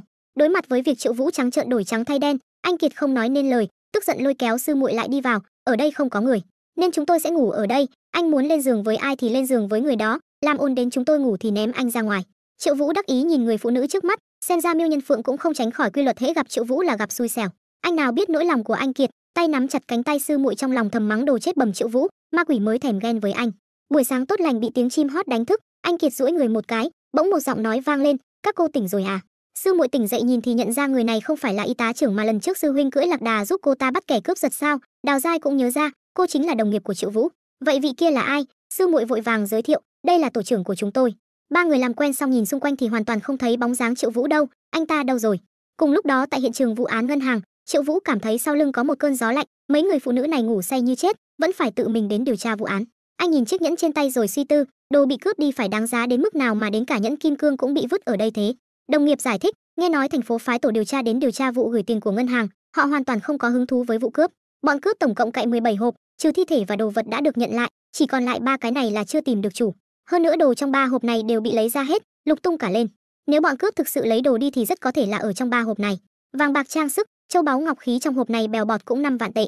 Đồng hồ và túi xách hàng hiệu cộng lại cũng gần mấy chục triệu tệ, những thứ này rõ ràng đủ sống nửa đời còn lại rồi, sao lại không lấy? 3 hộp này toàn là những người mới, Triệu Vũ nghi ngờ có phải là của một người không. Nhưng đồng nghiệp phòng giám định nói những thứ này không có một dấu vân tay nào, hơn nữa lịch sử mở hộp rất thường xuyên, mấy tháng đã động đến hơn chục lần. Triệu Vũ mắt đảo một vòng, nói mình biết tại sao chủ nhân hộp không đến nhận đồ, dạo này chỗ này bị cảnh sát nhắm đến, những thứ này đều là đồ bẩn, chúng ta gặp phải chợ đen ngầm rồi. Lúc này chuông điện thoại vang lên, Hoàng Mao gửi đến tin tức mới nhất. Sau đó hai người đi đến một phòng gym, lúc này anh chàng béo lực lưỡng thở dài, ông bố không nên thân của tôi nợ một khoản nợ cờ bạc khổng lồ, bất đắc dĩ tôi mới phải cắn răng chịu đau mà sang nhượng nó đi. Hoàng Mao ghé sát vào tai anh thì thầm, Triệu ca, chỗ này em tìm cho anh phí sang nhượng chỉ có 250 vạn thôi, có phải là rất hời không? Thật đúng là không chỉ hời mà còn rất cát tường. Ông chủ đúng là một người con có hiếu. Triệu Vũ ngoài miệng khen nhưng trong lòng lại nghi ngờ, chẳng lẽ chỗ này có tranh chấp gì, giá này cũng quá rẻ, chắc chắn có vấn đề. Thế là đứng dậy tìm một cái cớ đi ra ngoài, lập tức liên hệ với Trương Cảnh Phong. Điều tra được biết, phòng gym này mỗi năm thu nhập ít nhất 70 vạn tệ trở lên, không có tiền sử xấu và tranh chấp tài sản, ký hợp đồng 5 năm với trung tâm thương mại, còn hơn 3 năm nữa mới hết hạn. Có thể thấy trên bề mặt không có vấn đề gì, vậy phía sau thì sao? Đột nhiên một tiếng báo động vang lên, là máy dò tàng hình, kêu nhiều tiếng như vậy, bên trong ít nhất cũng phải có 10 mấy cái camera. Loại địa điểm này có cần thiết phải dùng đến thiết bị báo động cao cấp như vậy không? Chẳng lẽ bên trong có hộp an toàn hay thứ gì đó? Anh liền lấy máy nhìn xuyên thấu tàng hình ra khởi động, xem bên trong có gì ám muội. Lúc này anh nghe thấy có tiếng bước chân, một người đẹp ăn mặc mát mẻ đi vào, dáng người quyến rũ khiến anh trợn tròn mắt, cũng không biết hiệu quả của máy nhìn xuyên thấu này thế nào, dùng thử lên người phụ nữ này trước đã. Vừa khởi động đã khiến anh không nhịn được mà chửi tục con mẹ nó, sao hệ thống còn có cả cái kiểu che đậy đậy này nữa vậy? Cảm thấy vô vị nên Triệu Vũ liền thu lại tâm tư, ghé vào tường bắt đầu làm việc chính sự. Trong phòng dường như bày đầy giá hàng, trên mặt đất cũng chất đống không ít thùng. Bên trong rốt cuộc là thứ gì? Lúc này Trương Cảnh Phong gửi tin nhắn đến, tra ra rồi, chân tướng những người mở hộp an toàn thường xuyên. Triệu Vũ cẩn thận ghi nhớ lại rồi tiếp tục quan sát tình hình trong phòng, nhưng vì hiệu quả của máy nhìn xuyên thấu không tốt, mặt anh ta gần như dính vào tường mà vẫn không nhìn rõ. Tư thế kỳ lạ của anh thu hút sự chú ý của một cô gái rú bự. Anh gì ơi, anh là đang làm gì vậy? Triệu Vũ không ngẩng đầu đáp một câu, bế cốc công, tránh ra một chút đừng xen vào chuyện người khác. Cô em rõ ràng không có ý định bỏ qua, thật sao, có cần tôi mời bảo vệ đến không? Trong lúc hai người nói chuyện, từ trong phòng đi ra một người đàn ông ôm một thùng cạc tông. Triệu Vũ nhìn kỹ một cái liền nhận ra, đây chẳng phải là người đến gửi đồ trong hộp an toàn ở ngân hàng sao? Người đàn ông ôm thùng carton rất cẩn thận, bên trong chắc chắn là những thứ cực kỳ bí mật. Người trong phòng đang gấp rút đóng gói, chắc chắn là muốn chuyển đồ bẩn đi, nhất định không thể để bọn chúng thành công. Trong thời khắc quan trọng, Triệu Vũ nhìn cô em trước mắt liền nảy ra một kế. Cô từng nghe nói về Bích Hổ Công đã thất truyền từ lâu chưa? Vừa nói anh vừa tiến sát về phía cô em, tạo thành một tình huống không cẩn thận va vào thùng cạc tông phía sau, đồ vật theo đó cũng rơi vãi khắp nơi, những bức tranh chữ và túi xách hàng hiệu rớt ra nhìn là biết giá trị không hề nhỏ. Động tĩnh lớn đến mức lôi ra một chị đại từ trong phòng, vừa định mở miệng mắng thì đã bị Triệu Vũ tiến lên phía trước thắc mắc, mấy thứ này của các người đều là đồ bẩn phải không? Chị đại sợ hãi trợn tròn mắt, Triệu Vũ thấy vậy kéo chị ta vào phòng, nào, chúng ta vào trong nói chuyện nào. Chị đại còn chưa kịp phản ứng Triệu Vũ đã đóng cửa đi ra, tiện tay khóa cửa phòng lại, các người ở đây đợi tôi một lát, đừng lo lắng lát nữa sẽ đến đón các người về. Sau đó gọi điện cho đội xin chi viện, ở phòng gym tầng 5 tòa nhà hát, tôi đã tìm thấy người của chợ đen ngầm rồi. Cô em vẫn ở phía sau đợi tìm anh tính sổ, nghe thấy nội dung cuộc trò chuyện cũng không dám nói thêm gì. Giải quyết xong bên này, Triệu Vũ lại quay trở lại hiện trường vụ án ngân hàng. Anh Kiệt nhìn anh đánh giá từ trên xuống dưới, anh lại gặp thảm họa gì rồi đấy? Triệu Vũ nhăn nhó, các người đến chậm quá rồi, một mình tôi sao chống lại nổi bốn tay, đối mặt với việc anh bị đánh cho như tử, anh Kiệt lại không hề lay chuyển. Triệu Vũ chán nản quay đầu nhìn về phía bà trùm chợ đen Chu Mỏ, tôi nói này chị à, chị chọc phải ai rồi thế? Đồ của chị toàn là những thứ của bọn cướp phạm pháp, giờ hại chị cũng phải chịu trách nhiệm. Chị điều tra kỹ xem rốt cuộc đã mất cái gì, như vậy đợi chúng tôi tìm được bọn cướp thật sự thì cũng có lợi cho việc giảm án của chị. Điểm này chị đại đương nhiên cũng hiểu, cẩn thận kiểm tra đồ đạc rồi phát hiện thiếu mất một cuốn sổ bìa ra, trị giá lên tới hơn 400 vạn tệ. Nhưng so với nhiều vàng bạc châu báu như vậy, 5 tên cướp chỉ vì 400 vạn mà mạo hiểm lớn như vậy, thật sự đáng giá sao? Sư muội mang đến tin tức mới nhất, ở bến xe đường dài phát hiện một người đàn ông trung niên, rất giống bọn cướp trong camera giám sát, vành tay và gò má có ánh sáng không tự nhiên, rất có thể là đã hóa trang. Triệu Vũ vừa lẩm bẩm vừa đi ra ngoài, vì đi cướp mà còn hóa trang sao, khó khăn lắm mới trốn thoát được. Sao lại không thay đổi trang phục mà đã đi xe đường dài rồi, người này tôi thấy là đầu óc có vấn đề. Sư muội nói người đó đã mua vé đi tới thành phố L, từ đây đi qua đó 3 tiếng là đến nơi, nhưng lúc này trời đã tối, Triệu Vũ ngáp dài muốn về đi ngủ. Anh Kiệt liếc nhìn thời gian xong liền bảo sư muội về nghỉ trước, thầm nghĩ chuyện này quan trọng nên cô vẫn quyết định qua đó một chuyến.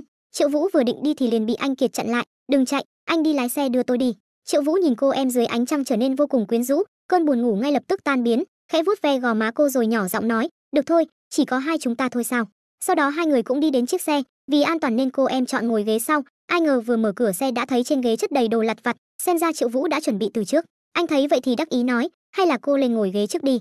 Sợ tôi có ý đồ đen tối với cô à? Cô em phối hợp diễn với anh, đương nhiên là sợ chết đi được, cầu xin Triệu ca hãy tha cho em đi. Anh muốn tôi nói như vậy sao? Triệu Vũ vừa nghe lòng liền nở hoa, cái dáng vẻ cô cầu xin tôi khiến tôi có chút thương hoa tiếc ngọc. Đột nhiên một khẩu súng chĩa thẳng vào miệng anh, dọa anh hoảng loạn tột độ. Ấy bình tĩnh đi, cô làm gì vậy? Anh Kiệt thản nhiên thu súng về, anh đang sợ gì thế? Chỉ là đạn chị thói lưu manh thôi mà. Triệu Vũ nghe xong cũng chỉ biết cạn lời, cô em này không dễ chọc nha. Sau hơn 2 tiếng lái xe thì Triệu Vũ cũng lên tiếng, sắp xuống cao tốc rồi. Lúc này Triệu Vũ buồn ngủ díu cả mắt, anh Kiệt ngồi ở ghế phụ ngủ thật ngon, nhìn cân cổ quyến rũ của cô, Triệu Vũ nghĩ vẩn vơ. Lúc này một luồng sáng mạnh lóe lên, khiến anh thu lại sự chú ý, tập trung nhìn chiếc xe phía trước, đạp ga đuổi theo. Sau đó chỉ thấy một cô gái dân chơi hạ cửa sổ ghế phụ xuống, rồi tiếp tục đưa ngón tay thân thiện quốc tế lên. Triệu Vũ trong lòng thầm mắng, con mụ này bị bệnh à? Tiếp đó hai chiếc xe lượn chữ S trên đường khiến Triệu Vũ hoa cả mắt, dám làm càn như vậy trên đường cao tốc, bọn chúng thế mà vẫn không chịu bỏ qua, thò đầu ra phía sau chửi bới, không ngừng khiêu khích thành công chọc giận Triệu Vũ, thuận thế lấy khẩu súng bên hông eo anh Kiệt ra. Bọn chúng hoàn toàn không nhận thức được nguy hiểm sắp đến khi nhìn thấy trong tay Triệu Vũ có súng mới sợ ngây người. Ngay trong khoảnh khắc ngàn cân treo sợi tóc này, anh Kiệt từ trong giấc ngủ tỉnh lại, thấy Triệu Vũ muốn nổ súng vội vàng ngăn cản, cuối cùng vẫn không ngăn được viên đạn bắn ra, tài xế xe phía trước vội vàng đánh lái, xe vẫn đâm vào nhau. Chỉ thấy anh Kiệt mặt đỏ bừng giận dữ giật lấy súng, Triệu Vũ lái xe đuổi theo, anh điên rồi à, đạn có hạn, sao lại bắn lung tung như vậy, chúng ta rắc rối to rồi. Anh Kiệt vừa đến gần những người này đã ngửi thấy mùi rượu nồng nặc, đám người này đã uống bao nhiêu vậy? Triệu Vũ hăng hái tìm kiếm trong cốp xe của bọn chúng, những người này vừa nhìn là biết không phải người tốt lành gì. Dù bọn họ say rượu lái xe thì anh cũng không thể tùy tiện nổ súng, đến khi nhìn thấy những thứ Triệu Vũ lôi ra, anh Kiệt mới thầm thắc mắc anh ta làm sao biết trên xe có đồ cấm. Chỉ thấy Triệu Vũ vỗ ngực thề thốt, Miêu tổ trưởng, tin hay không tôi không chỉ có thể tra ra thuốc viện, còn có thể tìm ra manh mối vụ cướp ngân hàng từ trên người đám người này. Anh Kiệt mới không tin lời ma quỷ của anh còn tiếp tục nói lung tung nữa phải không? Tôi thấy anh là ngứa đòn muốn ăn đấm rồi đấy. Triệu Vũ cười gian, nếu tìm thấy thì dùng miệng cô đấm vào mặt tôi một cái nhé. Sau đó Triệu Vũ thành công khống chế mấy người rồi lấy ảnh bọn cướp ra cho họ nhận diện, vậy mà sau khi nhìn ngắm một hồi lâu lại không ai nhận ra. Vốn dĩ tưởng họ đều là dân địa phương, bọn cướp cũng là người địa phương, ai ngờ anh lại tính sai rồi. Anh Kiệt thấy vậy sắn tay áo lên muốn đánh anh, Triệu Vũ vội vàng ngăn lại, không nhận ra cũng không sao, đưa điện thoại di động của các người cho tôi hết đây, sau đó còn bảo bọn họ mở khóa màn hình. Anh Kiệt ngơ ngác không hiểu tên này lại giở trò gì.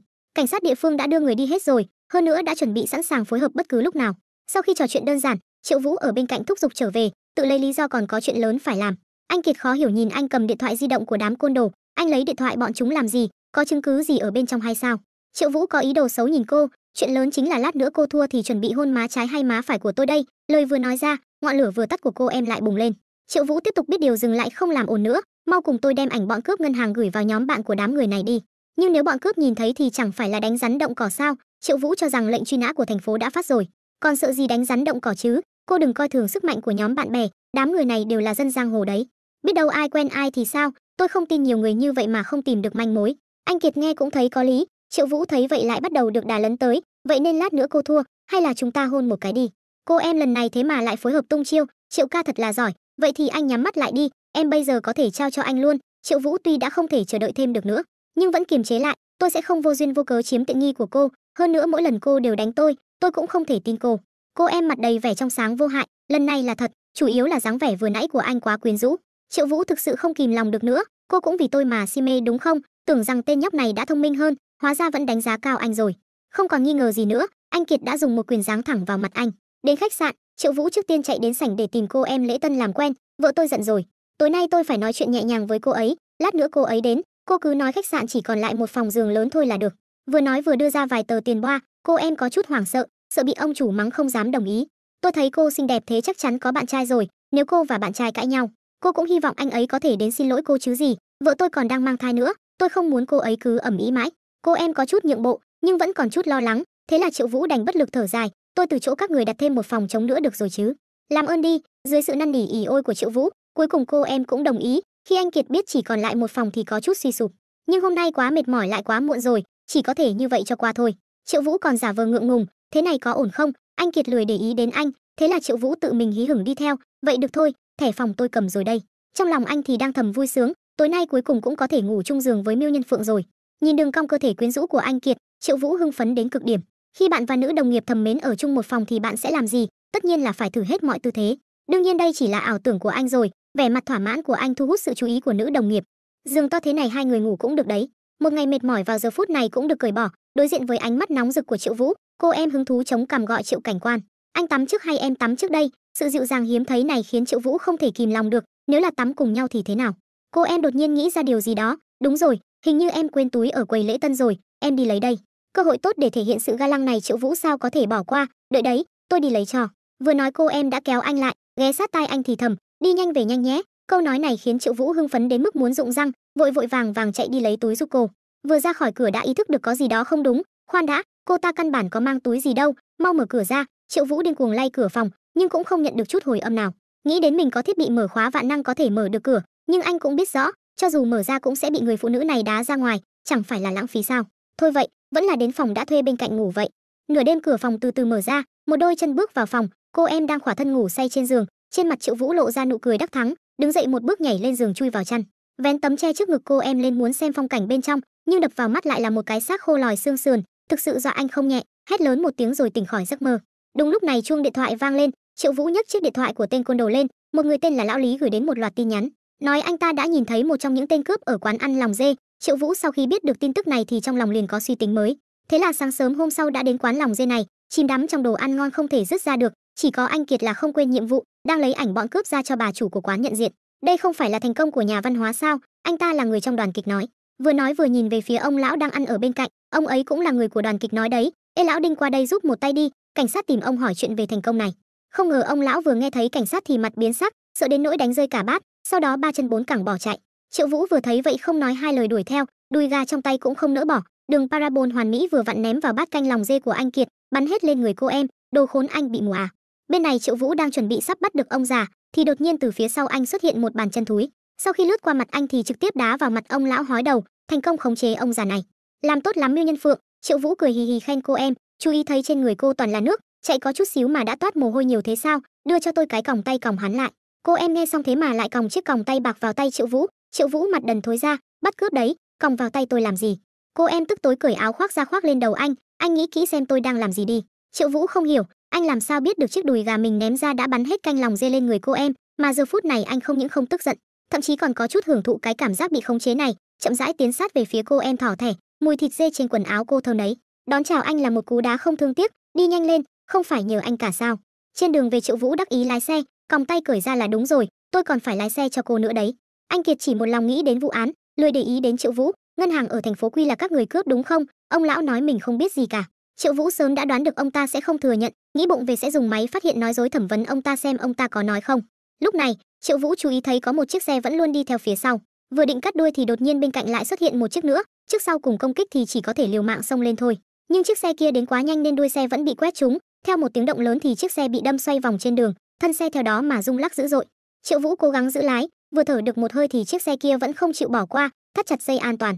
Triệu Vũ lại đạp chân ga né tránh va chạm, trên đường diễn ra một màn bám đuổi đến nghẹt thở. Anh Kiệt lại ở hàng ghế sau bình tĩnh rút súng ra. Bị người ta đuổi như chuột như thế, rốt cuộc ai là cảnh sát vậy? Triệu Vũ có chút hỗn loạn. Ngay sau đó một cảnh tượng khiến anh vĩnh viễn không quên đã xảy ra, chỉ thấy anh Kiệt thò nửa người ra khỏi cửa sổ xe. Triệu Vũ kinh ngạc đến ngây người, con mẹ nó sắp rơi xuống rồi, cô làm gì cũng phải suy nghĩ một chút có được không? Vừa nói anh vừa vươn tay kéo anh Kiệt lại, nhưng chỉ kéo lại được mỗi cái quần, người vẫn còn ở bên ngoài, nhất thời anh cũng chỉ biết đỏ mặt tía tai. Anh Kiệt ở bên ngoài xe trong tình thế ngàn cân treo sợi tóc, giơ tay lên nhắm ngay kính chắn gió của chiếc xe phía sau mà bắn một phát. Một tiếng vỡ tan, kính chắn gió vỡ vụn, tài xế trong xe giật mình hoảng sợ, chiếc xe trực tiếp bay một vòng rồi lật nghiêng ở bên đường. Giải quyết xong bên này anh Kiệt quay đầu lại, tay Triệu Vũ vẫn đang kéo quần của cô, anh Kiệt hét lớn một câu, "Triệu Vũ, anh mẹ nó làm gì đấy? Anh từng thấy ai cứu người mà lại tụt quần người ta chưa?" Không còn nghi ngờ gì nữa anh đã bị ăn một trận nhừ tử. Anh vội ôm má đầy vẻ ấm ức, "Miêu Nhân Phượng, cô có nói lý không vậy? Tôi sợ cô bị văng ra ngoài nên mới cứu cô một mạng. Cô không cảm kích thì thôi còn làm bị thương ân nhân cứu mạng của cô em không muốn nghe anh nói nhảm liền quay đầu bỏ đi." Anh thì lại rất biết tự an ủi mình, vừa nãy nhìn thấy những thứ không nên nhìn cũng coi như là huề. Triệu Vũ lẩm bẩm vậy mà cũng bị cô em nghe thấy, liền rút súng chĩa thẳng vào đầu anh gọi, "Triệu Vũ, anh nhìn thấy cái gì?" 3 lần 7 lượt bị súng chĩa vào mặt, Triệu Vũ cũng có chút tức giận, vừa định nói gì đó thì nghe thấy một tiếng động lớn, tên bị bắt kia muốn lái xe bỏ trốn. Do khoảng cách quá gần nên anh Kiệt vội xoay người bắn một phát, viên đạn không chệch đi đâu bắn trúng lốp xe, thân xe ngay lập tức giống như quả bóng xì hơi, lắc lư qua lại rồi dừng lại ở giữa đường. Triệu Vũ vừa đi tới vừa lẩm bẩm, cô đúng là đồ điên, trong súng của cô thế mà vẫn còn đạn đấy, suýt chút nữa thì tôi đã chết trong tay cô rồi. Sau khi khống chế được mấy người, Triệu Vũ đếm số người thì chỉ có 4 tên cướp, còn thiếu một tên cướp ngân hàng, tổng cộng có 5 người mà. Anh Kiệt túm một tên tóc vàng rồi thẩm vấn, hắn ta cũng thừa nhận tội cướp ngân hàng, nhưng người thiếu kia đâu thì hắn ta không biết. Anh Kiệt tiếp tục ra sức đánh hắn ta đến nỗi khóc thét, sau đó mới ngoan ngoãn khai báo ra vị trí của tên còn lại. Thế là hai người mở cốp xe ra, kinh hoàng phát hiện một người đàn ông bị trói chặt, bộ dạng hấp hối. Triệu Vũ liền đỡ hắn ta dậy thì phát hiện vẫn còn thở, người này chính là người chạy trốn ở bến xe đường dài. Lúc này 5 tên cướp cuối cùng cũng tập hợp đầy đủ, nhưng tại sao bọn cướp lại trói đồng bọn mình ở trong xe, chẳng lẽ bọn chúng xích mích nội bộ sao?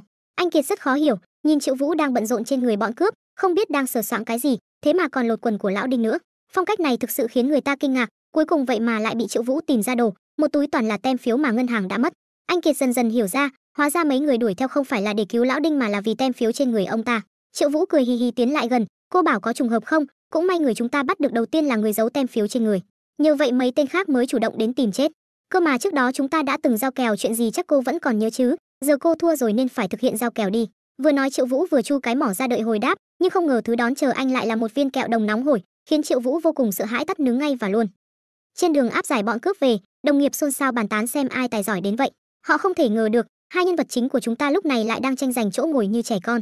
Miêu Nhân Phượng, cô định ép chết tôi à? Ơ kìa, cô đối xử với tôi như thế mà lương tâm không cắn rứt à? Anh Kiệt nhắm mắt chẳng buồn để ý đến anh.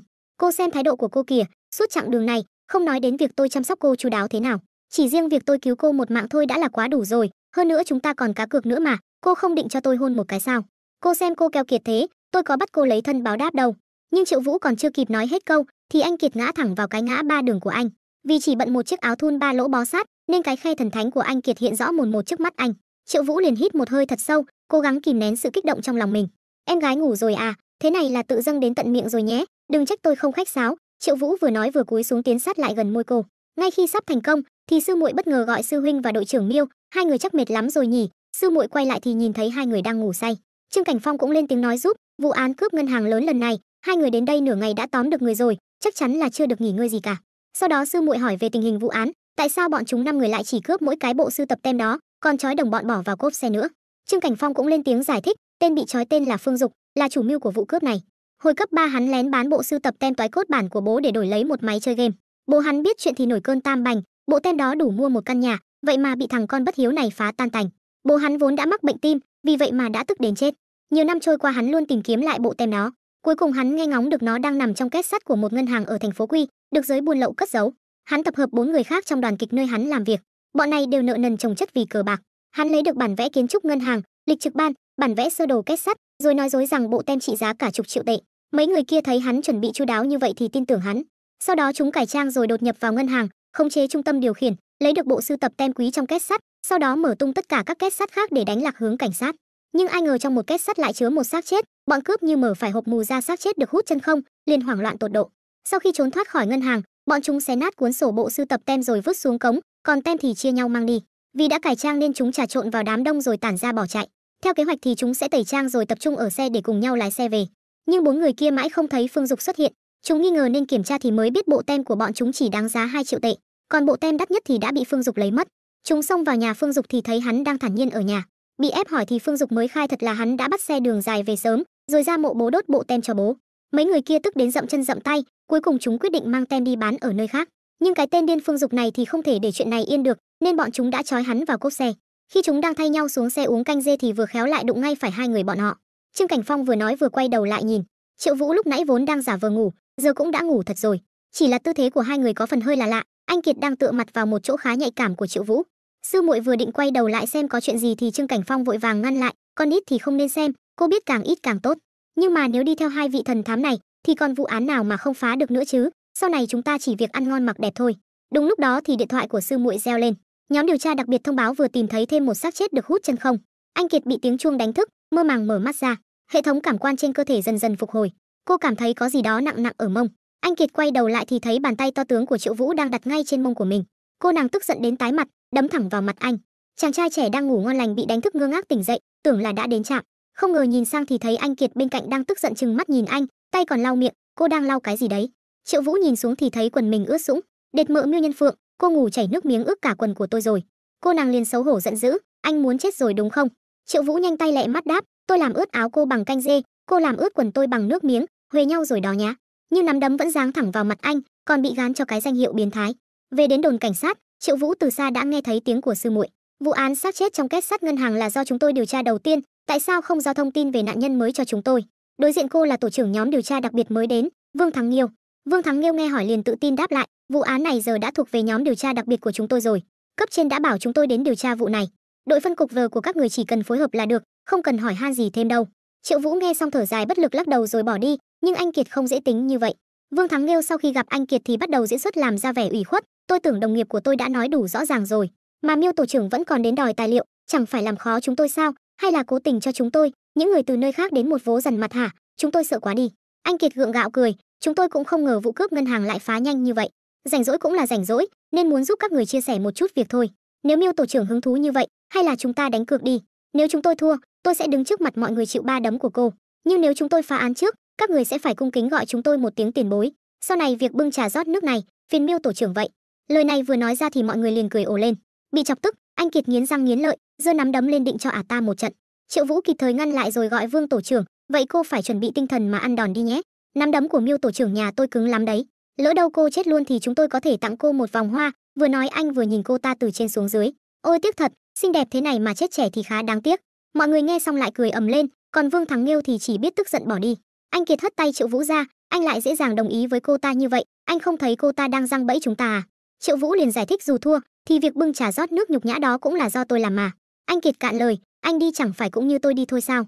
Triệu Vũ vậy mà còn đắc ý, cô đang sót cho tôi đó hả? Nếu sót thì cứ nói ra đi, tôi cũng sót cho cô đó. Vừa nói anh vừa lấy ra một chiếc USB rồi nói tiếp. Lúc hai người cãi nhau thì tôi đã lượn một vòng chỗ họ rồi, tài liệu đều ở đây cả. Thế là anh Kiệt cảm ơn Triệu Vũ bằng một cú đấm thẳng vào bụng, giỏi lắm, anh cũng được Việt phết nhỉ. Buổi tối thì bốn người đi đến quán karaoke ăn mừng. Chúc mừng sư huynh phá được vụ án mở, vụ án bắt cóc giết người đặc biệt nghiêm trọng, được thăng lên chức tổ trưởng tổ A. Trương Cảnh Phong trêu ghẹo, lần này tiền thưởng chắc không ít đâu nhỉ, chắc phải được 20 vạn tệ ấy nhỉ. Triệu Vũ nghe vậy thì phấn khích, tối nay tôi bao, mọi người cứ uống thoải mái, không say không về. Sau khi hát hò thỏa thích, anh đột nhiên nhìn anh Kiệt gọi Miêu tổ trưởng tổ A hát xong rồi, giờ đến lượt tổ trưởng tổ B đó. Cô định hát gì chúc mừng tôi thăng chức đây? Để tôi nghĩ xem, hay là cô nhảy cho tôi một bài múa cột đi. Với đề nghị của Triệu Vũ, anh Kiệt hơi nhíu mày, nhưng vì để không làm mất hứng của mọi người, nên anh Kiệt chỉ đành cắn răng làm theo. Chỉ thấy cô từ từ tiến lại gần cây cột, thân hình uyển chuyển xoay quanh nó, ánh mắt quyến rũ liếc nhìn Triệu Vũ, anh mau lại đây đi.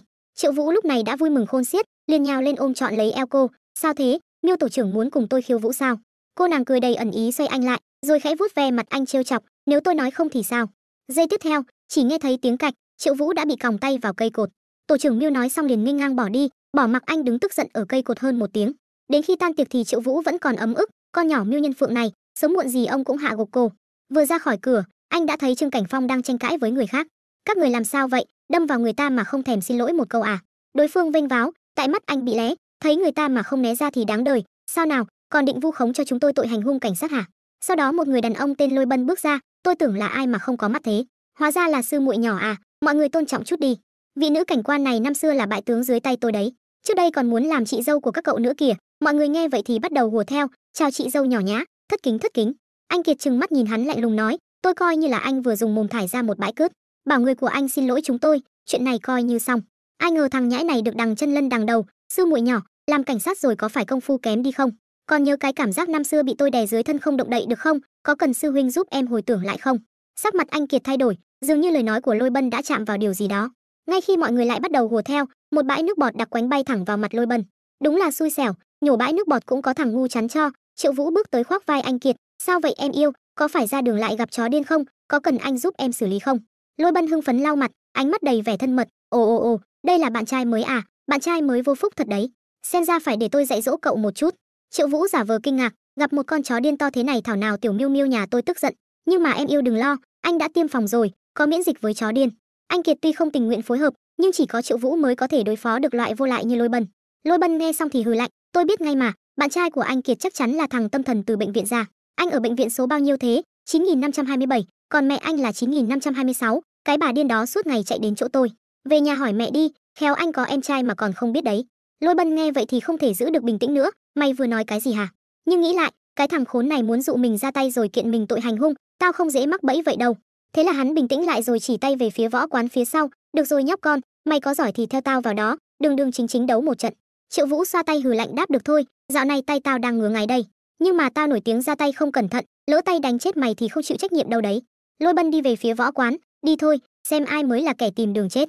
Đúng lúc đó, anh Kiệt lại ngăn anh lại, Triệu Vũ, thôi bỏ đi, em lo lắng cho anh cảm động quá, nhưng mà em cứ yên tâm, không sao đâu. Hắn bắt nạt em là bắt nạt anh đấy, dù em có tha cho hắn, anh cũng không tha cho hắn đâu. Sắc mặt anh Kiệt càng khó coi, anh không thể đấu với hắn được, từ khi em luyện võ đến giờ thì em rất ít khi thua. Ngoài lần trước hòa với anh, thì mười mấy trận còn lại đều thua hắn. Tin em đi, anh thực sự không phải đối thủ của hắn đâu. Nghe những lời này thì Triệu Vũ mới ngớ người ra, đại tỷ à, sao chị không nói sớm, bây giờ có hối hận thì cũng muộn rồi. Đúng như anh Kiệt dự đoán, Triệu Vũ sau đó đã bị đánh cho thê thảm, thực lực bị đè bẹp, bị nghiền nát trên sàn nhà. Mà cái trận này cứ cứng đối cứng thì chắc chắn không được. Triệu Vũ liền bắt đầu dùng đến những chiêu trò khác. Lôi Bân đắc ý túm lấy cổ áo Triệu Vũ gọi sư muội nhỏ à, sao em lại thích cái loại phế vật như này thế? Hay là để tao dạy mày cách làm đàn ông thế nào nhé? Yên tâm đi, lát nữa giải quyết xong mày, tối tao sẽ giải quyết luôn cả nó. Triệu Vũ nghe xong thì giật mình, ôm lấy gã định phản công thì bị đánh ngã xuống đất. Sau một hồi đấm đá loạn xạ, tình hình của Triệu Vũ đã nguy kịch lắm rồi, Lôi Bân thì vẫn không hề hấn gì. Sư muội nhỏ à, hay là tối nay chúng ta nối lại tình xưa đi, em chắc chắn sẽ thích cảm giác ở bên anh thôi, thế nào? Anh Kiệt không kịp nghĩ nhiều, trừng mắt nhìn Triệu Vũ hét lên, đừng đánh nữa, anh dừng tay lại cho tôi. Triệu Vũ, anh mau xin lỗi đi. Đối mặt với sự sỉ nhục này, Triệu Vũ chửi bới rồi lại lao vào chiến đấu, nhưng chắc chắn là không thắng nổi. Đúng lúc đó, hệ thống kịp thời gửi đến vật phẩm mang tên thuốc tăng cường năng lượng. Đây là sợ mình bị đánh chết nên mới gửi vật phẩm giúp mình lật ngược tình thế sao? Coi thường mình quá rồi, mình còn chưa đến mức đó. Lúc này ánh mắt anh sắc bén, ôm tâm thế quyết một trận sống mái. Anh Kiệt lớn tiếng gọi, không cho anh đứng lên. Triệu Vũ à, cứ thế này anh sẽ bị đánh chết đấy. Nhưng Triệu Vũ lúc này đã mất hết lý trí, đâu còn nghe lọt lời khuyên nữa. Lôi Bân đầy vẻ khinh bỉ, không ngờ thằng nhóc này cũng cứng đầu đấy, sư muội nhỏ khẩu vị đặc biệt thật. Nhìn khuôn mặt đầy vết thương của Triệu Vũ, Lôi Bân giơ chân lên đá tới, cái này là tự mày tìm đường chết. Ai ngờ nhát đá này bị anh chặn lại giữa chừng. Hành động tiếp theo khiến tất cả mọi người đều trợn mắt há hốc mồm, anh lại cắn một phát vào đùi Lôi Bân. Máu tươi lập tức bắn ra, chỉ nghe thấy tiếng kêu thảm thiết của Lôi Bân vang vọng khắp võ quán. Trước nay vốn là thi đấu văn minh, ai đã thấy kiểu đánh hạ lưu như vậy bao giờ? Gã ôm lấy vết thương ngồi bệt xuống đất chửi thằng điên, mày đúng là thằng điên. Mà lúc này Triệu Vũ đã đỏ mắt, miệng còn ngậm miếng thịt vừa cắn được. Chỉ thấy anh nhổ một bãi nước bọt dính máu, sau đó đi về phía Lôi Bân, giáng một cú đấm vào mặt gã. Lôi Bân đang ở thế yếu kinh hãi kêu lên, cút ra, mau kéo nó ra, nó điên rồi. Chưa kịp nói hết câu, lại một cú đấm nữa giáng xuống.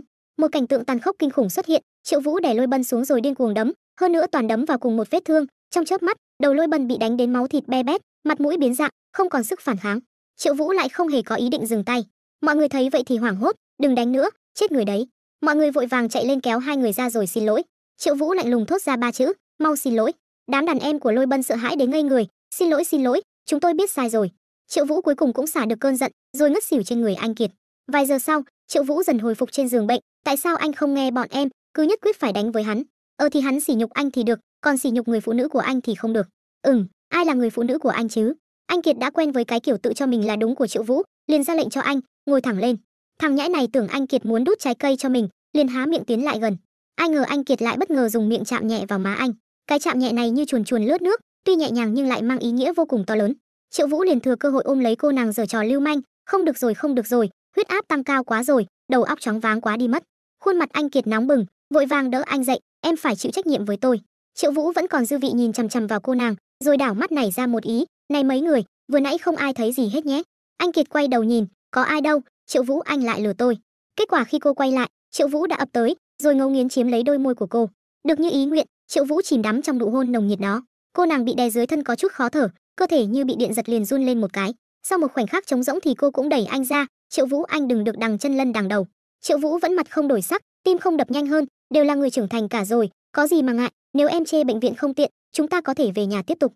Trêu chọc cô như vậy khiến cô nàng đã 20 năm chưa từng biết đến cảm giác yêu đương phải đỏ mặt tía tai, giơ tay lên định đánh anh. Triệu Vũ thấy vậy thì kịp thời yếu thế. Ôi da, đau quá, vết thương bị rách rồi. Thôi được rồi, tôi không giở trò lưu manh nữa. Hôm nay em kỳ lạ như vậy là có liên quan đến cái tên Lôi Bân đó đúng không? Lời nói của Triệu Vũ lập tức trúng tim đen của anh Kiệt, sắc mặt của cô trở nên phức tạp khó coi. Anh ta là sư huynh cùng học taekwondo với em từ nhỏ, lúc đó em thầm thích anh ta. Mỗi lần đối đầu với anh ta, trong lòng em đều có tạp niệm nên luôn thua anh ta. Sau này thì để lại bóng ma tâm lý, em vốn không muốn dây dưa với anh ta nữa, nhưng em lại không thể bỏ đi được, may mà có anh đến. Triệu Vũ nắm lấy tay cô, giọng điệu dịu dàng, vậy nên vừa nãy em hôn anh là vì... Lời còn chưa dứt thì đã bị anh Kiệt ngắt lời, đừng có hiểu lầm, em chỉ là đang hoàn thành vụ cá cược trong vụ cướp ngân hàng thôi. Triệu Vũ tất nhiên sẽ không nghe lời ngụy biện của cô, nhưng mà là em chủ động trước mà. Anh Kiệt tức giận đến phát điên. Một lát sau, tiếng kêu thảm thiết của Triệu Vũ lại vang lên trong phòng bệnh. Hôm đó tại một quán cà phê Cocoa diễn ra một buổi xem mắt, trong đó lại xuất hiện bóng dáng của Triệu Vũ. Thì ra cái thân thể này còn có một người mẹ thúc ép kết hôn, xuyên không đến đây lâu như vậy, anh suýt chút nữa đã quên mất bà rồi. Hôm nay thì bị bà lão ép đến xem mắt. Nhớ lại khoảng thời gian trước, bà ấy đến tìm Triệu Vũ, nói đã hẹn với người ta rồi, sau đó giới thiệu cho anh một cô gái tên là Kim Viện Viện, còn khen cô ta đặc biệt có tướng vượng phù. Ảnh chụp thì thấy dáng người đúng là quyến rũ, nhưng Triệu Vũ đã sớm có ý trung nhân nên chuẩn bị nghĩ kế chuồn. Chỉ thấy anh giơ tay chào bà lão, nói mình phải đi vệ sinh, còn bị mẹ mắng là lười biếng mà lắm cứt lắm đái. Mở cửa sổ nhà vệ sinh ra thì thấy bên ngoài là đường ống nước, bám theo đường ống này chắc có thể trốn ra ngoài. Vừa chuẩn bị nhảy xuống thì nghe thấy có người đang bàn tán về mình. Cái anh cảnh sát vừa nãy cô thấy thế nào? Không phải cô luôn muốn tìm một anh cảnh sát làm chồng sao? Người phụ nữ kia không chấp đáp, thôi đi, tôi thấy Kim Viện Viện mới hợp tìm cảnh sát làm chồng ấy, đã mất tích 2-3 ngày rồi chứ ít gì. Kim Viện Viện ư? Chẳng phải người mẹ nói đến là cô gái đó sao? Cô ta mất tích rồi à? Triệu Vũ nhớ lại vụ án giấu xác trong ngân hàng đang điều tra. Dựa theo tài liệu sao chép từ nhóm điều tra đặc biệt, nạn nhân mới nhất là người mất tích 2 năm trước, bị bỏ đói đến chết rồi nhét vào két sắt. Kết hợp với thông tin của 5 nạn nhân trước đó, trong 6 năm qua, mỗi năm hung thủ đều bỏ đói đến chết một người. Nếu theo quy luật này, năm nay hung thủ rất có thể sẽ ra tay lần nữa. Lẽ nào Kim Viện Viện là mục tiêu tiếp theo? Không trùng hợp đến vậy chứ? Triệu Vũ vừa nghĩ vừa trèo lên đường ống. Ai ngờ vừa trèo lên đã trượt chân, cả người theo đường ống ngã sang nhà vệ sinh nữ bên cạnh. Đúng lúc có một cô nàng 3 vòng bốc lửa đang thay quần áo, hai người chạm mắt nhau, thời gian như ngừng lại. Triệu Vũ vừa định cười trừ thì sắc mặt cô nàng từ xanh chuyển sang đỏ, cuối cùng bùng nổ thành một tiếng hét chói tai. Trong lúc rối loạn, cô ta ném quần áo trên tay về phía anh, đường ống theo đó mà rung lắc dữ dội. Cuối cùng thì vẫn không tránh khỏi việc rơi từ trên đường ống xuống. Một tiếng bịch vang lên, Triệu Vũ hoa mắt chóng mặt, may mà bên dưới có một chiếc thùng đựng rác. Ngay sau đó hệ thống dò tìm vang lên, anh ngẩng đầu nhìn xung quanh thì lộ vẻ kinh ngạc. Góc tường bên cạnh chi chít camera, có đến hơn chục cái, nhưng không cái nào có điện. Triệu Vũ quan sát thì thấy dây camera đều nối về phía tiệm bánh kem bên cạnh. Khoan đã, tiệm bánh kem này trông quen quen. Nghi phạm vụ án giết Khúc Bình từng mua bánh ở đây. Tại sao một tiệm bánh kem nhỏ bé lại cần lắp đặt nhiều camera đến vậy? Mang theo tất cả những nghi vấn đó, anh liên lạc với Trương Cảnh Phong. Đột nhiên có hai bàn tay vỗ nhẹ vào vai anh. Lâu rồi không gặp nhỉ anh cảnh sát? Người phụ nữ nhiệt tình chào hỏi, thậm chí còn giật lấy điện thoại của anh. Triệu Vũ có chút khó hiểu, người phụ nữ này là ai vậy, nhưng lại luôn cảm thấy đã gặp ở đâu đó rồi. Người phụ nữ kia cười hì hì mời Triệu Vũ lên xe nói chuyện. Do tò mò nên anh cũng đi theo cô ta. Trong màn hình giám sát trên xe xuất hiện bóng dáng của Liêu cục trưởng. Không phải đã nói rõ rồi sao, vụ án này do bên chúng tôi điều tra, sao anh lại đến nhúng tay vào vụ án Khúc Bình nữa? Triệu Vũ khẽ cười rồi xác nhận suy đoán trong lòng. Quả nhiên người phụ nữ này là người của lão Liêu. Mình muốn xem bọn họ điều tra vụ án Khúc Bình đến đâu rồi. Thế là anh mặc kệ sự ngăn cản của Liêu cục trưởng, vội vàng cúp máy rồi từ từ tiến lại gần cô nàng. Trên xe chỉ có hai chúng ta thôi, chúng ta nên nói chuyện về việc tại sao các người lại ở đây giám sát, hay là nói chuyện gì đó thú vị hơn? Vừa nói anh vừa hứng thú vuốt nhẹ mái tóc của cô nàng. Cô nàng gà mờ chưa trải sự đời, làm sao chịu nổi sự trêu chọc như vậy? Cô ta căng thẳng chỉ đành trả lời thành thật, Khi chúng tôi điều tra để phục dựng quỹ đạo hành động của Triệu Khánh, chúng tôi muốn đến tiệm bánh kem lấy video giám sát, nhưng tiệm bánh kem đã sớm không còn một bóng người. Chúng tôi càng cảm thấy nơi này giống địa điểm ẩn náu của tội phạm, nên đã phái người đến đây theo dõi ngày đêm, xem tội phạm có quay lại không. Hiểu rõ tình hình, Triệu Vũ liền giải thích với cô nàng, hôm nay tôi đến đây vốn chỉ muốn mua một chiếc bánh kem, không ngờ lại gặp được cô. Yên tâm đi, chuyện hôm nay tôi sẽ giữ bí mật tuyệt đối. Trong xe cũng nóng quá rồi, chúng ta ra ngoài ăn chút gì đó trước đi. Khuôn mặt cô nàng đỏ bừng gọi Triệu ca, em đang trực ban, lát nữa đồng nghiệp sẽ quay lại đấy. Triệu Vũ cầm lại điện thoại của mình, có gì quan trọng đâu, ăn xong rồi đến chỗ tôi ngồi chơi. Ngay khi bầu không khí trở nên mờ ám thì điện thoại lại vang lên không đúng lúc. Triệu Vũ thầm mắng một câu, mẹ nó, ai mà không biết điều thế. Vừa nhìn thì là Trương Cảnh Phong, anh lập tức giật mình. Qua điều tra được biết, Kim Viện Viện năm nay 35 tuổi, làm việc tại công ty du lịch ở khu A của tòa nhà này. Ngày mất tích, cô ta đến làm việc như bình thường, nhưng đồng nghiệp trong đơn vị lại không thấy cô ta. Camera giám sát quay lại được lần cuối là cô ta đi vào tòa nhà này, nhưng cảnh sát đã tìm khắp các camera trong tòa nhà, lại không tìm thấy dấu vết của cô ta nữa. Một người còn sống sờ sờ, sao có thể biến mất không dấu vết dưới camera giám sát như vậy? Sau đó Triệu Vũ và sư muội đi vào bên trong tòa nhà. Chúng ta cứ lần theo camera mà tìm trước đã, nhưng đi đến cuối khu A cũng không phát hiện ra điều gì. Qua cánh cửa này là khu B, lẽ nào cô ta đã đi sang khu B? Hai người đẩy cửa ra thì thấy ngay phía trên đầu có một chiếc camera. Nếu cô ta đi vào thì đáng lẽ phải bị quay lại ngay từ đầu. Triệu Vũ chú ý thấy bên cạnh có một cánh cửa của lối thoát hiểm, nhưng kỳ lạ là cánh cửa này lại bị khóa. Trực giác của cảnh sát mách bảo anh rằng ở đây chắc chắn có vấn đề, thế là anh đá tung cánh cửa. Trong cầu thang bộ không có một chiếc camera nào. Sư muội lộ vẻ đau khổ, sư huynh anh có thấy ở đây có gì đó kỳ quái không, có mùi thối rữa. Triệu Vũ dường như nghĩ ra điều gì đó, nhấc chân chạy lên lầu. Sư muội không hiểu chuyện gì nhưng vẫn đi theo. Khi hai người chạy đến tầng 6 thì đột nhiên dừng lại.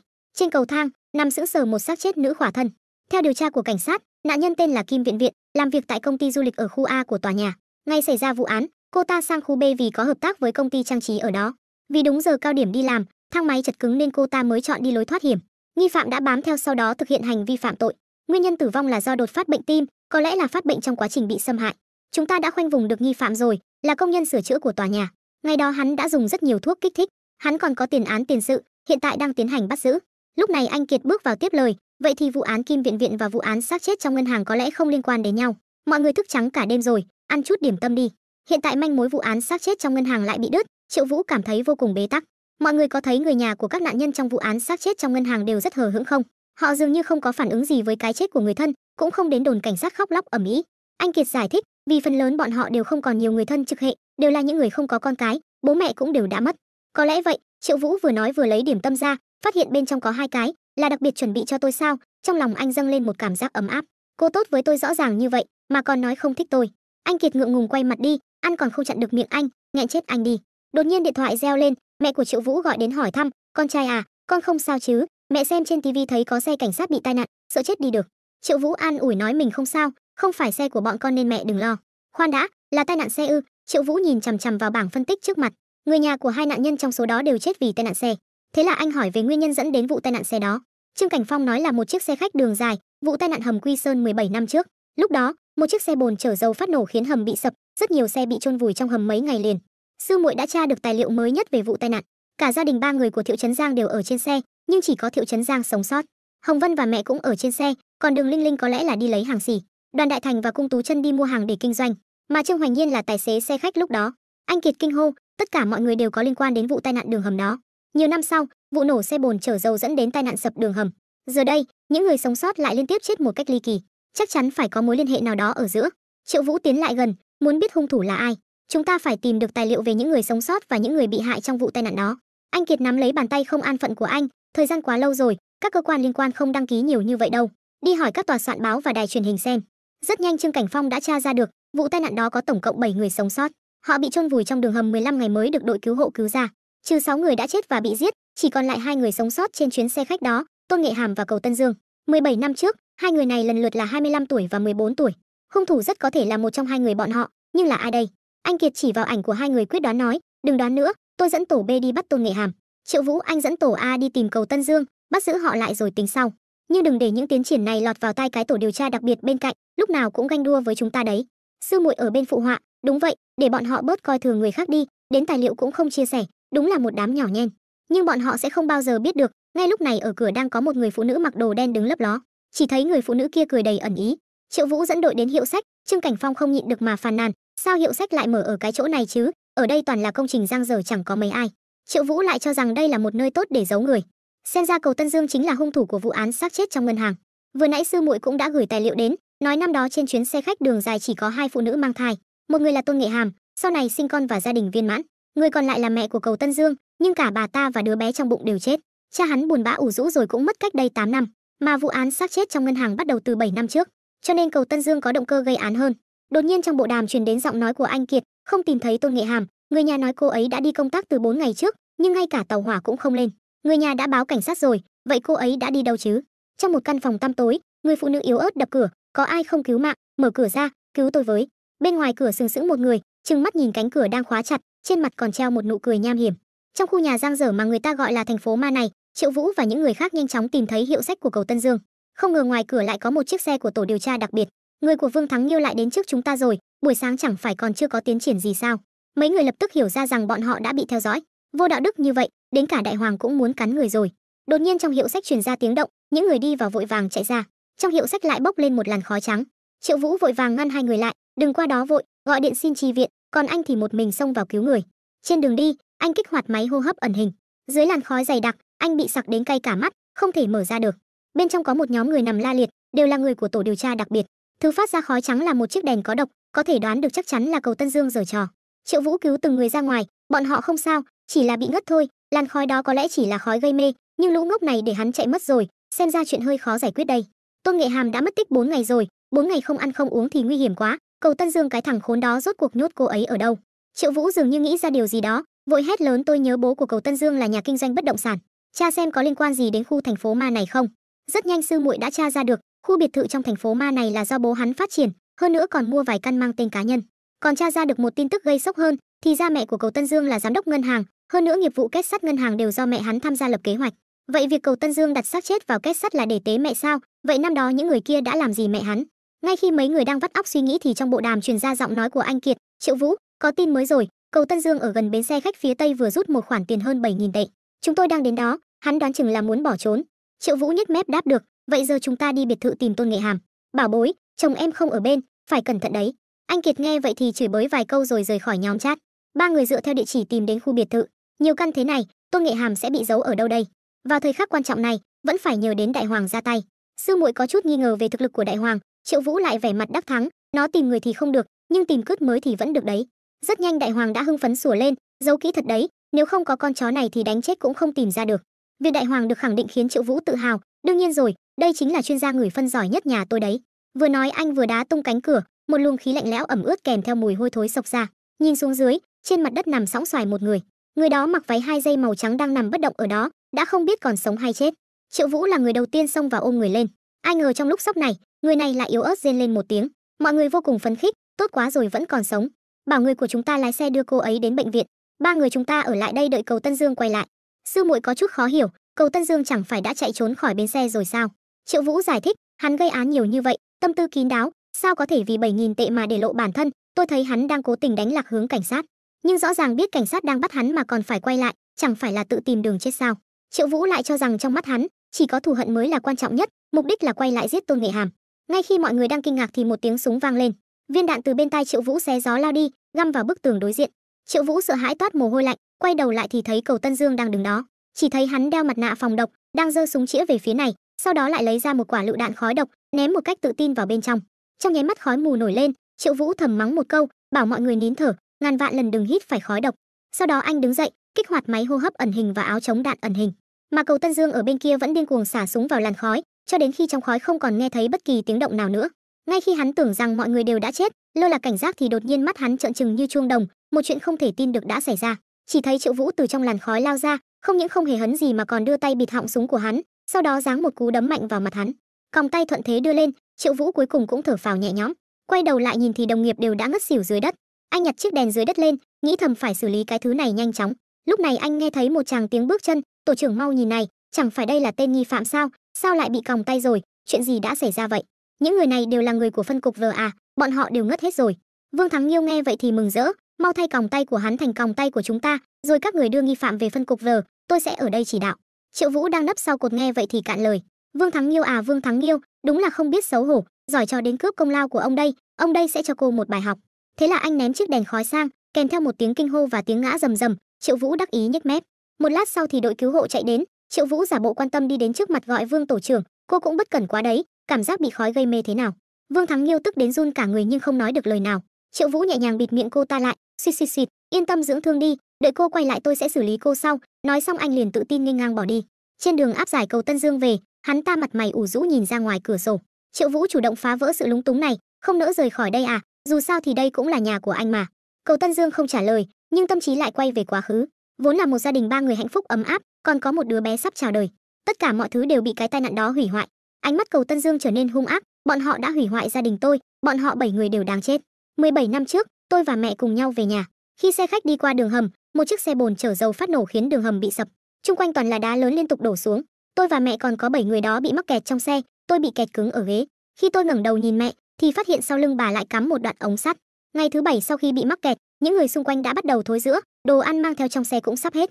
Mẹ tôi cứ ăn không vào, bọn họ thấy tôi còn đồ ăn liền nhao nhao tìm tôi đòi. Tôi vốn định chia cho họ một ít, nhưng cái đám khốn nạn đó hoàn toàn không nghĩ đến tôi và mẹ tôi, nói một câu phải cho người sống ăn trước rồi lập tức cướp hết đồ ăn của chúng tôi. Tình trạng của mẹ tôi ngày càng tệ, đã thoi thóp rồi. Trước khi chết, bà dùng chút sức lực cuối cùng nói với tôi rằng phải sống tiếp, mẹ là bị bọn họ hại chết, bị 7 người bọn họ hại chết. Cậu bé bị tổn thương đó cuối cùng vẫn đi trên con đường báo thù. Hắn ta bỏ đói những người đó đến chết, rồi nhét vào két sắt ở ngân hàng mà mẹ hắn đã từng làm việc. Tuy Triệu Vũ trong lòng đã sớm chuẩn bị, nhưng sau khi nghe những chuyện bất hạnh trên chuyến xe năm xưa, trong lòng vẫn cảm thấy rất khó chịu. Sau khi mẹ và em trai chết, cha của Cầu Tân Dương luôn sống trong sự tự trách, cho rằng nếu khi đó ông tự lái xe đưa họ đi thì đã không gặp phải tai nạn đó. Công ty của cha Cầu Tân Dương ngày càng xuống dốc, vài năm sau ông cũng đổ bệnh mà chết. Cầu Tân Dương cho rằng gia đình hắn trở nên như vậy đều là vì những người đã cướp đồ ăn của mình và mẹ trên xe khách. Thế là hắn dùng số tiền và căn nhà mà cha để lại bắt đầu kế hoạch báo thù của mình. Đôi khi hắn ngồi trên ghế sofa ở tầng hầm, lặng lẽ lắng nghe tiếng kêu la và tiếng đập cửa bất lực của những người bị giam cầm. Một ngày 2 ngày, cho đến khi trong cánh cửa không còn tiếng động nào nữa. Sau khi vụ án ngân hàng kết thúc, hắn là một người vốn ít giao tiếp, không hề biết xác chết đã bị phát hiện. Cho đến khi tổ điều tra đặc biệt tìm đến hỏi hắn mới quyết định dùng khói gây mê hạ gục bọn họ, không ai được phép ngăn cản hắn giết người cuối cùng. Đáng tiếc câu nói cuối cùng của mẹ hắn, chắc chắn là chỉ muốn hắn sống tốt trong tương lai mà thôi. Nói đến đây Triệu Vũ cũng bất lực thở dài. Anh Kiệt cầm bản khẩu khai đi tới gọi Triệu Vũ, tuy hắn đã khai hết rồi, nhưng vẫn còn một chuyện em chưa hiểu. Lúc anh bắt Cầu Tân Dương, Vương Thắng Nghiêu và bọn họ sao lại cũng hôn mê, bọn họ đáng lẽ phải là người đến sau anh chứ? Triệu Vũ bắt đầu giả vờ không hiểu, chuyện này tôi biết thế nào được, tôi và tội phạm đấu súng, không chê hắn xong thì chạy xuống tầng hầm cứu người. Ai biết lúc lên thì bọn họ đã ngất hết rồi. Diễn xuất vụng về bị anh Kiệt vạch trần, thôi đi, có phải anh lợi dụng đồ của Cầu Tân Dương để làm bọn họ mê man rồi không? Triệu Vũ anh làm việc thật là, nghe đến đây Triệu Vũ cũng hoảng hốt, liệu cô ấy có giận mình không nhỉ? Không ngờ anh Kiệt lại ôm lấy mặt Triệu Vũ, còn khen anh làm việc rất có đầu óc, bọn họ muốn cướp công lao của chúng ta, làm sao mà nuốt trôi cục tức này được. Anh yên tâm đi, mặc kệ Vương Thắng Nghiêu có biện minh thế nào, chúng ta cứ khăng khăng là bọn họ tự bị tội phạm làm cho mê man, không liên quan đến chúng ta là được. Triệu Vũ lúc này mới thở phào nhẹ nhõm, lời khen đột ngột khiến mặt anh nóng bừng, anh lén lút nhìn xung quanh, quan sát không thấy ai, liền từ trong túi áo lấy ra một món quà được gói cẩn thận, đưa đến trước mặt anh Kiệt, cái này tặng em. Do quá căng thẳng, Triệu Vũ lần đầu tiên nói chuyện lắp bắp, trong hộp là một đôi bông tai lấp lánh, anh Kiệt thấy vậy thì vô cùng bất ngờ, mặt hơi ửng đỏ. Triệu Vũ lắp bắp mấy chữ, cái này anh mua cho em, tặng em. Anh Kiệt cũng ngượng ngùng cúi đầu nói lời cảm ơn, em thích là tốt rồi. Triệu Vũ nghĩ bụng, cô ấy đã nhận thì có nghĩa là cũng có chút ý với mình rồi. Lúc này anh nghe thấy cô nàng gọi, Triệu Vũ anh ngẩn người ra làm gì đấy, còn không mau đeo cho tôi đi. Triệu Vũ liền vâng dạ rối rít, trong lòng vừa lo lắng vừa mong chờ bước lên phía trước. Nhìn cái cổ trắng ngần cùng chiếc cằm tròn trịa, Triệu Vũ điên cuồng nuốt nước bọt, trong đầu hiện ra những hình ảnh đen tối. Anh hận không thể lập tức đè cô vào tường, tại chỗ thực hiện hành vi nướng khoai cùng Peter. Cũng may anh vẫn còn chút kiên định, dưới sự thúc giục của anh Kiệt mới hoàn hồn, tiếp tục đeo chiếc bông tai còn lại. Lướt qua mái tóc của cô tỏa ra một hương thơm ngào ngạt, khiến Triệu Vũ lại một phen si mê. Ngay khi bầu không khí trở nên mờ ám, thì từ bức tường đằng sau Hoàng Hoàng siêu siêu vẹo vẹo chạy ra. Bên cạnh còn có một đám người thò đầu ra, mỉm cười nói bọn họ chỉ là muốn đi vệ sinh, không thấy gì cả. Triệu Vũ nuốt một ngụm nước bọt rồi tức giận hét lên, nhìn cái gì mà nhìn, mau đi vệ sinh trên lầu đi. Chuyển cảnh sang phía bệnh viện, Tôn Nghệ Hàm tỉnh lại trên giường bệnh, biết được chân tướng thì tức giận gào thét, không phải như hắn ta nói đâu, mẹ hắn ta ngay từ đầu đã chết rồi. Lời này vừa nói ra khiến các điều tra viên có mặt vô cùng kinh ngạc.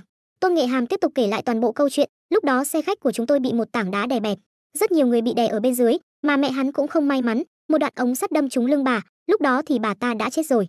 Nhưng mà cái cậu bé đó vẫn cứ nói chuyện với mẹ mình, đút mẹ ăn, cứ như mẹ hắn vẫn còn sống vậy. Chúng tôi đều bị dọa sợ, hơn nữa hắn ta cứ khăng khăng là mình bị kẹt ở ghế, dù chúng tôi khuyên thế nào cũng không chịu ra. Chúng tôi đúng là đã chia đồ ăn của hắn, nhưng mẹ hắn thật sự ngay từ đầu đã chết rồi. Chúng tôi bị mắc kẹt 15 ngày, toàn nhờ số đồ ăn đó cứu mạng. Hơn nữa lúc đó hắn ta cũng đói lắm rồi, là tôi từng chút một đút cho hắn ăn hắn mới chống cự được. Nói đến đây Tôn Nghệ Hàm hoàn toàn suy sụp, khóc lớn nức nở. Tại sao chúng tôi, những người đã khó khăn lắm mới sống sót sau thảm họa đó, lại bị hắn ta giết hết, chỉ vì những thứ mà hắn ta tự ảo tưởng trong đầu. Triệu Vũ hoàn toàn không ngờ rằng sự thật lại là như thế này. Sau khi được các chuyên gia chẩn đoán, Cầu Tân Dương có triệu chứng tâm thần phân liệt. Có lẽ mọi chuyện trên xe đều là do hắn tưởng tượng ra. Trong lúc hai người nói chuyện, họ đi đến trước cửa phòng của đội đặc biệt. Vương Thắng Nghiêu đang hối thúc các thành viên nhanh chóng thu dọn đồ đạc để rời đi. Có vẻ như đội trưởng Vương này đã thua cược và muốn chuồn êm, cô ta nghĩ hay quá nhỉ. Triệu Vũ liền lớn tiếng hô, "Đội trưởng Vương đi đâu vậy? Sao không báo một tiếng?" Anh Kiệt phối hợp siết chặt nắm tay, "Chúng tôi cũng muốn tiễn cô nữa đây này." Vương Thắng Nghiêu thấy vậy thì mặt mày tái mét, chỉ nghĩ đến việc phải chịu 3 đấm vì thua cược là đã thấy mất mặt rồi, nên liền cố gắng tìm cách biện minh cho mình. "Triệu Vũ, nếu không phải lúc đó anh cố tình ném thuốc mê về phía chúng tôi thì ai mới là người bắt được hung thủ trước hả? Các người dùng thủ đoạn thì có giỏi giang gì?" Các thành viên trong đội bọn họ cũng vội vàng phụ họa theo. Triệu Vũ lắc đầu và đáp, "Tôi không biết ai đã nói lúc đó, mau chóng đổi còng tay của chúng. Về mặt trơ trẽn thì tôi thật sự không bằng cô." Lúc này Vương Thắng Nghiêu đã bị nói cho không còn mặt mũi nào để nhìn ai. Tuy nhiên đã là cá cược thì phải chấp nhận thua. Triệu Vũ cũng dễ dãi cho cô ta hai lựa chọn, một là chịu 3 đấm của anh Kiệt, hai là cúi chào anh Kiệt một cách lễ phép và gọi một tiếng tiền bối.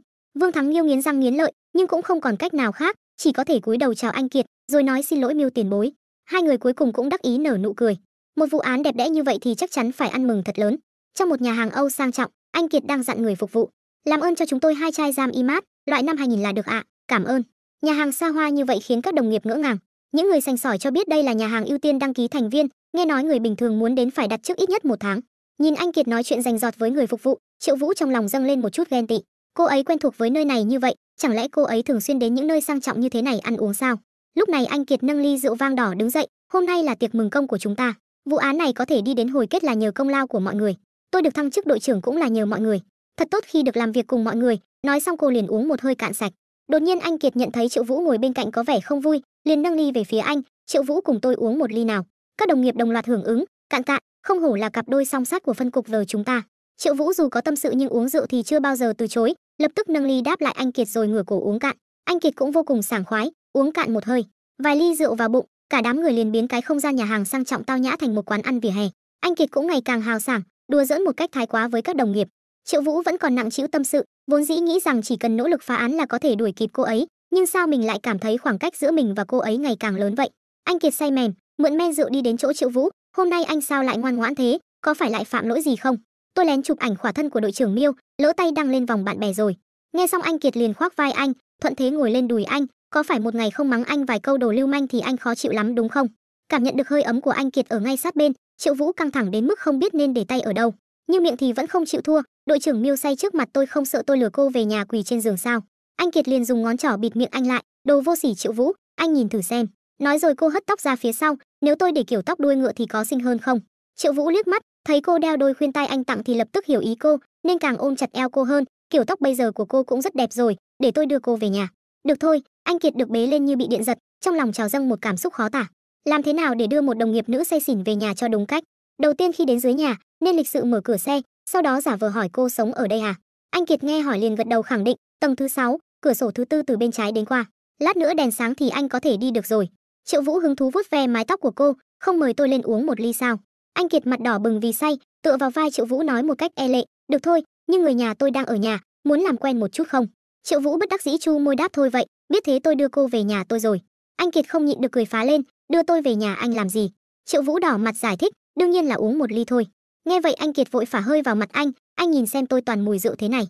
"Lần sau nhé." Nói xong liền quay người rời đi, "Về đến nhà nhớ nhắn tin cho tôi nhé." Triệu Vũ nhìn theo bóng lưng hoàn hảo đó trong lòng liền cảm thán, nếu chúng ta thực sự ở bên nhau thì sẽ như thế nào nhỉ? Sáng sớm hôm sau, Triệu Vũ còn đang mơ đẹp trên giường thì nghe thấy tiếng mẹ anh nói ngoài cửa, "Ôi trời, trùng hợp quá, dì đang định mua ít rau về gói sủi cảo cho nó ăn thì trùng hợp gặp cháu." Rồi một giọng nói quen thuộc khác vang lên, "Cháu vừa hay đi ngang qua đây thôi ạ." Triệu Vũ nghe xong giật mình bật dậy thầm chửi, quát đờ phét mình nghe nhầm sao. Giây tiếp theo, anh nhảy xuống giường mở cửa phòng. Đúng thật là cô ấy, sao cô ấy lại ở nhà mình? Mẹ anh liếc nhìn anh, chửi thằng nhóc thối tha, "Mặt trời đã chiếu đến mông rồi mà con còn chưa dậy, con xem đi, con dâu đã giúp mẹ làm việc cả buổi sáng rồi." Nghe thấy hai từ con dâu, Triệu Vũ hoảng hốt toát mồ hôi lạnh, vội kéo anh Kiệt về phòng mình, "Mẹ cứ bận đi, con nói chuyện với cô ấy một chút." Triệu Vũ ngơ ngác đóng cửa lại, rồi hỏi, "Chuyện gì vậy, sao cô lại ở đây?" Anh Kiệt đương nhiên cũng muốn biết, sáng sớm đang đi mua đồ ăn thì bị bà lão chặn lại, một câu lại một câu gọi con dâu, sau đó giới thiệu là mẹ anh. "Tôi là bạn gái anh, từ khi nào mà tự dưng có một bà mẹ chồng thế này?" Triệu Vũ lúc này mới từ mớ bòn bon suy nghĩ ra, hóa ra là vì lần trước mẹ bắt tôi đi xem mắt, tôi bất đắc dĩ mới lấy ảnh của cô ra để đối phó, ai ngờ bà ấy lại tin là thật. Triệu Vũ vô cùng thành khẩn hối lỗi, "Xin lỗi cô, bà cụ tuổi đã cao rồi, tính tình cũng khó chịu, cô đại nhân đại lượng giúp tôi diễn nốt màn này đi." Sau này Triệu Vũ tôi làm trâu làm ngựa cũng sẽ báo đáp. Anh Kiệt thấy vậy không khỏi bật cười thầm, hóa ra tên lưu manh cũng có điểm yếu. Nhìn anh khúm núm như vậy, trong lòng cô thật sự thoải mái. Cô quay người bước ra cửa, vậy thì bổn cô nương miễn cưỡng vậy. Triệu Vũ vội vàng cảm ơn, nếu mẹ tôi có nói gì không hay thì cô bỏ qua cho nhé. Lúc này mẹ Triệu vừa hay đi đến, các con nói chuyện xong rồi à? Con dâu xinh đẹp, con trai mẹ điều kiện tuy bình thường, nhưng nó thật thà lắm, không bao giờ gây chuyện cả. Anh Kiệt nghe vậy thì dùng khuỷu tay huýt Triệu Vũ một cái, rồi cà khịa anh thật thà lắm à nha. Dì có biết hai cô gái xinh đẹp ở nhà bên cạnh cứ 3 bữa nửa tháng lại chạy sang đây không? Bà lão lập tức đảm bảo, nó tuyệt đối không dám có hai lòng, nếu không mẹ là người đầu tiên đánh nó. Lúc này đột nhiên có tiếng gõ cửa vang lên, Triệu Vũ nhanh chóng chạy ra mở cửa. Đứng ở ngoài cửa chính là hai cô hàng xóm xinh đẹp kia. Triệu ca, em đã nướng bánh cho đại hoàng và mang cả thức ăn cho chó sang rồi. Triệu Vũ hoảng hốt, vội túm lấy thức ăn cho chó, cảm ơn hai người hàng xóm tốt bụng. Vậy tôi không tiễn nhé, tạm biệt, nói rồi kéo mạnh cửa đóng lại, làm cho hai cô nàng ở ngoài cửa ngơ ngác. Triệu Vũ vừa vào nhà đã bị mẹ mắng cho một trận. Con trai à, mẹ đã nói với con bao nhiêu lần rồi, cái con nhỏ mắt có đuôi cáo kia, bớt tiếp xúc với nó đi. Con dâu à, con cứ yên tâm, có mẹ ở đây nó không dám làm bậy đâu. Anh Kiệt thấy Triệu Vũ bị mắng thì vô cùng vui vẻ, thế là cô nàng tinh nghịch lại đổ thêm dầu vào lửa. Ôi gì coi thường anh ấy rồi. Theo như con biết thì anh ấy có duyên với phụ nữ lắm đấy. Ở đơn vị không chỉ các cô gái thích mà đến cả mấy bé gái ở dưới nhà cũng gọi anh ấy là bố nuôi nữa đấy hả? Điều này khiến bà lão kinh ngạc, hoàn toàn không tin được. Nói đến việc nói chuyện với con gái còn đỏ mặt, sao lại còn có thể làm bố nuôi? Anh Kiệt diễn càng lúc càng hay, anh ấy cứ thế này thì con thật sự không yên tâm, dì nói có đúng không? Triệu Vũ coi như đã nhìn ra, tình hình là anh Kiệt đang muốn trả thù riêng. Cô ấy ghen hay là cố tình đổ thêm dầu vào lửa đây? Triệu Vũ cười gượng gạo gọi mẹ à, mẹ đừng nghe cô ấy nói linh tinh, con làm sao có thể là loại người đó được.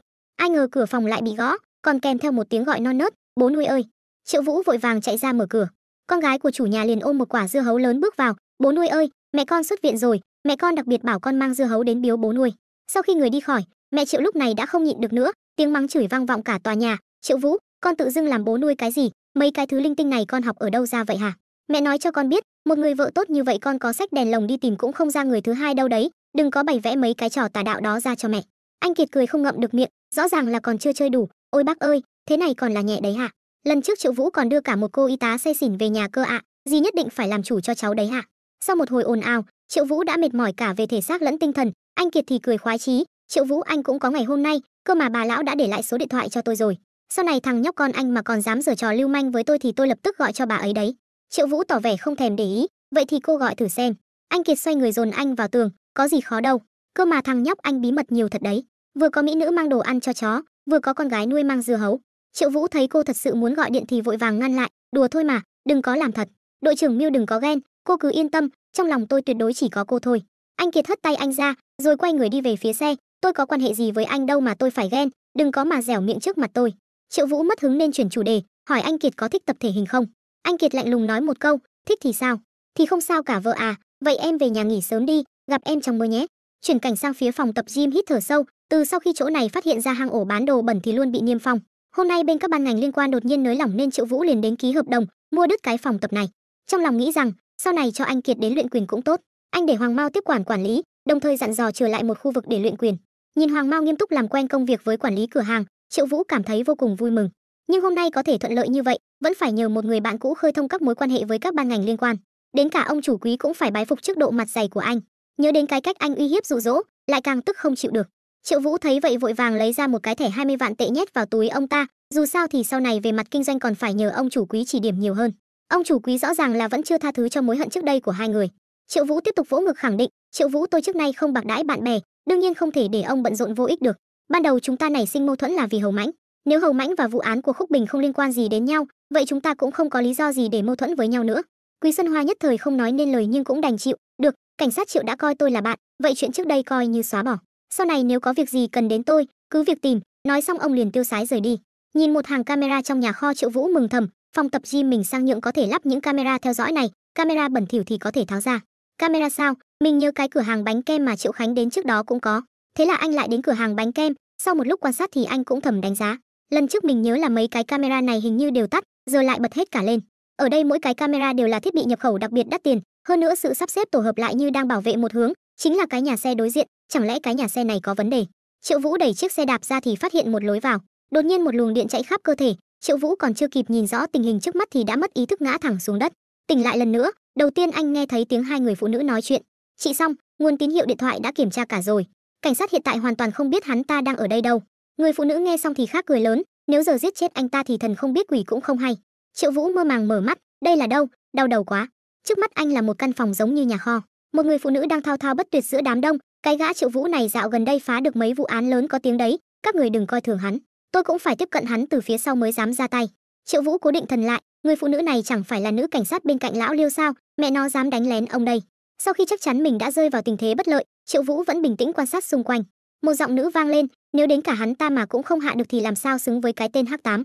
Đột nhiên nghe thấy hai chữ Hắc8 khiến mắt anh trợn tròn. Tổ chức thần bí khiến người ta nghe đến là kinh hồn bạt vía này, Triệu Khánh chính là một thành viên trong đó. Mấy người này có lẽ là đồng bọn của hắn, chính bọn chúng đã giết chết Khúc Bình.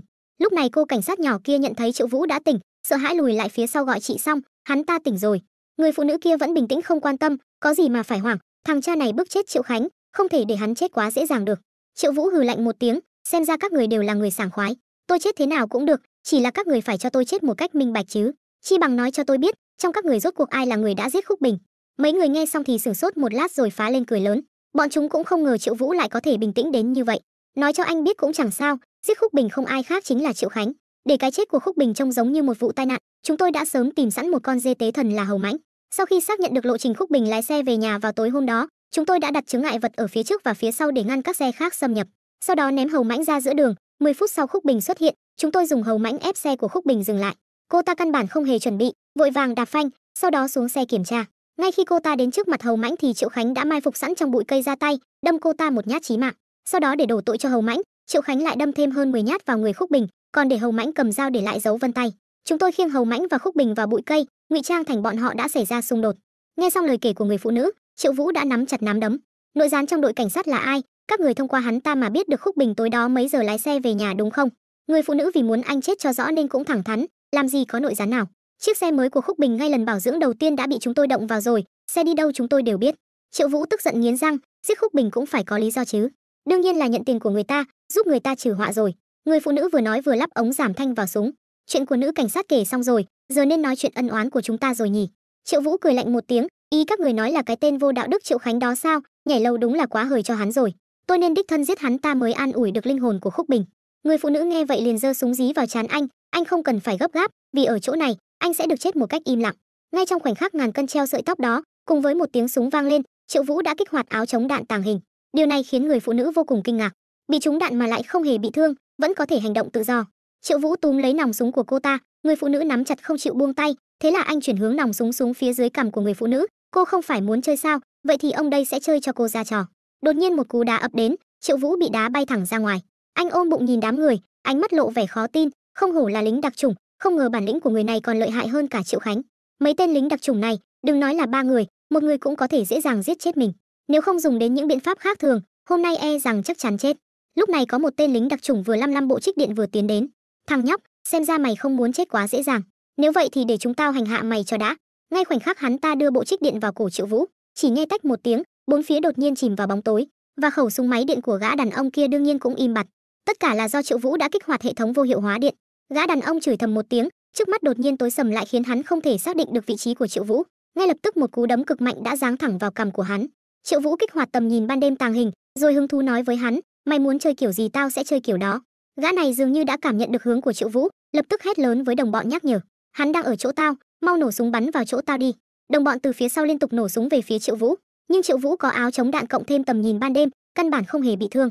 Chỉ thấy anh giơ tay đấm mạnh vào mặt gã đàn ông, rồi tiện tay cướp luôn khẩu súng của hắn. Gã đàn ông thấy tình hình không ổn thì liên tục cầu xin, đừng động thủ. Triệu Vũ giơ súng lên, nhắm thẳng vào chân của hắn ta mà bóp cò. Cả cái kho run lên bần bật, chân của gã đàn ông ngay lập tức đã bị phế bỏ. Lúc này một luồng sáng mạnh chiếu vào từ khe hở. Chị Song nhanh chóng phát hiện ra vị trí của Triệu Vũ, liền nổ súng về phía anh. Viên đạn bắn trúng ngay trán anh mà không hề sai lệch. Tuy rằng có áo chống đạn, nhưng lực va chạm của viên đạn vẫn khiến anh choáng váng. Anh liên tục gầm lên, rồi chậm rãi tiến đến chỗ chĩa súng về phía đối diện bắn đùng đùng không khoan nhượng. Đám người kia đều nhanh nhẹn né tránh, nhưng có một người không may trúng đạn. Cô cảnh sát nhỏ ôm mông nằm trên đất, tôi trúng đạn rồi, chị Song mau cứu tôi. Nhưng lúc này chị Song lo thân mình còn chưa xong, nào còn thời gian để ý đến cô ta. Đối diện với nòng súng đang chĩa vào mình, người phụ nữ vô cùng bình tĩnh. Ngay khoảnh khắc Triệu Vũ nổ súng, người phụ nữ lập tức tung chân đá bay khẩu súng, sau đó rút con dao găm bên người, lao thẳng đến chỗ Triệu Vũ, dứt khoát đâm thẳng vào ngực Triệu Vũ. Triệu Vũ chỉ có thể hừ một tiếng, rồi thân thể lập tức đổ ầm xuống. Khi máu bắt đầu chảy, một bóng ma tử thần đáng sợ bao trùm lấy anh. Nghĩ đến cô gái mình thương còn chưa tán đổ, củ khoai vẫn còn chưa được nướng, giờ cứ thế chết thì thật đáng tiếc. Khao khát sống sót khiến anh tỉnh táo trở lại. Sự tức giận giúp anh bùng cháy ý chí chiến đấu. Anh dồn hết sức lực rút con dao đang cắm trên người ra, kích hoạt thuốc cầm máu tàng hình. Triệu Vũ biết phải nhanh chóng giải quyết bọn chúng, vì trang bị trên người đều có thời hạn. Thế là anh cầm vũ khí lên, từng bước tiến về phía người phụ nữ. Ngay khi anh chuẩn bị ra tay, phía sau truyền đến một tiếng nổ long trời lở đất. Chưa kịp để Triệu Vũ quay đầu nhìn, một cái tủ lớn đã đổ ập xuống người anh, đè anh xuống bên dưới. Gã đàn ông thấy vậy thì hưng phấn điên cuồng lao đến, giơ chân lên giẫm mạnh, muốn trực tiếp giẫm chết Triệu Vũ. Đột nhiên một nắm đấm xuyên qua tủ, tiếp đó cả người anh đều chui ra khỏi cái tủ. Triệu Vũ kích hoạt thuốc tăng cường năng lượng, lúc này anh vô cùng mạnh mẽ. Gã đàn ông đối diện ngây người không thể tin vào mắt mình. Sau đó hắn tiếp tục giáng một cú đấm cực mạnh. Nếu là bình thường thì cú đấm này đủ để một người trưởng thành tại chỗ luân hồi. Nhưng Triệu Vũ lại không hề hấn gì, vẻ mặt thản nhiên nhìn đối phương. Đánh xong rồi phải không? Giờ thì đến lượt tao. Gã đàn ông thấy vậy sợ hãi lùi lại một bước. Ngay khi nắm đấm của Triệu Vũ giáng xuống mặt hắn, tiếp đó là một trận cuồng bạo tấn công. Lúc này một cái chân đi giày cao gót lại bay tới. Triệu Vũ mắt nhanh tay lẹ giơ tay lên đỡ, sau đó tung một cú đá vào eo người phụ nữ. Bị đá văng xa, ngã xuống đất rồi không còn động tĩnh gì nữa. Giải quyết xong đám người, Triệu Vũ chú ý đến cô cảnh sát nhỏ bị trúng đạn vào mông, lúc này đang trốn dưới gầm bàn run rẩy khóc lóc kêu gào, không cho anh lại gần. Thích chơi vô gian đạo đúng không? Triệu Vũ vừa nói vừa túm lấy cô ta lôi ra. Cô cảnh sát nhỏ sợ hãi giãy giụa kịch liệt, nhưng làm thế nào cũng không thoát được, chỉ có thể vừa khóc vừa cầu xin sự tha thứ. Triệu ca đừng giết em, tất cả đều là bọn họ bảo em làm. Nói mau, ai là người thuê các người, ai là người muốn sát hại đội trưởng Khúc Bình? Cô cảnh sát nhỏ sợ đến mức mặt trắng bệch, chỉ có thể khai ra hết, là Dư Phù Xanh, biệt danh là lão Dư, chính là người của hắn đã liên lạc với em. Nói cái gì mà bố của Khúc Bình đã giết con trai của hắn, còn nói cái gì mà nợ cha con trả là chuyện bình thường. Triệu Vũ nghe xong thì hung dữ quát, hắn ta giờ đang ở đâu? Cô cảnh sát nhỏ liền nói rằng mình cũng không biết.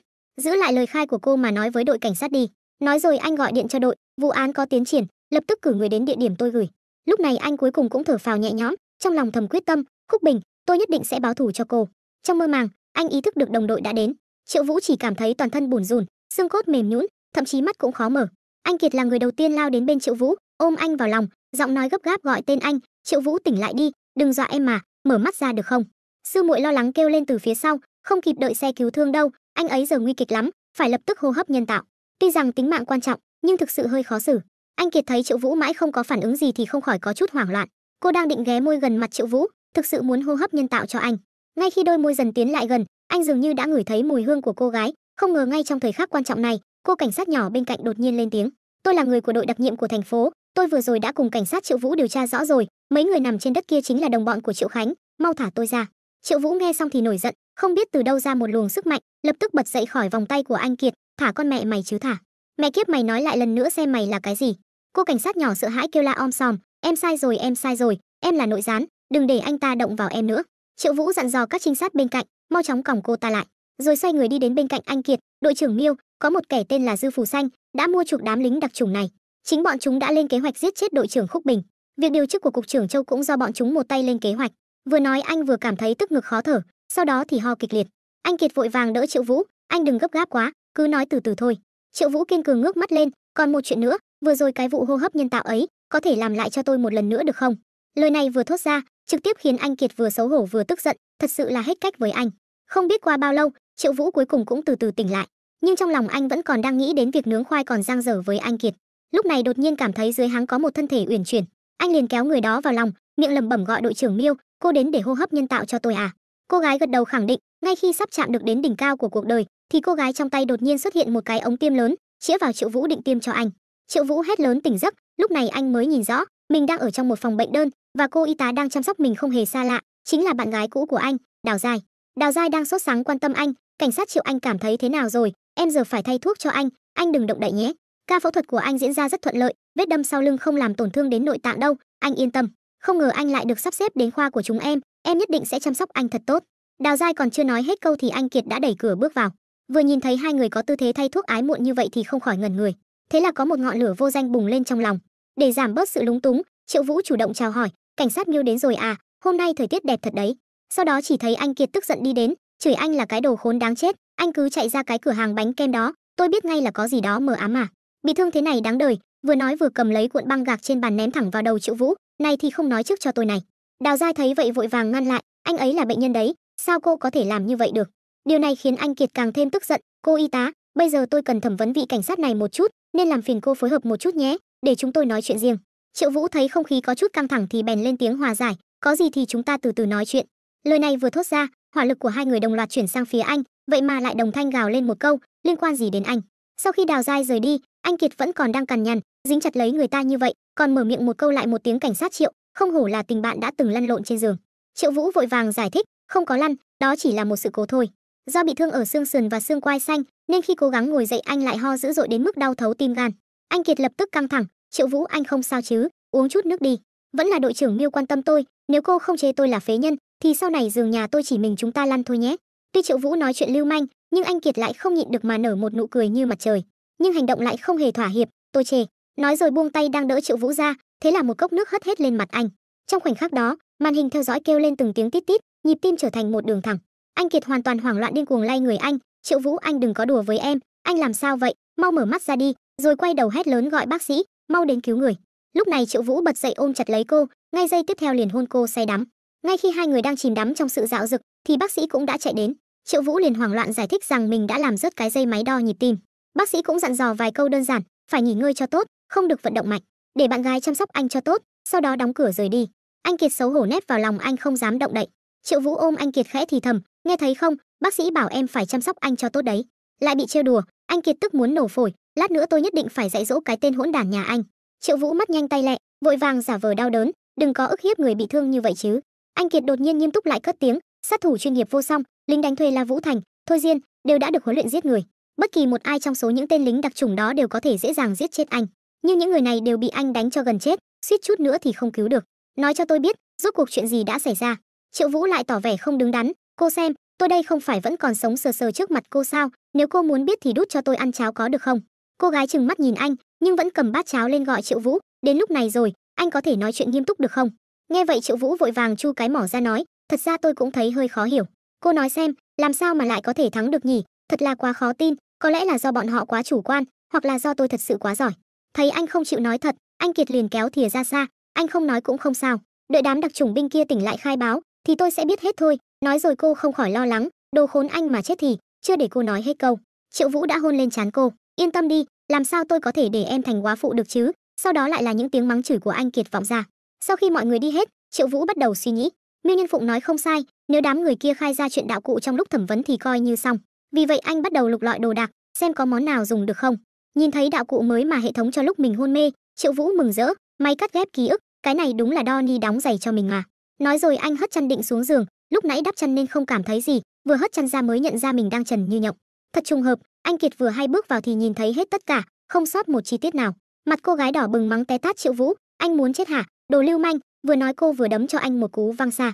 Đến bên ngoài phòng bệnh của đám tội phạm bị bắt, đồng nghiệp đang đứng thẳng tắp đều lên tiếng chào hỏi Triệu ca. Triệu Vũ với cái má sưng vù vì bị đấm liền phân phó, mấy cậu canh cả ngày chắc mệt rồi, để tôi thay ca một lát. Sau khi đuổi mọi người đi, anh vội đi vào phòng bệnh, khởi động máy cắt ghép ký ức, cắt bỏ những đoạn ký ức về cảnh chiến đấu ác liệt trong kho hàng và việc sử dụng đạo cụ. Không hề do dự, anh nhấn nút xóa, như vậy sẽ không phải lo lắng về việc họ khai báo lung tung nữa. Tuy nhiên ngay khi Triệu Vũ sắp hoàn thành công việc một cách suôn sẻ, thì cô cảnh sát nhỏ đột nhiên tỉnh lại. Cô ta nhìn thấy Triệu Vũ thì kinh hãi đến tột độ, vội vội vàng vàng la hét ầm ĩ, không cho anh lại gần mình. Nhưng đột nhiên phòng bệnh lại trở về trạng thái yên tĩnh. Đồng nghiệp đang trực bên ngoài tưởng rằng mình bị ảo giác, nhưng cũng tin rằng Triệu ca sẽ không gây ra sai sót gì. Triệu Vũ nhờ vụ án này mà nổi danh một phen. Một tháng sau, phòng gym hít thở sâu đã đi vào hoạt động ổn định. Lúc này Triệu Vũ đang bị anh Kiệt đè dưới thân. Đây chính là thực lực của chiến thần Triệu Vũ, người mà lính đặc chủng nghe tên đã khiếp sợ trong truyền thuyết sao? Triệu Vũ bị thương vẫn chưa hồi phục hoàn toàn, đau đớn kêu la oai oái. Anh Kiệt giật mình vội vàng đứng dậy hỏi anh không sao chứ? Ai ngờ Triệu Vũ lại kéo cô xuống đè dưới thân mình. Bị chế phục, anh Kiệt không thể động đậy được nữa. Triệu Vũ liền lên tiếng châm chọc, đây chẳng phải là thuật chiến đấu mà đội trưởng Miêu dạy tôi sao? Đối mặt với đối thủ, phải làm cho hắn mất cảnh giác. Anh Kiệt vội đá tên vô lại Triệu Vũ ra. Đúng lúc này, bản tin đang phát trên TV thu hút sự chú ý của cả hai. Kính chào quý vị khán giả, chúng tôi đang có mặt tại hiện trường khai quật mộ cổ để tường thuật trực tiếp cho quý vị.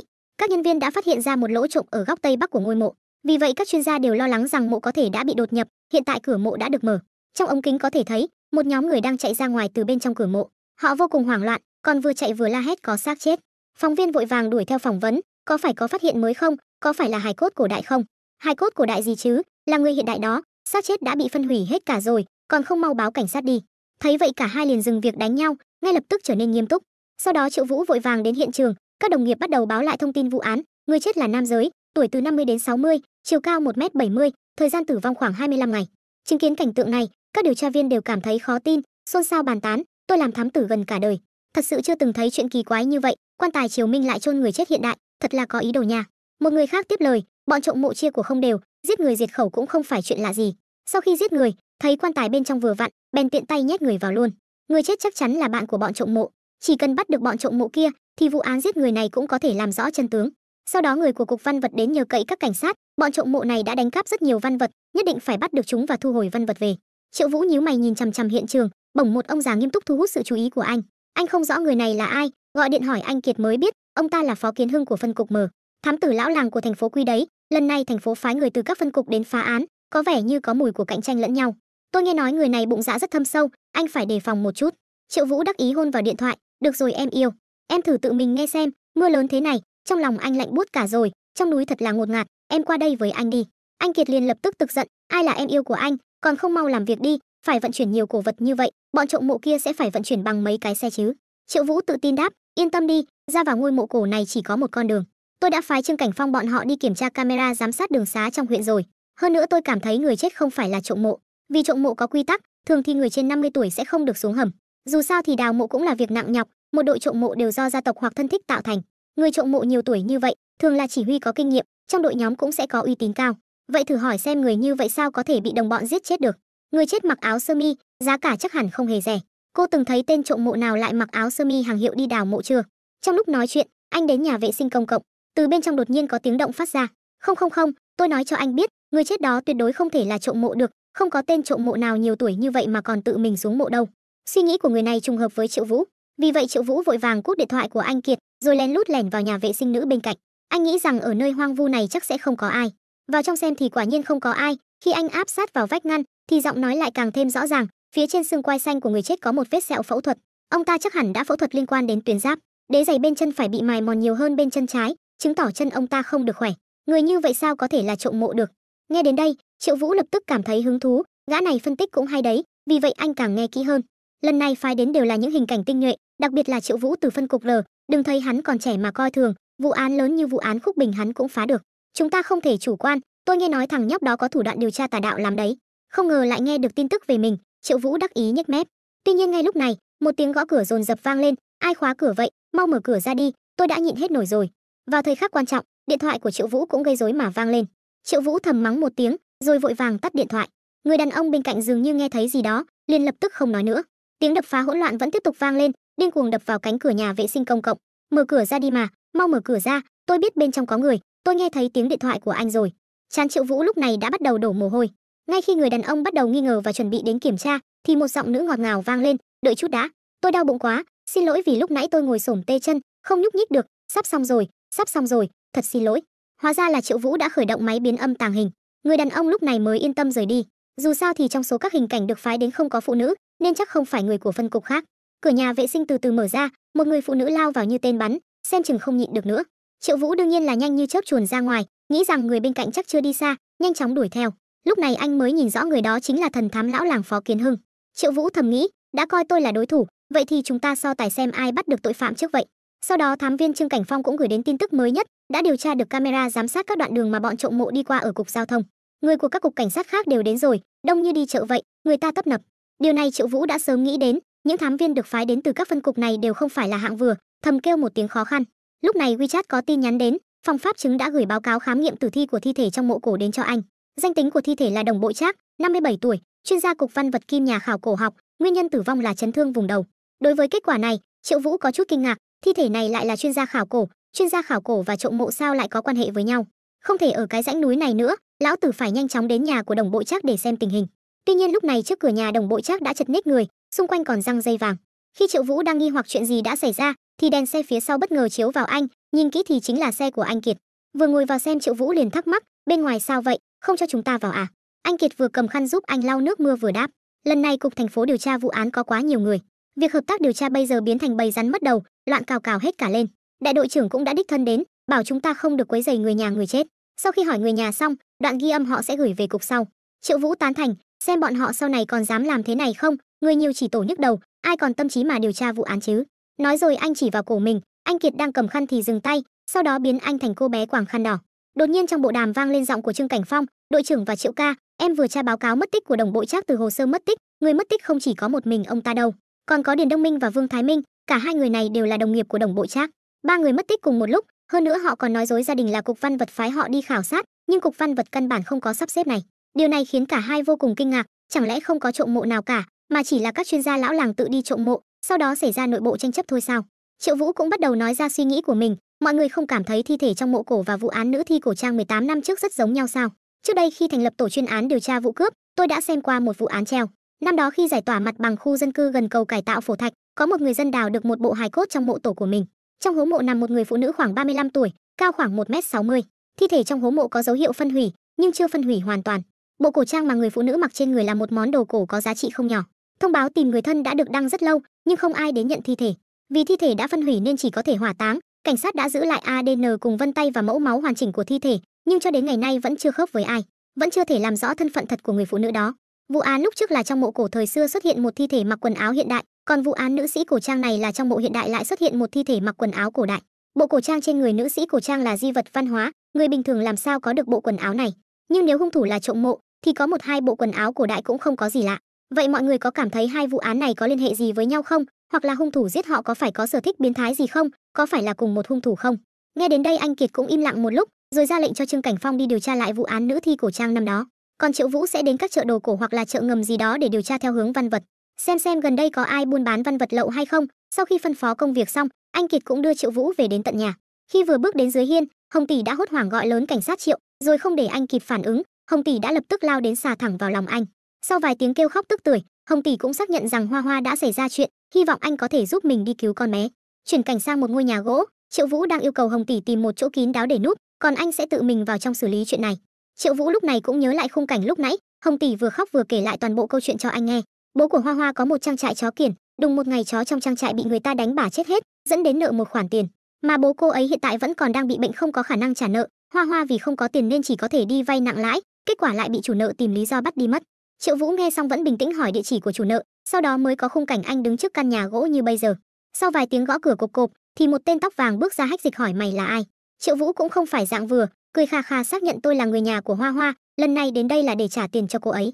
Nghe trả tiền, Khứa Đầu Tảo liền mời anh vào trong phòng, rồi thao thao bất tuyệt cái miệng, cô gái đó tổng cộng đã mượn của sếp chúng tôi 19 vạn, hiện tại đã quá 3 tháng rồi. Dựa theo lãi suất của chúng tôi thì số tiền hiện tại cần phải trả là 27 vạn 6, nhưng vì đang trong thời gian ưu đãi nên anh sẽ được giảm giá 9% còn 24 vạn 8. Triệu Vũ thì không muốn tốn thời gian, trực tiếp chuyển luôn 30 vạn cho hắn, tiền đã về tài khoản, hắn ta liền ra lệnh cho đàn em thả người. Hoa Hoa theo đó cũng chạy ra với một trạng thái cực kỳ đáng thương, cô đã phải chịu đựng sự đối đãi vô nhân đạo, quần áo xộc xệch và tất da bị xé rách đủ để chứng minh điều đó. Triệu Vũ lúc này đã giận dữ bốc lửa, tuyên bố sẽ chuyển hết 30 vạn tệ còn lại trong thẻ cho họ. Mọi người nghe xong không khỏi ngớ người ra, chưa từng thấy khách hàng nào hào phóng đến mức muốn trả thêm tiền như vậy. Gã béo ú cuối cùng cũng rời mắt khỏi tivi tò mò hỏi Triệu Vũ, người anh em, ý của cậu là gì? Triệu Vũ cười lạnh, số tiền thừa ra đều là tiền viện phí của các người. Mọi người nghe vậy lại ngớ người ra, không ngờ anh lại không biết trời cao đất dày như vậy. Nhưng ngay giây phút tiếp theo, họ đã thu hồi lại suy nghĩ vừa rồi. Tên đàn em xông lên đầu tiên bị bay thẳng ra ngoài cửa sổ, kính vỡ tan tành. Hồng Tỷ đợi bên ngoài cửa thấy vậy liền trực tiếp xông vào. Tiếng động đồng thời làm kinh động mấy người đang chơi mặt trực ở dưới lầu. Họ nhận ra trên lầu có vấn đề, vội vàng cầm gậy sắt xông lên. Nhưng không ngờ chiếc tivi lại từ trên trời giáng xuống, thế là đè bẹp một đám, liên tục ngã xuống cầu thang. Lúc này trên lầu đã đánh thành một đoàn, một gã cơ bắp trực tiếp siết cổ Triệu Vũ. Triệu Vũ nhờ luyện tập trong phòng gym mấy ngày nay, thể năng đã được nâng cao không ít, giơ tay lên đánh một cái cùi trỏ đẩy gã cơ bắp ra, sau đó tung một cước đá tới. Gã cơ bắp trực tiếp bay lên không trung, cùng với một tên đàn em bên cạnh đập vào bàn trà bằng kính, làm cho tấm kính trên bàn trà vỡ nát, các mảnh kính văng tung tóe, rất nhiều mảnh vỡ văng trúng mặt gã béo. Gã vội vàng dùng cánh tay béo ụ che mặt, nhưng không dám đứng dậy khỏi ghế sofa. Đột nhiên thấy Triệu Vũ hung hãn như vậy, tên đàn em thu tiền quay người bỏ chạy. Triệu Vũ nhặt một cái gạt tàn thuốc ném tới, trúng ngay đầu khiến hắn ngã nhào ra đất. Một tên đàn em khác cầm gậy định đánh lén Triệu Vũ, lại bị Triệu Vũ nhìn thấy, sợ hãi đến mức trực tiếp nhảy xuống lầu.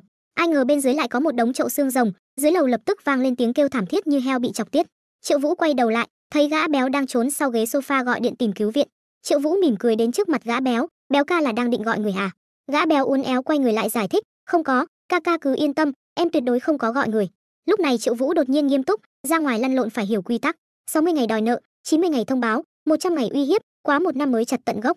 Em gái tôi chỉ nợ các người 3 tháng, các người đã động tay động chân với nó, đó là các người không hiểu quy tắc.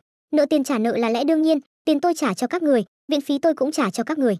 Số tiền em gái tôi nợ các người đã trả xong rồi, phần nợ các người đánh em ấy tôi cũng đã đòi đầy đủ, phần nợ của chúng ta coi như xong nhé. Gã béo gật đầu lia lịa đồng ý. Sau này nếu anh dám tìm em gái tôi gây sự nữa, hậu quả tự chịu. Nói rồi anh ôm em gái rời đi. Không ngờ ra khỏi cửa chưa được vài bước, đã bị một đám người đuổi theo. Rõ ràng là viện binh mà tên béo mời đến.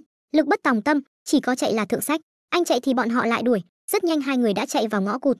Triệu Vũ thầm chửi một câu, sau khi nhìn độ cao của bức tường, vội giơ tay định đỡ Hoa Hoa lên. Thấy đám côn đồ phía sau sắp đuổi kịp, bất đắc dĩ đành cắn răng làm liều. Ai ngờ trên đỉnh tường toàn là mảnh thủy tinh vỡ, chiếc tất da vốn đã rách nát lại càng thêm thê thảm. Cô gái nén đau leo lên, Triệu Vũ nhảy vọt lên rồi lộn qua.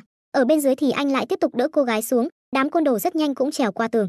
Trong lúc hoảng loạn hai người chạy vào một nhà kho, Triệu Vũ đóng cửa khóa lại, lúc này mới yên tâm thở phào nhẹ nhõm, lấy điện thoại ra định cầu cứu.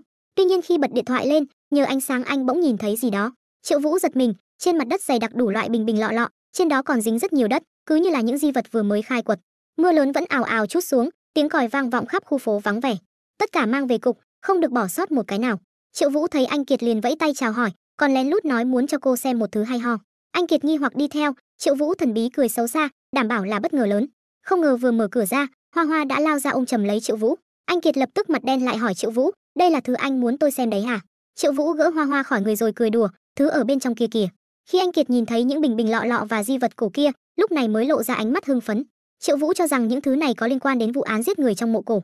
Tuy nhiên vài giờ sau đã có kết luận văn vật là giả. Lời khai và giám định của đám côn đồ đều có rồi, bọn chúng không phải là trộm mộ, mà là giúp làm giả văn vật. Những thứ trong căn nhà nhỏ đều là đồ chúng làm giả mà thôi. Rõ ràng kết quả này khiến Triệu Vũ có chút thất vọng, nhưng cứ nhắc đến văn vật và đồ giả, Triệu Vũ lại nhớ đến nữ chủ phòng gym mặc đồ đen ngày trước. Cái ổ của bà ta là lớn nhất trong khu vực, những món đồ bẩn cao cấp thường qua tay bà ta. Về văn vật trong mộ cổ, bà ta có lẽ biết chút gì đó.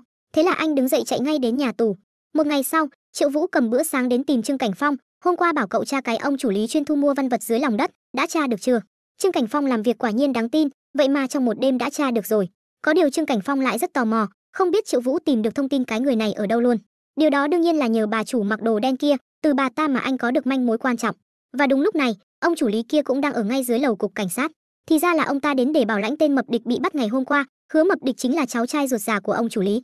Sau một ngày theo dõi ông ta, thì cuối cùng Triệu Vũ cũng đã tìm ra được manh mối quan trọng. Nhờ vào kính nhìn xuyên thấu, anh đã phát hiện được ông ta đang cất giấu thứ gì đó vào chiếc xe của mình. Đến khi chiếc xe vừa chạy ra khỏi nhà kho, Triệu Vũ lập tức ngồi thẳng lên xe dọa cho ông ta sợ phọt cả cướt. Thấy ông ta có chút hoang mang sợ hãi, anh vội đưa ra bản tên cảnh sát của mình và giới thiệu, tôi là Triệu Vũ thuộc phân cục L. Nghe nói ngài là đại sư giám định bảo vật nổi tiếng ở vùng này, mà mấy ngày trước chẳng phải thành phố chúng ta đào ra được một ngôi mộ thái thú của Triều Minh sao? Bên trong còn có người chết nữa, mà tôi là trinh thám viên phụ trách vụ án này, nên muốn thỉnh giáo một chút bọn trộm mộ nếu muốn tiêu thụ tài sản thì sẽ gặp ai nhỉ? Thấy ông ta có vẻ vẫn không muốn hợp tác, Triệu Vũ liền cầm một chiếc bình lên rồi kể lại một câu chuyện. Hôm qua lúc tôi thẩm vấn đứa cháu trai lớn của ông, lại phát hiện miệng của cậu ta không kín gì cả. Nếu tôi quay về thẩm vấn dựa vào trọng điểm cái nhà kho của ông, vậy ông thử nói xem, cậu ta có bán đứng ông không nè? Thế là 15 phút sau đã thấy ông ta đi cùng Triệu Vũ đến nơi khai quật, tay thì vẫn làm nhưng miệng thì liên tục lầm bầm. Chỉ cần tôi có thể giúp cậu phá án thì cậu phải giữ bí mật chuyện làm ăn của tôi đấy nhé. Mà Triệu Vũ cũng muốn kết giao tình với lão già này, nên cũng vui vẻ đồng ý với yêu cầu của ông ta. Sau một lúc kiểm tra thì ông chủ lý cũng đưa ra đánh giá sơ bộ, rằng những người trộm mộ đều đến từ những nơi khác, vì nếu là người ở đây thì bọn chúng chắc chắn phải tìm đến ông tay. Trong lúc đang la tha liên thuyên thì bất ngờ lão ta lại phát hiện ra một thứ gì đó, những bộ xương khô này, lẽ nào 12 kim Phật trong truyền thuyết là có thật sao? Chuyển cảnh đến phân cục V vào buổi tối, các thám viên trực ca đêm đều đã mệt lả ngủ say như chết. Không ngờ anh vừa vào đã bị anh Kiệt phát hiện. Anh Kiệt mơ màng mở mắt gọi Triệu Vũ, anh đến đây làm gì vào giữa đêm thế này? Triệu Vũ thấy vậy liền ân cần cởi áo khoác đắp lên người cô. Anh Kiệt tiếp tục hỏi anh có manh mối gì mới không. Triệu Vũ cũng nói rằng mình đã tìm một người bạn, cùng nhau nghiên cứu hiện trường mộ cổ, phát hiện ra một vài điều mới. Lời này vừa nói ra đã gợi lên hứng thú của anh Kiệt. Công viên Kim Phật Tự ở thành phố Quy chắc cô biết chứ? Tôi thông qua Lý Tu Sinh đã biết được, công viên Kim Phật Tự ở thành phố Quy, tương truyền bên trong có 12 tượng người. Vào năm Vạn Lịch, khu vực Nhu Nhai đã có một đợt đại hạn. Thái thú đã từng dẫn người đến chùa địa phương để cầu mưa. Để thể hiện sự thành tâm của mình, ông ta đã cùng với các thổ hào địa phương quyên góp, cùng nhau dùng vàng dòng đúc 12 tượng Phật vàng để cúng dường. Trong giả sử có một đoạn truyền rằng, việc thái thú cầu mưa là giả, tham lam mới là thật. Ông ta dùng 12 pho tượng Phật giả mạo tượng Phật vàng đặt vào chùa, còn tượng Phật vàng thật thì đã bị ông ta trộm long cháo phụng. Ngôi mộ này không được xây dựng theo phong thủy thông thường, nên rất khó bị người đời phát hiện. Ngay cả những tên trộm mộ giỏi nhất cũng khó có thể tìm thấy ngôi mộ này. Người chết là một chuyên gia lão làng của cục văn vật, vì vậy đây là một vụ làm ăn chung. Các chuyên gia lão làng biết một số manh mối về kim Phật, nhưng không thể phá được ngôi mộ này. Khi biết được tin, một nhóm trộm mộ chuyên nghiệp đã tìm đến các chuyên gia để hợp tác tìm tượng Phật vàng. Sau khi thành công, bọn trộm mộ đã nổi loạn, giết hại các chuyên gia lớn tuổi. Tượng Phật vàng này vô cùng giá trị và có khả năng lớn đang được giấu trong ngôi mộ cổ nơi tìm thấy xác chết. Rõ ràng bọn trộm mộ này là đang nhắm đến 12 tượng Phật vàng. Thông tin mới nhất từ anh Kiệt, đội của Phó Kiến Hưng đã tìm thấy những cổ vật bị bọn trộm mộ vận chuyển đi. Chúng rất xảo quyệt, sử dụng xe buýt trường học để vận chuyển. Tuy nhiên trong số những cổ vật đó không có tượng Phật vàng nào. Triệu Vũ suy đoán có thể trong ngôi mộ cổ không có tượng Phật, hoặc là bọn chúng vẫn chưa tìm thấy. Điều này cũng giải thích tại sao hai chuyên gia còn lại vẫn chưa bị giết, có lẽ chúng vẫn đang tìm kiếm 12 tượng Phật vàng. Dù thế nào, Triệu Ngọc quyết định không thể dừng lại ở đây. Anh dự định đến chùa Kim Phật vào ngày mai để xem xét tình hình. Anh còn ân cần quan tâm đến anh Kiệt và dỗ cô ngủ, tránh làm ồn mọi người. Nhưng cách dỗ này lại khiến anh Kiệt chỉ muốn đúm cho anh một đúm. Một cặp đôi đi cắm trại trong rừng, nhưng thứ mà chàng trai mang theo lại là roi da còng tay và 3 con sói.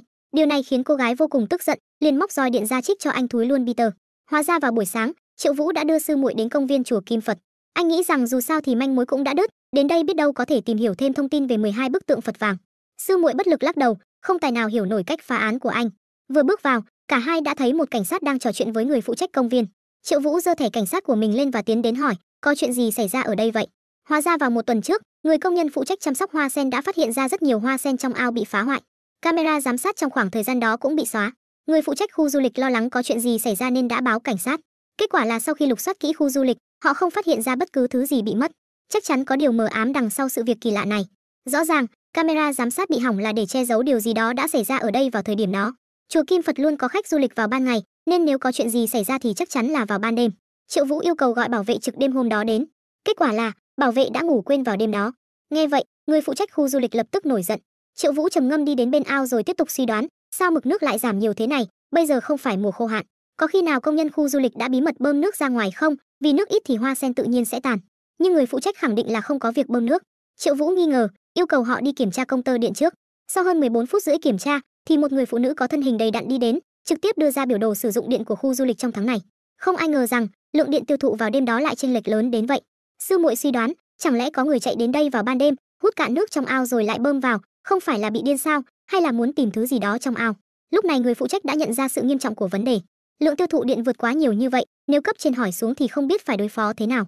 Bất ngờ Triệu Vũ gọi ông ta lại, thưa ông, hãy lấy hết máy bơm của các ông ra hút cạn nước trong ao đi, hút xong sẽ biết trong ao có gì. Người phụ trách mất hết chủ kiến, chỉ còn cách phối hợp. Vài chiếc máy cùng khởi động và bơm nước ra. Nhân lúc rảnh rỗi, Triệu Vũ kích hoạt chế độ dò tìm tàng hình, kéo phạm vi tìm kiếm đến mức tối đa. Đột nhiên, anh phát hiện ra một căn phòng có camera giám sát riêng.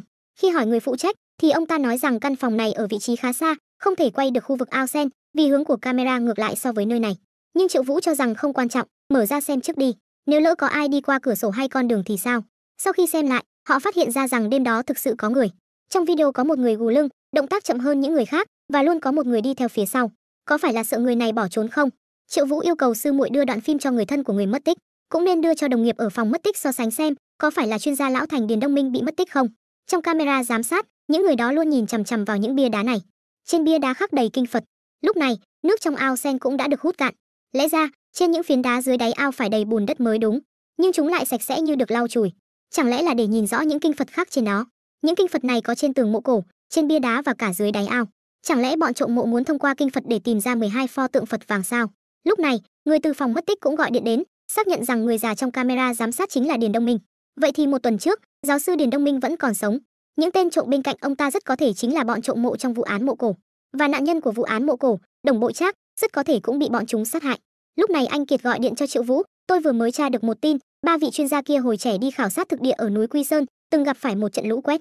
Lúc đó bọn họ cùng nhau đi khảo sát thực địa, thực ra là có 4 thành viên, và sau trận lũ thì có một người đã không trở về nữa, điều này khiến Triệu Vũ vô cùng kinh ngạc. Trở về phân cục R, anh Kiệt cho biết trong phòng làm việc của họ đã phát hiện ra bản thảo về 12 tượng Phật vàng. Kể từ sau chuyến khảo sát đó, không hiểu vì sao họ luôn giấu gia đình và cơ quan, bí mật nghiên cứu điều tra về 12 tượng Phật vàng. Triệu Vũ cho rằng chắc chắn họ đã gặp phải chuyện gì đó ở núi Quy Sơn, có thể là việc tìm kiếm tượng Phật vàng gặp trở ngại, ví dụ như trong mộ cổ có cơ quan gì đó chẳng hạn. Có lẽ địa điểm họ khảo sát năm xưa chính là nơi cất giấu tượng Phật vàng, và hiện tại bọn trộm mộ kia cũng có thể đang ở đó.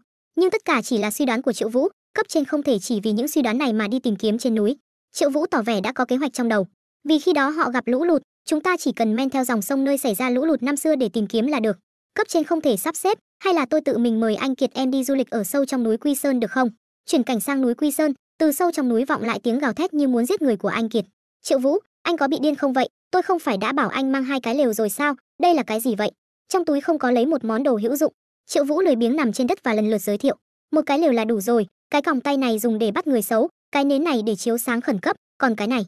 Nói rồi, anh lấy ra một chiếc roi da nhỏ. Trong rừng sâu núi thẳm, dùng để đuổi muỗi và thú dữ. Anh Kiệt tức đến mức lông mày dựng ngược. Cái nào cũng vô dụng, toàn đồ vớ vẩn. Những thứ được lôi ra tiếp theo khiến khuôn mặt của anh Kiệt đỏ bừng trong giây lát. Đó lại là cái bao cao su có gai nhiều chất bôi trơn. Thấy vậy, Triệu Vũ vội vàng giải thích vì sợ hiểu lầm. Cái này có thể dùng để đựng nước, cũng có thể dùng để buộc đồ, rất chắc chắn. Anh Kiệt tức đến bốc khói, buộc đồ, buộc cái gì, anh có khuynh hướng xấu xa gì à? Triệu Vũ tiến lên định biện minh vài câu, liền bị anh Kiệt mắng, cút đi kiếm củi, tránh xa tôi ra. Triệu Vũ vội vàng đứng dậy, lon ton đi nhặt củi. Lúc này anh Kiệt hối hận muốn chết.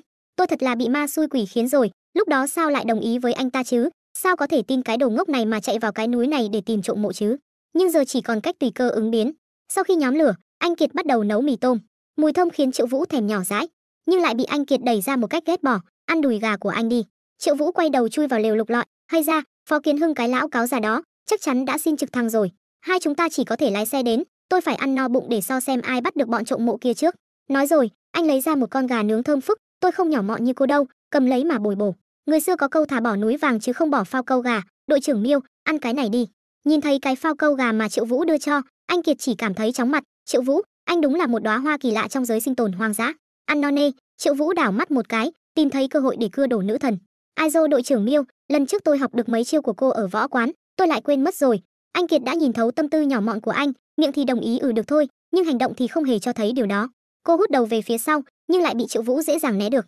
Chỉ thấy anh đột nhiên dùng sức ôm chặt hai cánh tay của anh Kiệt từ phía sau, sức mạnh lớn đến mức cô không thể vùng vẫy được. Đội trưởng Miêu, tôi nhớ lần trước không phải cô dạy như thế này đâu. Anh Kiệt nóng nảy đến mức mặt đỏ bừng, nhân lúc giãy giụa rút ra chiếc dùi cui điện mang theo bên mình, giơ lên trời quất tới tấp. Ánh điện lóe lên khiến Triệu Vũ vội vàng giơ hai tay lên xin tha. Đội trưởng Miêu, tôi sai rồi, tôi sai rồi. Anh Kiệt tức giận đứng dậy đi về phía lều. Triệu Vũ cười hì hì đi theo phía sau. Đội trưởng Miêu, có mệt không? Hôm nay đi xa như vậy chắc mệt lắm rồi, vậy chúng ta ngủ thôi. Tuy nhiên, Triệu Vũ vừa định vào lều thì một luồng điện từ bên trong phóng ra. Anh Kiệt ném ra một chiếc túi ngủ, hôm nay anh ngủ bên ngoài. Triệu Vũ ôm túi ngủ muốn khóc không ra nước mắt. Đội trưởng Miêu à, đừng tuyệt tình như vậy có được không? Bên ngoài có quái vật, tôi sợ lắm, hay là cho tôi vào đi, tôi hứa sẽ không làm bậy. Một loạt tia điện lóe lên xem như câu trả lời cho câu hỏi của Triệu Vũ. Nhìn khu rừng đen như mực, Triệu Vũ bỗng cảm thấy lạnh lẽo. Không ngờ giữa đêm lại đổ mưa, nước mưa đánh thức Triệu Vũ. Lúc này trong lều vọng ra giọng nói của anh Kiệt, Triệu Vũ anh điên à, trời mưa không biết vào à, nửa đêm rồi anh muốn chết cóng à, mau vào đây. Triệu Vũ nghe vậy mừng rỡ, xách túi ngủ lao vào trong lều. Ở ngoài thực sự lạnh cóng không chịu nổi. Vừa vào đã ôm chầm lấy anh Kiệt, răng va vào nhau cầm cập, miệng lẩm bẩm, lạnh chết tôi rồi, lạnh chết tôi rồi. Anh Kiệt thấy anh không có hành động quá đáng, liền mặc kệ cho anh ôm. Cứ như vậy, hai người mơ mơ màng màng ngủ thiếp đi. Một cặp đôi trẻ tuổi cắm trại dã ngoại, lại vô tình phát hiện ra bí mật trong rừng rậm. Một đám người đang cầm súng chuẩn bị hành quyết hai ông già bị trói. Mà hai ông già này không ai khác, chính là hai vị chuyên gia lão thành bị mất tích. Một người đàn ông tên Đại Ngưu, dưới sự thúc giục của mọi người, cầm lấy khẩu súng, chĩa vào một trong hai vị chuyên gia. Vị chuyên gia sợ hãi kêu ô ô, liên tục lắc đầu. Anh Kiệt thấy vậy không thể nhẫn nhịn được nữa, muốn xông ra cứu người. Triệu Vũ vội vàng ngăn cô lại, bọn chúng ai cũng có súng, lúc này xông ra không cứu được người, mà còn khiến chúng ta bị mắc kẹt. Người đàn ông tên Đại Ngưu có lẽ chưa từng giết người, cầm súng ngắm nghía hồi lâu vẫn không thể xuống tay. Triệu Vũ nhân cơ hội này nghĩ ra một kế, chỉ thấy anh nhặt một hòn đá, rồi lập tức ném về một bên. Tiếng động khiến bọn trộm mộ giật mình, tất cả đều quay đầu nhìn về phía nơi phát ra âm thanh. Anh Kiệt nắm bắt cơ hội, một bước lao ra, dùi cui điện trong tay lóe lên, đánh trúng Đại Ngưu. Bị điện giật bất ngờ khiến Đại Ngưu ngã xuống đất, toàn thân co giật. Triệu Vũ liền nhanh chóng kéo hai vị chuyên gia lão làng vào bụi cỏ. Trong khi đó, anh Kiệt đã nhanh chóng nhặt khẩu súng lục của Đại Ngưu, rồi thẳng tay bắn vài phát về hướng của bọn trộm mộ. Bọn trộm mộ lập tức phản ứng lại, nhưng không may tên thủ lĩnh có biệt danh đạo trưởng cũng trúng đạn, ngã xuống đất vẫn không ngừng chửi bới, mẹ nó chuyện gì thế này, đuổi theo cho tao, không được tha một ai, giết hết cho tao. Triệu Vũ kéo hai vị chuyên gia lão thành vội vã tháo chạy, anh Kiệt tranh thủ bắn thêm hai phát về phía địch. Sau một hồi vận động thể lực cực độ, hai vị chuyên gia lão thành không còn chạy nổi nữa.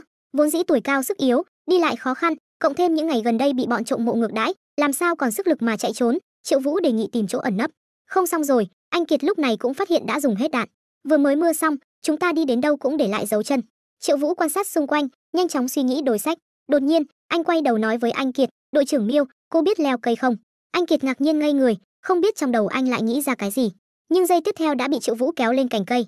Sau một lúc thì hai tên trộm mộ cũng đuổi đến, một béo một gầy. Chúng nhìn thấy hai vị chuyên gia lão thành đang ở phía trước giơ tay đầu hàng. Thấy vậy, cả hai không khỏi vui mừng, thật đúng là chẳng tốn chút công sức nào, hai lão già này không chạy nổi nữa rồi. Ngay khi hai tên chuẩn bị ra tay, một bóng người từ phía sau nhảy lên, đôi chân dài của cô ta vung ra, đá tên béo ú bay một vòng. Gần như đồng thời, Triệu Vũ nhặt hòn đá đập thẳng vào đầu tên gầy gòm, hai thằng ngốc, diệt bọn mày đúng là không tốn sức. Bất ngờ, một viên đạn sượt qua bên cạnh anh Kiệt, tiếp theo là một loạt đạn điên cuồng bắn ra. Cũng may Triệu Vũ phản ứng kịp thời, xô anh Kiệt xuống dưới gốc cây để tránh đạn. Cả hai lên đạn chuẩn bị phản kích, nhưng lúc này bị bao vây như vậy, cả hai không thể mạo hiểm thăm dò. Vào thời khắc quan trọng, Triệu Vũ kích hoạt chế độ dò tìm tàng hình, Miêu đội trưởng, cứ bắn theo hướng tôi báo. Anh Kiệt tuy có nghi hoặc, nhưng cũng chỉ có thể chọn tin tưởng và bắn theo hướng được chỉ dẫn. Phương hướng 1 giờ, cách 8 mét, anh Kiệt nâng súng trường lên và bắn, quả nhiên trúng một tên trộm mộ. Phương hướng 3 giờ, cách 15 mét, phương hướng 7 giờ, phương hướng 12 giờ, phương hướng 8 giờ, sau một loạt bắn chính xác, trong núi bỗng trở nên yên tĩnh. Anh Kiệt cầm súng nhìn hồi lâu, sau khi xác định đối phương đã thực sự rút lui mới thở phào nhẹ nhõm. Sao anh biết vị trí của bọn chúng? Triệu Vũ đắc ý nhếch mép, cái này á, đương nhiên là vì ông xã Triệu Vũ của em lợi hại rồi. Anh Kiệt không nhịn được chửi một câu, lúc này mới nhớ ra phải gọi điện về sở chỉ huy xin tiếp viện, nhưng phát hiện điện thoại không biết rơi ở đâu.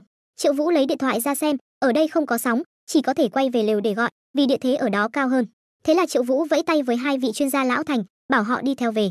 Trên đường trở về, anh Kiệt không nhịn được liền hỏi, mấy ngày nay các ông đã trải qua những gì, tại sao thi thể của đồng nghiệp các ông, Đồng Bộ Trác, lại được đặt trong quan tài ở mộ cổ, các ông đã thông đồng với bọn trộm mộ phải không? Các chuyên gia lão thành nghe vậy sắc mặt vô cùng khó coi, thở dài một hơi và nói ra nguyên nhân. Chúng tôi tự làm tự chịu, không ai trách được. 20 năm trước, Phan Bằng dẫn 3 người chúng tôi đến gần Quân Lĩnh Sơn tìm một cái hang động bí mật. Trong hang có rất nhiều di tích của người xưa để lại, nhưng không ngờ lại phát hiện một bộ xương người từ chỗ cao trong hang. Chúng tôi đoán đó là con trai của thái thú Khâu Thành. Trong tay bộ xương còn có một bức di thư bằng da bò, ghi lại rằng khi còn sống, Khâu Thành đã giấu một lượng lớn của cải, bao gồm cả 12 tượng Phật bằng vàng ở núi Quy, và vẽ bản đồ kho báu được khắc riêng trên 2 miếng ngọc cổ. Sau này Khâu Thành đột ngột mắc bệnh, liền đem 2 tấm bản đồ kho báu, một phần truyền cho người nhà, một phần mang vào mộ của mình, nhưng chúng tôi đã tìm khắp mọi ngóc ngách gần thi thể, đều không thấy miếng ngọc cổ nào. Chúng tôi cho rằng việc tìm thấy manh mối về tượng Phật vàng là một phát hiện khảo cổ học to lớn, muốn quay về viết báo cáo, xin phép đi tìm kho báu. Không ngờ trên đường mang mẫu vật về, chúng tôi lại gặp phải trận lũ quét do bão ở núi Quy Sơn. Tôi và lão Vương leo lên bờ, dưới nước chỉ còn lại Đồng Bộ Trác và Phan Bằng. Phan Bằng vốn có thể leo lên bờ, nhưng anh ấy thấy Đồng Bộ Trác sắp bị nước cuốn trôi, nên đã quay lại cứu và để anh ta túm được dây leo. Đồng Bộ Trác vừa lên bờ thì một khúc gỗ lớn đột ngột lao tới, đẩy Phan Bằng xuống giữa dòng nước lũ. Phan Bằng vùng vẫy vài cái trong nước, rồi lớn tiếng hét với chúng tôi, tượng Phật vàng, nhất định phải tìm thấy tượng Phật vàng. Sau khi trở về, trạng thái tinh thần của Đồng Bộ Trác rất tệ. Anh ta không ăn không uống, thất thần lạc phách, mỗi ngày như một hồn ma lang thang. Chúng tôi khuyên anh ta hãy hoàn thành di nguyện của Phan Bằng, anh ta mới vực dậy tinh thần, nói rằng sẽ dốc hết cả cuộc đời để tìm ra tượng Phật vàng. Nhưng nếu chúng tôi báo cáo chuyện tượng Phật vàng lên trên, nhiệm vụ tìm kiếm sẽ không đến lượt chúng tôi. Vì vậy, chúng tôi đã giấu chuyện này, quyết định 3 người cùng nhau tìm kiếm để hoàn thành di nguyện của Phan Bằng. Vì không tìm được ngọc bội cổ của Khâu Thành để lại cho hậu thế, chúng tôi đành phải bắt đầu từ một hướng khác. Mục tiêu hàng đầu của chúng tôi là tìm ra mộ của Khâu Thành, nhưng suốt 20 năm trời chúng tôi vẫn không tìm ra. Người lo lắng nhất chính là Đồng Bộ Trác. Tuổi của anh ta lớn hơn hai chúng tôi, hơn nữa, những năm gần đây sức khỏe của anh ấy không tốt, phải trải qua vài cuộc phẫu thuật lớn. Chân của tôi thì cũng không được nhanh nhẹn. Thời gian trước, anh ta thông qua nhiều mối quan hệ, tìm được tên trộm mộ đầu sỏ tên Đạo Trưởng. Hắn và đội của hắn quả thực rất lợi hại, chỉ dùng 5 tháng đã tìm ra mộ của Khâu Thành. Vì không thể xác định có phải là mộ của Khâu Thành hay không, họ phải đào một đường hầm vào trước, tìm được bia mộ mới có thể xác nhận. Vào ngày đào thông đường hầm, cả 3 chúng tôi đều nói dối gia đình là đi khảo sát bên ngoài, cùng nhau đi xác nhận chuyện này. Đồng Bộ Trác và Đạo Trưởng đã hẹn trước, nếu tìm được mộ của Khâu Thành, sẽ trả cho bọn chúng một khoản tiền lớn để chúng rút lui. Kết quả, tên Đạo Trưởng đó từ lâu đã biết mục đích thực sự của chúng tôi, đi tìm kiếm mộ của thái thú là để tìm ra 12 tượng Phật vàng. Sau khi Đồng Bộ Trác cùng Đạo Trưởng xuống mộ, từ quan tài của Khâu Thành đã tìm thấy ngọc bội khắc bản đồ kho báu. Đạo Trưởng vi phạm thỏa thuận ban đầu, tranh cãi với Đồng Bộ Trác và giết anh ta. Sau khi bọn trộm mộ ra ngoài, hai chúng tôi nghĩ rằng mình cũng chết chắc. Không ngờ, bản đồ kho báu trên ngọc bội cổ đó, tên Đạo Trưởng vậy mà không giải mã được, nên mới giữ lại hai chúng tôi để giúp chúng tìm kiếm tượng Phật vàng. Trên ngọc bội cổ toàn là kinh Phật, chúng tôi không còn cách nào khác, chỉ có thể giúp bọn chúng giải mã kinh Phật trước. Lúc này, điện thoại di động của Triệu Vũ vang lên, đó là âm thanh của bộ đàm. Đây là chức năng bộ đàm mới nhất được phòng cảnh sát nghiên cứu, khi tín hiệu yếu có thể dùng như bộ đàm trong phạm vi nhỏ. Khoan đã, chẳng lẽ Phó Kiếm Hưng bọn họ vẫn còn người sống sao? Bọn họ đã liên lạc được với chúng ta rồi à? Sau khi nghe máy, một giọng nam trầm thấp vang lên, người nói trong bộ đàm lại chính là tên Đạo Trưởng. Triệu Vũ nhận được điện thoại không khỏi giật mình. Hắn ta chắc chắn đã nhặt được điện thoại của anh Kiệt, mà lại có thể giải mã mật khẩu điện thoại của cảnh đội trong thời gian ngắn như vậy, cho thấy đám người này vô cùng lợi hại. Anh Kiệt giật lấy điện thoại, Đạo Trưởng anh gan không nhỏ nhỉ, biết tôi là cảnh sát mà còn dám liên lạc với tôi sao? Đạo Trưởng cười âm hiểm, vẫn còn tức giận vì chuyện anh Kiệt đã bắn hắn một phát, nhưng nói rằng hôm nay hắn còn có việc khác, sẽ tính sổ với cô sau. Nghe lời của Đạo Trưởng, Triệu Vũ chợt nhớ ra điều gì đó. Chức năng bộ đàm chỉ có hiệu quả trong phạm vi 100 mét. Hắn đang kéo dài thời gian, miệng thì nói bỏ chạy, thực chất là đang bao vây chúng ta mau rời khỏi đây, cô dùng điện thoại gọi về sở chỉ huy nhanh đi. Nói rồi, mọi người chạy về phía lều, nhưng điện thoại vẫn không có tín hiệu. Triệu Vũ đang đi đầu bỗng dừng lại, thiết bị dò tìm tàng hình kêu tích tích, phát hiện gần đó có chất nổ. Triệu Vũ vội quay đầu hét lớn, có thuốc nổ, chạy mau. Anh Kiệt và các chuyên gia lão thành kinh hãi, 4 người vội vàng lao xuống núi. Một tiếng nổ kinh thiên động địa vang lên, đỉnh núi lập tức nổ tung, khói mù dày đặc lan về phía mọi người. Anh Kiệt quay đầu kiểm tra sự an toàn của Triệu Vũ, chỉ thấy anh bị lực đẩy cực lớn hất văng lên, cơ thể thì không bị thương, nhưng nguy hiểm lại ở khắp nơi. Ngay trước mắt, một khúc gỗ lớn sắp rơi trúng anh Kiệt. Triệu Vũ liền một bước lao tới, xô anh Kiệt xuống đất để tránh né. Trong cơn hoảng loạn, cả hai lăn từ sườn đồi xuống, những tảng đá lớn cũng liên tục lăn xuống từ sườn đồi. Triệu Vũ ôm chặt anh Kiệt bảo vệ cô dưới thân, cho đến khi những hòn đá lăn xuống đáy vực, họ mới thở phào nhẹ nhõm. Anh Kiệt sắc mặt trắng bệch kiểm tra cơ thể Triệu Vũ, "Anh sao rồi?" Triệu Vũ ngượng ngùng nói mình không sao. Không ngờ, anh Kiệt ôm chầm lấy anh, nước mắt không ngừng tuôn rơi, "Anh ở gần vụ nổ như vậy, em sợ chết mất." Nhưng giây tiếp theo lại đột ngột nghiêm nghị, "Đúng rồi, hai chuyên gia lão thành đâu?" Trong rừng cây, Vương Thái Minh dìu Điền Đông Minh thất thần hỏi, "Trời ơi, bọn họ đâu rồi? Chúng ta chạy đến đâu rồi?" Người còn lại thì mặc kệ, chỉ lo chạy về phía trước. Đột nhiên, một khẩu súng xuất hiện trước mặt họ, "Muốn chạy sao? Tạm biệt các ông già." Lời còn chưa dứt, một người từ trên cây lao xuống, vung dây leo đá vào người đàn ông, giật lấy khẩu súng, rồi bắn liên tục vào người những tên còn lại. "Người của chúng tao mà bọn mày cũng dám động vào à?" Rồi thêm một bóng người từ phía sau bay lên muốn đánh lén. Triệu Vũ nhanh mắt lẹ tay, giơ tay lên dễ dàng đỡ được. Gã đạo trưởng gầy trơ xương này không gây ra mối đe dọa nào đối với anh, nhưng điều khiến anh không ngờ tới là tên đạo trưởng đó lại đột nhiên sử dụng một chiêu mượn lực đánh lực trong Thái Cực Quyền, khiến Triệu Vũ là một người vốn mạnh mẽ bị hất văng ra. Cú đánh này suýt chút nữa khiến đầu Triệu Vũ đập vào thân cây. Anh Kiệt thấy vậy lập tức xông tới, vung chân xoay tròn đá thẳng vào tên đạo trưởng. Nhưng tên đạo trưởng vẫn dễ dàng né tránh, đồng thời lợi dụng chiêu mượn lực đánh lực trong Thái Cực, hất văng cả anh Kiệt. Anh Kiệt lập tức mất thăng bằng, ngay khi sắp ngã xuống đất, Triệu Vũ đã lao tới ôm ngang cô. Lúc này, Triệu Vũ đã cảm thấy có điều không ổn, tên khốn này còn biết đánh Thái Cực nữa à? Anh Kiệt càng đánh càng hăng, rút con dao găm mang theo bên mình xông lên lần nữa. Đạo trưởng cũng rút ra hai chiếc đinh ba từ phía sau. Trong lúc giao chiến, đạo trưởng đột nhiên thay đổi chiến thuật tấn công, khiến anh Kiệt trở tay không kịp. Tiếp theo, một chiếc đinh ba đâm thẳng vào vai cô. Anh Kiệt đau đớn hét lên. Triệu Vũ thấy vậy lao tới như gió, vung nắm đấm tấn công đạo trưởng, nhưng hắn ta dễ dàng né tránh, rồi chém chiếc đinh ba thẳng về phía yết hầu của Triệu Vũ. Tuy Triệu Vũ phản ứng kịp thời, nhưng vẫn bị nó làm sức ra. Triệu Vũ nhận ra rằng dựa vào công phu chính thống thì không thể đánh lại hắn, chỉ có thể đi đường tắt. Thế là anh đứng dậy hít một hơi thật sâu, kích hoạt loa phóng thanh tàng hình, rồi hét lớn vào tai đạo trưởng, "Chết đi thằng chó ăn cớt." Ngay lập tức tai đạo trưởng nổ tung, một dòng máu tươi bắn ra, trong nháy mắt không còn nghe thấy gì nữa, thậm chí nửa người cũng tê dại. Ngay lúc hắn ta hơi sững người, Triệu Vũ tung một cú đá hất hắn bay ra ngoài. Anh Kiệt phía sau đã chuẩn bị sẵn sàng, tung một cú đá xoáy lợi hại, hạ gục đạo trưởng. Tên đạo trưởng bị đá trúng như đạn pháo, đập mạnh xuống đất, cuối cùng cũng giải quyết được hắn, cả hai cùng thở phào nhẹ nhõm. Nhưng đúng lúc này, trong rừng vang lên một tràng tiếng bước chân, chỉ thấy từ trong rừng một đám người cầm vũ khí xuất hiện, hai vị chuyên gia lão thành cũng bị trói lôi ra. Triệu Vũ cạn lời, "Hai ông già này sao lại bị bắt nữa rồi?" Người đàn ông đi đầu bước ra từ đám đông chào hỏi Triệu Vũ, "Cảnh sát Triệu, xin lỗi đã làm phiền." Triệu Vũ cau mày nhìn, người đó lại là Lý Tu Sinh. Sao hắn lại đến đây? Chẳng lẽ hắn cũng muốn có được 12 tượng Phật vàng? Triệu Vũ thăm dò nói với hắn, "Lý Tu Sinh, ông đến vừa hay. Ông nói xem mọi chuyện có phải là như thế này không? Cảnh sát chúng tôi đang bắt giữ bọn trộm mộ, nhưng chúng tôi ít người, tính mạng nguy kịch." Đúng lúc này, ông dẫn một nhóm công dân tốt bụng đứng lên, nghĩa dũng cứu giúp chúng tôi. Ngay khi hai bên đang nói chuyện, một gã to con trốn dưới gốc cây đang chĩa súng vào Lý Tu Sinh, nhưng còn chưa kịp bóp cò đã bị Lý Tu Sinh phát hiện. Ông ta liền giơ nỏ lên bắn, gã kia kêu lên một tiếng rồi co giật, miệng không ngừng sùi bọt mép, chỉ mười mấy giây sau đã bất động, sắc mặt tím tái, thân thể vặn vẹo, rõ ràng là trúng độc.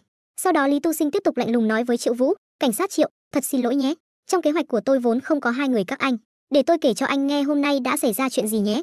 Cảnh sát các anh và bọn trộm mộ gặp nhau trong rừng, hai bên xảy ra đọ súng, cuối cùng lưỡng bại câu thương, tất cả đều không may gặp nạn. Anh thấy câu chuyện này thế nào?" Nói rồi, hắn ta chĩa nỏ vào cả hai, nhưng Triệu Vũ không những không sợ, mà còn bình tĩnh cười một nụ cười tỏa nắng nói, "Xem ra đằng nào chúng tôi cũng chết. Nhưng có một chuyện tôi phải nói cho ông biết, đó là tôi thật sự biết tượng Phật vàng giấu ở đâu." Câu nói này khiến Lý Tu Sinh cùng đồng bọn có chút kinh ngạc nhẹ. Thầy ca có vẻ đã cắn câu, Triệu Vũ lại tiếp tục thao thao bất tuyệt, "Ông xem, đạo trưởng và hai vị chuyên gia đã tìm thấy 6 manh mối từ ngọc cổ và kinh Phật, lần lượt là một tướng quân lĩnh, 2 ngọc thạch pha, 3 tùng ngàn năm, 5 nguyệt nha hố, 6 vũ tích thạch. Đương nhiên, đây đều là những điều mà các chuyên gia vừa mới nói với tôi. Chúng tôi vừa tìm được tướng quân lĩnh, hiện giờ đang định đi về phía nam để tìm xem manh mối thứ tư là gì. Nói một cách dễ hiểu hơn thì hiện tại chỉ còn manh mối thứ tư là chưa tìm thấy thôi. Hơn nữa trong rừng sâu núi thẳm không có sóng, sở cảnh sát không liên lạc được với chúng tôi, phải 30 tiếng sau khi phát hiện chúng tôi mất liên lạc mới tìm được đến đây. Tôi không làm lỡ ông bao lâu đâu, còn có thể giúp ông thu hoạch được 12 pho tượng Phật vàng, vụ làm ăn này hời chứ nhỉ." Lùi một bước mà nói, "Các ông đông người như vậy, chúng tôi chỉ có 2 người và 2 ông già không bò nổi nữa, ông còn sợ chúng tôi chạy trốn chắc? Nếu tôi phán đoán sai, không tìm thấy tượng Phật vàng, thì ông giết chúng tôi diệt khẩu cũng chưa muộn mà đúng không?" Lý Tu Sinh nghe vậy trong lòng cũng có chút dao động, hắn ta nói không sai, trước khi cảnh sát đến thì mình là người nắm quyền chủ động. Nghĩ vậy Lý Tu Sinh cũng xác nhận là được thôi, nhưng tôi chỉ cho các anh 6 tiếng. Triệu Vũ liền quay sang gọi chuyên gia, "Từ đây đến cái hang mà các ông phát hiện ra di thư ban đầu bao xa vậy?" Hai chuyên gia vội xác nhận là mất khoảng 3 tiếng đi bộ, nhưng tượng Phật vàng căn bản không thể nào giấu trong cái hang đó được. "Năm xưa chúng tôi đã tìm khắp hang động rồi, mấy hôm trước, đạo trưởng cũng đã kiểm tra lại cái hang đó một lần nữa rồi." Nhưng Triệu Vũ vẫn tràn đầy tự tin, "Các ông chỉ cần dẫn đường đến cái hang đó là được." Mạnh miệng là thế nhưng trong lòng anh lại đang vô cùng lo lắng, giờ chỉ có thể kéo dài thời gian, lát nữa tùy cơ ứng biến chứ biết sao giờ. Lúc này đột nhiên từ sau vang lên tiếng súng bắn, nhìn sang thì thấy Lý Tu Sinh đang xử lý những tên không liên quan. Điều này làm cho Triệu Vũ càng thêm lo lắng, hắn ta đã giết hết đám trộm mộ dưới trướng tên đạo trưởng rồi sao? Mà tên đạo trưởng lúc này cũng đang mất bình tĩnh liên tục chửi thề. Khốn kiếp, ông điên rồi à, rốt cuộc ông là ai? Lý Tu Sinh trực tiếp nắm lấy tóc tên đạo trưởng, rồi tức giận hô lên cái tên Viên Thụ Tài, mày không quen tao nhưng tao biết mày là ai, mối thù giữa hai chúng ta từ 18 năm trước đã kết rồi.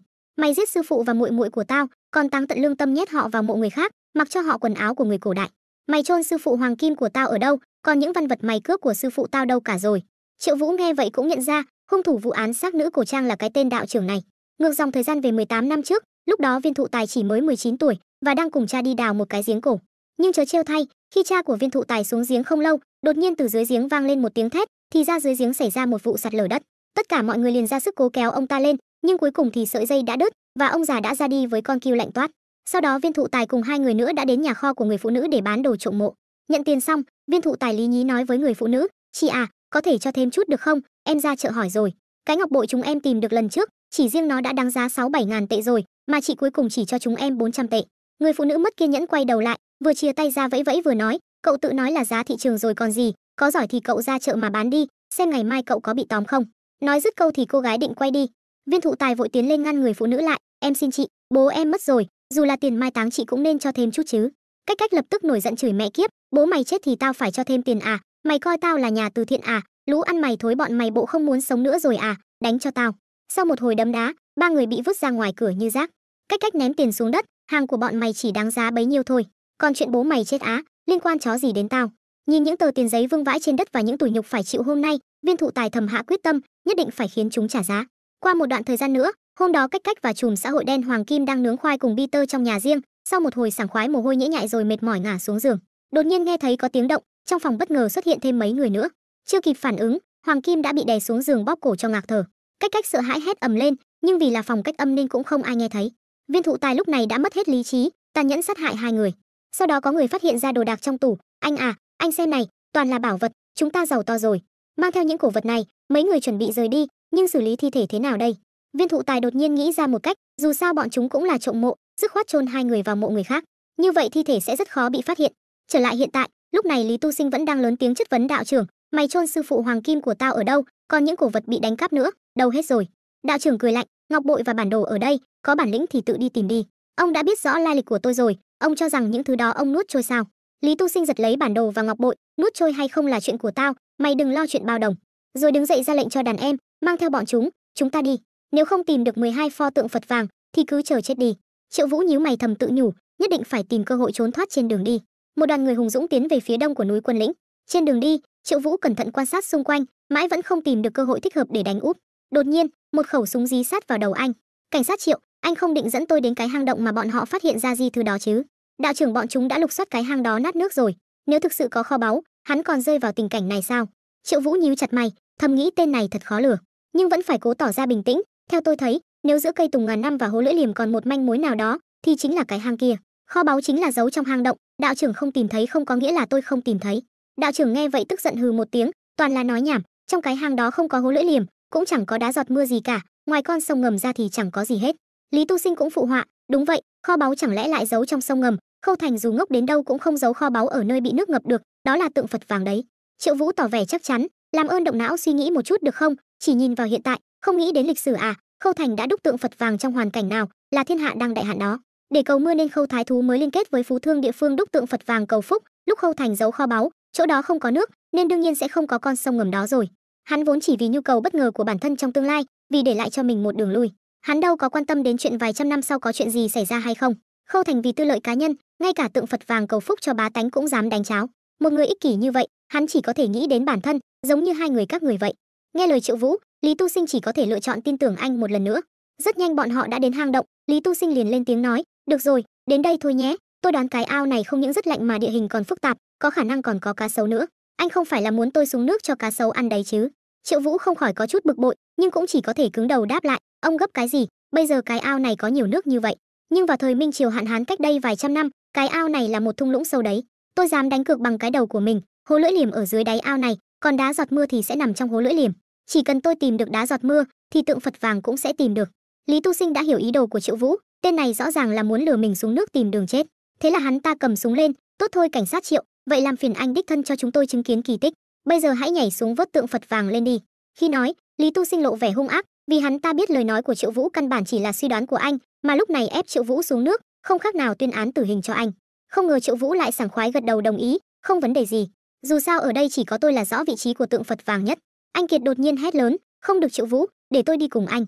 Lý Tu Sinh liền chĩa súng sang, vậy thì không được. Cô cảnh sát này còn phải làm con tin nữa chứ. 15 phút sau nếu không thấy anh mang tượng Phật vàng trở về, tôi sẽ giết bạn gái của anh, còn cả hai ông già kia nữa. Triệu Vũ nhíu chặt mày, nhưng cũng không thể phản kháng. Sau đó bọn chúng mở còng tay trên tay Triệu Vũ ra, trói một sợi dây an toàn vào người anh, tìm được tượng Phật vàng thì giật dây, chúng tôi sẽ kéo anh lên. Trước khi xuống nước, Triệu Vũ đi đến trước mặt anh Kiệt, yêu cầu em yêu đừng lo lắng, anh nhất định sẽ tìm được tượng Phật vàng, chờ anh ở đây. Nói rồi, anh hôn gió anh Kiệt một cái, sau đó tung người nhảy xuống ao. Mẹ kiếp, lạnh chết mất, đã đến lúc dùng đến mánh khóe của hệ thống rồi. Chế độ nhìn đêm tàng hình đã khởi động, máy thở tàng hình đã khởi động. Cơ mà cái ao này lớn như vậy, liệu có thông ra bên ngoài không nhỉ? Nếu có thể vòng ra sau lưng bọn chúng tập kích. Nếu không có, chỉ có thể quay lại nói dối là đã tìm thấy nhưng thiếu dụng cụ đào nó lên thôi. Vì địa hình dưới nước vô cùng phức tạp, nên Triệu Vũ đã khởi động kính viễn vọng tàng hình. Anh luôn cảm thấy có dòng chảy ngầm đẩy anh về phía sâu trong hang động. Nhưng khi anh nhìn xuống dưới nước, trời ơi, đó là cái gì? Một khe nứt khổng lồ, lại hiện ra một hình trăng lưỡi liềm rất rõ ràng. Là hồ lưỡi liềm, chẳng lẽ tượng Phật vàng thực sự được chôn dưới nước sao? Trong khoảnh khắc, Triệu Vũ thậm chí không còn cảm thấy lạnh nữa, máu trong người sôi lên như lửa đốt. Nếu Khâu Thành giấu kho báu ở đây lúc chưa có nước, thì hắn sẽ giấu kho báu ở vị trí nào nhỉ? Triệu Vũ vội bơi về phía nước sâu, anh quan sát xung quanh và lại phát hiện ra một cơ quan mới, ở một hố trũng có một tảng đá khác biệt, đó là đá giọt mưa. Triệu Vũ hưng phấn đến suýt nữa thì hét lên. Manh mối cuối cùng trên bản đồ kho báu chính là đá giọt mưa này, nhưng chỉ là một tảng đá thì làm sao giấu được tượng Phật vàng? Triệu Vũ khởi động thiết bị nhìn xuyên thấu, đột nhiên phát hiện ra một số mảnh đá vụn có màu sắc khác biệt. Anh liền cậy những mảnh đá đó ra thì nhìn thấy một cái khe nứt nhỏ, chẳng lẽ bên trong còn có mật thất sao? Triệu Vũ bơi vào bên trong khe nứt, anh cảm thấy mình đang ngày càng đến gần kho báu truyền thuyết kia. Ai ngờ anh vừa bơi được nửa đường thì sợi dây trên người đã đến giới hạn, chắc là dây không đủ dài.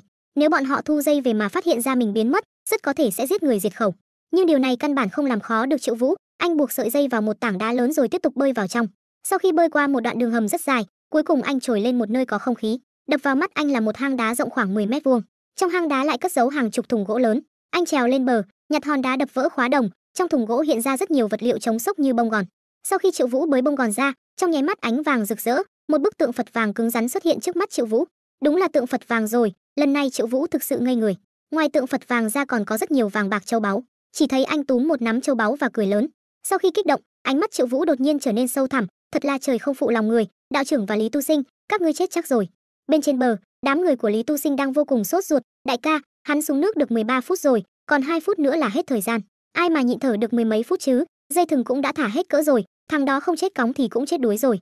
Đột nhiên sợi dây thừng có biến động, Hứa Đầu Vàng liền hét lớn rồi ra sức kéo dây lên, còn Lý Tu Sinh thì đứng đó cầm nỏ chờ sẵn, nếu hắn mà trở về tay không, tao sẽ bắn chết hắn bằng một mũi tên. Tình huống này khiến anh Kiệt vô cùng sợ hãi, liên tục gào thét cái tên Triệu Vũ trong vô vọng, và điều gì đến cũng phải đến. Khi sợi dây được kéo lên khỏi mặt nước, thì thứ đập vào mắt mọi người là một bức tượng Phật vàng, tiếp sau đó là Triệu Vũ bước lên bờ, tự tin khẳng định 12 tượng Phật vàng không thiếu một bức nào, đều ở dưới đó hết cả. Thấy mọi người vẫn còn chưa tin, anh tiếp tục đưa cao bức tượng lên rồi đi thẳng về phía Lý Tu Sinh. Tượng Phật vàng đã được tìm thấy rồi, ông Lý mau sang nghiệm thu hàng đi chứ. Nói rồi Triệu Vũ giả vờ vấp không khí té, vung tay vứt bức tượng Phật lại xuống hồ. Vì sót của nên Lý Tu Sinh vội lao đến chụp lấy bức tượng. Tận dụng thời cơ, Triệu Vũ tiếp tục đem ra một túi trang sức, rồi vung tay ném thẳng lên trời. Đám lưu manh vội chen nhau hốt lấy hốt để, còn Triệu Vũ thì chạy đến cởi trói cho anh Kiệt, rồi tiếp tục lao đến đạp tên đầu cước thẳng xuống hồ. Hứa Tóc Dài thấy vậy liền móc súng ra, nhưng chưa kịp bóp cò đã bị anh Kiệt cho một đấm bất tĩnh. Chộp vội khẩu súng, anh Kiệt tiễn luôn tên đầu chọc đằng trước về gặp ông bà già. Triệu Vũ rất hài lòng về năng lực của anh Kiệt, đột nhiên anh vội hét lớn ở phía sau. Anh Kiệt theo đó cũng đập mạnh cáng súng ra sau lưng, thành công tiễn thêm một tên đầu vàng về với đất mẹ. Lý Tu Sinh lúc này đang núp núp như một con chó, nhưng vẫn mạnh miệng hò hét mau giết bọn chúng cho tao, ai giết được bọn chúng, tao chia cho một tượng Phật vàng. Triệu Vũ chưa kịp nghe hết câu đã bị một bàn tay bắt lấy. Một tên đầu chọc từ sau lưng đã khóa chặt cơ thể của anh, nhưng giây tiếp theo, hắn đã bị một viên kẹo đồng ghim thẳng vào ngực. Sau đó hai người phối hợp ăn ý, anh đánh thì em thủ, anh ngủ thì em thức, cuối cùng đã xử lý thành công toàn bộ đám lưu manh. Tưởng rằng mọi chuyện đã ổn áp, thì bất ngờ Lý Tu Sinh bắn một mũi tên về phía anh Kiệt. Khi mũi tên chỉ còn cách mặt cô đúng 1 mét, Triệu Vũ đã xuất hiện rồi dùng cơ thể mình đỡ lấy. Nhìn thấy người bị trúng tên là Triệu Vũ, anh Kiệt vội vội vàng vàng hét lớn sao anh lại cứu em. Vì ít like quá nên video không được đề xuất, nếu mọi người thương AD thì trước tiên like rồi hãy xem video nha. Cảm ơn mọi người đã giúp đỡ. Sau khi từ địa ngục trở về thì việc đầu tiên bạn sẽ làm gì? Riêng cặp đôi này, việc đầu tiên họ làm chính là vào hotel. Nhưng trước khi được nướng khoai cùng Peter thì chàng trai phải trải qua một bài test Peter hơn 30 phút. Thì ra vừa rồi, Trong lúc nguy cấp, Triệu Vũ đã đỡ một mũi tên độc cho anh Kiệt. Sau một lúc hoảng loạn, đôi mắt anh Kiệt lúc này đã đỏ như máu. Rồi không nói một lời, anh Kiệt cầm mũi tên trong tay lao thẳng về phía trước. Lý Tu Sinh bên này đang la hét như điên, cầm lấy đi, tượng Phật vàng giờ là của cô, xin hãy tha cho tôi. Nhưng anh Kiệt thì không quan tâm, trực tiếp đâm thẳng mũi tên vào cổ hắn. Đám lưu manh thấy vậy cũng có chút rén, cầm súng lên định xử lý anh Kiệt. Tên đạo trưởng đột nhiên nở một nụ cười quỷ dị, Lý Tu Sinh vừa chết, đám vô dụng này thì có là gì. Nghĩ đến đây, hắn lập tức co người lại, luồng hai tay bị còng ra phía trước, rồi lao đến siết cổ một tên đang cầm súng. Nhưng giây tiếp theo, tên bị đạo trưởng siết cổ đã bị ăn một viên kẹo đồng vào đầu, mà người bắn không ai khác chính là anh Kiệt. Không để đạo trưởng kịp hiểu chuyện gì, anh Kiệt đã dứt khoát cho hắn ta luôn 2 viên kẹo đồng vào người. Gương mặt của cô lúc này đã hóa quỷ dữ, trên đường anh Kiệt đi, chỉ cần ai lên tiếng đều bị ăn một viên kẹo đồng. Đến khi Điền Đông Minh hỏi Triệu Vũ sao rồi, thì anh Kiệt mới dần có lại ý thức. Cô vội vàng chạy đến bên Triệu Vũ, áp tai vào ngực anh nghe xem còn tiếng tim đập không, nhưng đáp lại cô chỉ là sự im lặng đến đáng sợ. Không chút do dự, anh Kiệt tiếp tục thực hiện những thao tác sơ cứu cơ bản cho Triệu Vũ, nhưng Triệu Vũ thì vẫn nằm đó, cơ thể không có chút dấu hiệu của sự sống nào. Lúc này, trong đầu của anh Kiệt xuất hiện những hình ảnh ái muội của hai người, nước mắt của anh Kiệt đã rơi, cơ thể cũng rung bần bật vì lo lắng. Tại sao lại đỡ mũi tên đó cho tôi? Mau đứng dậy đi, Triệu Vũ, đồ lưu manh thối tha nhà anh đứng dậy cho tôi mau lên. Và cuối cùng kỳ tích đã xuất hiện, sau một cái chừng mắt kinh ngạc, thì Triệu Vũ đã bật người dậy một cách đầy hư cấu. Anh Kiệt vui mừng không thể làm chủ được cơ thể nữa, trực tiếp ôm chặt anh vào lòng hơn 2 phút, không để Triệu Vũ kịp mở miệng nói gì, anh Kiệt tiếp tục trao cho anh một cục đờm sánh mịn. Triệu Vũ cũng không phải người ăn chay, liền đáp lại anh Kiệt bằng một màn hôn kiểu Pháp hơn 2 phút.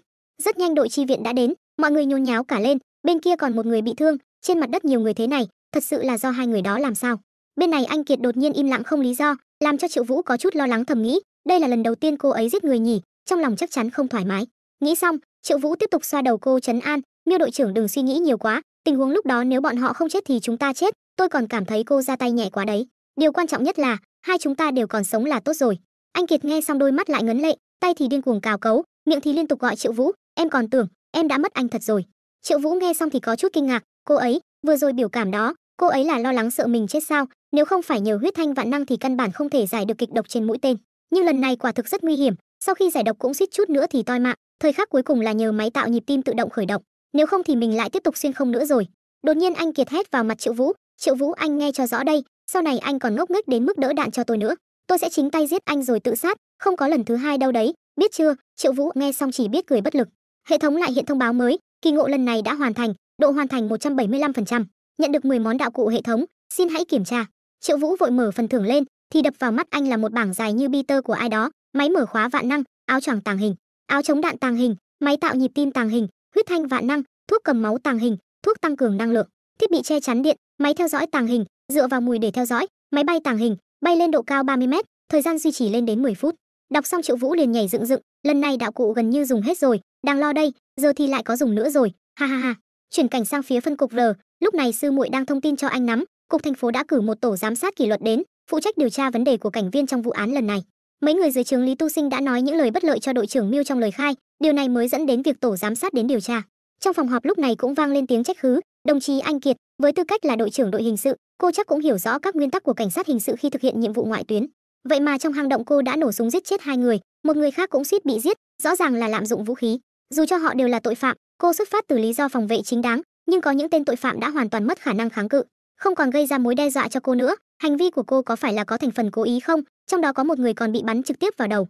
Chúng tôi nghe nói, đội trưởng Miêu nổi tiếng là một tay súng thiện xạ, khoảng cách gần như vậy, cô hoàn toàn có thể chọn bắn vào vai hoặc đùi, hoặc những khu vực không gây chết người của đối phương mà. Đây là điều được quy định rõ ràng trong quy tắc thực thi pháp luật của cảnh sát hình sự.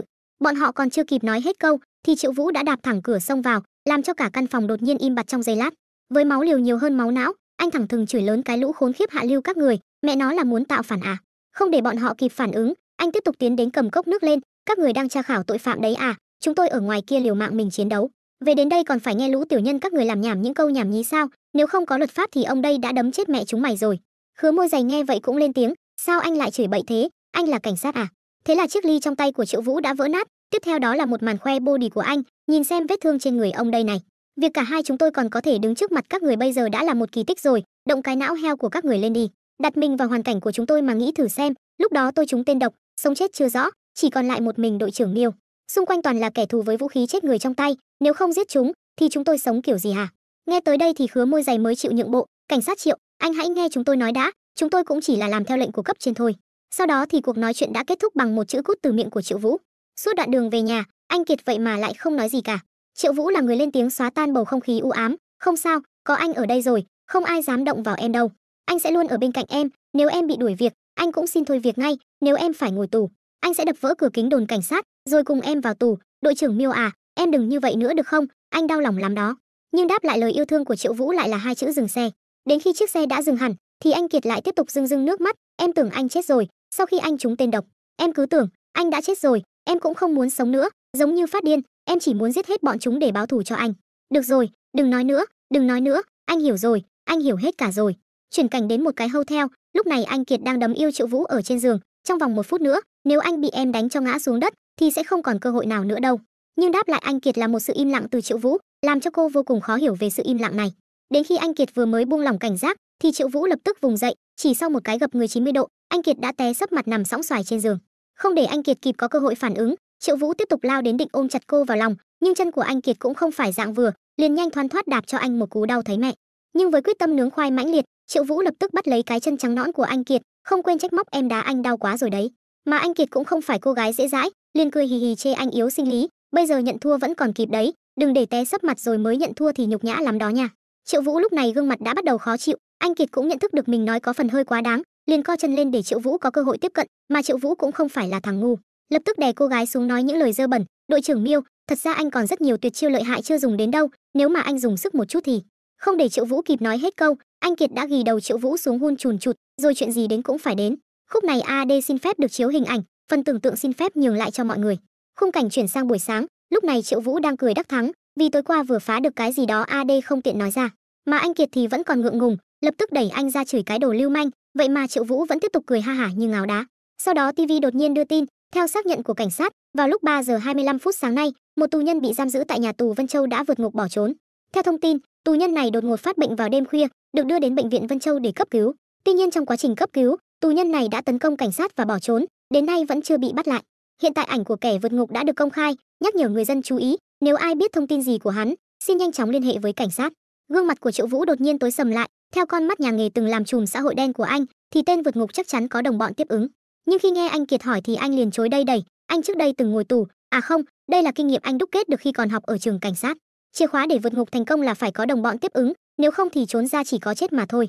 Không để Triệu Vũ nói hết câu, anh Kiệt đã nhảy lên người anh nhúng nhúng, ai muốn ở đây nghe anh phân tích về tội phạm vượt ngục chứ, anh nên nghĩ cách trốn khỏi em trước đi thì hơn. Nhưng Triệu Vũ lại thẳng thừng nói không, vì nếu như bị em bắt giữ thì anh xin phép được ở tù chung thân. Sau một lúc đứng hình thì anh Kiệt lại thưởng cho anh bằng một màn hôn bi tơ hơn 10 phút. Bởi vì quá mất sức nên Triệu Vũ đã ngủ thiếp đi đến tận trưa, khi tỉnh lại thì chỉ còn một tờ giấy trên bàn, nhắn nhủ rằng em phải về quê một chuyến. Chưa kịp đọc xong thì hệ thống lại hiện thông báo, hệ thống kỳ ngộ khởi động thành công, đoái chấn quẻ, đoái trạch chấn lôi, chiều trạch ân lôi, khí trực bất ôn, sinh nhã lam đới, úc nghi hỗn trầm. Triệu Vũ đọc đi đọc lại vẫn không hiểu gì, nhưng chợt nhớ ra, trước đó mẹ anh đã lặn lội về quê tìm cho anh một cuốn sách cổ. Trong sách viết rằng, mấy chữ cái Latin trong sách là ký hiệu chú âm thời dân quốc, mà sơ đồ phương vị này lấy chữ thập làm trung tâm, cứ mỗi 10 độ lại vẽ một đường chéo, tổng cộng có 36 đường. Nếu đại diện cho 360 độ thì mỗi 10 độ sẽ tương ứng với một hướng. Nếu chia 16 chữ trong câu quẻ thành 4 nhóm thì mỗi nhóm sẽ tương ứng với một nhóm số trong sách. Chiều trạch ân lôi là 1507, là hướng đông lệch về nam, khí trực bất ôn là 8927 m, sinh nhã lam đới là 21 giờ 9 phút tối, còn úc nghi hỗn trầm là 0013, đây chẳng lẽ là chỉ độ cao sao? Theo những dữ kiện của quẻ bói, Triệu Vũ liền lần theo manh mối đi đến một bãi gửi xe trên sân thượng, anh cũng khá chắc chắn rằng quẻ bói này có thể dự đoán được nơi kỳ ngộ sắp xảy ra. Cho đến đúng 21 giờ 9 phút thì hệ thống lại hiện thêm một thông báo mới, kỳ ngộ lần này đã hoàn thành, tiến độ hoàn thành 141%, nhận được 5 vật phẩm mang tên hacker lệnh.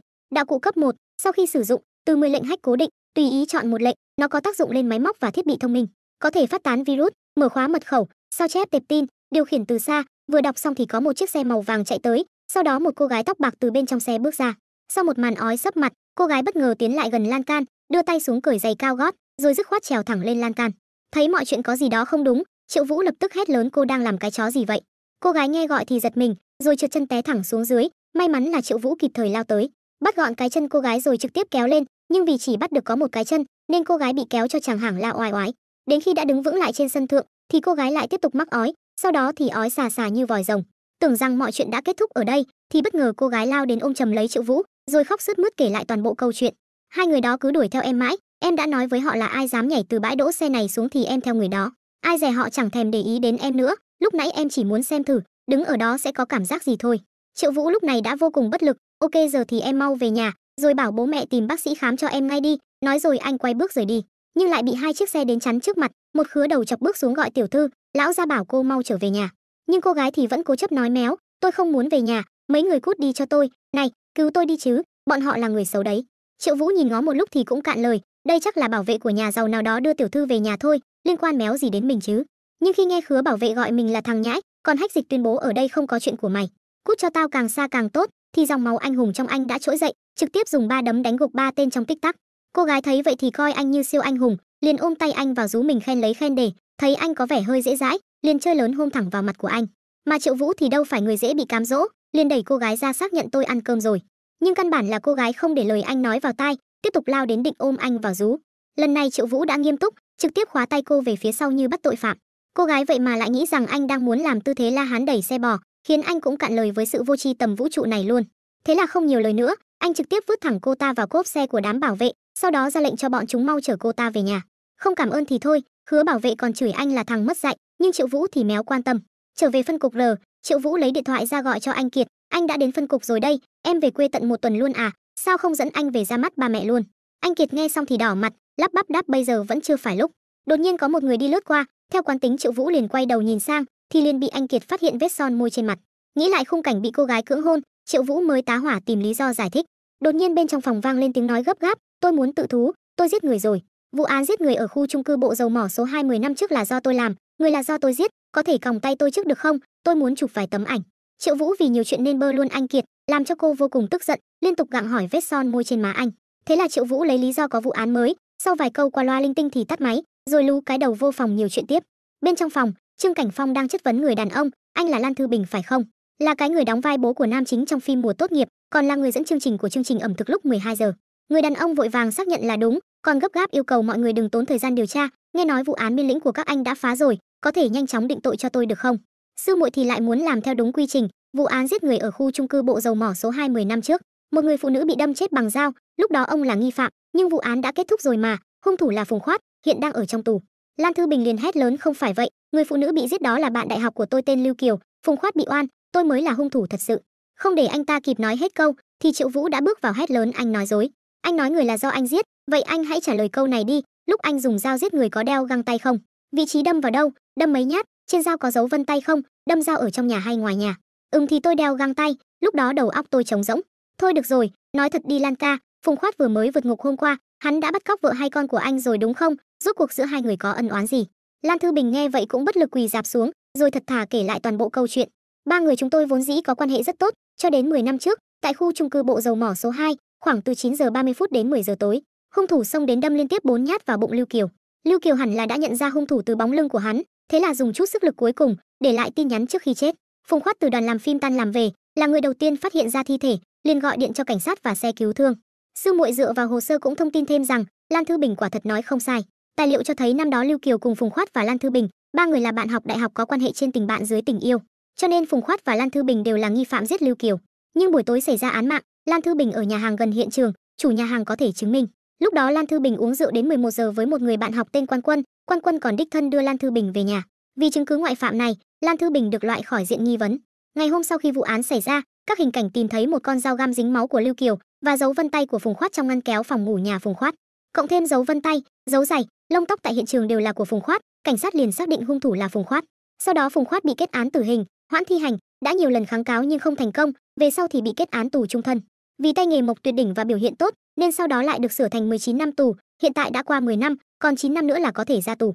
Nghe vậy Triệu Vũ cũng đưa ra suy đoán, Phùng Khoát và Lưu Kiều sống cùng nhau, tại hiện trường có dấu vân tay và dấu chân của anh ta là rất bình thường, việc này không thể định tội anh ta được. Sau khi phát hiện Lưu Kiều ngã xuống, anh ta đã gọi cảnh sát trước, rồi mới gọi xe cứu thương, chứng tỏ trong tiềm thức anh ta cho rằng Lưu Kiều chưa chết. Đây cũng không giống việc mà hung thủ có thể làm. Hơn nữa, anh ta giết người xong, trước tiên về nhà giấu hung khí vào ngăn kéo phòng ngủ của mình, rồi mới quay lại hiện trường gọi xe cứu thương báo cảnh sát cũng không hợp lý cho lắm.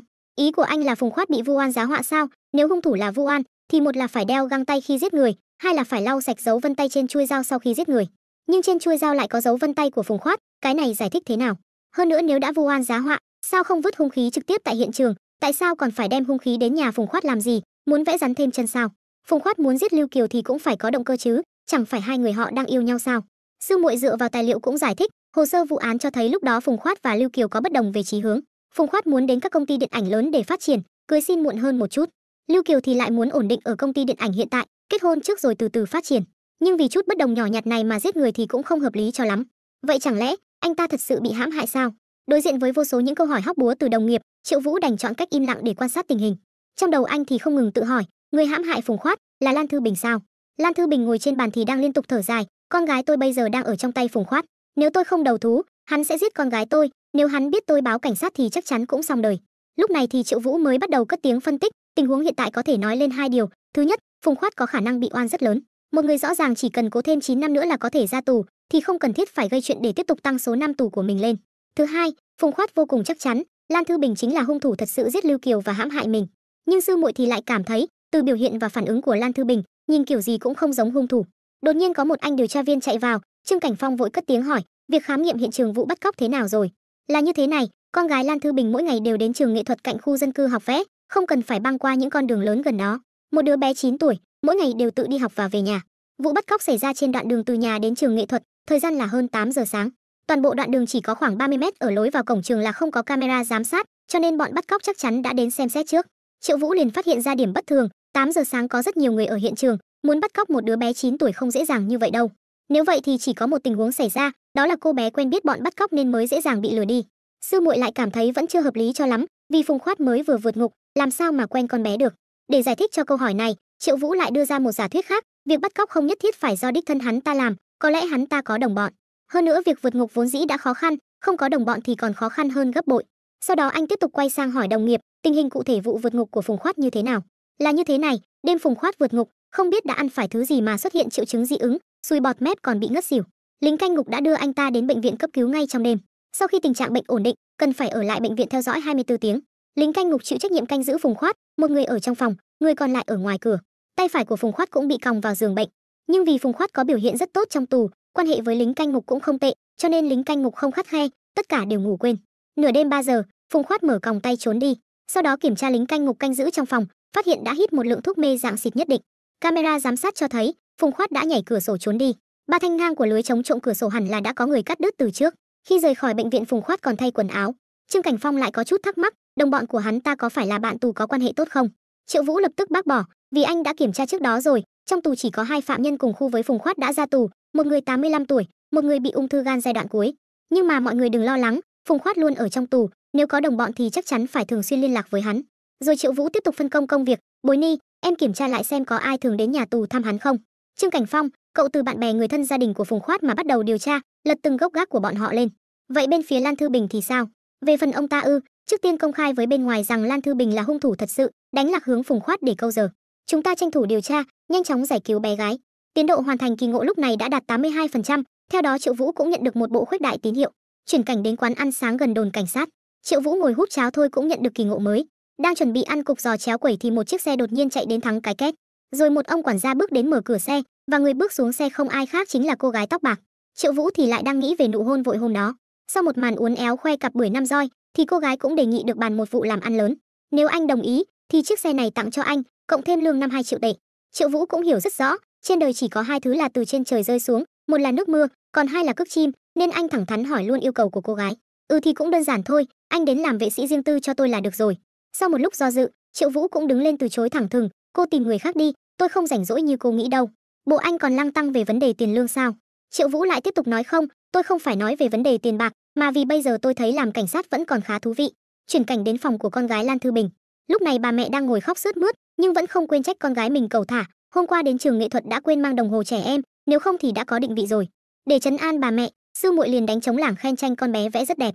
Thấy bà mẹ đã bình tĩnh trở lại, sư muội mới bắt đầu hỏi vào vấn đề chính, trước đây Lan Thư Bình có bao giờ nhắc đến chuyện của người chết Lưu Kiều với chị không? Hoặc có những thứ như ảnh chụp chung 3 người, nhật ký từ 10 năm trước không? Chúng tôi muốn xem một chút. Vợ của Lan Thư Bình vừa đứng dậy vừa xác nhận là không có, những thứ hồi đó anh ta vứt hết rồi. Anh ta chưa từng nhắc đến Lưu Kiều, chỉ là có lần uống say, đã gọi tên cô ấy rồi khóc. Tôi biết anh ấy từng thích cô ấy, nhưng tôi đâu thể ghen với một người phụ nữ đã chết được phải không? Lưu Kiều và Phùng Khoát yêu nhau, chồng tôi hẳn là hận Phùng Khoát lắm nhỉ? Nhưng cảnh sát cứ yên tâm, tính tình của anh ấy tôi hiểu rõ nhất, tuyệt đối sẽ không làm chuyện giết người đâu. Thấy anh ấy tính cách hướng ngoại vậy thôi, nhưng thật chất thì lại nhát gan lắm. Trên đường trở về, sư muội cũng lộ vẻ thất vọng, không ngờ ở chỗ Lan Thư Bình lại hoàn toàn không tìm được tư liệu năm đó. Còn Triệu Vũ thì vẫn lạc quan hút thuốc, rồi đề nghị đến nhà Phùng Khoát thăm dò một chút. Tại nhà Phùng Khoát, Bố dượng của Phùng Khoát là người ra tiếp đón, các cảnh quan uống chút nước. Cần chúng tôi phối hợp thế nào cứ nói ạ. Triệu Vũ cũng nói thẳng, chúng tôi muốn xem Phùng Khoát có giữ lại đồ vật gì liên quan đến ba người từ 10 năm trước không. Nhưng chưa kịp nói xong thì từ ngoài cửa đã có một người được đẩy vào, cô ta trông cực kỳ phờ phạc và thiếu sức sống. Bố dượng của Phùng Khoát vội đứng dậy giới thiệu, đây là mẹ của Phùng Khoát, di chứng xuất huyết não cách đây 3 năm khá nghiêm trọng, hiện tại không thể tự lo liệu cuộc sống được nữa. Tôi còn một đứa con trai tên là Tiêu Chấn, nhỏ hơn Phùng Khoát một chút, nhưng hôm nay không có ở nhà. Sau đó ông ta tiếp tục dẫn hai người vào phòng, đến một chiếc tủ đựng đầy tượng điêu khắc, ông ta tiếp tục thao thao bất tuyệt. Những thứ này đều do A Khoát tự tay làm, mặc dù A Khoát không phải con ruột của tôi, nhưng tôi với nó rất thân. Nếu ngày xưa hướng nó theo con đường này, bây giờ có lẽ đã là một bậc thầy điêu khắc gỗ nổi tiếng cả nước rồi. Tiếc là Phùng Lâm trên nó làm thợ mộc không xứng tầm, nên bắt nó phát triển theo con đường diễn xuất. A Khoát tuy đẹp trai, nhưng tính cách lại hướng nội không hợp với diễn xuất. Đến giờ tôi vẫn không hiểu, đứa trẻ đó tại sao cứ phải vượt ngục, chỉ cần ở thêm 9 năm nữa là được ra rồi, bây giờ tất cả đều tan thành mây khói. Nhìn vào tấm ảnh trên bàn, Triệu Vũ cũng cảm thấy có chút nghi hoặc, vì đây là ảnh chụp chung của Lan Thư Bình cùng Lưu Kiều và Phùng Khoát. Chuyển cảnh sang buổi tối, lúc này Triệu Vũ đang dẫn sư muội đến hiện trường vụ án năm xưa, nhưng vì sợ ma nên sư muội vừa đi vừa kêu la oai oái. Bước vào bên trong thì thứ chào đón hai người là một bóng đen trên trần nhà. Sư muội thấy vậy liền la hét như điên, nhưng nhìn kỹ lại thì chỉ là tấm la phông bị rách. Rồi đột nhiên Triệu Vũ lại phát hiện ra một bóng đen khác, lần này chính xác là một con người. Anh vội ra lệnh cho sư muội hãy ở lại đây, còn mình thì đuổi theo cái bóng đen sát nút. Chỉ trong vài phút ngắn ngủi, Triệu Vũ đã đuổi kịp và tóm được hắn ta, mà hắn ta khi bị đè xuống cũng la oai oái, đến khi biết Triệu Vũ là cảnh sát thì mới bình tĩnh trở lại. Rồi thật thà giải thích rằng mình vào đây để bắt dế, tay cũng không quên thả con dế ra để chứng minh. Sau đó hắn tiếp tục dẫn hai người đến một cái nhà hàng, sợ hai người vẫn chưa tin nên lại tiếp tục giải thích, đây là cái nhà hàng mà anh đã nói. Khu này tôi quen thuộc lắm, từ nhỏ đã sống ở đây. Vì nhà có việc vui, tạm ngừng kinh doanh 8 ngày.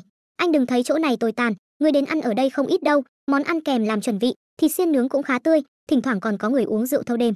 Ok, đây là danh thiếp của tôi, cậu giúp tôi để ý chút, khi nào người ta quay lại thì nhớ gọi điện cho tôi nhé. Vâng, đảm bảo hoàn thành nhiệm vụ. Đi được một đoạn thì sư muội mới lên tiếng thắc mắc, sư huynh, đây chẳng phải là chỗ mà Lan Thư Bình uống rượu vào đêm xảy ra vụ án sao? Em nhớ là ông chủ nhà hàng đã đứng ra chứng minh ngoại phạm cho Lan Thư Bình mà, anh vẫn còn nghi ngờ Lan Thư Bình à? Triệu Vũ rít nhẹ điếu thuốc rồi cười khẩy, tôi chỉ là có chút tò mò, nếu như Lan Thư Bình từ đây chạy đến nơi xảy ra vụ án giết người, sau đó tiếp tục trở về đây uống rượu, thì liệu có khả năng không thôi? Trở về phân cục R, Trương Cảnh Phong vừa thấy Triệu Vũ liền báo cáo, trong khoảng thời gian con gái Lan Thư Bình bị bắt cóc, ở cổng trường nghệ thuật có phụ huynh quay video cho con trai, rất có thể đã quay được nghi phạm, chúng ta cùng xem nhé. Thế là sau khi tua đi tua lại, thì Triệu Vũ cũng đã phát hiện ra manh mối mới.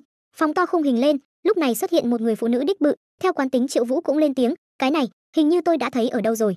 Câu nói này khiến sư muội cạn lời, sư huynh à, đó là một người phụ nữ, sao lại nói là cái này chứ? Vừa kịp nói hết câu, thì sư muội cũng hiểu ra ý trong câu nói của Triệu Vũ, chính xác là chiếc khăn đeo trên cổ cô gái, nó có họa tiết hoa hướng dương, rất giống với họa tiết trong bức tranh ở phòng ngủ của con gái Lan Thư Bình.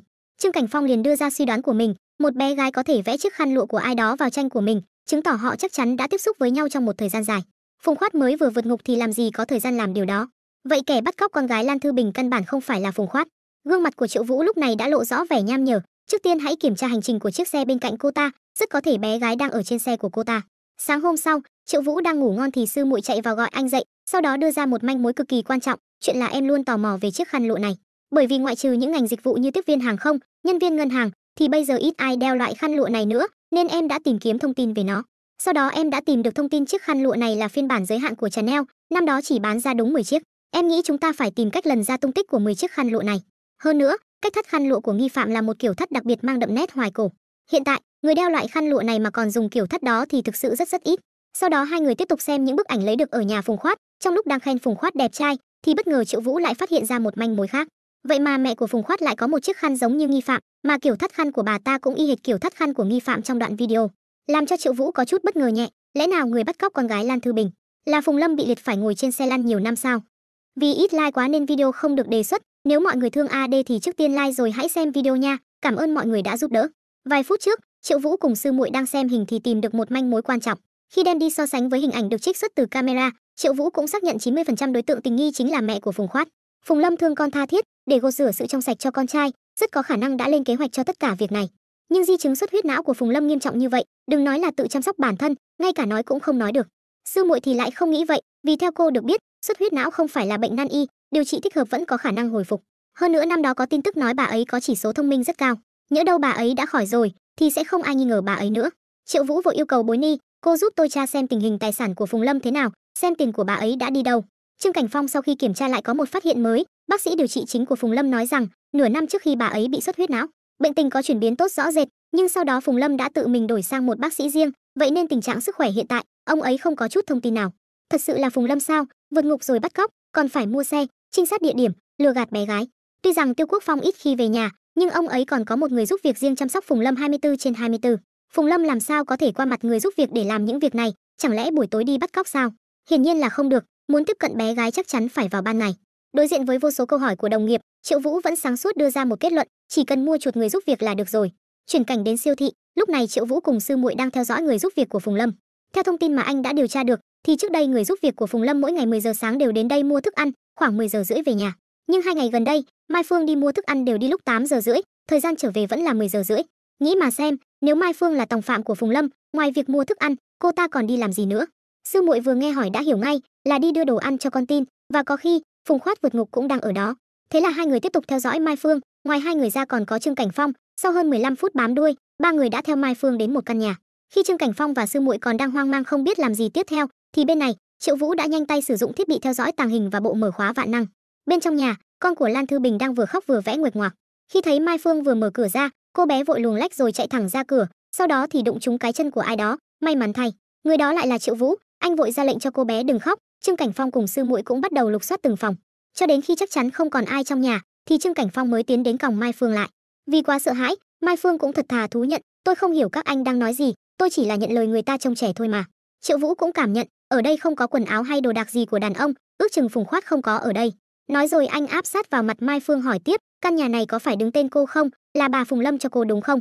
Trở lại sân trước biệt thự nhà Phùng Khoát, Phùng Lâm đang diễn xuất đỉnh nóc kịch trần, thì đột nhiên đồng tử co lại, ngước đầu nhìn lên thì thấy con gái của Lan Thư Bình đang gọi dì ơi, dì bị ốm à, sao dì lại ngồi xe lăn rồi? Mai Phương thì đang bị còng, cha dượng của Phùng Khoát thì kinh ngạc không hiểu chuyện gì. Đột nhiên Phùng Lâm bật người đứng dậy, khiến ông cha dượng toát mồ hôi lạnh, miệng thì không ngừng thẳng thốt cái lề gì thốn. Còn Triệu Vũ bên này đang nở một nụ cười đắc thắng, xem ra mọi chuyện đã dần sáng tỏ rồi.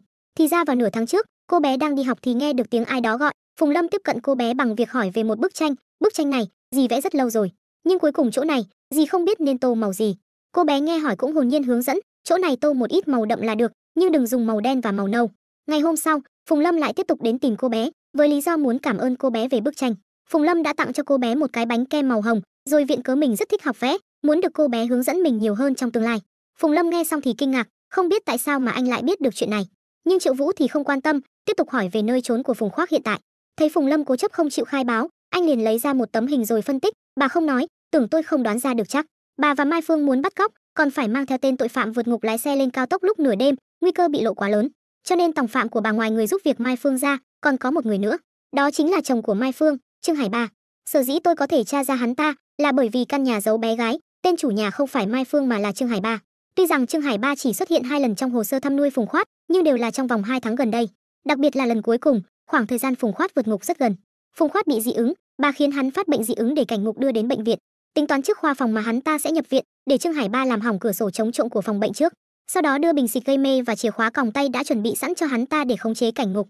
Nhưng việc Phùng Khoát vượt ngục chỉ là cái vỏ bọc.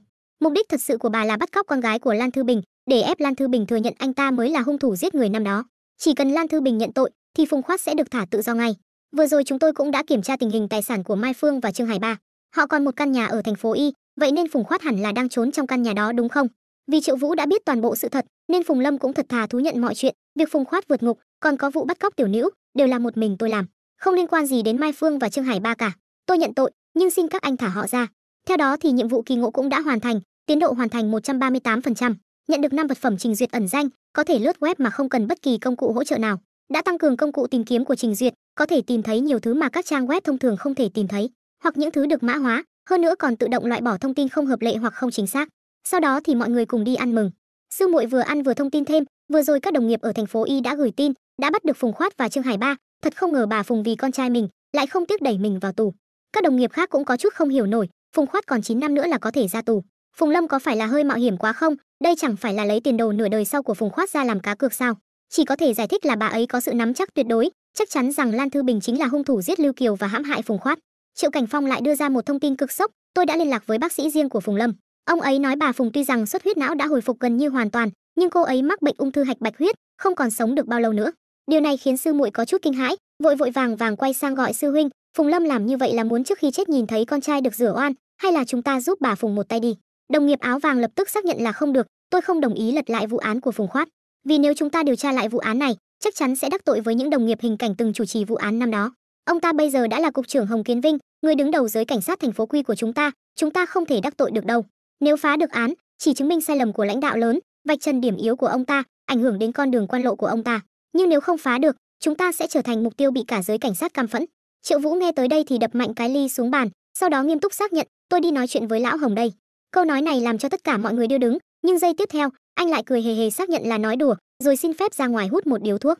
Mà tình cờ thay, vừa bước ra ngoài Triệu Vũ lại chạm mặt cô gái tóc bạc, nhưng lần này cô ta đang bị quấy rối, khi Khứa Tóc Xoăn vừa cởi quần định nướng khoai, thì Triệu Vũ đã lên tiếng chửi cái lũ xúc sinh vật, dám làm chuyện ác trước miếu quan công, bọn mày là không tha thiết sống nữa rồi à? Sau đó chỉ thấy Triệu Vũ ngồi trên đầu Khứa Tóc Xoăn, miệng thì phì phèo điếu thuốc thắc mắc, cô là tiểu thư lá ngọc cành vàng, nửa đêm nửa hôm lượn lờ ở cái chỗ này làm gì vậy? Nhưng bất ngờ thay, cô gái lại không nhớ ra anh là ai, làm cho Triệu Vũ cũng chỉ biết hóa đá, không phải cô là người tô son môi màu xanh lục đó sao? Cô gái liền thẳng thừng đáp không, người mà anh nhắc đến là em gái tôi tên Mễ Kỳ, còn tôi là Mễ Lệ. Hai chị em tôi trông giống nhau, có rất nhiều người nhận lầm hai chúng tôi. Khứa Tóc Xoăn lúc này định chửi gì đó, liền bị Triệu Vũ cho một cái tàn thuốc đỏ rực thẳng vào mồm.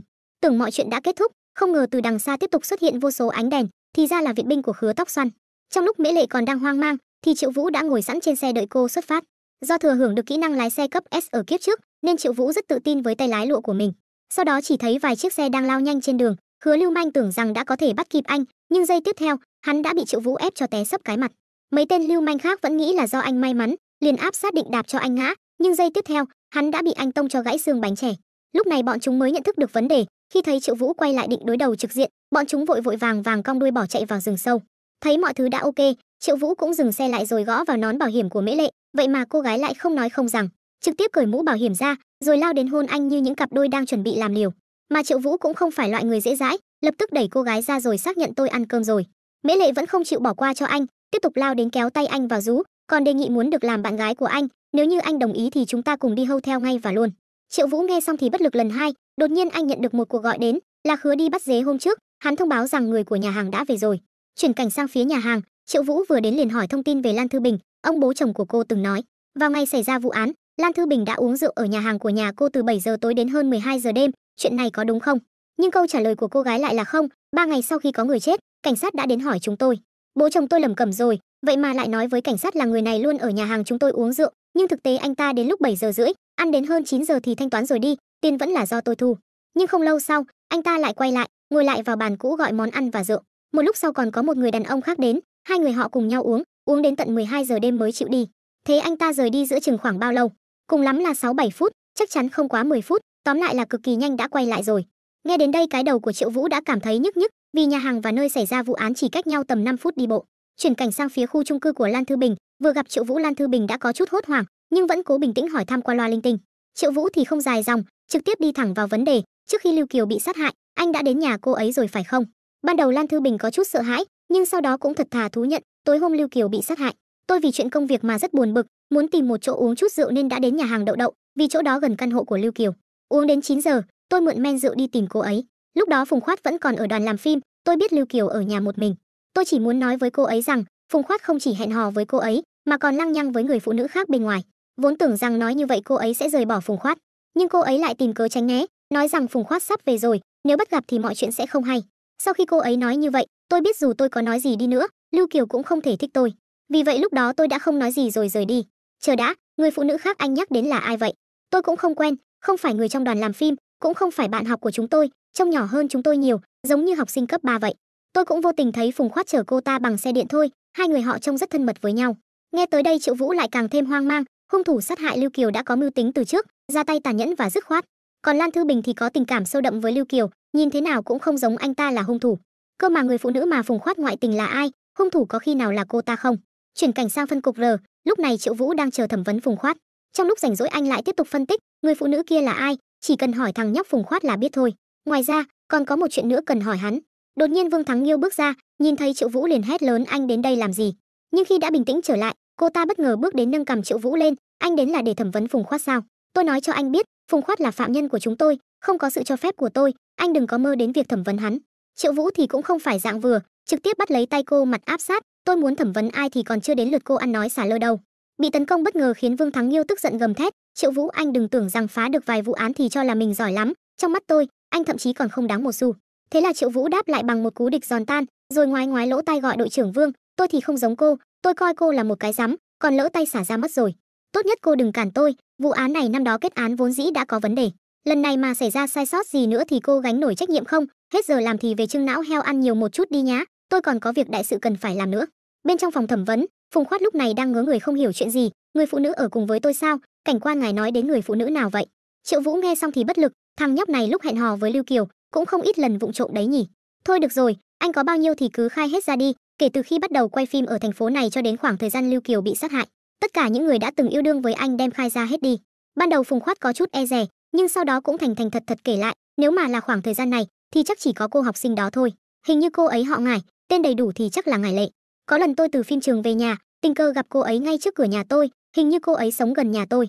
Chúng tôi nói chuyện vài câu thấy khá hợp nhau, mà lúc đó nhà tôi lại không có ai. Chúng tôi đã nướng khoai cùng Peter vài lần, cô ấy còn lén lút đến phim trường xem tôi diễn. Nhưng tôi chưa từng nói với cô ấy về chuyện của Lưu Kiều, cô ấy hoàn toàn không quen biết Lưu Kiều. Triệu Vũ tiếp tục đưa tấm hình hung khí lên, anh từng học nghề mộc, anh nghĩ xem, chuôi con dao hung khí này có dễ tháo ra thay thế không? Thoạt nhìn Phùng Khoát cũng có chút ngơ người, nhưng sau đó cũng đưa ra đánh giá, nếu đã dán keo thì sẽ khó thay, phải ra nhiệt để làm tan keo ra mới được, rất tốn công sức. Chẳng lẽ ngài cho rằng Lan Thư Bình đã thay chuôi dao sao? Vậy sao anh cho rằng Lan Thư Bình có khả năng thay chuôi dao? Ở bên cạnh anh, liệu có ai đó làm việc này dễ dàng hơn không? Một người vừa biết nghề mộc, lại vừa dễ dàng đặt hung khí đã thay chuôi vào phòng ngủ của anh. Phùng Khoát vừa nghe đã lập tức hiểu ra, ý của cảnh quan là thằng em trai tên Tiêu Chấn của tôi sao? Trên đường trở về nhà, Triệu Vũ vẫn điên cuồng suy nghĩ về vụ án, hai gạch mà Lưu Kiều viết trước khi chết. Mọi người đều theo bản năng cho rằng là chữ Mã hoặc chữ Tam, nhất định là họ của một người nào đó. Nhưng giờ nghĩ lại, liệu có phải là chữ Đệ trong em trai không? Nếu muốn chứng minh Tiêu Chấn là hung thủ, thì mình phải bác bỏ chứng cứ ngoại phạm của hắn ta.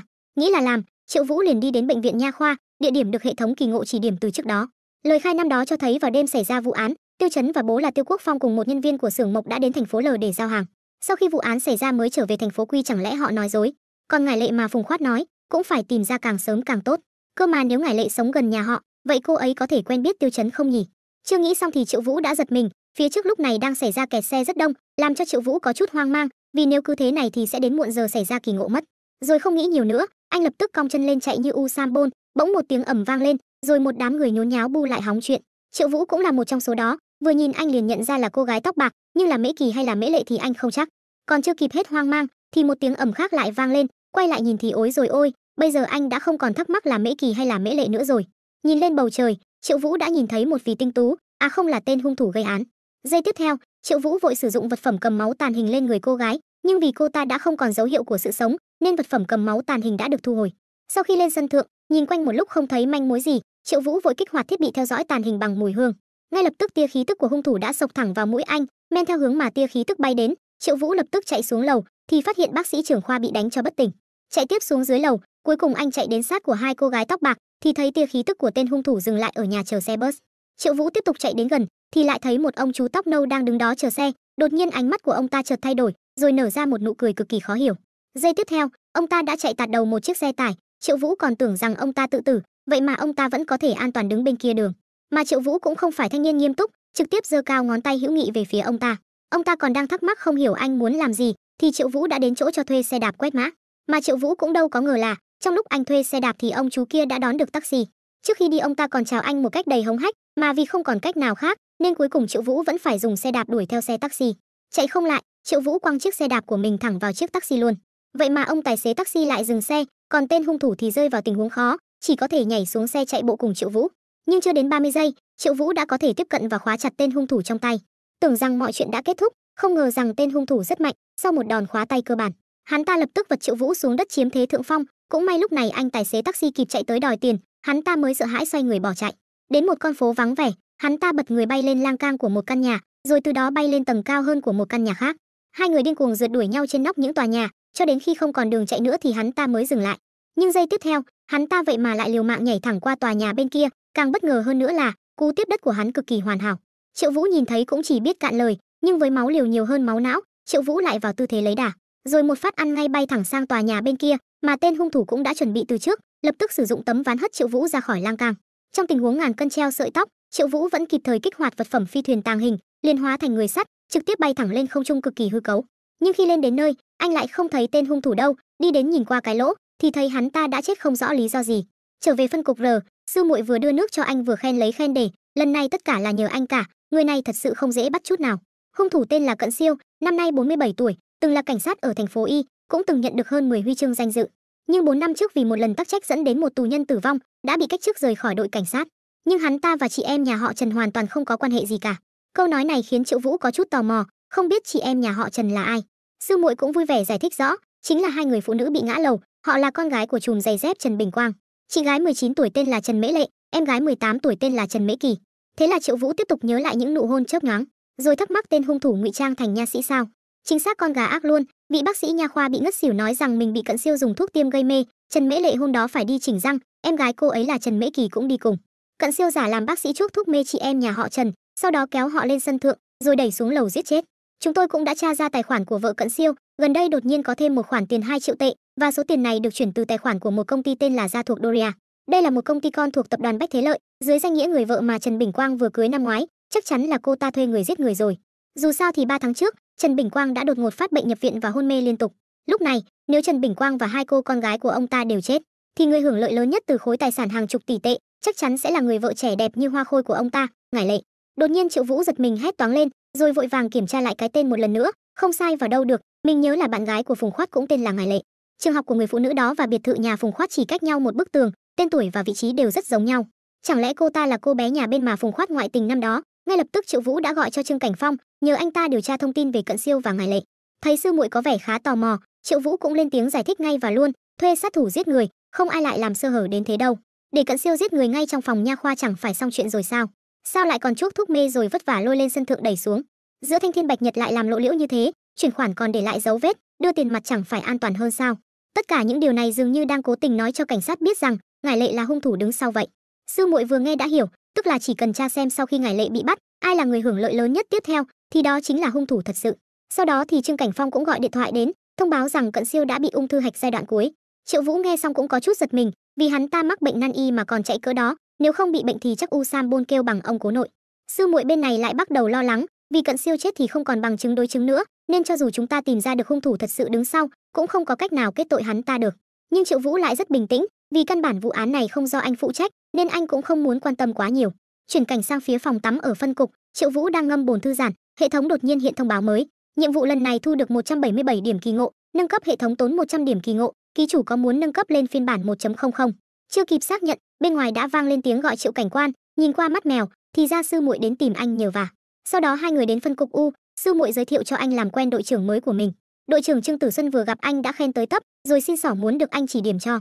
Triệu Vũ đâu có rảnh, liền thẳng thừng đáp không được, trong vụ án này tôi chỉ là nhân chứng, chỉ nói lên ý kiến của mình thôi. Vụ án cũng không thuộc thẩm quyền của phân cục chúng tôi. Tôi biết, nhưng trong buổi thẩm vấn tối qua, Ngải Lệ cứ khăng khăng nói mình không biết gì cả. Hơn nữa, cho dù 2 triệu tệ trong tài khoản của vợ Cận Siêu được chuyển khoản thông qua công ty mang tên Ngải Lệ, thì cũng không thể coi đó là bằng chứng trực tiếp để xác định Ngải Lệ thuê sát thủ giết người. Chúng tôi đã suy nghĩ theo hướng của anh, nếu Ngải Lệ bị bắt, người hưởng lợi tiếp theo sẽ là em họ của Trần Bình Quang, Trần Bình Tiên. Hắn ta vốn dĩ là cổ đông của công ty, nếu Trần Bình Quang qua đời, hai cô con gái cũng không có mặt, ngay cả Ngải Lệ cũng vào tù, thì hắn ta rất có thể sẽ thừa kế gia sản và cổ phần của Trần Bình Quang, trở thành ông chủ của tập đoàn Bách Thế Lợi. Và chúng ta thì không thể để hắn ta nhởn nhơ ngoài vòng pháp luật như vậy được. Triệu Cảnh Quan à, nếu tính từ chỗ chị anh Kiệt ra thì tôi phải gọi anh một tiếng anh rể đấy.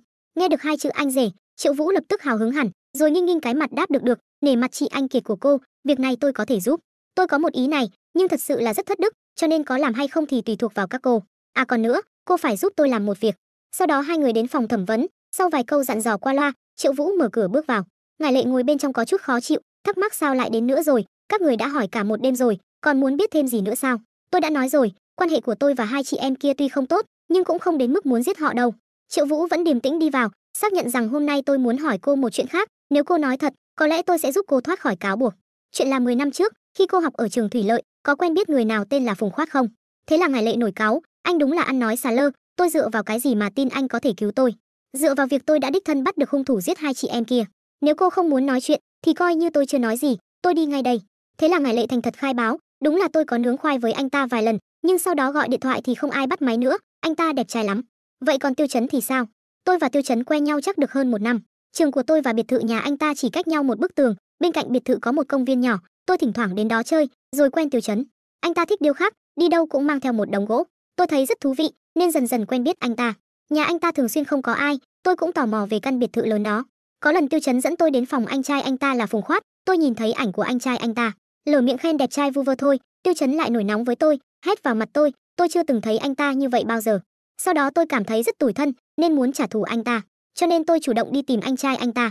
Tôi thừa nhận tôi đã sai, tôi có lỗi với Tiêu Chấn nên sau này cũng không dám tìm anh ta nữa. Nhưng anh hỏi những chuyện này để làm gì? Triệu Vũ thẳng thắn đáp, bạn gái của Phùng Khoát bị người ta giết rồi. Phùng Khoát vì chuyện này mà đã ngồi tù 10 năm, nhưng rất có thể anh ta đã bị oan. Ngải Lệ lập tức đứng phắt dậy hét, đợi đã, anh không nghĩ rằng Tiêu Chấn mới là hung thủ chứ? Ồ, xem ra cô cũng khá thông minh nhỉ. Ngải Lệ nghe xong liền trở nên sợ hãi, nói như vậy, cái người hôn đó thật sự là Tiêu Chấn sao? Rồi cô tiếp tục kể lại, lần đó tôi và anh trai anh ta làm cái chuyện đó ở biệt thự nhà anh ta. Anh trai anh ta rõ ràng nói Tiêu Chấn đã đến nhà máy sẽ không về, nhưng chúng tôi đang nướng khoai thì nhìn thấy một bóng người lướt qua bên ngoài cửa phòng. Lúc này, Triệu Vũ đã có thể khẳng định đây chính là động cơ giết người của Tiêu Chấn. Bước ra khỏi phòng, Triệu Vũ liền bị hai tỷ muội gọi lại. Sau một lúc bàn bạc kế hoạch, Trương Tử Xuân sau đó đã bắt đầu phần thẩm vấn của mình. Tân Hiểu Như là vợ của tên hung thủ Cận Siêu, ban đầu luôn chối bỏ mọi trách nhiệm, điều này đã nằm trong dự liệu của Trương Tử Xuân. Thế là cô tiếp tục lấy ra hai tờ giấy, xác nhận rằng đây đều là bệnh án của Cận Siêu, một bản là bệnh án cũ ghi ung thư hạch giai đoạn cuối, còn một bản là báo cáo khám nghiệm tử thi của cảnh sát, cho biết rằng trong cơ thể ông ta không có một tế bào ung thư nào. Tân Hiểu Như nghe xong thì đứng hình, sau một lúc kiểm tra thì bà ta đã tin đây là sự thật. Thế là Trương Tử Xuân tiếp tục, chồng cô Cận Siêu khỏe mạnh không có bệnh gì hết. Việc bác sĩ nói ung thư hạch giai đoạn cuối là có người đã sửa đổi bệnh án của ông ta. Cái người sửa bệnh án này chính là người thuê chồng cô giết hại chị em nhà họ Trần. Thấy Tân Hiểu Như đã tin như điếu đỗ, Trương Tử Xuân lại bắt đầu nhập vai đau xót, đáng tiếc thật, bây giờ chẳng còn chứng cứ gì nữa, mạng cũng mất rồi, thật sự là quá không đáng. Do diễn xuất quá nhập vai nên nước mắt Trương Tử Xuân đã rơi, miệng thì không ngừng lẩm bẩm đáng tiếc, Cận Siêu là một cảnh sát về hưu, vết nhơ này sẽ vĩnh viễn không thể xóa bỏ. Bên ngoài phòng, Triệu Vũ lại cảm thấy cô ta diễn quá giả chân, đã vậy lại còn nói quá nhiều, nếu lỡ lời để Tân Hiểu Như nhận ra thì công cốc. May mắn thay, mọi chuyện đã đi đúng hướng, lúc này Tân Hiểu Như đã vô cùng tức giận, tay nắm chặt giấy khám bệnh, miệng thì thề rằng sẽ trả thù cho chồng mình. Thì ra vào 1 giờ trước, Triệu Vũ đã nói cho hai cô gái nghe về gia cảnh của Cận Siêu, việc ông ta mắc bệnh nan y là thật. Vì có thể cứu đứa con đang bị bệnh, để gia đình có cuộc sống tốt đẹp, nên ông ta mới đồng ý với hung thủ đứng sau đi giết chị em nhà họ Trần. Đối phương nhất định là trả trước tiền đặt cọc, đợi Cận Siêu giết người rồi cố ý bị bắt, sau đó đích thân chỉ điểm Ngải Lệ, đến lúc đó mới trả hết tiền, cho nên ông ta biết từ sớm rằng mình sẽ không quay lại được, phải để lại cho mình một đường lui. Nhưng khi tôi đuổi theo Cận Siêu, cảm giác ông ta đã chuẩn bị tâm lý quyết tử rồi. Sư muội lại có một thắc mắc khác, là ông ta sắp chết rồi còn để lại đường lui làm gì? Vậy nếu ông ta chết mà đối phương hủy hợp đồng không trả hết tiền thì sao? Nếu sau khi mình chết, đối phương lật mặt không chịu thực hiện giao kèo, ông ta sẽ công khai chuyện này, mà thứ này chỉ có thể ở trong tay vợ ông ta. Quả nhiên Triệu Vũ liệu việc như thần. Tân Hiểu Như lúc này đã đưa ra cái chứng cứ đó, trong tầng 3 của vách ngăn tầng hầm nhà tôi có một chiếc USB, là chồng tôi để lại cho tôi. Chiều hôm qua tôi nhận được một bưu kiện, là thư Cận Siêu viết cho tôi cũng chỉ mới biết mọi chuyện ông ấy đã làm vào ngày hôm qua thôi. Trong thư ông ấy nói nếu ông ấy làm xong việc, đối phương sẽ trong vòng nửa tháng đưa 5 triệu tiền mặt đến tay tôi. Nếu ông ấy có chuyện gì bất trắc hoặc đối phương không chịu trả tiền thì bảo tôi mang USB đến đồn cảnh sát. Còn trong USB có video gì thì tôi không biết, chỉ biết rằng video chồng tôi ghi lại có thể chứng minh anh ấy bị người ta hãm hại. Nghe đến đây mọi người đều bàng hoàng kinh ngạc. Sư muội cũng đã xem anh là nhà tiên tri Mohammed Salah, Cận Siêu quả nhiên đã để lại bằng chứng, anh làm thế nào mà biết được vậy? Triệu cảnh quan, anh quả không hổ danh là thần thám nha. Cái cách phá án bằng cách lợi dụng bệnh án giả này đúng là độc đáo, chắc là có thể đưa vào sách giáo khoa rồi nhỉ. Được sư muội tân bốc lên 9 tầng mây, Triệu Vũ bất lực cười hề hề, sau đó xin phép trở về phân cục V để làm chính sự. Bước ra khỏi phân cục U, sư muội vẫn liên tục dập đầu cảm ơn Triệu Vũ. Sau vài câu nói cà khịa qua lại, thì đột nhiên sư muội đỏ mặt gọi anh lại, sau đó tiếp tục cúi đầu một lúc lâu, rồi xin xỏ anh hãy thực hiện một yêu cầu giúp mình. Vì ít like quá nên video không được đề xuất, nếu mọi người thương AD thì trước tiên like rồi hãy xem video nha. Cảm ơn mọi người đã giúp đỡ. Một cặp đôi sau một đêm nướng khoai thì cô gái đột nhiên biến mất, điều bất ngờ nhất chính là, dù chàng trai đã sử dụng mạng nội bộ của cảnh sát để kiểm tra, nhưng toàn bộ thông tin của cô gái đều biến mất, như thể là cô gái chưa từng xuất hiện trên thế giới này vậy. Thì ra vừa rồi, sư muội đột nhiên nghiêng người một góc 90 độ gọi Triệu ca, sau đó đứng dậy đỏ mặt lắp bắp, nếu mà anh không chê, có thể nhận em là đệ tử được không? Triệu Vũ nghe xong thì ngớ người. Chuyển cảnh sang xưởng Mộc Tiêu Quốc Phong vào buổi tối, tài xế Khổng Duy Sâm đang ngủ gật thì giật mình phát hiện có người đang ở trong xe, không để anh ta kịp la hét, Triệu Vũ đã tung ra một cú đấm sái quai hàm. Khổng Duy Sâm tỉnh lại lần nữa, đã thấy mình bị trói trong một nhà kho bỏ hoang, liền vội vàng cầu xin tha mạng, tôi đã nói với anh Quân rồi, số tiền tôi nợ các anh, xin cho tôi khất thêm mấy ngày nữa, sao chuyện đã thống nhất rồi mà các anh vẫn động tay động chân với tôi vậy? Hóa ra anh nợ nần cờ bạc không ít đấy nhỉ. Hôm nay tôi đến là để nghe anh nói thật một chuyện, chỉ cần anh thành thật khai báo, số tiền này đều sẽ là của anh. Khổng Duy Sâm thấy tiền liền sáng mắt, vội vàng yêu cầu anh mau hỏi đi, chỉ cần anh cho tôi tiền thì anh hỏi gì tôi sẽ nói nấy. Triệu Vũ lập tức bật chế độ tra khảo. 10 năm trước, con trai lớn của ông chủ Tiêu Quốc Phong các anh là Phùng Khoát bị cảnh sát bắt, lúc đó anh và Tiêu Quốc Phong đã làm chứng cho Tiêu Chấn, nói rằng ba người các anh vào thời điểm xảy ra vụ án đang đi giao hàng ở thành phố Y, chuyện này có thật không? Khổng Duy Sâm vội đánh trống lảng, hỏi rốt cuộc anh là ai, chuyện này thì liên quan gì đến nợ cờ bạc hiện tại của tôi. Nhìn thấy biểu cảm của Khổng Duy Sâm, Triệu Vũ cũng ngầm hiểu được, vì có hắn ta và Tiêu Quốc Phong làm chứng, Tiêu Chấn mới có chứng cứ ngoại phạm. Chỉ cần xác định lời hắn ta nói là giả, thì sẽ chứng minh người giết Lưu Kiều là Tiêu Chấn. Xem ra lời khai năm đó của hắn ta chắc chắn có vấn đề. Sau đó anh giả vờ đứng dậy, xem ra anh không muốn số tiền này rồi. Bị lấy lại tiền, hắn ta liền tá hỏa lòi hai con mắt, có gì từ từ nói chuyện người anh em à. Giờ tôi sẽ nói sự thật ngay đây, tôi và hai cha con họ quả thật là đến thành phố Y giao hàng, chuyện đã lâu như vậy rồi. Câu nói này khiến Triệu Vũ tức giận, trực tiếp tung ra một cú đá thẳng mặt hắn ta, tôi sẽ cho anh thêm một cơ hội nữa. Bị sát khí của Triệu Vũ trấn áp, Khổng Duy Sâm cuối cùng cũng ngoan ngoãn thú tội, đúng thật là tôi đã nói dối, ông Tiêu đã cho tôi 1 vạn tệ để tôi khai man chuyện của Tiêu Chấn. Trở về đồn cảnh sát, không cảm ơn thì thôi đi, phó cục trưởng Loan lại chửi anh như tát nước vào mặt. Vụ án giết người ở căn hộ không thuộc thẩm quyền quản lý của phân cục chúng ta, cậu làm như vậy là không thỏa đáng tí nào. Mà Triệu Vũ cũng không phải kiểu người chịu nhượng bộ, lập tức khẳng định Tiêu Chấn mới là hung thủ thật sự năm đó, Phùng Khoát bị oan, người đó chính là nhân chứng, tôi đi thẩm vấn ngay đây, hắn ta có thể chứng minh tất cả. Vì không ai chịu nhượng bộ ai, nên cục cảnh sát lúc này chẳng khác nào cái chợ bà chiều. Trương Cảnh Phong bên này cũng không dám tự quyết, vội lên tiếng thắc mắc, áp giải Khổng Duy Sâm trực tiếp đến phòng thẩm vấn đúng không? Thế là hai người lại có lý do cãi nhau ì đùng. Sau đó thì có điện thoại gọi đến, bắt máy thì sư muội cũng thông báo tin tốt, kẻ đứng sau giết hai chị em nhà họ Trần chính là Trần Bình Tiên, em trai của Trần Bình Quang, trong video nhìn rõ ràng rồi. Cận Siêu cũng tự quay một đoạn video, kể rõ toàn bộ đầu đuôi sự việc. Lời còn chưa dứt, Vương Thắng Nghiêu lại tiếp tục đi ra chửi Triệu Vũ, anh chưa được cho phép mà đã muốn lật lại vụ án, không đúng quy trình, có tin tôi đình chỉ công tác của anh không? Thì ra đồng nghiệp Mao Vĩ lại đi mách lèo, kể lại toàn bộ mọi chuyện cho bà Trần lửa Vương Thắng Nghiêu nghe. Vậy mà anh ta còn viện lý do muốn bảo vệ anh, việc cậu đang làm sẽ đắc tội với rất nhiều người đấy, cậu có phá án giỏi thì sao, ai có thể bảo vệ được cậu? Triệu Vũ căn bản méo quan tâm, thẳng tay vung nắm đấm cho những ai cản đường mình. Tưởng rằng buổi thẩm vấn sẽ diễn ra suôn sẻ, nhưng giây tiếp theo, một cây gậy bất ngờ gõ mạnh xuống nền đất. Lãnh đạo cao nhất ngành cảnh sát thành phố Quy, cục trưởng Hồng Kiến Vinh đã xuất hiện, tức giận hét lớn mau dừng tay, tất cả dừng tay cho tôi. Đám đông lập tức xù xì hột mít, đó là cục trưởng Hồng, người thật đến rồi, Triệu Vũ dám lật lại vụ án do ông ta phụ trách, lần này xong thật rồi. Triệu Vũ bên này có chút rén, thầm tự hỏi hôm nay bị sao thế, sao ai cũng xen vào một chân vậy. Không để Triệu Vũ kịp nghĩ xong, Hồng Kiến Vinh đã xuất hiện trước mặt anh, hét lớn gọi Triệu cảnh quan, chuyện này anh làm rất xuất sắc, chúng ta làm hình cảnh chính là phải điều tra rõ chân tướng, bất kể chân tướng đó có tồi tệ đến đâu. Vụ án này năm đó tôi có rất nhiều nghi vấn, nhưng bất lực vì chứng cứ xác thực, ngoài Phùng Khoát ra không tìm được bất kỳ nghi phạm nào khác. Hôm nay anh cứ cho tôi thấy đi, tôi sai ở đâu, sẽ nghiêm túc chấn chỉnh mình ở đó, mọi chuyện nhờ vào anh cả. Nói rồi hai người đập tay nhau như chiến hữu, khiến cả cục cảnh sát có một phen đái ra quần. Tại phòng thẩm vấn, lúc này Triệu Vũ đang tra khảo Tiêu Chấn, bây giờ tôi sẽ kể lại sự thật về việc cậu giết hại Lưu Kiều năm đó rồi đổ tội cho Phùng Khoát. Vì tôi là người không thích vòng vo, cậu xem có khớp với những gì cậu đã làm năm đó không nhé. 10 năm trước, cậu và Ngải Lệ yêu nhau, là một cậu bé vừa biết yêu, chắc hẳn cậu đã bị cô ta mê hoặc hoàn toàn. Sau đó, vì một lời khen vu vơ, cậu không thể chấp nhận việc cô ta có hứng thú với người anh trai Phùng Khoát. Lòng tự trọng của cậu bị tổn thương, liền nổi giận đùng đùng, cãi nhau một trận với Ngải Lệ, sau đó cảm thấy mình đã sai, muốn xin lỗi cô ta. Nhưng lại đúng lúc nhìn thấy hai người họ nướng khoai cùng Peter, khoảnh khắc đó cậu hoàn toàn tuyệt vọng, cậu căm hận Phùng Khoát đã cướp đi thứ duy nhất cậu yêu. Cậu chuẩn bị hai con dao găm giống hệt nhau, cán dao chỉ đóng đinh mà không dán keo. Lúc Phùng Khoát ngủ, cậu để lại dấu vân tay của anh ta trên một trong hai con dao đó.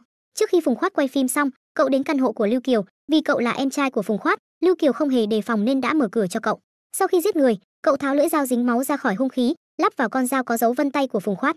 Sau khi anh trai Phùng Khoát bị bắt, cậu lo sợ hung khí sẽ làm lộ thân phận mình, nên đã tìm đến cha cậu là Tiêu Quốc Phong, ông ta đã dùng 1 vạn tệ mua chuộc tài xế Khổng Duy Sâm, bảo hắn ta cùng hai người khai man, chứng minh rằng ba người ngày hôm đó đã đi giao hàng ở thành phố Y, sau khi vụ án xảy ra mới trở về.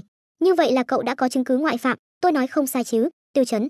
Cơ thể Tiêu Chấn lúc này đã rung lên bần bật, sau một lúc bình tĩnh lại thì cũng thành thành thật thật thú nhận mọi chuyện. Thật ra, sau khi anh trai tôi vào tù, tôi đã hối hận rồi. Tôi cứ tưởng tống anh trai vào tù, Ngải Lệ sẽ quay về bên tôi. Nhưng khi tôi đến trường tìm cô ấy, lại tận mắt chứng kiến cô ấy lên xe của một gã đàn ông già. Cảnh quan, tôi sai rồi, tôi vì một cô gái không đáng để yêu mà hại cả gia đình tôi thành ra như thế, tôi thật sự hối hận rồi.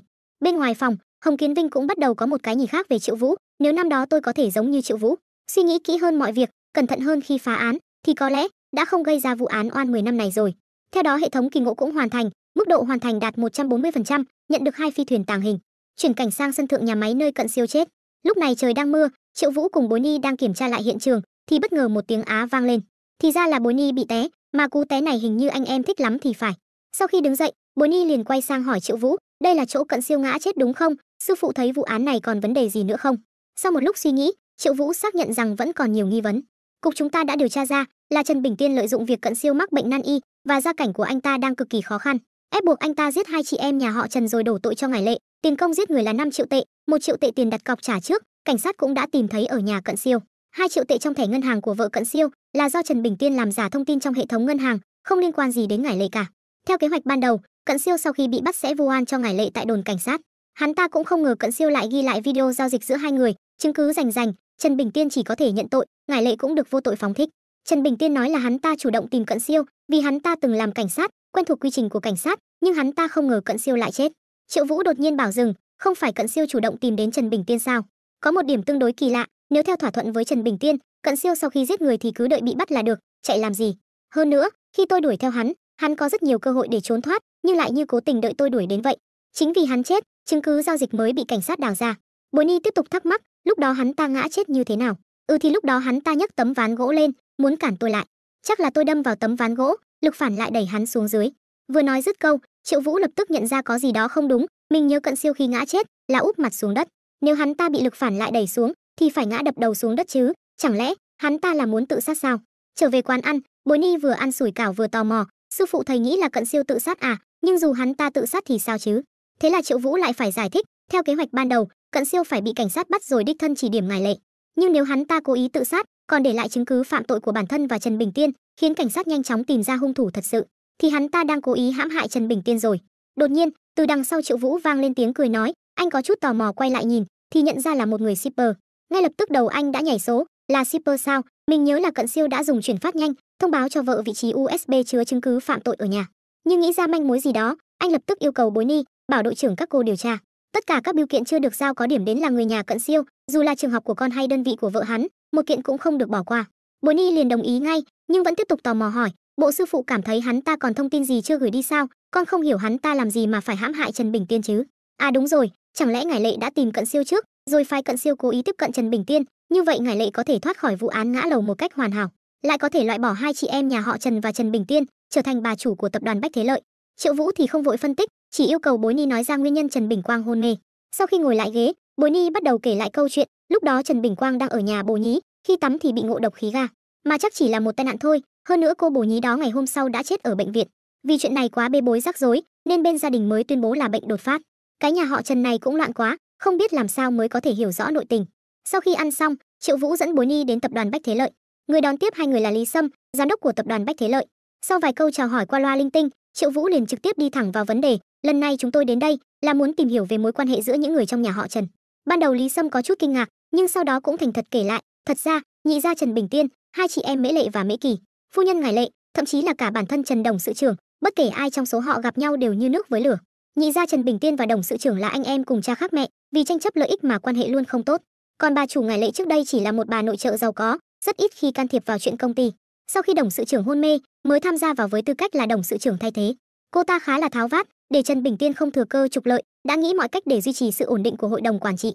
Còn về hai vị tiểu thư, thì Trần Đồng sự trưởng luôn lơ là việc dạy dỗ, quá nuông chiều bọn họ, khiến hai vị tiểu thư đặc biệt lập dị, vô cùng tùy hứng.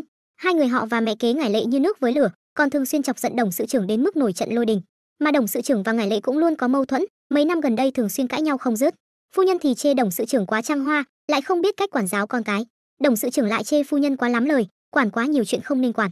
Có lần hai vợ chồng họ cãi nhau đến mức đỏ mặt tía tai, Ngải Lệ còn đòi ly hôn chia tài sản. Trong lúc tức giận, Đồng sự trưởng đã tuyên bố một câu chắc nịch, tôi thà quyên hết di sản của mình cho xã hội, cũng không cho cô một đồng nào. Nói vậy tin đồn bên ngoài về việc Đồng sự trưởng sửa di chúc là thật sao? Nhưng Lý Sâm thì nói không, đó chỉ là giả thôi, sao ông ta có thể quyên cho xã hội được? Từ lâu trước đó ông ta đã thông qua hiệp hội luật sư để lại di chúc rồi, nếu thật sự đem di sản quyên đi, hai vị đại tiểu thư chẳng phải cũng không có phần thừa kế sao? Nói đến đây, Lý Sâm đột nhiên thắc mắc, chẳng phải vụ án hai vị đại tiểu thư ngã lầu đã kết thúc rồi sao? Người thuê hung thủ giết người chẳng phải là nhị gia Trần Bình Tiên sao? Các vị hỏi những câu này đã vượt quá phạm vi bình thường rồi đấy. Bối Ni vội giải thích, chúng tôi nghi ngờ là Ngải Lệ đã thuê Cận Siêu trước, khiến Cận Siêu cố ý tiếp cận Trần Bình Tiên, dụ dỗ hắn ta thuê hung thủ giết người, rồi đổ tội cho hắn ta. Lý Sâm liền bác bỏ, nếu nói về mưu mô thì Ngải Lệ còn kém xa vị lão làng Trần Bình Tiên, cô ta là kiểu người hỉ nộ ái ố đều viết hết lên mặt, kiểu người như vậy không thể nào làm ra chuyện mưu mô như thế được. Chưa kịp nói dứt câu, ông ta đột nhiên ôm đầu toát mồ hôi lạnh, sau đó đứng dậy nói, tôi vừa nhớ ra một chuyện, một tháng trước, Ngải Lệ đã rút 10 triệu tệ từ tài khoản cá nhân của Đồng sự trưởng ở nhà họ Trần. 10 triệu tệ thật sự chẳng phải là số tiền lớn gì, tôi suýt chút nữa thì quên mất. Lúc này Triệu Vũ có điện thoại, bắt máy lên Trương Tử Xuân liền thông báo, Cận Siêu thật sự có gửi chuyển phát nhanh, theo lịch trình thì 3 tháng sau phải gửi đến tiệm may nơi vợ hắn làm việc. Trong bưu kiện có một bức thư tay của Cận Siêu gửi cho vợ và một chiếc chìa khóa, tôi cũng đã cho người điều tra, chiếc chìa khóa là của tủ đựng đồ ở cổng chợ Tự Do gần tiệm may. Anh thử đoán xem, trong tủ đựng đồ đó giấu cái gì? Triệu Vũ không cần nghĩ, trực tiếp xác nhận là 10 triệu tệ tiền mặt, khiến Trương Tử Xuân giật mình vì sốc, còn cho rằng anh là bậc thầy tiên tri Mohamed Salah. Cả Lý Sâm và Bối Ni cũng đứng hình vài giây, sau đó đồng thanh hô lớn hai chữ thần thám. Bối Ni lúc này cũng đã chắc nịch, đây là tiền công giết người mà Ngải Lệ trả cho Cận Siêu, quả nhiên Ngải Lệ mới là hung thủ thật sự. Nhưng Triệu Vũ thì không nghĩ vậy, rõ ràng chỉ còn thiếu một bước nữa thôi, rốt cuộc là sai ở đâu? Và kẻ chủ mưu giết hại hai chị em nhà họ Trần rốt cuộc là ai? Không thể chờ đợi thêm nữa, Bối Ni vội vàng yêu cầu Triệu Vũ đi bắt người, nhưng Triệu Vũ lại thẳng thừng đáp không, vì anh cho rằng tình hình vụ án hiện tại vẫn chưa rõ ràng, không thể khẳng định Ngải Lệ là hung thủ dễ dàng như vậy được. Cô ta có khả năng chỉ là người tham gia thôi. Triệu Vũ tiếp tục phân tích, trong lời khai của Trần Bình Tiên có nhắc đến việc nếu giết trực tiếp Ngải Lệ, di sản sẽ để lại cho hai chị em nhà họ Trần. Còn giết hai chị em nhà họ Trần rồi đổ tội cho Ngải Lệ thì có thể nhất tiễn song điêu, như vậy hắn ta sẽ là người hưởng lợi cuối cùng. Hơn nữa trực tiếp giết Ngải Lệ thì động cơ quá rõ ràng, cảnh sát chắc chắn sẽ nghi ngờ hắn ta. Nói đến đây, Triệu Vũ đột nhiên nở ra một nụ cười nham nhở, tôi biết ai là người lên kế hoạch cho tất cả mọi chuyện này rồi. Vừa dứt lời, Lý Sâm đã hét lớn thông báo một tin sốc, bệnh viện gọi điện thoại đến nói Trần Đồng sự trưởng, ông ấy sắp không qua khỏi rồi. Chuyển cảnh sang phía bệnh viện, lúc này Trương Tử Xuân đang dầm mưa đen chiếc USB đến cho Triệu Vũ, sau vài câu cảm ơn qua loa linh tinh, Triệu Vũ tiếp tục lấy điện thoại ra gọi cho luật sư. Đến khi ông luật sư xuất hiện thì Triệu Vũ cũng bắt đầu thực hiện kế hoạch đỉnh nóc kịch trần. Chuyển cảnh sang phía nhà tang lễ, lúc này Ngải Lệ đang khóc sướt mướt, đột nhiên cánh cửa phòng mở ra, rồi ông luật sư bước vào tự tin cất tiếng, chúng tôi là người của hiệp hội luật sư, ông Trần Bình Quang lúc còn sống đã ủy thác cho chúng tôi thay ông ấy xử lý các vấn đề liên quan đến di chúc. Hiện giờ ông Trần đã qua đời, chúng tôi muốn công bố di chúc của ông ấy trước công chúng. Theo quy định của pháp luật, di chúc này có hiệu lực ngay lập tức. Ở bên ngoài, Lý Sâm đang cực kỳ lo lắng về ông luật sư diễn viên này, còn Triệu Vũ thì vẫn bình tĩnh, không quên nhắc nhở ông ta lát nữa cũng phải phối hợp một chút. Thấy Ngải Lệ đã tin như điếu đổ, ông luật sư lại càng hùng hồn tuyên bố, đối với tài sản cá nhân của tôi sẽ được phân chia như sau. Ngoại trừ trang viên số 53 đường Đông Sơn để lại cho vợ Ngải Lệ cùng hai cô con gái Trần Mễ Lệ và Trần Mễ Kỳ thừa kế, thì tôi nguyện đem toàn bộ số tài sản còn lại hiến tặng cho tổ chức từ thiện xã hội. Bản thân tôi tự cảm thấy đã đòi hỏi từ xã hội quá nhiều, đóng góp lại quá ít, mỗi khi nghĩ đến điều này, trong lòng vô cùng hổ thẹn, vì vậy đặc biệt lập di chúc này, nguyện dùng thân mình vì xã hội tận lực đóng góp. Về việc phân chia cụ thể tài sản hoàn toàn do hiệp hội luật sư phụ trách. Ngải Lệ nghe đến đây, vội bịt tai lại không muốn nghe thêm chữ nào nữa. Sau một lúc im lặng, cô ta đột nhiên hét như điên, chồng tôi ông ấy sẽ không lập di chúc vớ vẩn như vậy đâu, các người là đang lừa đảo có tổ chức. Sau đó là màn trình diễn của Lý Sâm, kính thưa phu nhân, Trần Đồng sự trưởng quả thật có nói với tôi về chuyện này, ông ấy nói bản thân vì sự nghiệp và gia đình khiến cho thân tâm mệt mỏi, vì vậy mới có ý muốn hiến tặng tài sản để làm chuyện gì có ích cho xã hội. Có kẻ tung thì có người hứng, ông luật sư cũng chốt sổ luôn, bây giờ di chúc đã được công bố xong, để phòng ngừa bất trắc, chúng tôi phải giữ lại bản gốc, bản sao sẽ được gửi đến vào ngày mai, chúng tôi xin phép đi trước. Ngải Lệ lúc này đã hóa cuồng, liền lao đến đòi sống đòi chết với ông luật sư. Chỉ đợi khoảnh khắc này, Triệu Vũ lập tức ập vào đưa thẻ ngành ra, hiện tại chúng tôi nghi ngờ cô có liên quan đến một vụ thuê hung thủ giết người, phiền cô theo chúng tôi về đồn cảnh sát để điều tra. Biết rằng Ngải Lệ sẽ chối đây đẩy, Bối Ni liền đưa ra bằng chứng 10 triệu tệ tiền thuê hung thủ, khiến cho Ngải Lệ đứng hình, nhưng vẫn cố cãi chày cãi cối, Trần Bình Tiên hãm hại tôi, sao các người có thể trắng đen lẫn lộn như vậy? Giây tiếp theo, Triệu Vũ đưa ra một tấm hình rồi xác nhận, thật ra người lên kế hoạch cho toàn bộ chuyện này, hại chết hai chị em nhà họ Trần, chính là Cận Siêu. Câu nói này khiến tất cả mọi người đứng hình mất 5 giây, Bối Ni vội lên tiếng thắc mắc, sư phụ người không nhầm đó chứ, Cận Siêu chẳng phải đã chết rồi sao? Triệu Vũ vẫn bình tĩnh đáp không, rồi đến trước mặt Ngải Lệ hừ lạnh một tiếng, chuyện này chắc cô là người rõ nhất nhỉ? Thấy cô ta vẫn không chịu nói, Triệu Vũ chỉ đành kể lại một câu chuyện có thật. Cận Siêu là một cảnh sát bị cách chức, chớ trêu thay, hắn ta lại bị phát hiện mắc ung thư hạch bạch huyết giai đoạn cuối, con trai nhỏ lại mắc ung thư mắt, gia cảnh hắn ta khó khăn, đang cần gấp một số tiền, hắn ta gần như tuyệt vọng. Cho đến 3 tháng trước, chủ tịch tập đoàn Bách Thế Lợi là Trần Bình Quang vì tai nạn mà rơi vào hôn mê. Em trai Trần Bình Tiên muốn thừa cơ đoạt lấy tập đoàn, bèn tìm đến Cận Siêu, muốn hắn ta giúp mình trừ khử phu nhân chủ tịch Ngải Lệ, nhưng Cận Siêu lại đề nghị với Trần Bình Tiên giết hai cô con gái của Trần Bình Quang, rồi đổ tội cho Ngải Lệ, nhất tiễn tam điêu, loại bỏ mọi trở ngại trong việc chiếm đoạt tập đoàn. Sau khi Cận Siêu và Trần Bình Tiên thỏa thuận xong, hắn ta không lập tức đi giết người, mà đem toàn bộ kế hoạch của Trần Bình Tiên nói cho Ngải Lệ biết, vì Cận Siêu cho rằng chỉ hợp tác với Trần Bình Tiên thôi thì cảnh sát vẫn có thể điều tra ra mình, một khi Trần Bình Tiên lộ sơ hở, 5 triệu tệ cũng tan thành bọt biển. Sau đó hắn ta lại lên một kế hoạch mới cho Ngải Lệ, tôi sẽ theo thỏa thuận với Trần Bình Tiên, đi xử lý hai chị em nhà họ Trần, nhưng sau đó tôi sẽ không bị cảnh sát bắt, cũng sẽ không chỉ đích danh cô. Trong này là video giao dịch của tôi và Trần Bình Tiên, nếu cảnh sát không tìm được chứng cứ phạm tội của Trần Bình Tiên mà tôi để lại, cô có thể giao cái này cho cảnh sát để bảo toàn bản thân. Kế hoạch này thành công, cô có thể loại bỏ Trần Bình Tiên, còn có hai cô con gái nhà họ Trần không có quan hệ huyết thống với cô. Hết những trở ngại này, cô có thể thuận lý thành trương thừa kế công ty và gia sản, cũng không bị cảnh sát nghi ngờ. Tôi chỉ cần 10 triệu tệ, tôi đảm bảo tay cô không dính một giọt máu nào. Đối với Ngải Lệ, đây chẳng khác nào cơ hội từ trên trời rơi xuống, cô không có lý do gì để không đồng ý cả. Sau đó Cận Siêu đổi 10 triệu tệ thành tiền mặt, giấu trong tủ trữ hàng ở chợ nơi vợ hắn làm việc. Chìa khóa tủ hắn ta cất trong một phong thư chuyển phát nhanh 3 tháng sau mới tới nơi, gửi cho vợ hắn. Cận Siêu trước đây từng làm cảnh sát, quen thuộc quy trình của cảnh sát. Hắn biết 3 tháng sau vụ án hai chị em nhà họ Trần ngã lầu đã sớm chìm vào quên lãng. Lúc đó sẽ không còn ai chăm chăm nhìn vào người nhà hắn, càng không ai để ý đến một phong thư chuyển phát nhanh mà vợ hắn nhận được. Trong kế hoạch này, Cận Siêu là người lên kế hoạch, cô và Trần Bình Tiên là tòng phạm.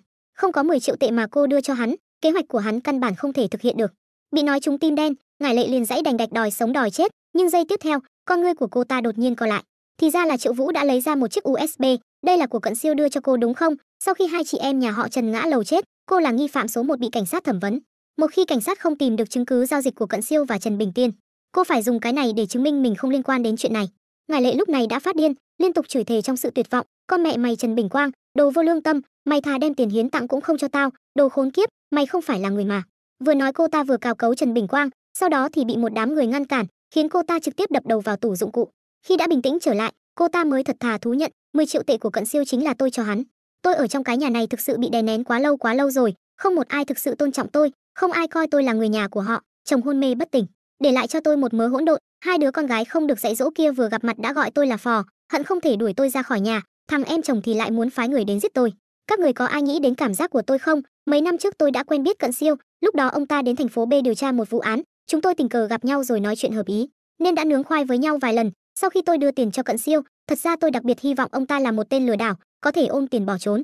Tôi dù không đồng ý với Cận Siêu, thì Trần Bình Tiên cũng sẽ phái một tên sát thủ khác đến giết tôi thôi. Đã hắn phái người đến giết tôi, thì tại sao tôi không thể hãm hại hắn ta? Đổi lại là các người, thì các người sẽ làm gì hả?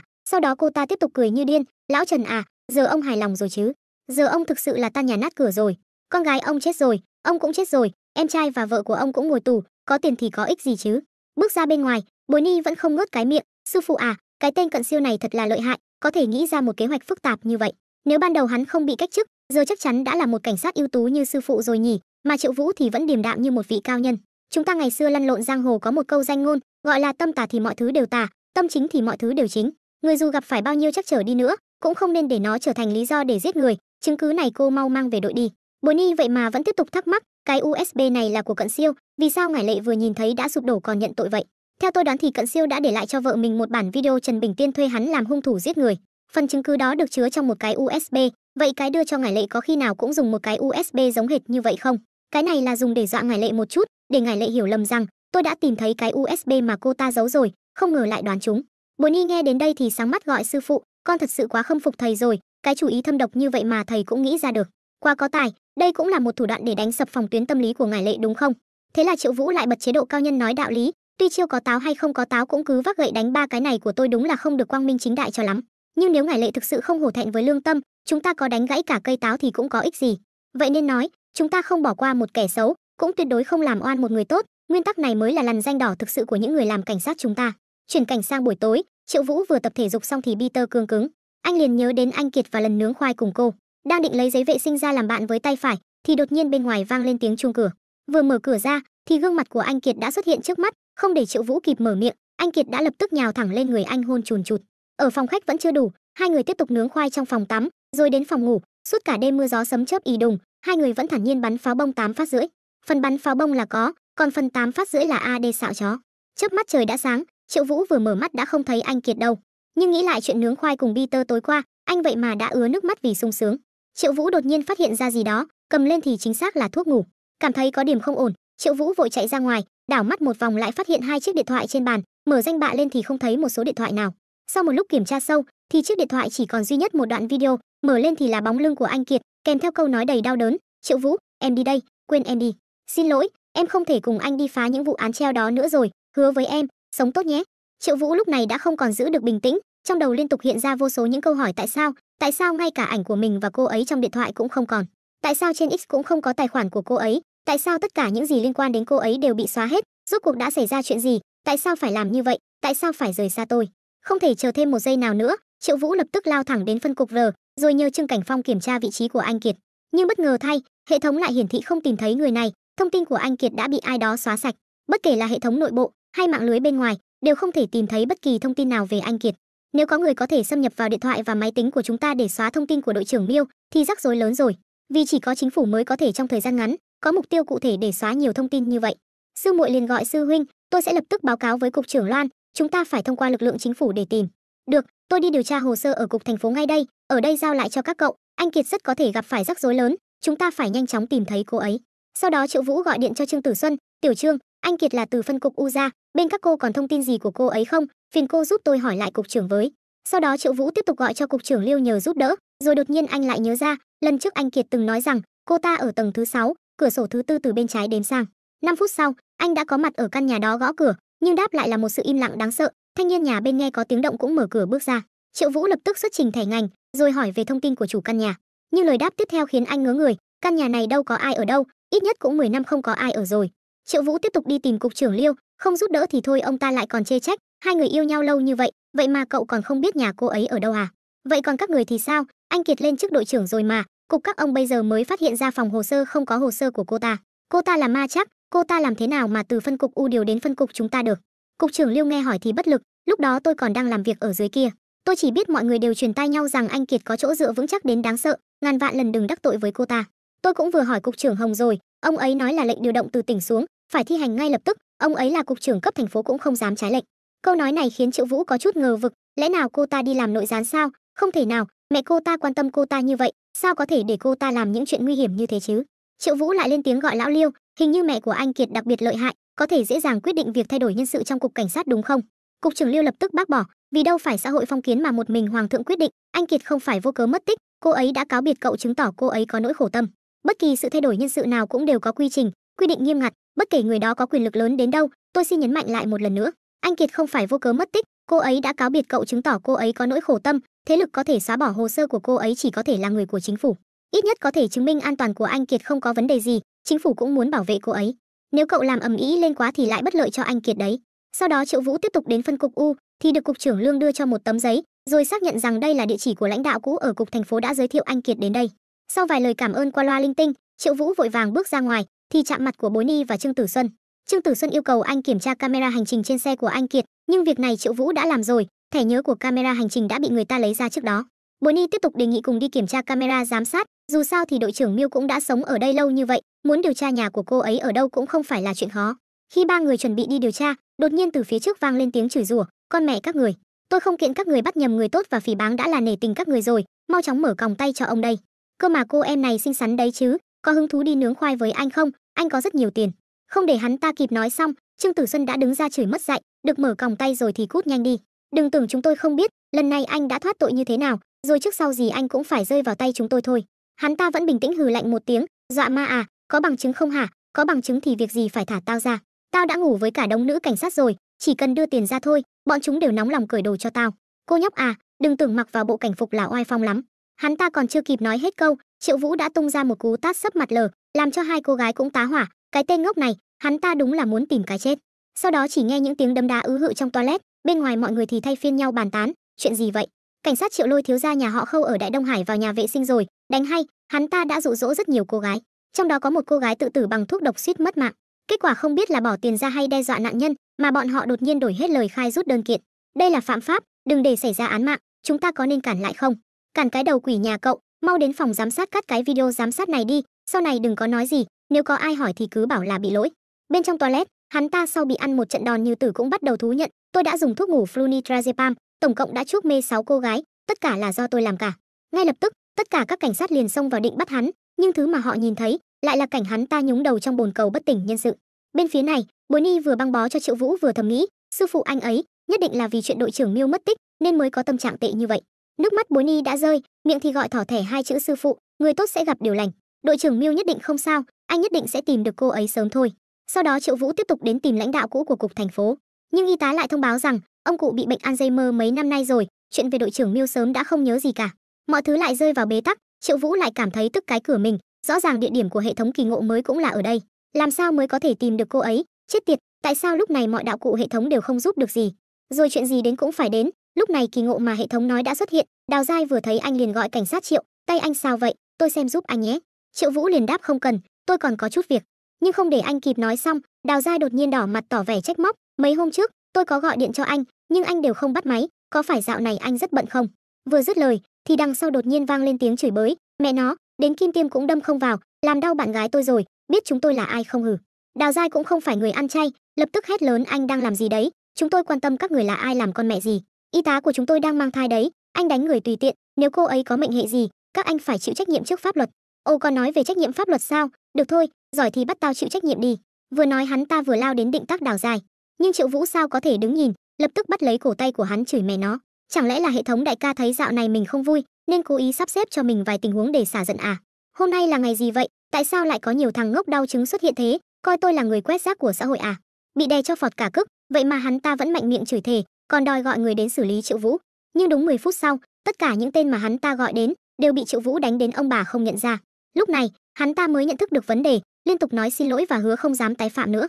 Vậy mà hệ thống kỳ ngộ lại hoàn thành, tiến độ hoàn thành đạt 183%, nhận được 5 vật phẩm mới: kính hiển vi tàng hình, bom thối tàng hình, bệ nhún tàng hình, máy tái tạo răng, thiết bị cảnh báo khẩn cấp. Trở về phân cục R, lúc này Phó cục trưởng Loan đang vô cùng tức giận, tên tội phạm mà chúng ta muốn bắt chỉ là cố ý gây thương tích thôi, cậu đánh như thế này thì tôi thu dọn thế nào đây hả? Tôi biết vì chuyện của anh Kiệt cậu rất đau khổ, nhưng cô ấy đã mất tích lâu rồi, cậu không thể cứ sống u mê như vậy mãi được, suốt ngày chỉ biết đánh nhau. Dạo này số lượng đơn khiếu nại mà tôi nhận được còn nhiều hơn cả số lượng mà tôi từng thấy trong cả đời, tôi thật sự không chịu nổi nữa rồi. Cậu mau xin nghỉ phép cho tôi đi, về nhà suy nghĩ cho kỹ những gì mình đã làm. Bước ra khỏi cửa, Triệu Vũ lại nhận được một kỳ ngộ mới từ hệ thống, ở quảng trường cá voi 4 km, 15 phút, kỳ ngộ lần này liệu có liên quan đến cô ấy không? Chưa kịp suy nghĩ xong thì ba vị lãnh đạo đã đến. Vì không có nhiều thời gian, Triệu Vũ trực tiếp bắt ép ba người lên xe, rồi không để ba người kịp tức giận, anh đã đạp ga chạy thẳng về hướng quảng trường. Đến quảng trường cá voi, Triệu Vũ nhìn quanh thì thấy rất nhiều người, đầu anh liền nhảy số, là việc liên quan đến cô ấy, chẳng lẽ có bom hay khủng bố tấn công gì sao? Đang hoang mang xì tay thì Bối Ni bất ngờ xuất hiện gọi sư phụ, sao thầy lại đến đây? Thầy cũng thấy lệnh triệu tập của con sao? Triệu Vũ nghe xong thì ngớ người ra, chuyện gì vậy? Các cô đang làm gì ở đây vậy? Chuyện là như vậy, con và các bạn học ở trường cảnh sát đang giúp Tân Hiểu Như quyên góp từ thiện. Triệu Vũ nghe xong lại tiếp tục thắc mắc, Tân Hiểu Như là vợ của Cận Siêu sao? Cận Siêu không phải là tội phạm giết người à? Chính vì Cận Siêu là tội phạm giết người, chúng ta càng nên quan tâm hơn đến góa phụ và con của hắn ta. Con của hắn ta có tội gì đâu? Đứa con trai thứ hai của Cận Siêu bị ung thư mắt, Cận Siêu chết rồi thì cuộc sống của gia đình họ càng khó khăn hơn. Cái chết của Cận Siêu đã là một bi kịch rồi, nếu chúng ta thờ ơ với gia đình hắn, sau này có khả năng sẽ gây ra bi kịch lớn hơn, tội ác cứ thế sẽ xảy ra nhiều hơn. Triệu Vũ nghe đến đây lập tức hiểu ra, lý do tại sao mỗi lần phá án xong mình đều cảm thấy không vui, đó là bởi vì điều mình mong muốn hơn hết chính là án mạng không xảy ra. Nếu có người quan tâm đến Lý Đan hơn thì đã không có vụ chặt tay, nếu có người giúp Phương Dục giải tỏa tâm lý thì đã không có vụ cướp ngân hàng. Nếu Cầu Tân Dương mất mẹ có thể nhìn thẳng vào bản thân, bước ra khỏi bóng tối thì đã không có vụ án xác chết được cất giữ. Đột nhiên cục trưởng Lưu tiến đến gọi Triệu Vũ, "Hôm nay chúng tôi tìm cậu là muốn nói một chuyện quan trọng. Đơn xin làm điều tra viên đặc biệt mà cậu nộp lên lần trước đã được duyệt rồi, đây là thông báo trúng tuyển." Nghe đến 5 chữ điều tra viên đặc biệt, Triệu Vũ liền nhớ lại lần nướng khoai trước đó. Lúc đang nghỉ giữa hiệp, anh Kiệt có thắc mắc về một cuốn sổ, Triệu Vũ trong lúc đê mê cũng thật thà kể lại mọi thứ, lão Kim đã đưa cho anh cuốn sổ này. Trên đó ghi lại những vụ án đặc biệt nghiêm trọng và những vụ án treo chưa kết thúc mà ông ấy từng phụ trách khi còn là điều tra viên đặc biệt. Anh Kiệt xem qua một lượt thì đánh giá, "Em nghĩ, nếu sau này chúng ta thật sự có cơ hội điều tra 5 vụ án đặc biệt nghiêm trọng này thì nên bắt đầu từ vụ xác chết không đầu trước." Tại sao chứ? Bởi vì những vụ án này xảy ra từ lâu rồi, lúc đó kỹ thuật ADN chưa phổ biến, đầu bị mất, vân tay cũng bị cắt bỏ, nên độ khó khi điều tra là cực cao. Nhưng bây giờ thì khác rồi, danh tính của người chết đã có thể xác thực dễ dàng bằng ADN. Nhưng thi thể cuối cùng xuất hiện cách đây 19 năm, có khi hung thủ đã chết từ lâu rồi cũng nên. Mà chính vì hung thủ có khả năng đã chết, chúng ta mới phải điều tra vụ án này trước, nếu không thời gian càng kéo dài thì manh mối càng ít, sự thật sẽ vĩnh viễn bị chôn vùi. Đối với những người đã chết, điều đó bất công với họ đến mức nào chứ? Ok con dê, vậy thì nếu có cơ hội, chúng ta sẽ bắt đầu điều tra từ vụ án này. Cơ mà anh đã phá nhiều vụ án lớn như vậy, bây giờ chắc đã đủ tư cách làm điều tra viên đặc biệt rồi. Hay là anh tìm cục trưởng Lưu nói chuyện, bảo ông ấy giúp anh làm đơn xin, khởi động lại vụ án treo, có thể khôi phục lại sự thật, trả lại công bằng cho nạn nhân.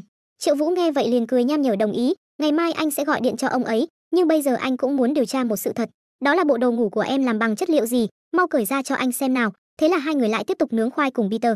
Trở về thực tại, Triệu Vũ đang đứng hình thì bị cục trưởng Hồng gọi, cái thằng nhóc thối này, không phải chỉ là bạn gái rời đi thôi sao, chuyện lớn gì đâu, cậu phải vực dậy tinh thần và tiến về phía trước chứ. Cục trưởng Lưu cũng lên tiếng xác nhận, tôi đã dùng mọi mối quan hệ của mình để giúp cậu tìm rồi. Dấu vết sinh hoạt của gia đình anh Kiệt bị người ta xóa bỏ, chắc chắn là do một chiến lược bảo vệ của chính phủ. Trở thành điều tra viên đặc biệt là một cơ hội tuyệt vời để tiếp cận với chuyện này đó. Triệu Vũ nghe xong liền nắm chặt tờ giấy, tôi đi, mấy vị cứ yên tâm, tôi nhất định sẽ vượt qua vòng sát hạch. Cái chức điều tra viên đặc biệt này, ông đây nhất định phải có. Đột nhiên Bối Ni tiến đến gọi sư phụ, rồi kéo tay Triệu Vũ dẫn đến đám bạn học, đây chính là sư phụ của tôi. Cảnh sát Triệu Vũ nổi tiếng lừng lẫy, vụ án Miên Lĩnh biết ai phá không, kho báu 12 tượng Phật vàng biết ai tìm được không. Theo đó thì hệ thống kỳ ngộ cũng hoàn thành, độ hoàn thành là 130%, nhận được máy biến âm tàng hình, thuốc tăng cường năng lượng, camera tàng hình, máy nhìn xuyên thấu tàng hình, thiết bị mở khóa vạn năng. Trên đường đến thành phố B để thi tuyển điều tra viên đặc biệt, Triệu Vũ vừa lái xe vừa thầm tự hỏi, phó bản kỳ ngộ lần này là ở khu dịch vụ cao tốc sao?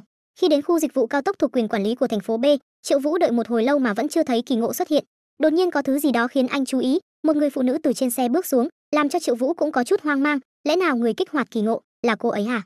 Vì ít like quá nên video không được đề xuất, nếu mọi người thương AD thì trước tiên like rồi hãy xem video nha, cảm ơn mọi người đã giúp đỡ. Thì ra vừa rồi, Triệu Vũ đã gặp một bà chị mà anh cho là kỳ ngộ lần này của mình. Chưa kịp đến bắt chuyện thì bà chị đã bị một đám lưu manh kiếm chuyện, "Này chị nhìn xem, xe của chị làm xe của chúng tôi xước hết cả rồi." Bà chị lập tức bác bỏ, "Không phải tôi làm xước, tôi vừa lái xe vào, không hề đụng vào xe của anh." Nhưng tên lưu manh sao có thể dễ dàng bỏ qua, "Chị tự nhìn đi, trên đầu xe chị còn dính sơn xanh của xe tôi kìa. Xe nhà tôi mới mua, chị phải đền tiền đi." Triệu Vũ thật sự là không muốn dính vào chuyện này chút nào, nhưng hiện tại điểm kỳ ngộ đã được hơn 460 rồi, sắp lên cấp nên anh đành phải ra tay thôi. Thấy tình hình không ổn, bà chị lập tức xác nhận rằng các người là đang cố tình ăn vạ, rồi móc điện thoại ra định báo cảnh sát. Nhưng căn bản là tên lưu manh không sợ cảnh sát, còn thách thức chị cứ báo cáo nhanh đi, xem cảnh sát đến sẽ bên vực ai. Bà chị đang không biết làm thế nào, thì Triệu Vũ ung dung bước đến cất tiếng, "Báo cảnh sát cũng vô ích thôi. Chị không thấy chỗ đậu xe của chị là điểm mù của camera giám sát à? Cảnh sát nhìn thấy vết xước sẽ tin lời bọn họ thôi. Hơn nữa dưới góc độ này, camera hành trình của chị cũng không thấy được vị trí bị va quẹt. Khoảng cách xe cùng vị trí và camera giám sát đều được bọn họ tính toán cả rồi. Tôi đoán xe của bọn họ bị một chiếc xe màu trắng nào đó đâm phải, cho nên mới chọn xe màu trắng để ăn vạ." Khứa lưu manh bị nói trúng tim đen liền vạ miệng chửi thằng chó, "Mày là đang nói gì đấy, bọn tao ăn vạ cái gì?" Triệu Vũ vẫn bình tĩnh lấy thẻ ngành ra, rồi xác nhận, "Tôi đã để ý các người từ lâu rồi có biết không? Xe cảnh sát của tôi đậu ngay đối diện nhà vệ sinh, có cần tôi lấy camera giám sát ra xem lại không?" Nghe đến hai từ cảnh sát, Khứa lưu manh liền có chút rén, "Ở đây còn có camera giám sát nữa à?" Triệu Vũ được nước liền lấn tới, "Hay là tôi cử người đến giám định hai chiếc xe, xem sơn của hai vết xước có giống nhau không?" Mồ hôi mẹ mồ hôi con của Khứa lưu manh đã chảy như mưa, lập tức chạy đến vừa lau lau chiếc xe của bà chị, vừa xin lỗi rối rối rít rít, "Tôi biết sai rồi, vết sơn này là do vô ý quẹt vào thôi, xe là tôi thuê, tôi sợ không có tiền đền nên mới nghĩ ra cái trò này." Nói rồi bọn chúng lập tức lên xe chạy đi mất, khiến Triệu Vũ cũng chỉ biết bất lực chửi cái lũ hỗn đản. Thấy Triệu Vũ định rời đi, bà chị lập tức gọi anh lại, "Cậu làm việc ở phân cục nào, tôi muốn cảm ơn cậu thật tử tế." Triệu Vũ lập tức từ chối, "Đây là chuyện bình thường như ăn cơm ngày 3 bữa, không cần phải quá câu nệ như vậy đâu, tôi còn có việc gấp, xin phép đi trước đây." Chuyển cảnh sang buổi phỏng vấn tổ đặc biệt, lúc này cũng đã đến lượt Triệu Vũ vào phỏng vấn. Vừa bước vào, ba vị giám khảo đã đặt ra câu hỏi, trong lúc cậu chờ phỏng vấn, ở chiếc ghế dài góc đông nam có một người đeo khăn quàng đỏ, "Xin hãy miêu tả đặc điểm ngoại hình của người đó." Triệu Vũ nghe xong cũng ngớ người, quỷ nào mà để ý được cái đó chứ, bài kiểm tra này đột ngột quá rồi. Sau 5 giây suy nghĩ, anh lập tức sử dụng vật phẩm bộ nhớ tua lại, rồi tức giận chửi con mẹ nó chứ, "Góc đông nam cái quần què gì, rõ ràng là góc tây nam, định lừa ai vậy?" Rồi anh tiếp tục tự tin cất tiếng, là một người đàn ông trung niên mặc áo khoác nâu, khoảng 50 tuổi, tóc xoăn, lông mày rậm, mắt to, trên chóp mũi còn có một nốt ruồi. Ban giám khảo nghe xong chỉ biết toát mồ hôi lạnh, sau đó thì ho khụ khụ, rồi lên tiếng khen khả năng quan sát và trí nhớ của cậu quả thực xuất chúng. Vậy tiếp theo, chúng ta sẽ làm vài câu hỏi phân tích logic đơn giản, mời xem màn hình. Vừa kết thúc video, Triệu Vũ lập tức đưa ra đáp án luôn. Câu 1, người béo là chị, người gầy là em gái. Câu 2, hung thủ là C. Bởi vì trong 4 nghi phạm, chỉ có C là không biết chơi cờ, mà tờ giấy gấp nếp của người chết cho thấy hung thủ là một người không biết chơi cờ. Hung khí là cuốn sách hắn ta mượn từ thư viện. Câu 3, nếu hung thủ thật sự muốn giết người, việc gì phải bật đèn xe lên, rõ ràng là muốn chơi trò mỹ nhân kế. Ban giám khảo nghe xong thì ngớ người lần 2, sau đó lại ho khụ khụ rồi chốt luôn. Câu hỏi cuối cùng, trong 3 người giám khảo chúng tôi, có một người là giả mạo, cậu có thể cho tôi biết người giả mạo đó là ai không? Đầu Triệu Vũ nhảy số phân tích, hỏi câu hỏi như vậy, chẳng lẽ cô ta để lại manh mối gì sao? Trước khi vào phòng họp, có một người hướng dẫn là nữ, chẳng lẽ nữ khảo quan chính là người hướng dẫn đó sao, hay là một trong hai nam khảo quan đã xuất hiện ở bên ngoài? Bây giờ màn hình chiếu phía sau quá sáng, mình không nhìn rõ mặt, chỉ dựa vào đường nét thì không thể đối chiếu với người đã gặp trong trí nhớ. Nghĩ đến đây, Triệu Vũ lập tức sử dụng đạo cụ tắt đèn của Ngô Tất Tố, rồi không để ba vị giám khảo kịp hoang mang xong, anh lại tiếp tục bật đèn pin tàn hình lên, thì vạ miệng thốt lên hai chữ má nó, "Các người đang đùa nhau đấy à, hoàn toàn không có khảo quan giả nào cả." Bước ra khỏi phòng thi, Triệu Vũ tìm một góc yên tĩnh để ngồi, nhưng không ngờ, những người thi trước đó lại bàn tán với nhau như cái chợ bà chiểu. "Tôi cho rằng hung thủ không phải là C, thật sao? Vậy có lẽ tôi đã trả lời sai, không sao, tôi cũng chỉ đoán thôi." Triệu Vũ lắng nghe một lúc cũng phát hiện, có vẻ những câu hỏi bọn họ kiểm tra đều khá bình thường, chẳng lẽ chỉ có câu hỏi của mình là biến thái thôi sao? Sau đó cánh cửa phòng mở ra, hai anh giám khảo cũng lên tiếng xác nhận, thành tích đã có rồi, 5 người có điểm cao nhất trong buổi phỏng vấn lần này sẽ được trực tiếp tuyển dụng. Những cảnh quan không được xướng tên cũng đừng nản lòng, chúng tôi năm sau vẫn còn đợt tuyển dụng, cảm ơn sự tham gia của các anh chị. Thứ 5, Ngụy Hồng Lâm đến từ thành phố Z, 91 điểm. Thứ 4, Trí Bân đến từ thành phố L. Thứ 3, Trương Bân đến từ thành phố C. Thứ 2, Trần Trình đến từ thành phố T. Và vị trí đầu tiên là Triệu Vũ đến từ thành phố Q với 95 điểm. Triệu Vũ lập tức nhảy dựng dựng như một thằng ngáo đá. Mọi người xung quanh thì cũng có chút bất ngờ, không thể nào, trẻ như vậy mà đã làm điều tra viên đặc biệt, còn là cấp tổ trưởng nữa chứ. Trong lúc đang vui mừng thì tình cờ Triệu Vũ nhìn thấy bà chị phỏng vấn mình lúc nãy. Anh lập tức bám đuôi, mình nhất định phải đi hỏi cô ta, tại sao lại ra cho mình câu hỏi biến thái như vậy. Tại phòng nhân sự, Triệu Vũ vừa đến cửa đã nghe được một cuộc trò chuyện. Giáo sư Vương, cô đang làm cái quái gì vậy? Chẳng phải tôi đã dặn dò các người rất kỹ là tuyệt đối không được để Triệu Vũ qua vòng này rồi sao? Triệu Vũ còn trẻ, sau này có đầy cơ hội, đám trinh thám già kia, có người phải đợi cả đời rồi đấy. Cô gái nghe xong liền phản bác, chúng tôi đã làm theo ý ông, cho cậu ta những câu hỏi mà người thường không thể giải được, nhưng cậu ta quá tài giỏi, không làm khó được. Hơn nữa, có camera ghi hình, không làm giả được đâu. Trưởng khoa Dương, chẳng phải tổ điều tra đặc biệt lập ra là để điều tra hình sự tốt hơn sao? Người có năng lực thì ở vị trí cao, phải cho người có năng lực cơ hội chứ, không thể chỉ giữ thể diện mãi như vậy được. Mà trưởng khoa Dương thì vẫn cố chấp, lập tức đi đến một căn phòng khác gọi Tiểu Triệu, ra đây nói chuyện một lát đi. Bên trong nhà vệ sinh, hai người bọn họ đang xù xì hột mít lùi cho, cậu giúp tôi liên hệ bên đánh giá tâm lý xem ai phụ trách. Nếu báo cáo của Triệu Vũ không đạt, tôi sẽ xin đổi người ngay, chuyện này phải làm nhanh, phải giải quyết Triệu Vũ trước khi tổ điều tra được thành lập. Mà cuộc trò chuyện này đã bị Triệu Vũ nghe thấy tất cả, sau khi hé một góc cửa phòng, anh lập tức chu đít vào trong, rồi thả một quả bom nguyên tử mùi bún đậu mắm tôm trong âm thầm. Đang nói hăng say thì trưởng khoa Dương đột nhiên nghe mùi thúi thúi, sau đó chỉ nghe được những tiếng kêu la thảm thiết bên trong phòng. Mà Triệu Vũ bên ngoài cũng ít có ác lắm, trực tiếp đứng chặn cửa không cho bọn họ thoát ra. Chuyển cảnh đến phòng họp trường cảnh sát, lúc này có một khứa đầu tòng dừa đang thao thao bất tuyệt. Chào tổ trưởng Triệu, tôi là Trần Trác, liên lạc viên của tổ 0521, ngài có chỉ thị gì, cứ việc giao cho tôi xử lý ạ.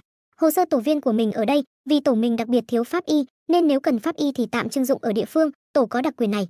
Mà theo Triệu Vũ được biết, thì mọi tổ đều có 5 loại thành viên, tổ trưởng có kinh nghiệm phụ trách chỉ huy, cao thủ máy tính giỏi thu thập thông tin, pháp y giỏi thu thập chứng cứ khám nghiệm tử thi, nhân viên hậu cần giỏi bắt giữ và chuyên gia tâm lý tội phạm.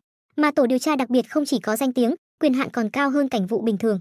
Các tổ có phân công khác nhau, có tổ chuyên trách án khẩn cấp, có tổ chuyên trách án treo chưa giải quyết, có tổ chuyên xử lý án oan, vâng vâng và mây mây. Nhưng chưa kịp nghĩ xong thì một khứa tóc xám đã bước đến chào tổ trưởng, xin tự giới thiệu, tôi tên là Nhiễm Đào, hôm nay đến báo danh vào tổ ạ. Cơ mà tổ trưởng có nhớ tôi không, lúc nãy chúng ta gặp nhau ở nhà vệ sinh rồi. Triệu Vũ liền nhớ lại khung cảnh ở nhà vệ sinh, trong lúc hai tên kia còn đang hủy địch thì từ phòng bên cạnh, Nhiễm Đào đã bước ra với một nụ cười tỏa nắng.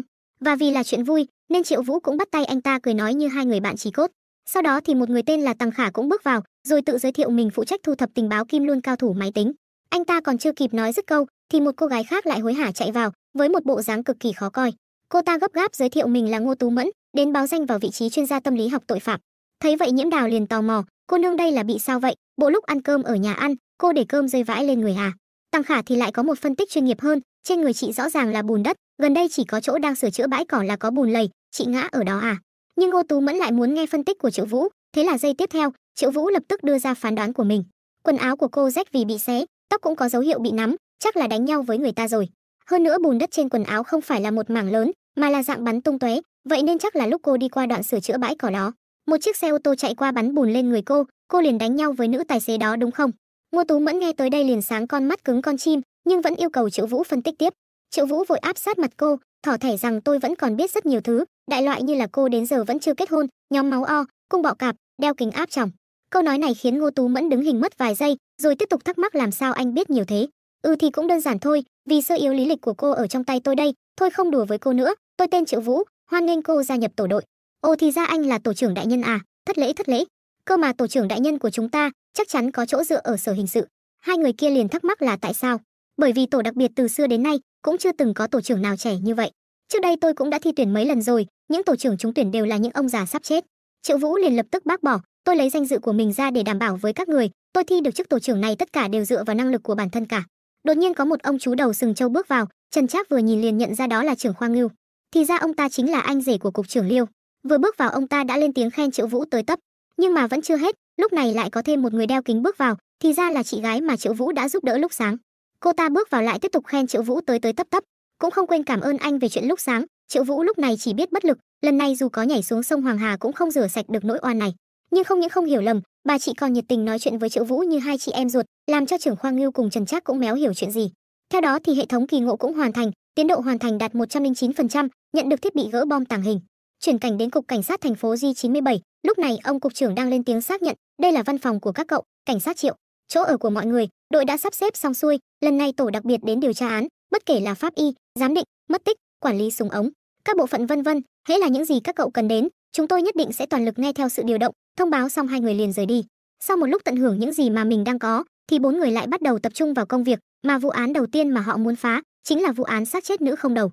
Tăng Khả lại có chút không vui về điều này, vì theo như cậu được biết thì công việc điều tra những vụ án treo chưa kết thúc là một công việc tốn công vô ích nhất. Ngô Tú Mẫn cũng đồng tình với quan điểm này, người của sở hình sự đều gọi những tổ phụ trách loại án này là tổ tự sát, một khi không phá được án, giải tán cũng là chuyện sớm muộn. Nhưng Triệu Vũ lại không cho là vậy, còn cười khoái chí thầm tự đắc, cuối cùng cũng có thể danh chính ngôn thuận điều tra những vụ án treo cấp quốc gia được ghi trong quyển sổ bìa vàng rồi.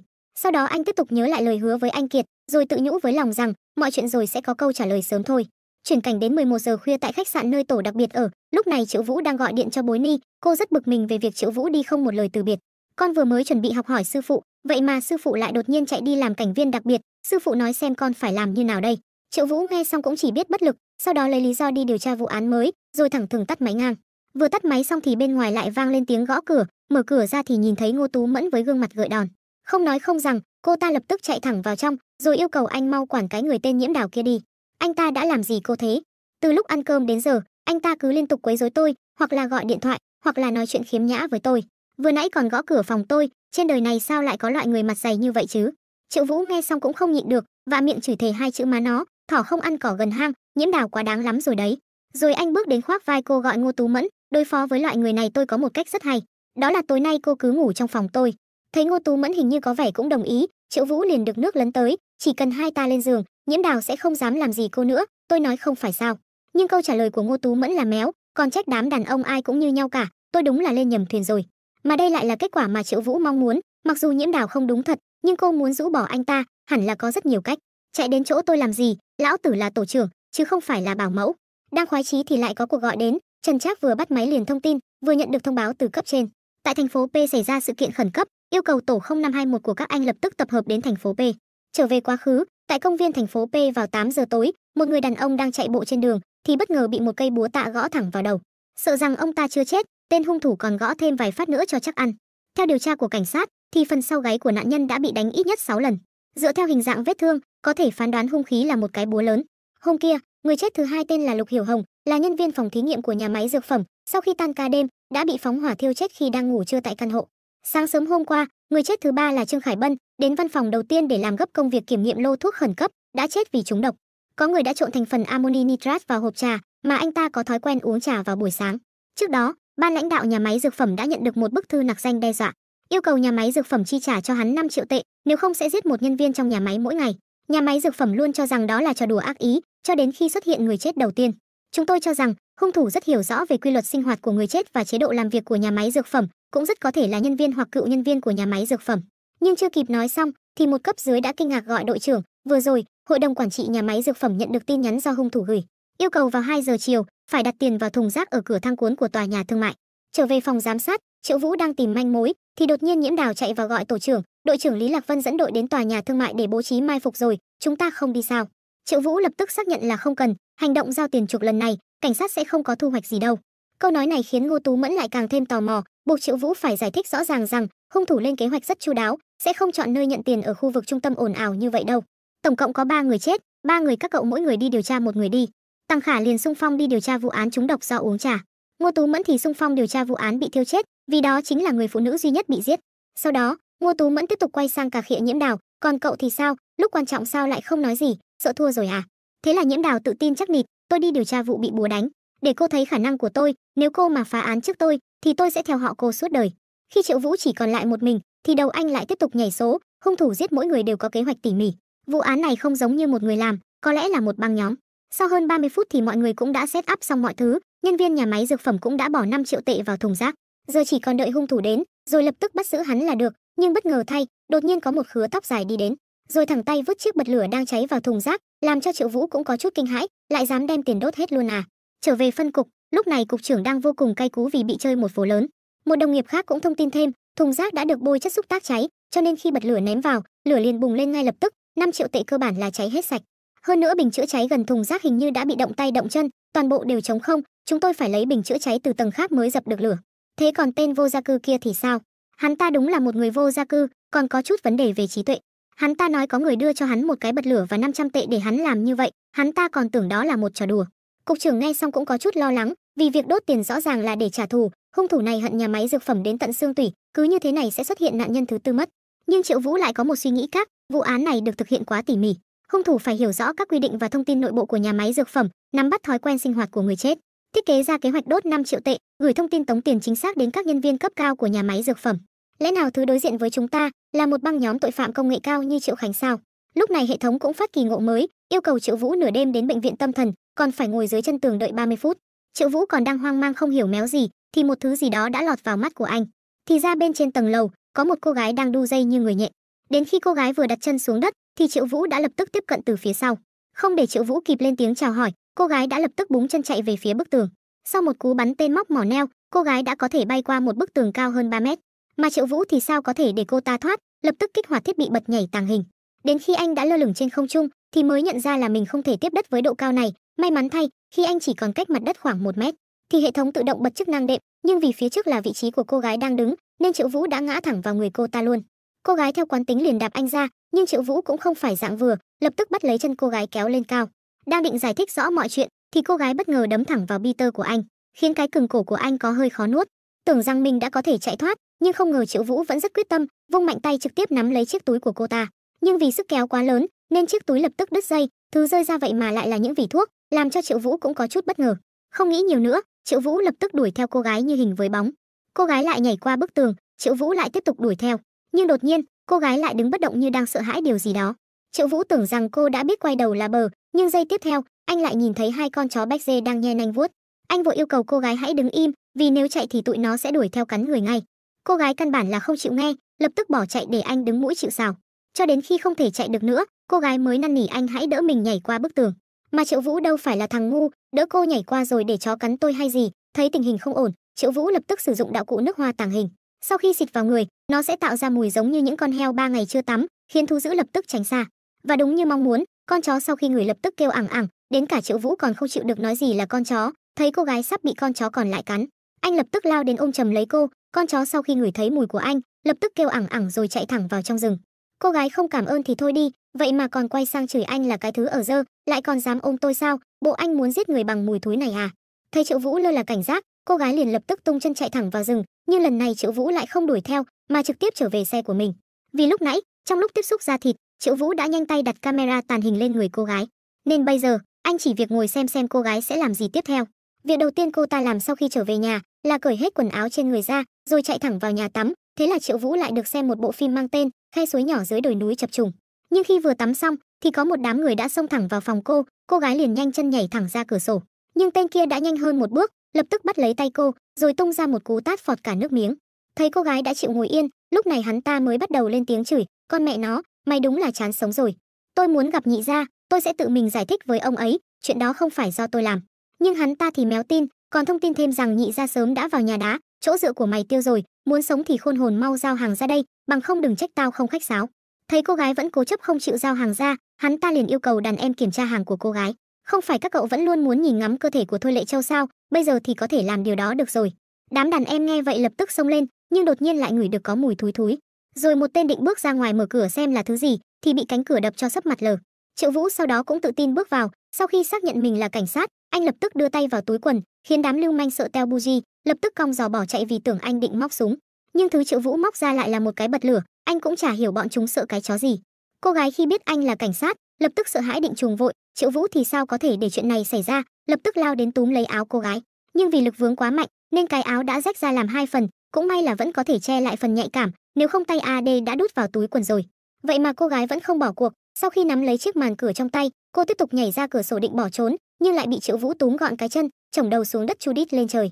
Tưởng rằng như thế đã là kết thúc, không ngờ cô gái lại hóa chó, trực tiếp cắn vào chân của Triệu Vũ. Và điều bất ngờ hơn nữa chính là Triệu Vũ thì không bị sao cả, còn cô gái thì ói xà xà như vòi rồng. Thì ra vì mùi thúi trên người anh khiến cô gái chịu không nổi. Lúc này Triệu Vũ cũng nhận ra đám lưu manh lúc nãy bỏ chạy là vì mùi thúi này, nhưng nếu bọn chúng phát hiện ra chỉ có một mình thì chắc chắn bọn chúng sẽ quay lại ngay lập tức. Biết sắp gặp nguy hiểm, Triệu Vũ lập tức vắt cô gái lên như vắt lúa, rồi tìm một khách sạn gần đó mướn một phòng. Vì không muốn cô gái hiểu lầm, Triệu Vũ cũng giải thích rõ mình vào đây là để tắm rửa, chứ không có ý đồ gì với cô ta. Nhưng căn bản là cô gái méo tin, cho rằng anh là một tên biến thái, còn đe dọa sẽ báo cảnh sát nếu như mình có thể thoát ra ngoài. Câu nói này khiến Triệu Vũ tức giận, nếu tôi có ý đồ xấu xa với cô, thì bây giờ cô còn có thể ngồi đây nói chuyện với tôi sao? Nhưng mà tôi đang rất tò mò một chuyện, đó là tại sao nửa đêm cô lại chạy tới bệnh viện tâm thần trộm thuốc? Cô gái liền bật chế độ diễn xuất đỉnh cao, mẹ tôi bị bệnh tâm thần nghiêm trọng, cần dùng đến butyrophenol lâu dài, nhưng thuốc này quá đắt, thực sự tôi mua không nổi. Đột nhiên Triệu Vũ yêu cầu cô gái mau đưa tay ra, bộ cô tưởng tôi là tay mơ mới vào nghề à? Cô gái liền cười hề hề cầm chiếc còng trong tay, như vậy mà anh cũng biết luôn à? Vừa trói cô gái lại Triệu Vũ vừa khó chịu đánh giá, cấp độ này của cô mà còn thiếu tiền mua thuốc sao? Tôi cảnh cáo cô một lần nữa, nếu tôi tra được thuốc cô trộm có thể tổng hợp thành hàng cấm gì đó, thì tôi sẽ không dừng lại ở việc trộm cắp đâu. Thấy cô gái vẫn cố chấp không chịu nói thật, Triệu Vũ liền hỏi sang cái người tên Nhị Gia mà đám lưu manh vừa đề cập đến. Cô gái lập tức tỏ vẻ thờ ơ đáp, Nhị Gia chính là một nhân vật lớn lăn lộn trong giang hồ, có điều đã lăng vào tù luôn rồi, tôi cũng không biết từ đâu xuất hiện tin tức, nói rằng tôi đã trộm kim cương từ trong tay một tỷ phú trẻ, bọn họ cứ thế liên tục tìm tôi đòi, cái này rõ ràng là có người đang vu oan vá họa cho tôi mà. Triệu Vũ nghe xong chỉ đáp đúng một chữ khiến cô gái có chút phấn khích gọi cảnh quan, bộ anh tin những lời tôi nói là thật sao? Thế là Triệu Vũ lại phải giải thích, chuyện này đương nhiên là sự thật rồi, nếu cô có kim cương còn cần đến bệnh viện tâm thần trộm thuốc sao? Nhưng mà cô hãy thành thật một chút đi, vụ án giết người của nhà máy sản xuất thuốc có liên quan gì tới cô không? Cô gái nghe xong liền chửi anh là thằng khùng, nếu tôi có năng lực như vậy thì đã không bị anh trói lại như thế này rồi. Sau đó thì Triệu Vũ cũng đi tắm, để lại cô gái ở bên ngoài chờ đợi. Trong lúc rảnh rỗi sinh nông nổi, cô ta lại để ý đến chiếc áo khoác ngoài của anh, rồi từ trong đó lấy ra tấm thẻ phòng, vội chạy ra cửa định bỏ trốn lần hai. Nhưng ngay lập tức, cái cổ của cô đã bị Triệu Vũ kẹp chặt, khiến cô chỉ biết giật mình la oai oái. Anh trai phòng bên nghe tiếng la vội chạy sang gõ cửa, yêu cầu được kiểm tra phòng vì nghi ngờ là bắt cóc. Thấy mọi chuyện có vẻ không ổn, Triệu Vũ lập tức sử dụng máy biến âm tàng hình, giả giọng cô gái chửi con mẹ nó. Bà đây đang thăng hoa cùng Peter, đừng có quấy rầy đến hứng thú của bà như vậy chứ. Anh trai phòng bên nghe xong thì tức giận, chửi dăm ba câu rồi lập tức rời đi. Sau đó Triệu Vũ lại nhận được một cuộc gọi đến, phân cục yêu cầu anh mau sang vì có manh mối mới, mà anh cũng không thể bỏ cô gái ở lại, nên chỉ có thể dắt cô cùng đi đến cục cảnh sát. Vừa bước vào phòng, Tăng Khả đã chạy đến báo cáo ngay, Trương Khải Bân thời đại học thành tích rất kém. Lẽ ra hắn ta thậm chí không có tư cách ở lại nhà máy dược, nhưng hiện tại hắn ta không chỉ là phó chủ nhiệm bộ phận kiểm tra chất lượng của nhà máy dược, tên của hắn ta còn xuất hiện trong danh sách nghiên cứu và phát triển thuốc mới. Ngô Tú Mẫn tiếp lời, trong danh sách cũng có tên của người chết số 1 Bành An Khang và người chết số 2 Lục Hiểu Hồng. Tôi cảm thấy hung thủ rất có thể đang giết người theo danh sách. Ngoài ra, việc nghiên cứu và phát triển thuốc mới do một tiến sĩ tên là Lưu Vũ phụ trách. Nhưng khi thuốc sắp được thông qua kiểm duyệt, ông ta lại bị nhà máy dược sa thải, lý do sa thải là buôn bán trái phép tài liệu nghiên cứu và phát triển thuốc. Bành An Khang từng say rượu nói rằng mình có lỗi với Lưu Vũ. Giám đốc nhà máy dược cũng nói rằng Lưu Vũ kiên quyết cho rằng mình bị vu oan. Thuốc sắp được tung ra thị trường, ông ta không thể tự hủy hoại tiền đồ của mình. Tôi cảm thấy rất có thể. Nói đến đây, Nhiễm Đào đột nhiên phát hiện ra sự hiện diện của Thôi Lệ Châu, liền lập tức bước đến gọi cô nương, cô đang làm gì ở đây vậy? Tôi là Nhiễm Đào, chúng ta có nên thêm quy chắc không? Không để anh ta kịp nói xong, Triệu Vũ đã tức giận chọi thẳng cây bút lông vào đầu, sau đó xoa xoa cằm lên tiếng phân tích, tôi cảm thấy người hãm hại Lưu Vũ chính là những người có tên trong danh sách nghiên cứu và phát triển thuốc, như vậy họ đều có thể kiếm được lợi lộc. Mà Lưu Vũ chính là hung thủ của vụ án giết người ở nhà máy dược lần này, ông ta chắc chắn là trở về để báo thù. Hiện tại những người có tên trong danh sách nghiên cứu và phát triển đều có thể gặp nguy hiểm, hãy bảo Lý Lạc Vân mời tất cả bọn họ đến cục cảnh sát đi. Rồi anh tiếp tục hỏi về thông tin của Lưu Vũ. Ngô Tú Mẫn vội chiếu hình ảnh của ông ta lên màn hình, đây là Lưu Vũ, 47 tuổi, ông ấy làm việc trong nhà máy dược gần như cả đời rồi. Nhìn thấy hình ảnh của Lưu Vũ, Thôi Lệ Châu đột nhiên toát mồ hôi lạnh giật mình. Mà điều này đã bị Triệu Vũ nhìn thấy, một suy nghĩ chợt lóe lên trong đầu anh, chẳng lẽ cô ta biết tên Lưu Vũ này sao? Đột nhiên Tằng Khả lên tiếng thông báo, Lý Lạc Vân gần như đã mời tất cả những người có tên trong danh sách nghiên cứu và phát triển đến cục rồi, nhưng có một người tên là Diệp Thanh, là chủ nhiệm bộ phận nghiên cứu và phát triển của nhà máy dược lại không thể tìm thấy. Định vị điện thoại của anh ta ở khu rừng ngoại ô, Lý Lạc Vân và những người khác đã chạy đến đó kiểm tra rồi. Để tôi chiếu hiện trường lên màn hình cho mọi người xem. Đầu tiên, đập vào mắt mọi người là hình ảnh một chiếc xe màu trắng, bên trong xe là một người đàn ông đang sùi bọt mép mặt trắng bệch. Triệu Vũ xem xong thì lập tức đen mặt, xem ra hung thủ vẫn không biết sợ là gì. Vì ít like quá nên video không được đề xuất, nếu mọi người thương AD thì trước tiên like rồi hãy xem video nha, cảm ơn mọi người đã giúp đỡ. Thì ra vừa rồi, nạn nhân thứ tư của vụ án đã xuất hiện. Theo đánh giá sơ bộ, thì nguyên nhân chết là do ngộ độc khí thải ô tô. Hung thủ đã dùng thuốc để làm nạn nhân hôn mê, sau đó sử dụng ống mềm để kết nối bô xe với cốp xe, và cuối cùng là khởi động động cơ. Ngô Tú Mẫn tiếp lời, vừa rồi Lý Lạc Vân cũng có nói, những người có tên trong danh sách nghiên cứu và phát triển thuốc mới đều đã thẩm vấn rồi, nhưng họ hoàn toàn không biết gì về chuyện của Lưu Vũ. Ngoài 4 người đã chết, họ đều là những nhân viên nghiên cứu phát triển bình thường. Việc Lưu Vũ ở lại hay rời đi năm đó căn bản sẽ không ảnh hưởng đến lợi ích của họ. Đúng vậy, tình hình của 4 người đã chết không giống với họ. Người chết thứ nhất là Bành An Khang, là sinh viên của Lưu Vũ, việc Lưu Vũ bị sa thải vì buôn bán thuốc trái phép là do Bành An Khang tố giác. Bất kể Lưu Vũ có bị oan hay không, ông ta chắc chắn sẽ hận Bành An Khang. Người chết thứ hai là Lục Hiểu Hồng, vừa mới đến bộ phận nghiên cứu và phát triển chưa đầy 1 năm, là một dược sĩ bình thường, lẽ ra tên cô ấy không nên xuất hiện trong danh sách nghiên cứu và phát triển thuốc mới.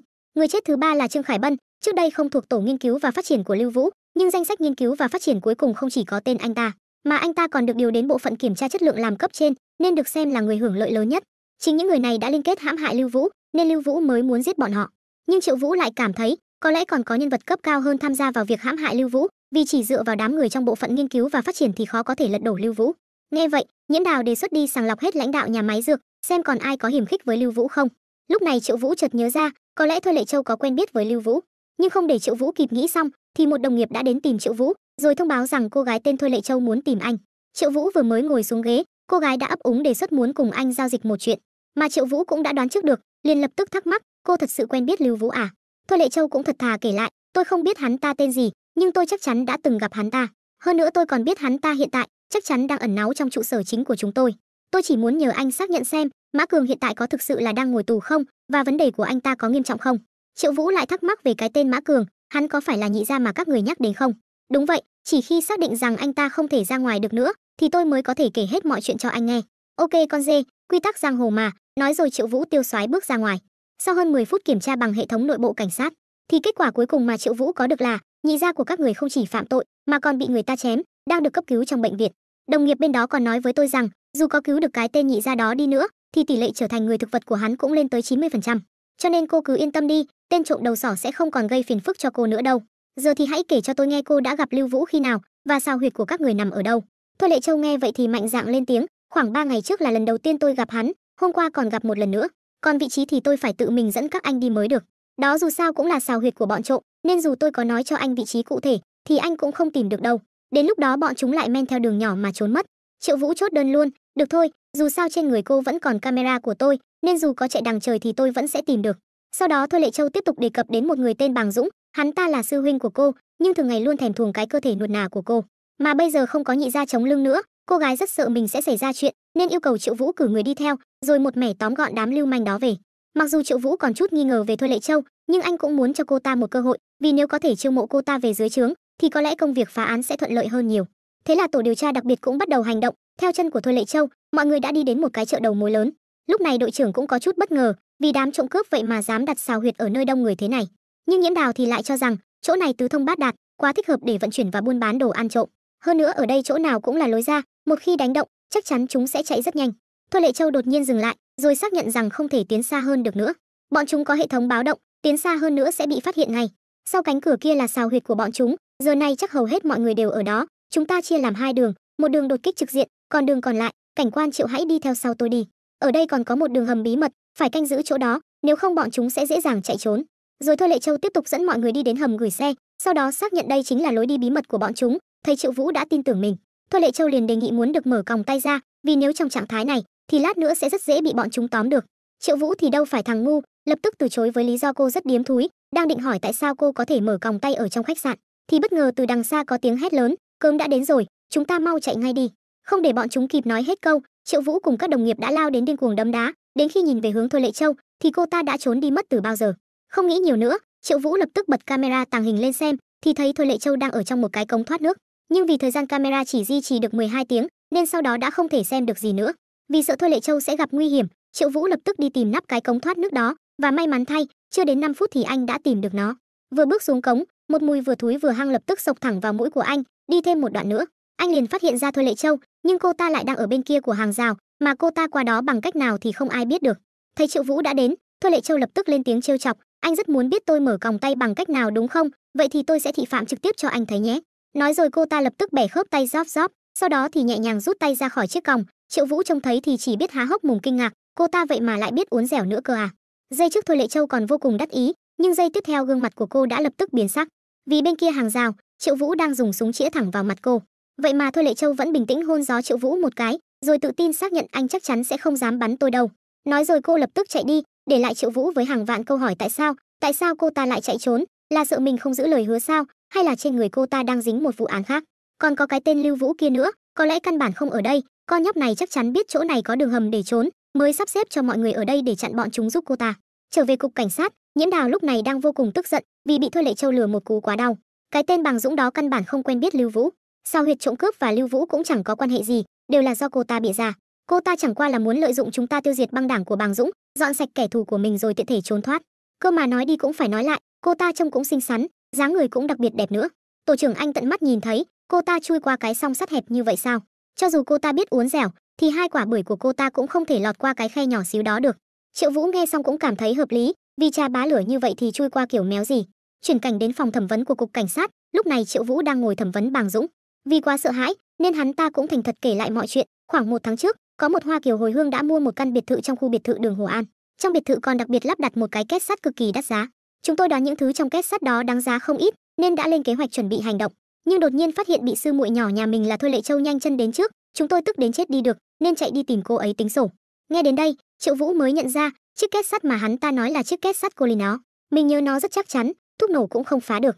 Con bé đó vậy mà có thể mở được luôn sao? Nghĩ xong anh tiếp tục lên tiếng thắc mắc, vậy bên trong két sắt có gì? Nhưng câu trả lời của Bàng Dũng là không biết, nhưng chắc là dù có giá trị đến đâu cũng không thể công khai ra được. Vì sau khi mất trộm, chủ nhà cũng không báo cảnh sát, trong giới cũng không có tin đồn gì. Thế chiếc két sắt đó bị trộm khi nào? Nếu tôi nhớ không nhầm thì là 3 ngày trước thì phải. Điều này khiến Triệu Vũ có chút thất vọng, vì không ngờ Thôi Lệ Châu vậy mà lại lừa mình, nhưng phải đến nhà Hoa Kiều này một chuyến mới được, phải đích thân hỏi xem két sắt của hắn rốt cuộc là chuyện gì. Sau đó tổ điều tra đặc biệt đã có một chuyến công tác vào đêm muộn, nhưng dù bấm chuông hơn 10 phút, nhưng bên trong cũng không có hồi đáp.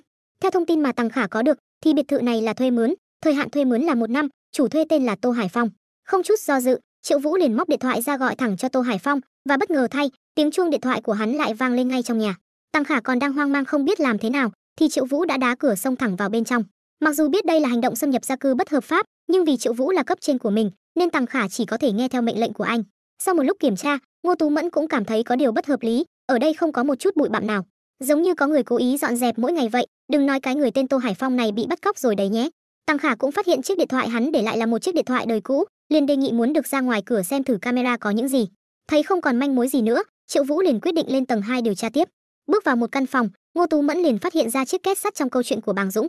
Đang thắc mắc thứ bị Thôi Lệ Châu trộm đi là gì, thì từ trong bộ đàm, Tằng Khả cũng hét lớn có biến, rồi chỉ nghe thấy tiếng của một nhóm người lạ, khiến Triệu Vũ cũng nhận ra bên trong biệt thự này còn có người ẩn nấp. Chạy ra ngoài thì nhìn thấy Tằng Khả đã bị áp chế, và càng bất ngờ hơn nữa là nhóm người áp chế Tằng Khả vậy mà là người của cục cảnh sát. Sau đó đội trưởng cũng bắt đầu kể lại mọi chuyện. 30 phút trước, có người từ căn biệt thự này đã tung toàn bộ tài liệu vụ án giết người hàng loạt lên mạng. Chắc chắn là hung thủ giết người làm lộ ra, ảnh chụp đều là chụp tại hiện trường vụ án. Lượng thông tin quá lớn lại đến quá đột ngột, bên an ninh mạng căn bản không kiểm soát được nguyên nhân giết người. Chi tiết, bình luận, còn có những bài viết mang tính kích động, đã vượt quá phạm vi kiểm soát của cảnh sát chúng ta rồi. Chúng tôi cho rằng Lưu Vũ rất có khả năng đang trốn ở đây, nên đã lập tức chạy đến đây để lục soát. Triệu Vũ nghe xong cũng thầm phân tích, vậy chẳng lẽ con bé đó 3 ngày trước đến đây trộm két sắt đã nhìn thấy Lưu Vũ, nhưng lại không thể nói thật, nếu không sẽ bại lộ chuyện cô ta trộm két sắt. Vậy nên cô ta mới nói mình biết Lưu Vũ ở đâu. Thế là nghĩ ra một quỷ kế, nói dối Lưu Vũ ở sào huyệt của băng nhóm trộm cướp, như vậy vừa giải quyết được Bàng Dũng, vừa có thể khiến mình thoát thân hoàn hảo. Đột nhiên một cấp dưới chạy vào gọi đội trưởng, rồi thông báo rằng trong ga ra xe có chút vấn đề. Bước vào ga ra xe thì một mũi hăng nồng như nước cống xộc thẳng vào mũi mọi người. Ngô Tú Mẫn đột nhiên la trời, đây chẳng phải là nạn nhân đầu tiên Bành An Khang sao? Trên tường này toàn là tư liệu của mấy người đã chết. Đây là phòng làm việc của Lưu Vũ, anh ta quả nhiên là hung thủ vụ án giết người ở nhà máy dược phẩm. Sau khi nghe điện thoại xong, đội trưởng lập tức quay sang gọi tổ trưởng Triệu. Tôi vừa nhận được thông báo, giấy tờ mà Tô Hải Phong thuê nhà sử dụng đều là giả. Trinh sát của chúng ta đưa ảnh của Lưu Vũ cho ban quản lý và chủ nhà xem rồi, họ khẳng định người thuê nhà là Lưu Vũ.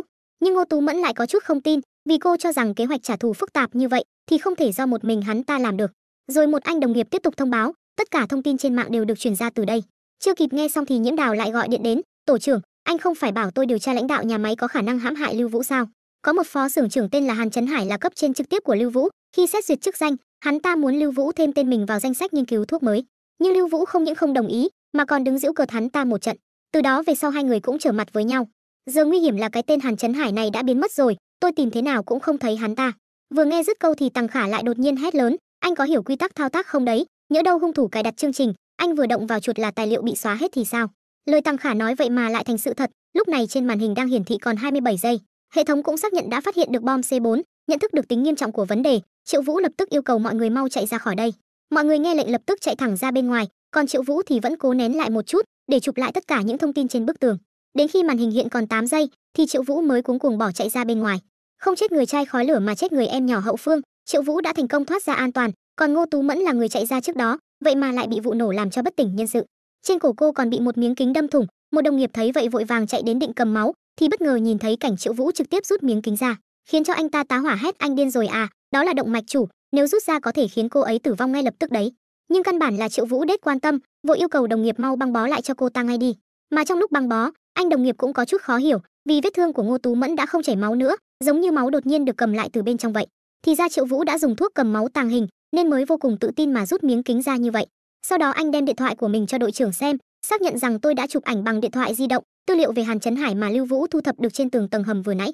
Lưu Vũ rất có thể đã bắt cóc Hàn Chấn Hải rồi, chúng ta phải tìm ra họ trước 12 giờ đêm, nếu không Lưu Vũ sẽ giết chết Hàn Chấn Hải.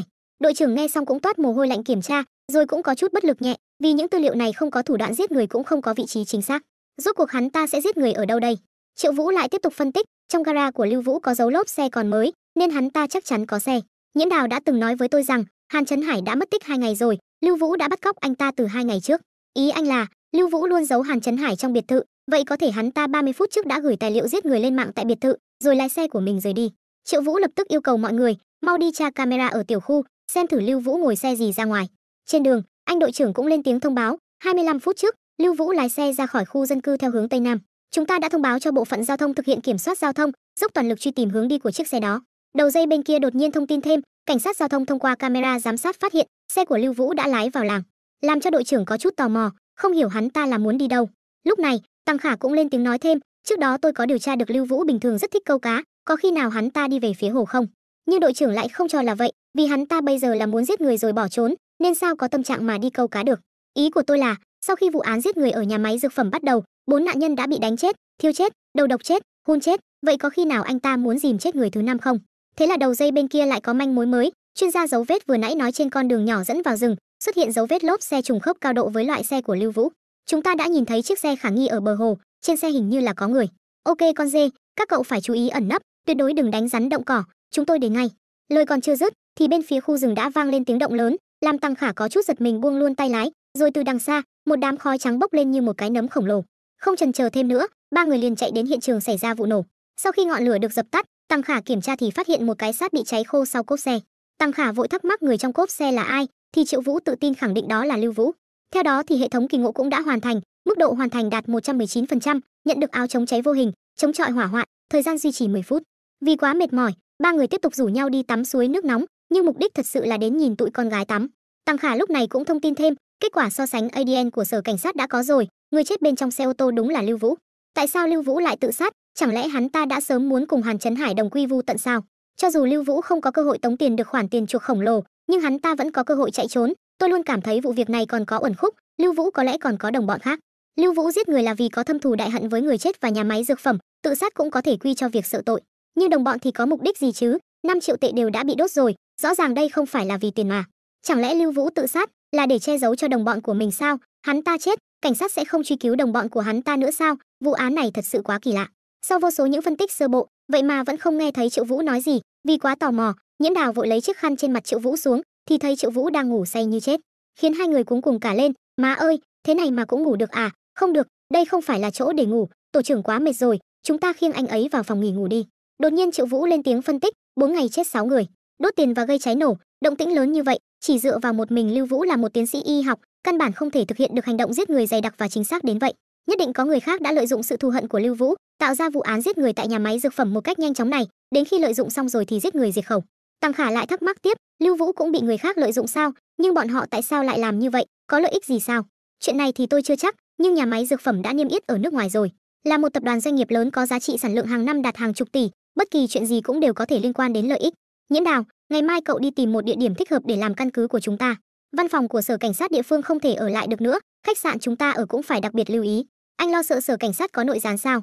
Chỉ là phòng ngừa một chút thôi. Còn Tăng Khả, một khi địa chỉ được chọn xong, cậu hãy đi bố trí trang thiết bị của mình. Sau khi bắt đầu điều tra, chúng ta cần rất nhiều tài liệu, phòng ngừa phía sau Lưu Vũ còn có một tổ chức tội phạm hùng mạnh.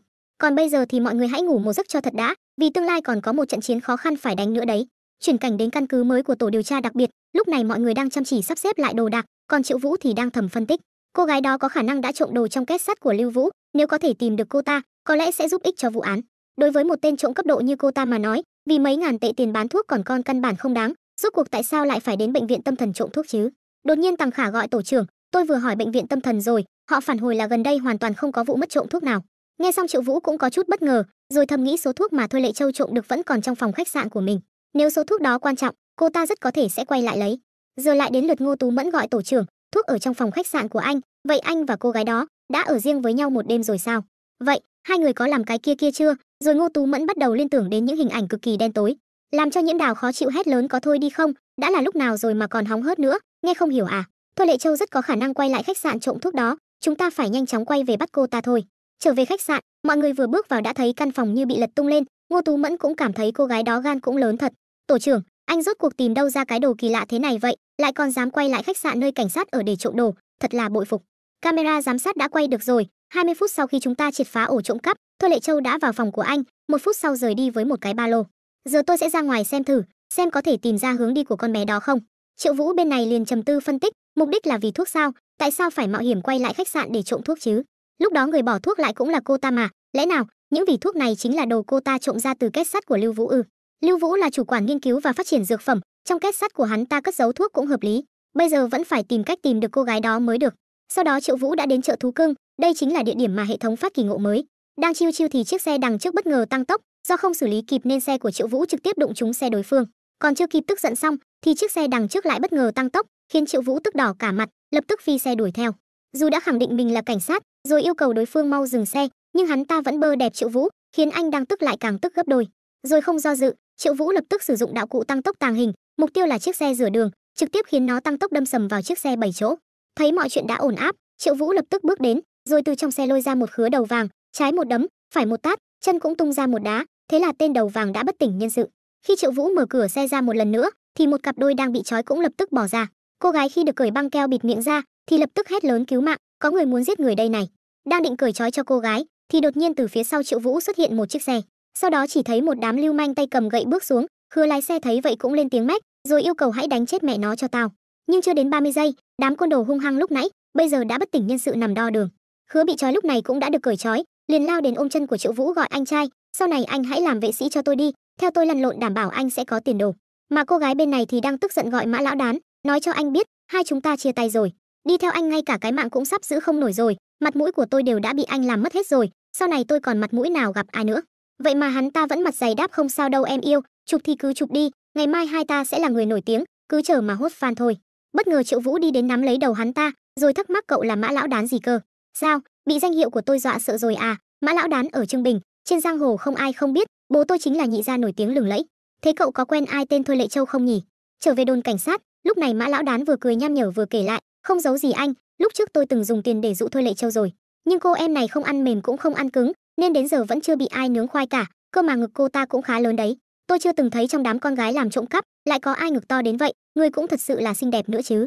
Thế cậu có biết Thôi Lệ Châu rốt cuộc đã trộm cái gì không? Mã lão đán ngoài ngực ra thì không biết gì cả, tôi chỉ biết là sau khi cô ta trộm đồ thì cả giới hắc bạch đều đang tìm cô ta, chắc là đồ đáng giá lắm, với lại bố tôi cũng đang tìm cô ta đó, tìm đến nỗi ngay cả bản thân cũng biến mất luôn.